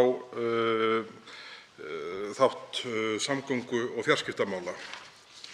Það hefur vakið töluverða athygli mína og gerði það þegar fjármálaáætlunin var lögð fram að gert var ráð fyrir frá árinu 2023 til ársins 2027 myndu framlög til samgöngu- og fjarskiptamála lækka 14,4%. Ég er mjög fylgjandi aðhaldi í ríkisrekstri og þætti gott ef að menn sæju fram á 14,4% lækkun útgjalda á ýmsum rekstrarþáttum hins opinbera. En mér þykir mjög slæmt að sjá 14,4% samdrátt yfir 5 ára tímabil í þeim þætti opinberra fjármála sem er að stærstum hlutfalli framkvæmdir og viðhald. Þarna væri raunverulega þörf á að auka í eins og málin standa, og þá segja menn eflaust einhverjir, ja, það er allt of mikið að gera í samfélaginu núna, það fást ekki verktakar og verðin hækka. Tímabundið hækka núna verðin vissulega vegna hækkunar á verði aðfanga, en verð vegna þjónustu verktaka eru fyrst og fremst, eins og ég kom inn á í ræðu minni áðan, að hækka vegna þess að markaðurinn er svo lítt fyrirsjáanlegur. Menn hafa ekki fyrirsjáanleika til þess að vaxa jafnt og þétt, að lítil og millistór verktakafyrirtæki verði millistór og stór og svo framvegis. Þetta tekst ekki á meðan fyrirsjáanleikin er jafn lítill og raunin er og sveiflurnar og það með hvað hætti framkvæmdahluti hins opinbera og sérstaklega vegagerð í gegnum tíðina hefur verið nýtt, eða svona hver nálgunin hefur verið, og það að þarna sé áætlað á árinu 2023 51,6 milljarðar í samgöngur og fjarskiptamál, en á árinu 2027 44,2 milljarðar. Þetta sem sagt lækkun á þessu tímabili á árlegum útgjöldum 7,4 milljarða rúma, nánar tiltekið 7.446 milljónir á ári, ef við berum saman árin 2023 og 2027, 14,4%. Hvernig þykir mönnum þessi skilaboð svona harmonera við þennan sífellda söng mestu framkvæmdir allra tíma og mestu framkvæmdaáform allra tíma? Það fylgir ekki hugur máli. Það bara ekki hægt að lesa neitt annað út úr þessum töflum. Við sjáum hvernig hefur gengið með áform sem hefur stundum verið útskýringin á svona stiglækkandi útgjöldum til samgöngumála. Þá hefur verið gripið til þess ráðs að útskýra það með því að það sé svo mikið sem bætist við í svokölluðum samvinnuframkvæmdum. Það gengur nú eins og það gengur og lítið í þær framkvæmdir að sækja undanfarin ár og því miður gengur ekki vel með fyrstu verkefnin sem ráð var fyrir gert að kæmist til framkvæmd á grundvelli þeirrar sérstöku lagasetningar. Nú síðan því flaggað að það mun nú bætast við út af hinum ýmsu átaksverkefnum. Það einmitt eitrið í þessu öllu, að við séum í stöðugum átaksverkefnum. Þess vegna fáum við ekki fleiri öfluga verktaka, af því að það bindur enginn það fjármagn sem nauðsynlegt til þess að verða burðugur verktaki í fyrirtæki ef að þetta eins og jójó, framkvæmdaþáttur hins opinbera. Það verður að auka fyrirsjáanleikann, stækka verkefni og gera verktökum auðveldara að skipuleggja sig. Annars verðum við föst á þeim stað að þegar í uppsveifla í öðrum þáttum samfélagsins, þá fara verð upp úr öllu valdi í vegagerð og þá halda menn að sér höndunum og það verður til uppsafnaðar framkvæmdafjárveitingar sem svo hægt að skera niður svona í bókhaldsaðgerð eins og gert núna með breytingartillögu meirihluta fjárlaganefndar. Þetta eru sömu skilaboð og hafa áður komið fram frá þessari ríkisstjórn sem nú situr á sínu 5. ári. Það er að segja, þessi stiglækkandi útgjöld til samgöngu- og fjarskiptamála sem eru auðvitað langmestu leyti til samgöngumála. Þessi málaflokkur auðvitað skarast á milli ráðuneyta núna eftir síðustu uppstokkun, þannig að fjarskiptamálin eru auðvitað farin inn til háskóla- og nýsköpunarráðherra, samgöngumálin inn til innviðaráðherra, en eins og ég segi, meginþungin er í samgönguhlutanum. Á sama tíma kom hér fram í ræðu fyrr í dag að nú uppi áform það að framlengja samning sem var gerður árið 2012 stuðning við almenningssamgöngur á höfuðborgarsvæðinu upp á milljarð á ári, 1.000 milljónir á ári verðbætt miðað árið 2012 ef ég man rétt, og nú séu uppi áform að framlengja hann 12 ár. Ég bara hreinlega trúi því ekki að það séu uppi áform að framlengja þann samning 12 ár upp á milljarð á ári, uppfært væntanlega til verðlags, þegar árangurinn af fyrsta fasa, þeim fyrstu 10 árum þessa verkefnis enginn. Þegar samningurinn var gerður árið 2012, þá voru 4% farin að ferða í samgöngum á höfuðborgarsvæðinu með strætó. Þegar tölur fyrir árið 2021 voru skoðaðar, þá voru það 4%. Það hefur enginn árangur náðst, enginn. Og nú uppi áform að bæta við 12 árum, 12 milljörðum pluss verðbætur. Og þetta gerist einhvern veginn bara sjálfkrafa. Ég hef ekki orðið var með mikla umræðu hér inn í þingsal þó ég hef nokkru sinnum reynt að kalla eftir henni varðandi þennan samning. En ef að samgönguráðherra eða innviðaráðherra eins og það heitir í dag í færum til að gera samning upp á rúma 12 milljarða til að styrkja strætó á höfuðborgarsvæðinu á grundvelli verkefnis sem hefur engu skilað á 10 árum, þá nóg til, eins og Alþýðusambandið segir. Þá sko nóg til. Þá væri nú ágætt að grípa í önnur verkefni sem væri jafnvel meira gagn af og líklegt að árangur næðist. Það má vera að ég hafi þetta ekki nákvæmlega rétt eftir, en er ekki einhvers staðar sagt að skilgreiningin á geðveiki sé að gera sama hlutin aftur og reikna með annarri niðurstöðu? Það er svona nokkurn veginn þannig. Það er eitthvað í þá veruna sem kemur í ljós sýnist manni ef að á svipuðum forsendum að gera samning upp á milljarð á ári til 12 ára þegar samningur upp á milljarð á ári til 10 ára hefur engu skilað. 4,0% á móti 4,0%. Og ég held raunar, þegar ég gluggaði í nýjustu ferðamátaskýrsluna, held ég hún sé kölluð, þá held ég raunar að nýtingin sé að minnka núna á síðasta ári gamla samningsins. Það verður að vera með smá fyrirvara, með minnir að þar hafi ég séð töluna 3,8% ferða.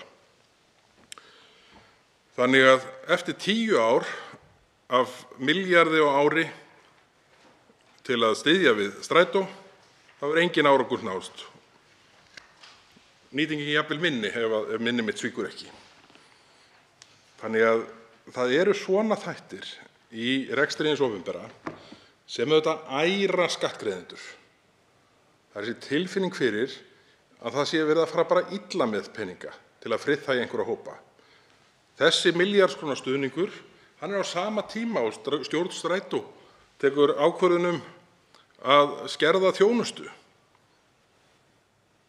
Af því fjárveitingar ekki til staðar til að standa undir grunnþjónustunni. Svo á sama tíma horft til þess að fara í 100 milljarða aðgerð á forsendum borgarlínu sem enginn veit hvað muni raunverulega kosta og hvað þá hvernig á að reka til framtíðar. Þetta skilur allt eftir tilfinningu vondrar meðferðar á skattfé almennings. Þá fer að svíða að búa þar sem heildarskattheimta er svo næst hæsta innan OECD-ríkjanna þegar tekið hefur verið tillit til þess með hvaða hætti lífeyriskerfi eru fjármögnuð. Við verðum að fara betur með skattfé almennings og undir þessum samgöngulið þá varð ég að nefna þetta að þessi samningur er alveg hreint með ólíkindum. En virðulegur forseti, ég á nokkur atriði eftir og vil biðja þig að setja mig aftur á mælendaskrá.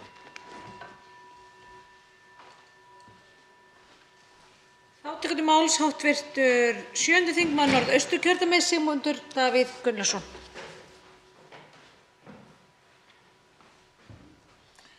Frú forseti, hv. þingmaður Bergþór Ólason kveikti aðeins í mér þegar hann nefndi borgarlínu sukkið og allt sem því tengist, en ég verð að bíða aðeins með að fara nánar út í það. Það er eitt og annað sem ég þarf að segja það mál. Vegna þess að ég hafði hugsað mér að ræða sérstaklega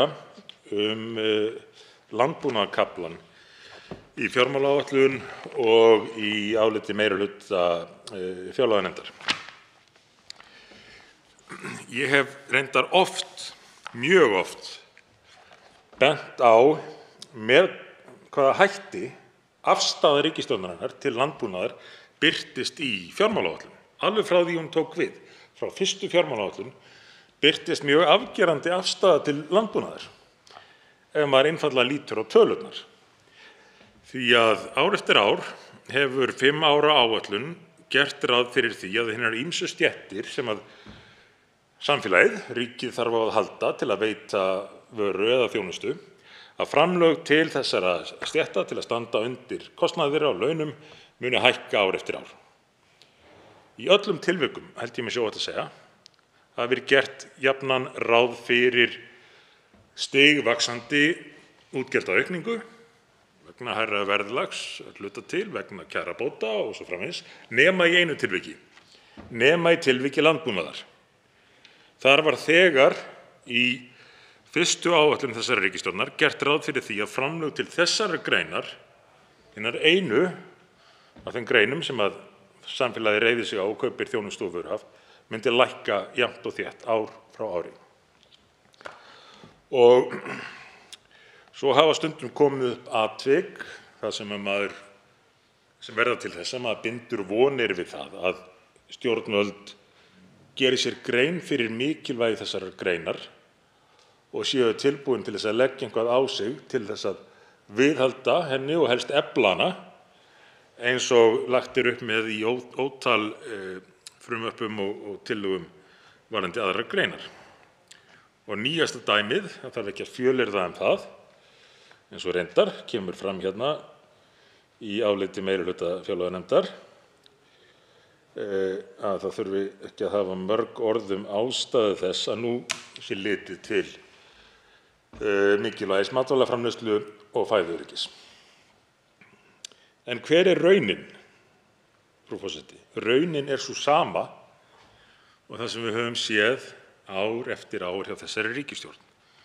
Ef við lítum á liðinn landbúnað árin 2023 til 2027, þá hafa framlög til þeirrar greinar ekki aukist hlutfallslega eins mikið eins og til væntanlega flestra annarra, en þó er gert ráð fyrir að á næsta ári lækki þau og þar næsta ennþá meira, árið þar eftir 2025 ennþá meira, árið 2026 ennþá meira og enn meira 2027. Jafnt og þétt, einu sinni sem oftar, lækki stuðningur ríkisins við landbúnað, á meðan gert er ráð fyrir auknum stuðningi við meira og minna allt annað, þar sem að ríkið þarf að kaupa þjónustu og vörur.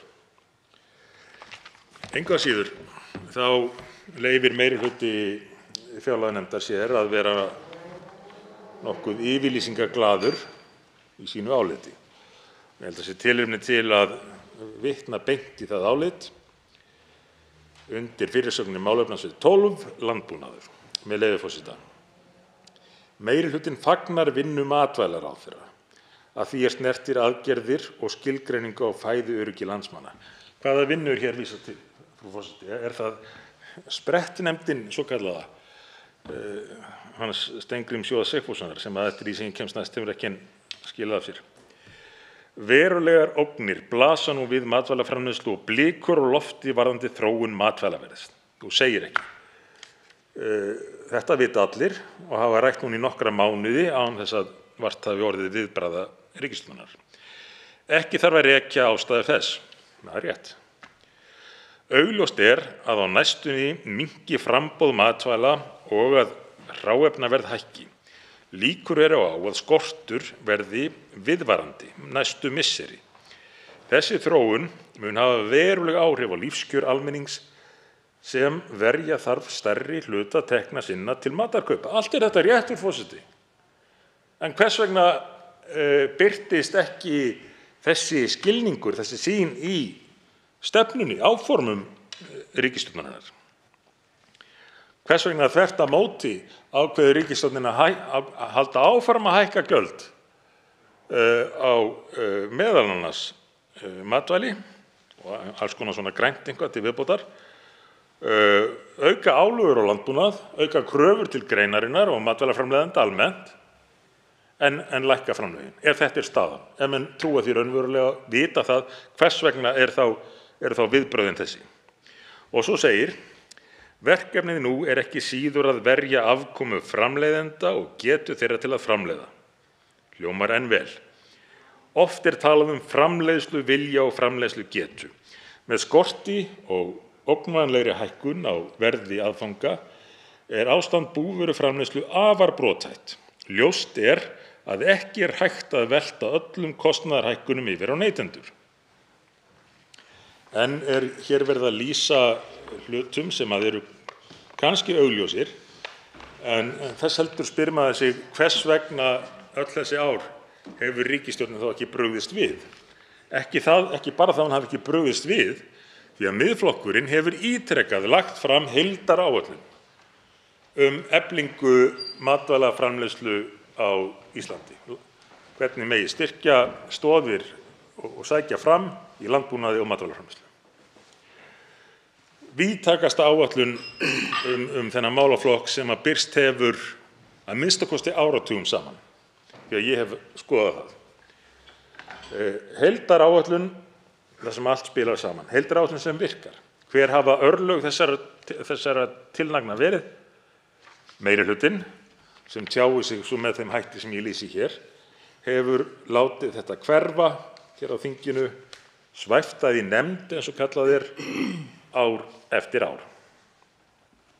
Og svo segir hér áfram í áliti meirihluta fjárlaganefndar: meirihlutinn minnir á að í fjárlögum fyrir þetta ár voru lagðar til 750 milljónir króna til að mæta aðfangahækkun á áburði. Meta þann markvisst hvort og hvernig hægt að styðja við frumframleiðendur til að halda getu og vilja til framleiðslu. Því ekki síður beint til matvælaráðherra að nýta aðrar leiðir. Eindregið lagt til að ástandið verði tekið mjög alvarlega og einskis látið ófreistað til að nýta lög og regluverk í því skyni. Meirihlutinn telur það ekki eingöngu vandamál bænda og afurðastöðva að takast á við þennan vanda.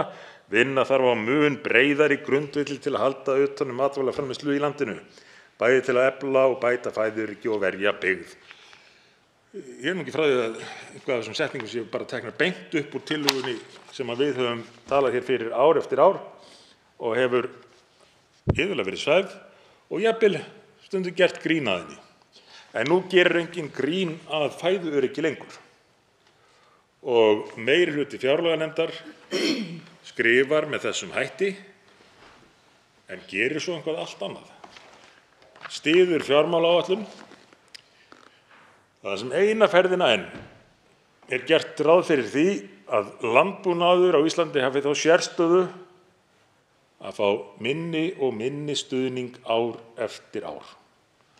Og svo eru menn á sama tíma með hástemmdar yfirlýsingar mikilvægi greinarinnar, hættuna á yfirvofandi áframhaldandi hækkunum matvælaverðs, mikilvægi fæðuöryggis og svo framvegis. En það ekkert gert í því. Það vegna þess að allt snýst umbúðir frekar en innihald hjá þessari ríkisstjórn. Allt spurning yfirlýst áform frekar en raunveruleg áhrif þess sem menn gera. Þess að það sama við í landbúnaðarmálunum eins og öðrum málaflokkum að ef mönnum alvara með þessar yfirlýsingar sínar og ef þeir ætla sér raunverulega að ná árangri þá þurfa aðgerðirnar að endurspegla það. Og menn þurfa að minnsta kosti að vera reiðubúnir til að hverfa frá braut viðvarandi samdráttar í stuðningi við landbúnað á Íslandi. Ég held að það sé óætt að fullyrða að aðstæður kalli á það. Eins og meirihlutinn í nefndinni segir, en reyndar framkvæmir ekki í samræmi við það. Þá tekur til máls hv. 8. þingmaður Norðvesturkjördæmis, Bergþór Ólason.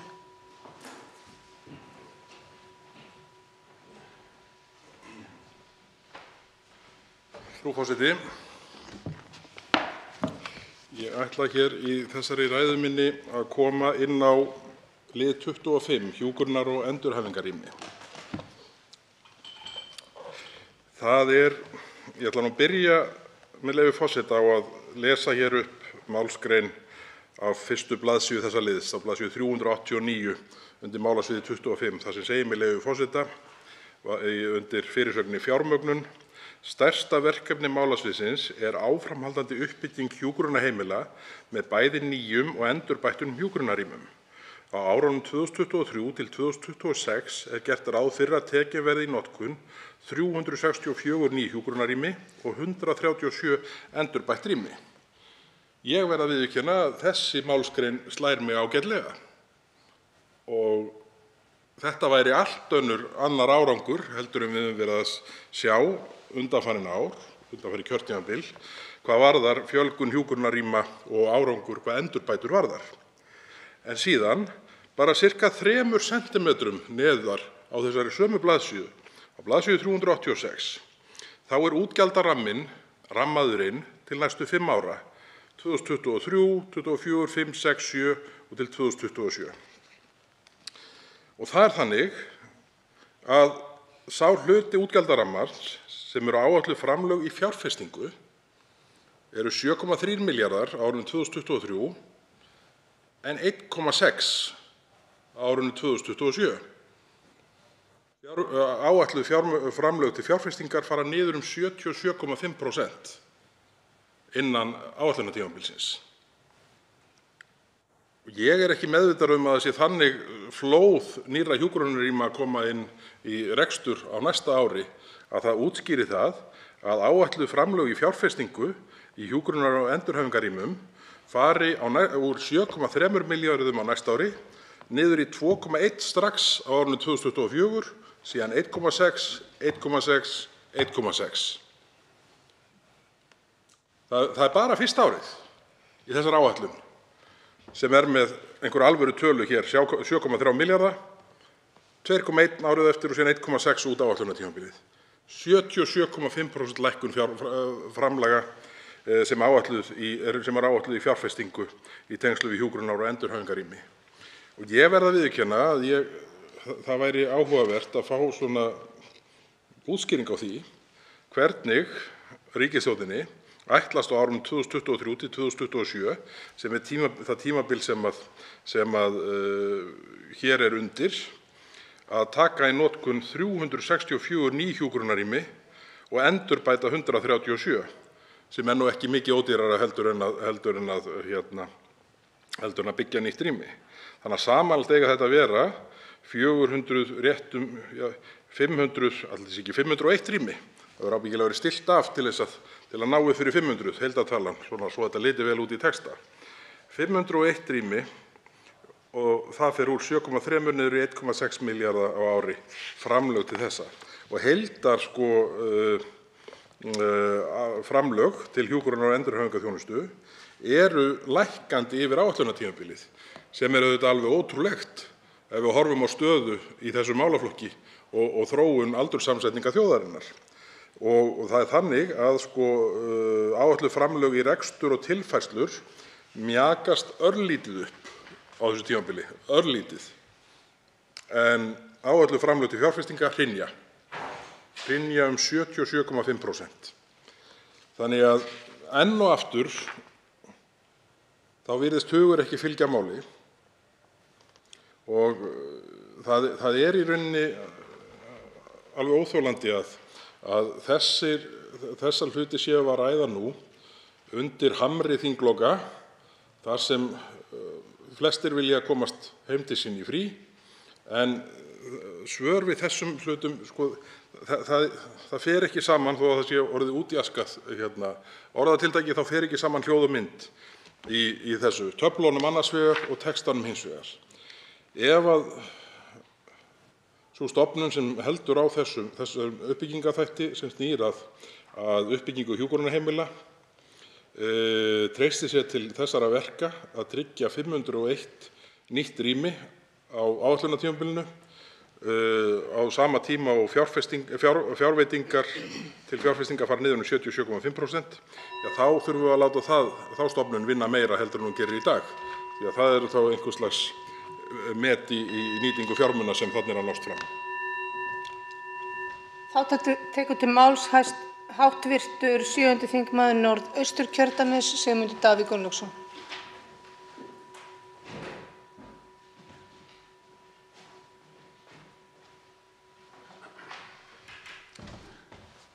Frú forseti, eins og ég lofaði áðan mun ég koma að borgarlínu ævintýrinu og rekja stuttlega hvað þessi nýjasta áætlun ríkisstjórnarinnar segir okkur um það og hvað það mál segir okkur um eitt og annað sem þessi ríkisstjórn hefur verið að aðhafast.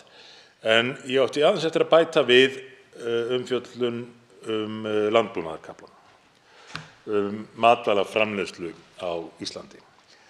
Því að það er ekki nóg með það að það sé stöðugt verið að skerða framlög til þessara mikilvægu greinar og með því þvímælalaust að skerða verðmætasköpun, því að landbúnaður, fjárfesting í landbúnaði, rétt eins og menn nefna í nefndarálitinu með eitt og annað samgöngur og fleira, skilar meiru til samfélagsins. Gjaldeyrisparnaði augljóslega, hollum og góðum matvælum, byggð, undirstöðu byggðar hringinn í kringum landið sem er ómetanlegt í rauninni, en fjármálaráðuneytið gæti kannski spreytt sig á að meta til fjár. Það er ekki nóg með að það vanti upp á þessa hagkvæmu fjárfestingu í landbúnaði og menn séu þvert á móti að skera þar niður, ólíkt öðrum sviðum. Svo bætist hitt við. Það er stöðugt verið að leggja nýjar álögur á landbúnað og ég er ekki bara að tala þær gríðarlegu verðlagshækkanir sem atvinnugreinin stendur frammi fyrir nú og kallar í rauninni bara neyðarviðbrögð þegar að áburður og önnur aðföng hækka eins gríðarlega og gerst hefur á síðustu misserum. Ég er ekki bara að tala um það, ég er líka að tala um meðvitaðar ákvarðanir stjórnvalda að þrengja að greininni. Til dæmis með því að gefa eftir í viðræðum við Evrópusambandið og aðra í tollamálum. Gefa eftir með hætti sem að Evrópusambandið myndi aldrei gera gagnvart viðsemjendum. En á einhvern hátt ítrekað, og sérstaklega auðvitað í alræmdum tollasamningum frá því fyrir nokkrum árum síðan, að gefa eftir nánast einhliða án þess að fá mikið á móti. Veikja með öðrum orðum stöðu atvinnugreinarinnar. Á sama tíma er stöðugt verið að auka á kröfur til landbúnaðar, aðbúnað, hvaða efni eru notuð, hvaða tæki eru notuð, hvernig húsnæði er hannað, hvernig það er byggt og svo framvegis. Allir þessi stimplar sem að stöðugt fer fjölgandi. Og þar með grein sem að byggist upp á fjölskyldubúum hér á landi látin keppa við verksmiðjubú í útlöndum sem að er ekkert að elta allar þessar kröfur sem að lagðar eru á greinina hér heima. Svo bætist við aukinn innflutningur, eins og var nú töluvert rætt hérna ekkert alls fyrir löngu, á ófrosnum og gerilsneyddum matvælum, en til þess fallið að skekkja samkeppnisstöðu greinarinnar hérna heima. Og af hverju er ég að rifja þetta upp eina ferðina enn? Vegna þess að samanburðurinn er svo sláandi. Annars vegar samanburðurinn á því hvað stjórnvöld raunverulega gera og svo svona lýsingar eins og ég fór yfir hérna áðan í meirihlutaáliti fjárlaganefndar. Það er engin tenging þarna á milli. Þetta er allt umbúðir og sýndarmennska. En ef aðstæður nú og það er neyðarástand sem að landbúnaður á Íslandi er komin í og hefur reyndar verið nokkuð skeið, jafnvel áður en að þessar nýjustu hremmingar riðu yfir, ef það vekur menn ekki til raunverulegrar vitundar umfram það að skrifa nokkrar línur í nefndarálit, ef það verður ekki til þess að ríkisstjórnin geri eitthvað sem máli skiptir, þá mun líklega ekkert duga til. Ég hvet nú bæði ríkisstjórnina og eins þingmenn meirihlutans til þess að láta nú til sín taka af einhverju alvöru í þágu landbúnaðarins. Vegna þess að samfélagið meira og minna að öðru leyti er háð því að við getum rekið hér sterka innlenda matvælaframleiðslu. Og nú er hún í neyð eftir að hafa séð okkur fyrir mat, haldið í okkur lífinu í hátt í 1200 ár. Og nú þarf aðgerðir, ekki bara nokkrar línur í nefndaráliti. Þá tekur til máls hv. 8. þingmaður Norðvesturkjördæmis Bergþór Ólason.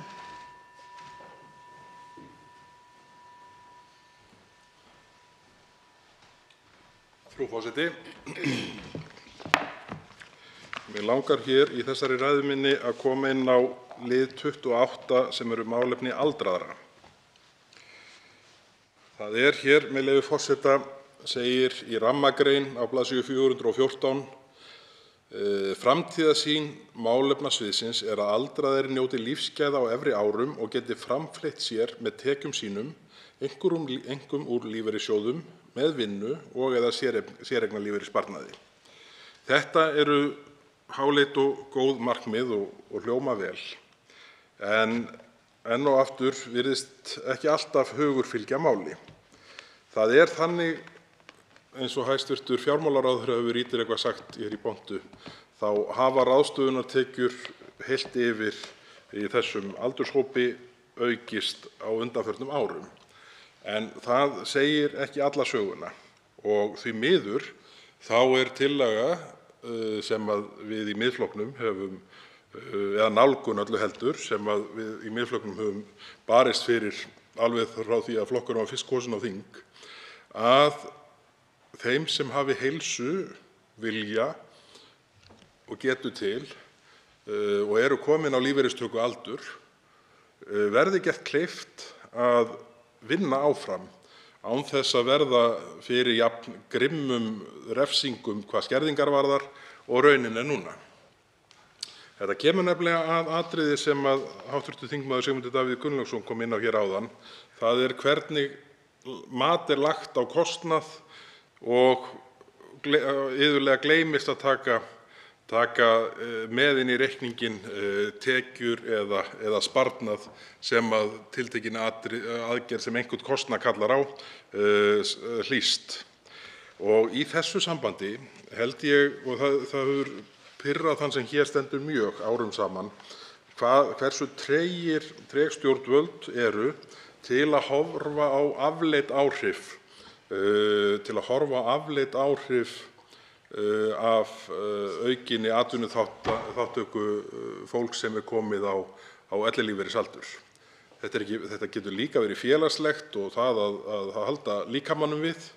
Þannig að ég tel alveg fullvíst, og það hefur nú raunar verið sýnt fram á það af virtum fræðimönnum, að raunkostnaður ríkissjóðs af því að draga úr þessum skerðingum verður sennilega enginn og að öllum líkindum neikvæður þegar horft er til þeirra skatttekna sem að verða til af starfi þeirra sem annars væru ekki á vinnumarkaði, nú eða færu með einum öðrum hætti að sinna einhverju í hinu svarta hagkerfi. Við eigum að gera eldri borgurum kleift að nýta starfsorku sína áfram eins lengi og þeim hugnast að gera það. Og við eigum að gera það aðlaðandi þannig að það sé ekki stöðugur slagur við kerfið þar sem bitið er af hverri krónu sem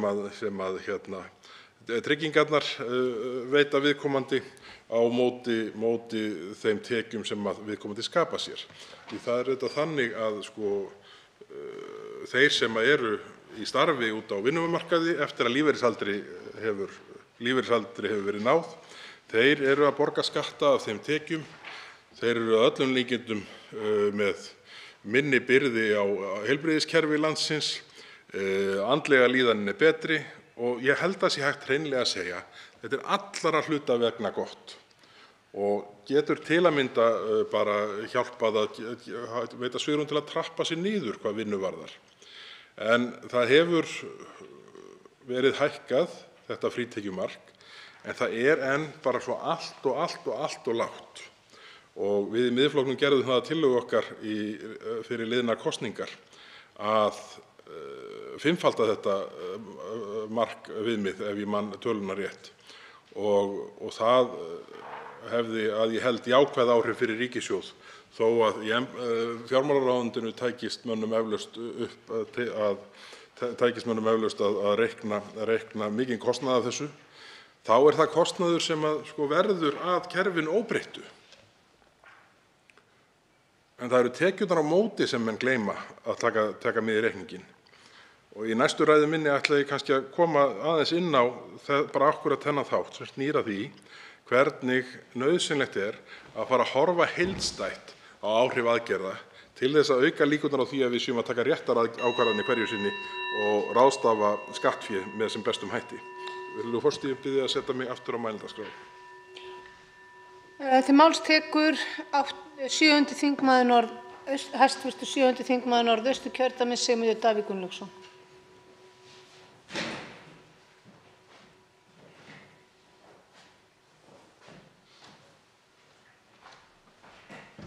Frú forseti, ég hef búin að lofa að ræða þessum borgarlínuna sem er svo lýsandi fyrir margt af því sem að þessi ríkisstjórn brallar með fjármál ríkisins.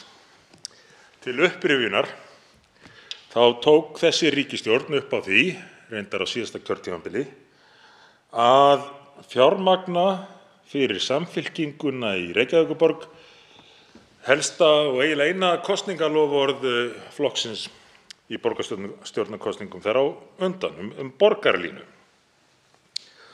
Og það var ákveðið að setja 50 milljarða í þetta verkefni svona til að byrja með, þótt óljóst væri hver kostnaðurinn við framkvæmdina alla yrði, þótt óljóst væri hver rekstrarkostnaður þessa fyrirbæris yrði, ég tala nú ekki að vera með tvöfalt strætisvagnakerfi, og þótt óljóst væri hvernig ríkið ætlaði að fjármagna þetta.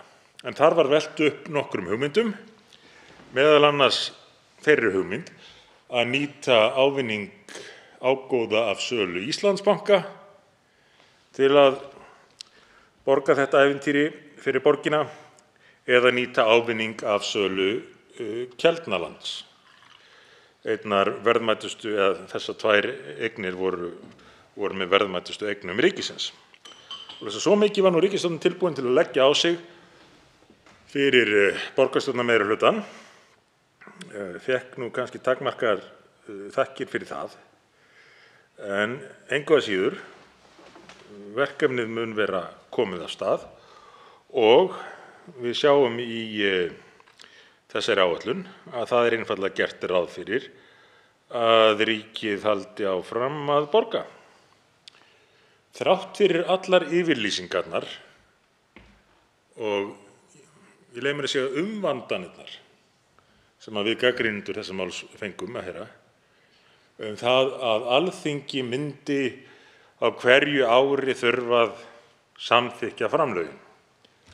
Og þess vegna þyrfti ekki að hafa neinar áhyggjur af þessu. Alþingi myndi þurfa að staðfesta framlögin á hverju ári. Ég held að við höfum nú öll meira og minna hér í þinginu gert okkur grein fyrir hvers eðlis þessar yfirlýsingar voru. Ég held að flestir þingmenn hljóta að gera sér grein fyrir því hvernig þetta gengur fyrir sig.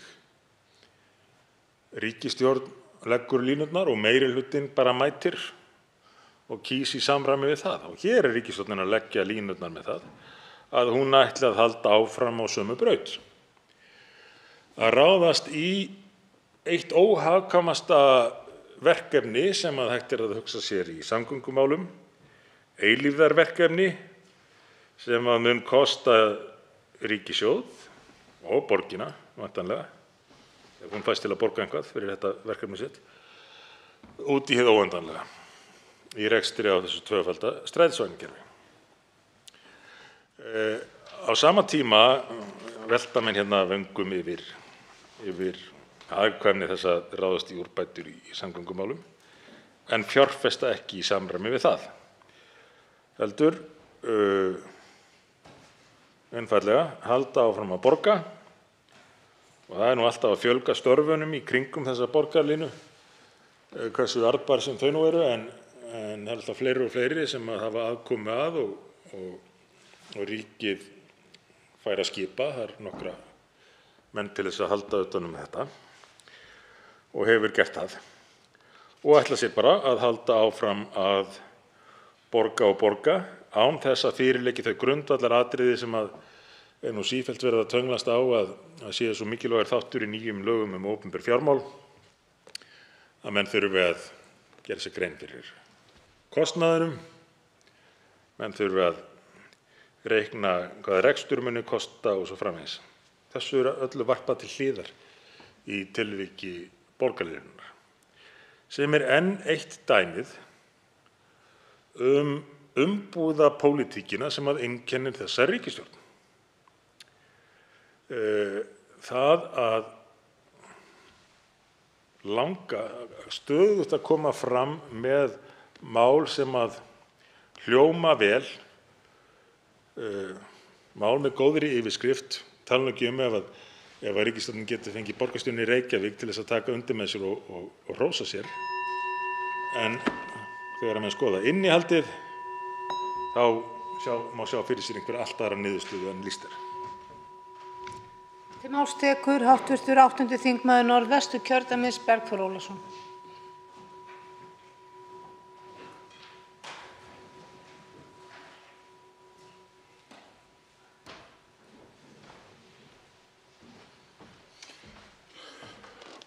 Frú forseti,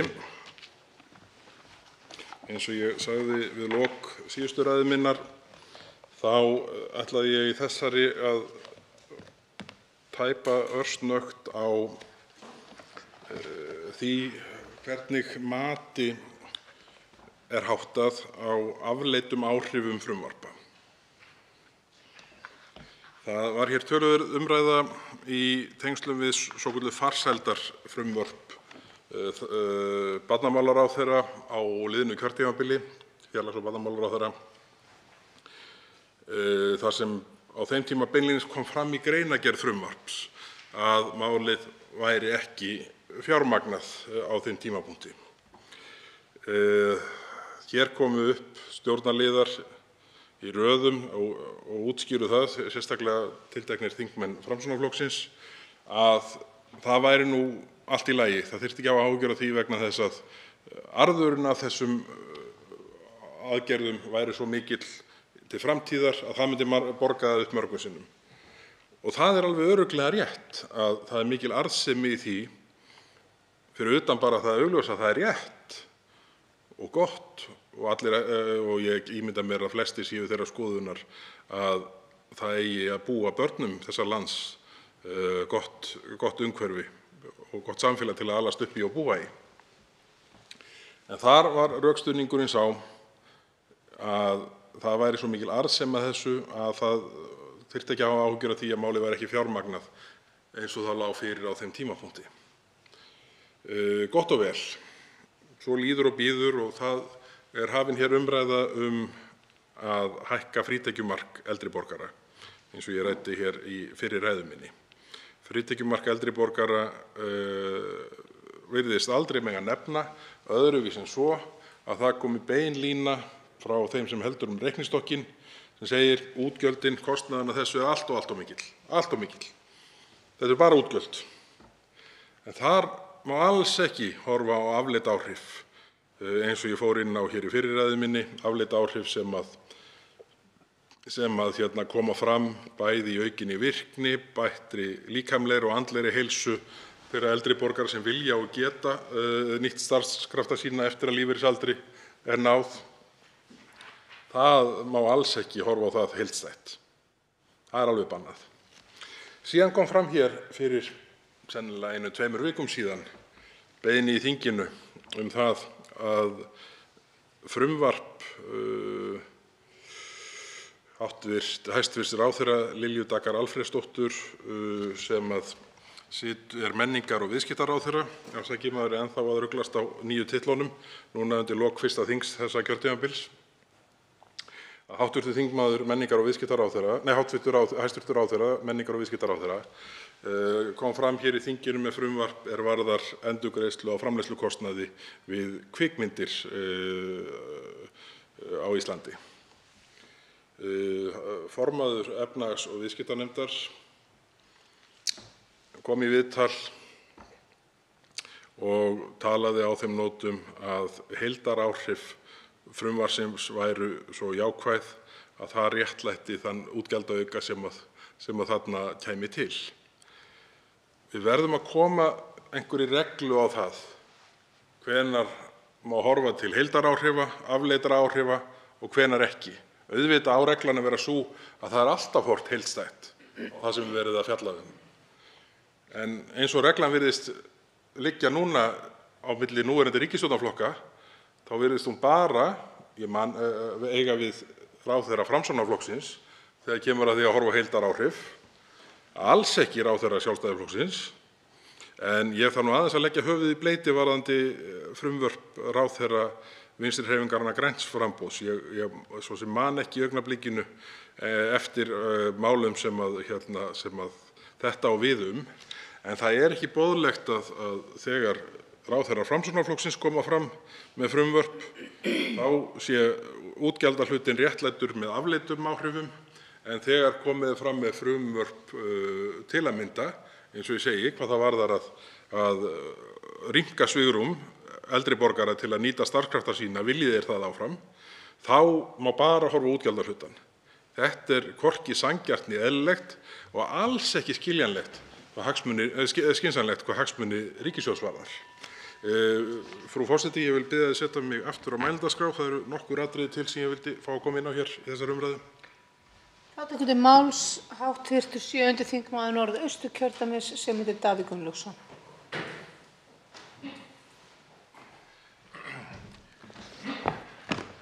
Frú forseti, þegar maður búinn að segja borgarlín A, þá verður maður að segja B, braut, Sundabraut.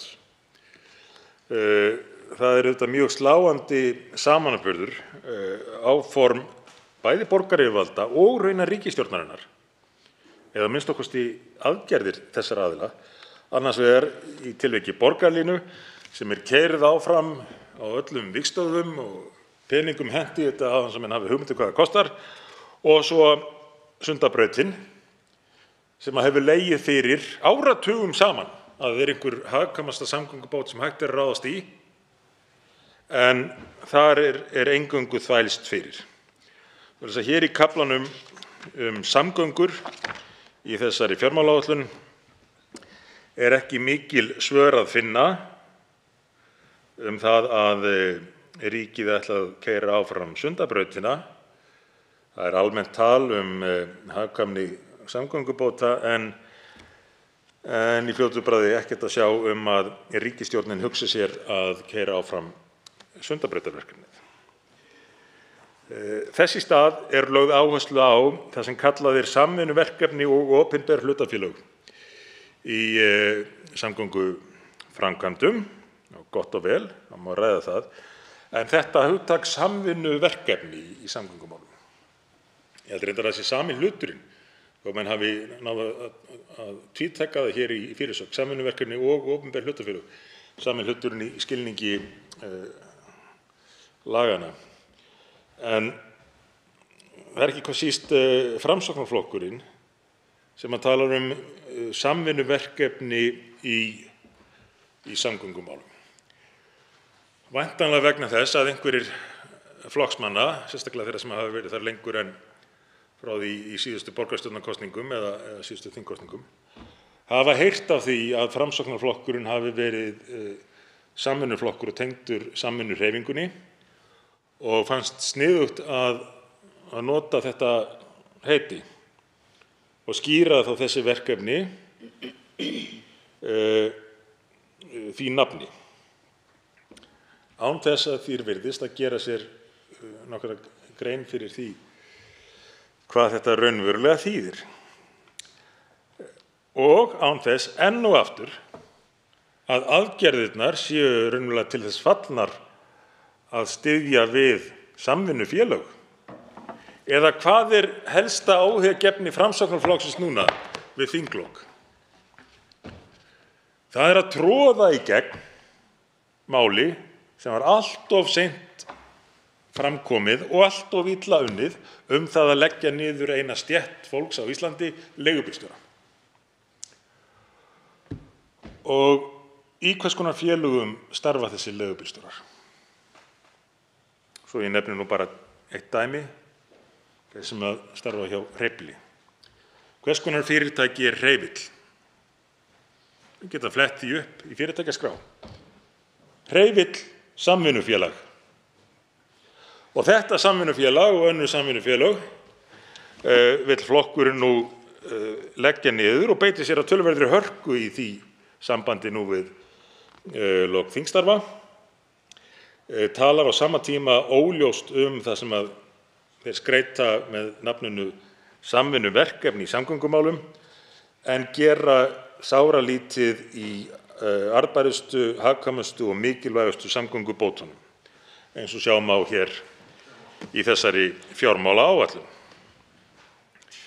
En borgarlínan, hún fær sitt.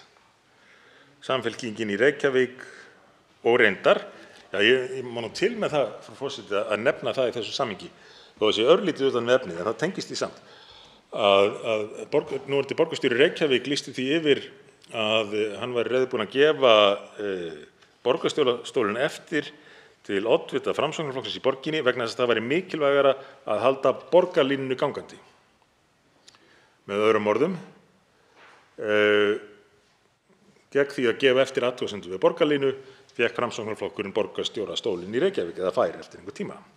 Og það býr til þá áhugaverðu stöðu að ekki aðeins Sjálfstæðisflokkurinn í ríkisstjórn búinn að fjármagna helsta kosningaloforð Samfylkingarinnar í Reykjavík, hann líka að kaupa borgarstjórastól fyrir Framsóknarflokkinn í byrjun ársins 2024. Til máls tekur hv. 8. þingmaður Norðvesturkjördæmis Bergþór Ólason.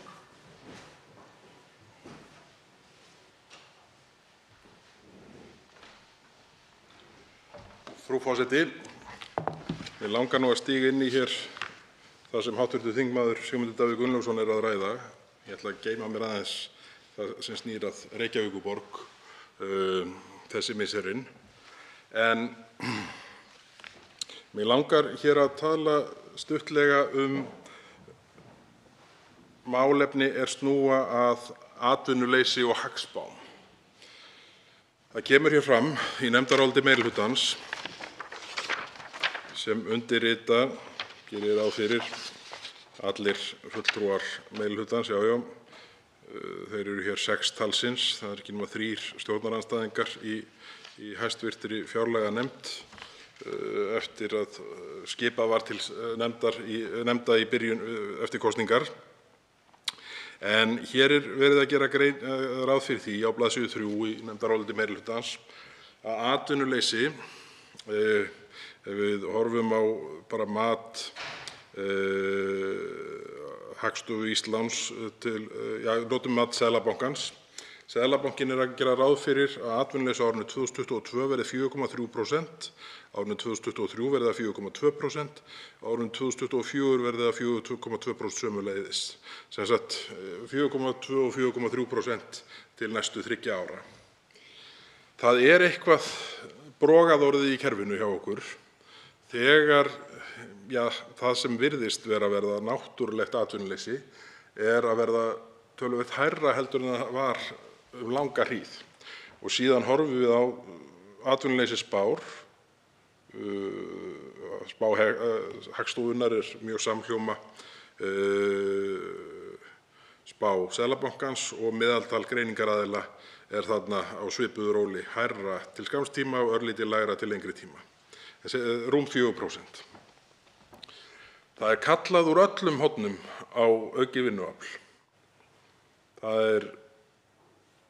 er skortur í þessum, ferðaþjónustan gæti í samhengi hlutanna alveg örugglega tekið næstu því endalaust við núna. Það er mikill skortur í byggingariðnaði og víðar, og víða í þjónustugeiranum. Og síðan horfum við þetta á spítalana með sín mönnunarvandamál, leikskóla, grunnskóla og svo fram eftir götunum. Og alls staðar er verið að glíma við mönnunarvandamál. En samt er spá rúmlega 4% atvinnuleysi stöðugt næstu 3 árin. Við verðum að skoða hvað veldur. Það er einhver breyting sem er að verða í íslensku samfélagi, ef þetta er raunin, sem að ég held að við verðum að gera tilraun til að stíga inn í og vindla ofan af. Því að við þekkjum áhrif langtímaatvinnuleysis. Þau eru mjög neikvæð, bæði ekki bara líkamlega heldur sérstaklega andlega fyrir þá sem í lenda. Og við verðum að reyna að fara í staðreynda grundaða umræðu það hvað er að valda því að menn telja langtímaatvinnuleysis vera svona miklu meira heldur en við höfum séð áður í sambærilegu árferði, þar sem vantar vinnandi hendur í öll horn. Og því að ef að staðan er orðin sú, ef að skýringin er sú að það er orðið of lítill munur á bótum og þeim launum sem að þessir aðilar gætu fengið fyrir sín störf, þá er það atriði sem við verðum að skoða sérstaklega og alvarlega. Nú ef að staðan er sú að það er eitthvað sem snýr að heilbrigði þjóðarinnar sem orsakar þetta, þar sem þessir hópar enda síðan mögulega inn á örorku í framhaldi af atvinnuleysistímabili. Og þá er það hlutur sem við þurfum að skoða sérstaklega. En það er gríðarlega mikið til þess vinnandi að stöðva þessa þróun áður en að hún verður svona varanlegu fyrirkomulagi og svona varanlegu takti í íslensku samfélagi. Því að hvert prósentustig í þessum efnum kostar marga milljarða. Þannig að það er mikið til þess vinnandi að finna lausn á þessu og svona bara í ljósi þessara talna sem hér liggja fyrir, þá verðum við að gera það. En áður en þessari ræðu minni lýkur vil ég leiðrétta mig hér úr fyrri ræðu.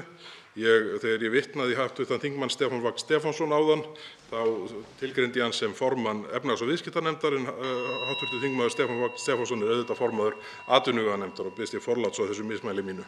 Virðulegur forseti, ég bið að setja mig aftur á mælendaskrá. Til máls tekur 7. þingmaður háttvirtur 7. þingmaður Norðausturkjördæmis, Sigmundur Davíð Gunnlaugsson.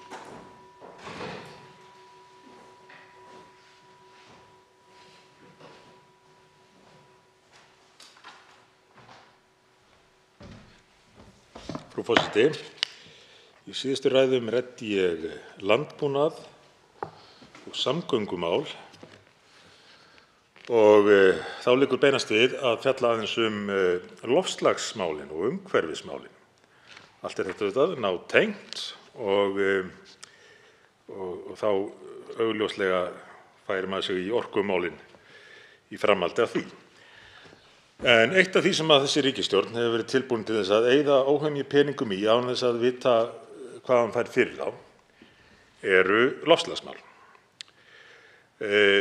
Þar eru stöðugt kynntar nýjar áætlanir, eflaust til þess gerðar að höfða til stuðningsmanna ákveðins flokks hérna í ríkisstjórninni og einhverra í alþjóðasamfélaginu. En það gert án þess að með góðu móti sé hægt að fá botn í það hvernig fjármagnið nýtist. Hugsunin er greinilega sú að þeim meiri peningar sem eru settir í málaflokkinn, merktir honum, þeim meira gagns verið að gera. En við höfum nú séð það ítrekað í rekstri ríkisins að það er ekki alltaf beint samhengi þar á milli. Og það er ekkert mjög langt síðan hæstv. Fjármálaráðherra lýsti því hér í þinginu að það dygði ekkert bara að setja stöðugt meira fjármagn í heilbrigðiskerfið af því það kæmi ekki að gagni nema kerfið væri lagað. Hvað má þá segja áform og fyrirheiti ríkisstjórnarinnar í þessum loftslagsmálum þar sem að kynnt var áætlun að setja 50 milljarða í loftslagsmál án þess að það fengist nein raunveruleg svör við því hvernig ætti að nýta þessa peninga. Hættan er auðvitað sú að þeir fari í loftslagið, út í loftið, í þeirri merkingu, og verði varið óskynsamlega, og þegar ég segi óskynsamlega, þá á ég meðal annars og ekki hvað síst við að þeir verði ekki til þess fallnir að takast á við loftslagsmálin, loftslagsbreytingar, með eins skilvirkum hætti og við gætum gert hér á landi, með því að leggja sérstaka áherslu á þá sterku innviði sem við höfum í umhverfisvænni orkuframleiðslu og útvíkkun þeirra og tækniþróun sem af því getur leitt. Að vísu er hér að sjá í þessari áætlun að áfram verði veittur stuðningur við skógrækt og landgræðslu og því fagna ég. Það er auðvitað eitthvað það besta sem við getum gert í umhverfismálum er að rækta landið og sérstaklega að rækta skóg. En á sama tíma er verið að eyða sífellt meiri peningum í aðgerðir sem að í rauninni vinna gegn þeim ávinningi sem við getum náð til að mynda með skógrækt. Og þar tala ég til dæmis endurheimt votlendis sem er sérstakur liður hér í þessum útgjaldaliðum ríkisstjórnarinnar. Það er gert ráð fyrir gríðarlegum vexti í fjárveitingum ár eftir ár og það þrátt fyrir að verið sé að búið að stofna einhvers konar sjóði til þess að ráðast í það að móka ofan í skurði og skemma ræktarland. það er mjög óljóst hvaða árangri slíkt skilar í loftslagsmálum. Hann getur jafnvel verið neikvæður, enda losar ræktað land metan, enda losar votlendi metan, sem er 25 sinnum áhrifaríkari eða áhrifameiri lofttegund heldur en koltvísýringur. Svoleiðis að þetta er allt mjög á reiki. En eins og með önnur ímyndarmál ríkisstjórnarinnar, þá truflar það þau ekki við það að eyða peningum í slík mál. Þó er ljóst, algjörlega ljóst, að það að gróðursetja tré í landi sem að hefur verið að einhverju leyti þurrkað skilar margfalt meiri árangri fyrir loftslagið, kolefnisbindingu, heldur en áform að eyðileggja landið og breyta því í votlendi. Þetta er allt á sömu bókina lært, frú forseti. Það er ekki verið að taka ákvarðanir byggðar á innihaldi og raunverulegum áhrifum, heldur einhverri sýndarmennsku og umbúðum. En nú er ég rétt að komast í gegnum innganginn að umfjöllun minni umhverfismálin og bið því hæstv. Forseta að setja mig aftur á mælendaskrá. Til máls tekur hv. 8. þingmaður Norðvesturkjördæmis, Bergþór Ólason.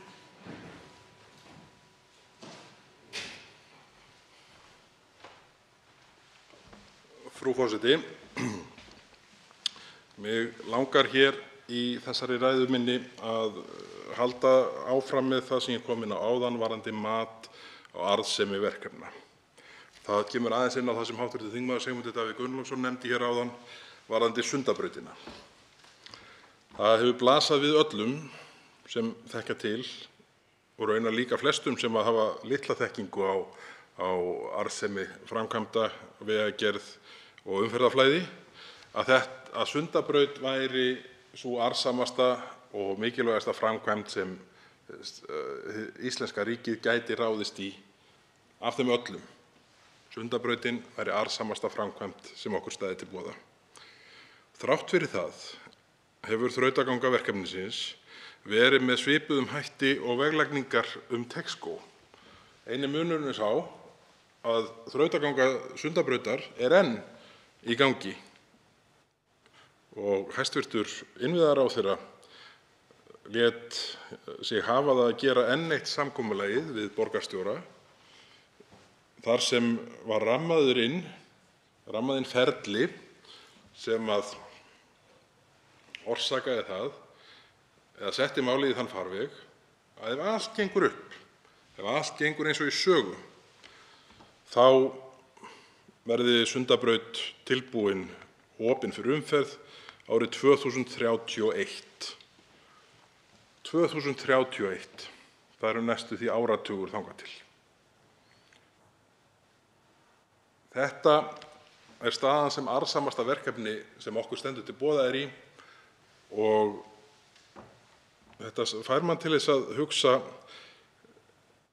við verðum með einhverjum ráðum að byggja inn í ákvarðanatökukerfi hjá okkur getu til að taka af skarið með jafn mikilvæg verkefni og þarna er undir. Við höfum auðvitað verið í þeirri stöðu að Reykjavíkurborg hefur lagt alla þá steina sem borgin hefur fundið í veg verkefnisins, alveg frá því að selja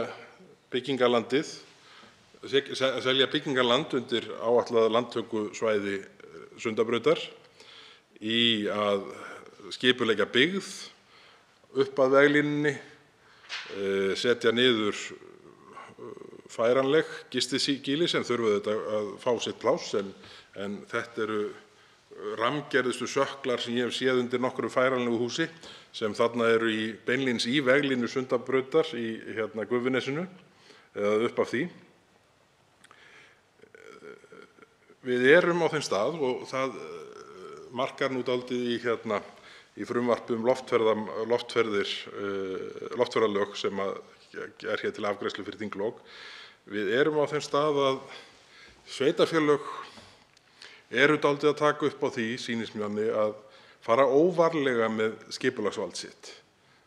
Skipulagsvaldið sem er þeim svo mikilvægt og ég leyfi mér að segja kært. Þetta svona kjarnaatriði sveitarfélaga í landinu, það er skipulagsvaldið. En á sama tíma komum við ekki áleiðis raflínufrumvarpinu sem var kjarnaatriði þegar kom að því að bregðast við aðventuóveðrinu hér á sínum tíma til að styðja og styrkja flutningskerfi raforku. Við komumst ekki áfram með arðsömustu vegaframkvæmd sem okkur hefur sennilega nokkurn tímann staðið til boða, sem er Sundabrautin. Við erum í þeirri stöðu að það er verið að reyna að hrekja flugvöllinn úr Vatnsmýrinni með tæknilegri, með því að þrengja að þannig að öryggisstuðull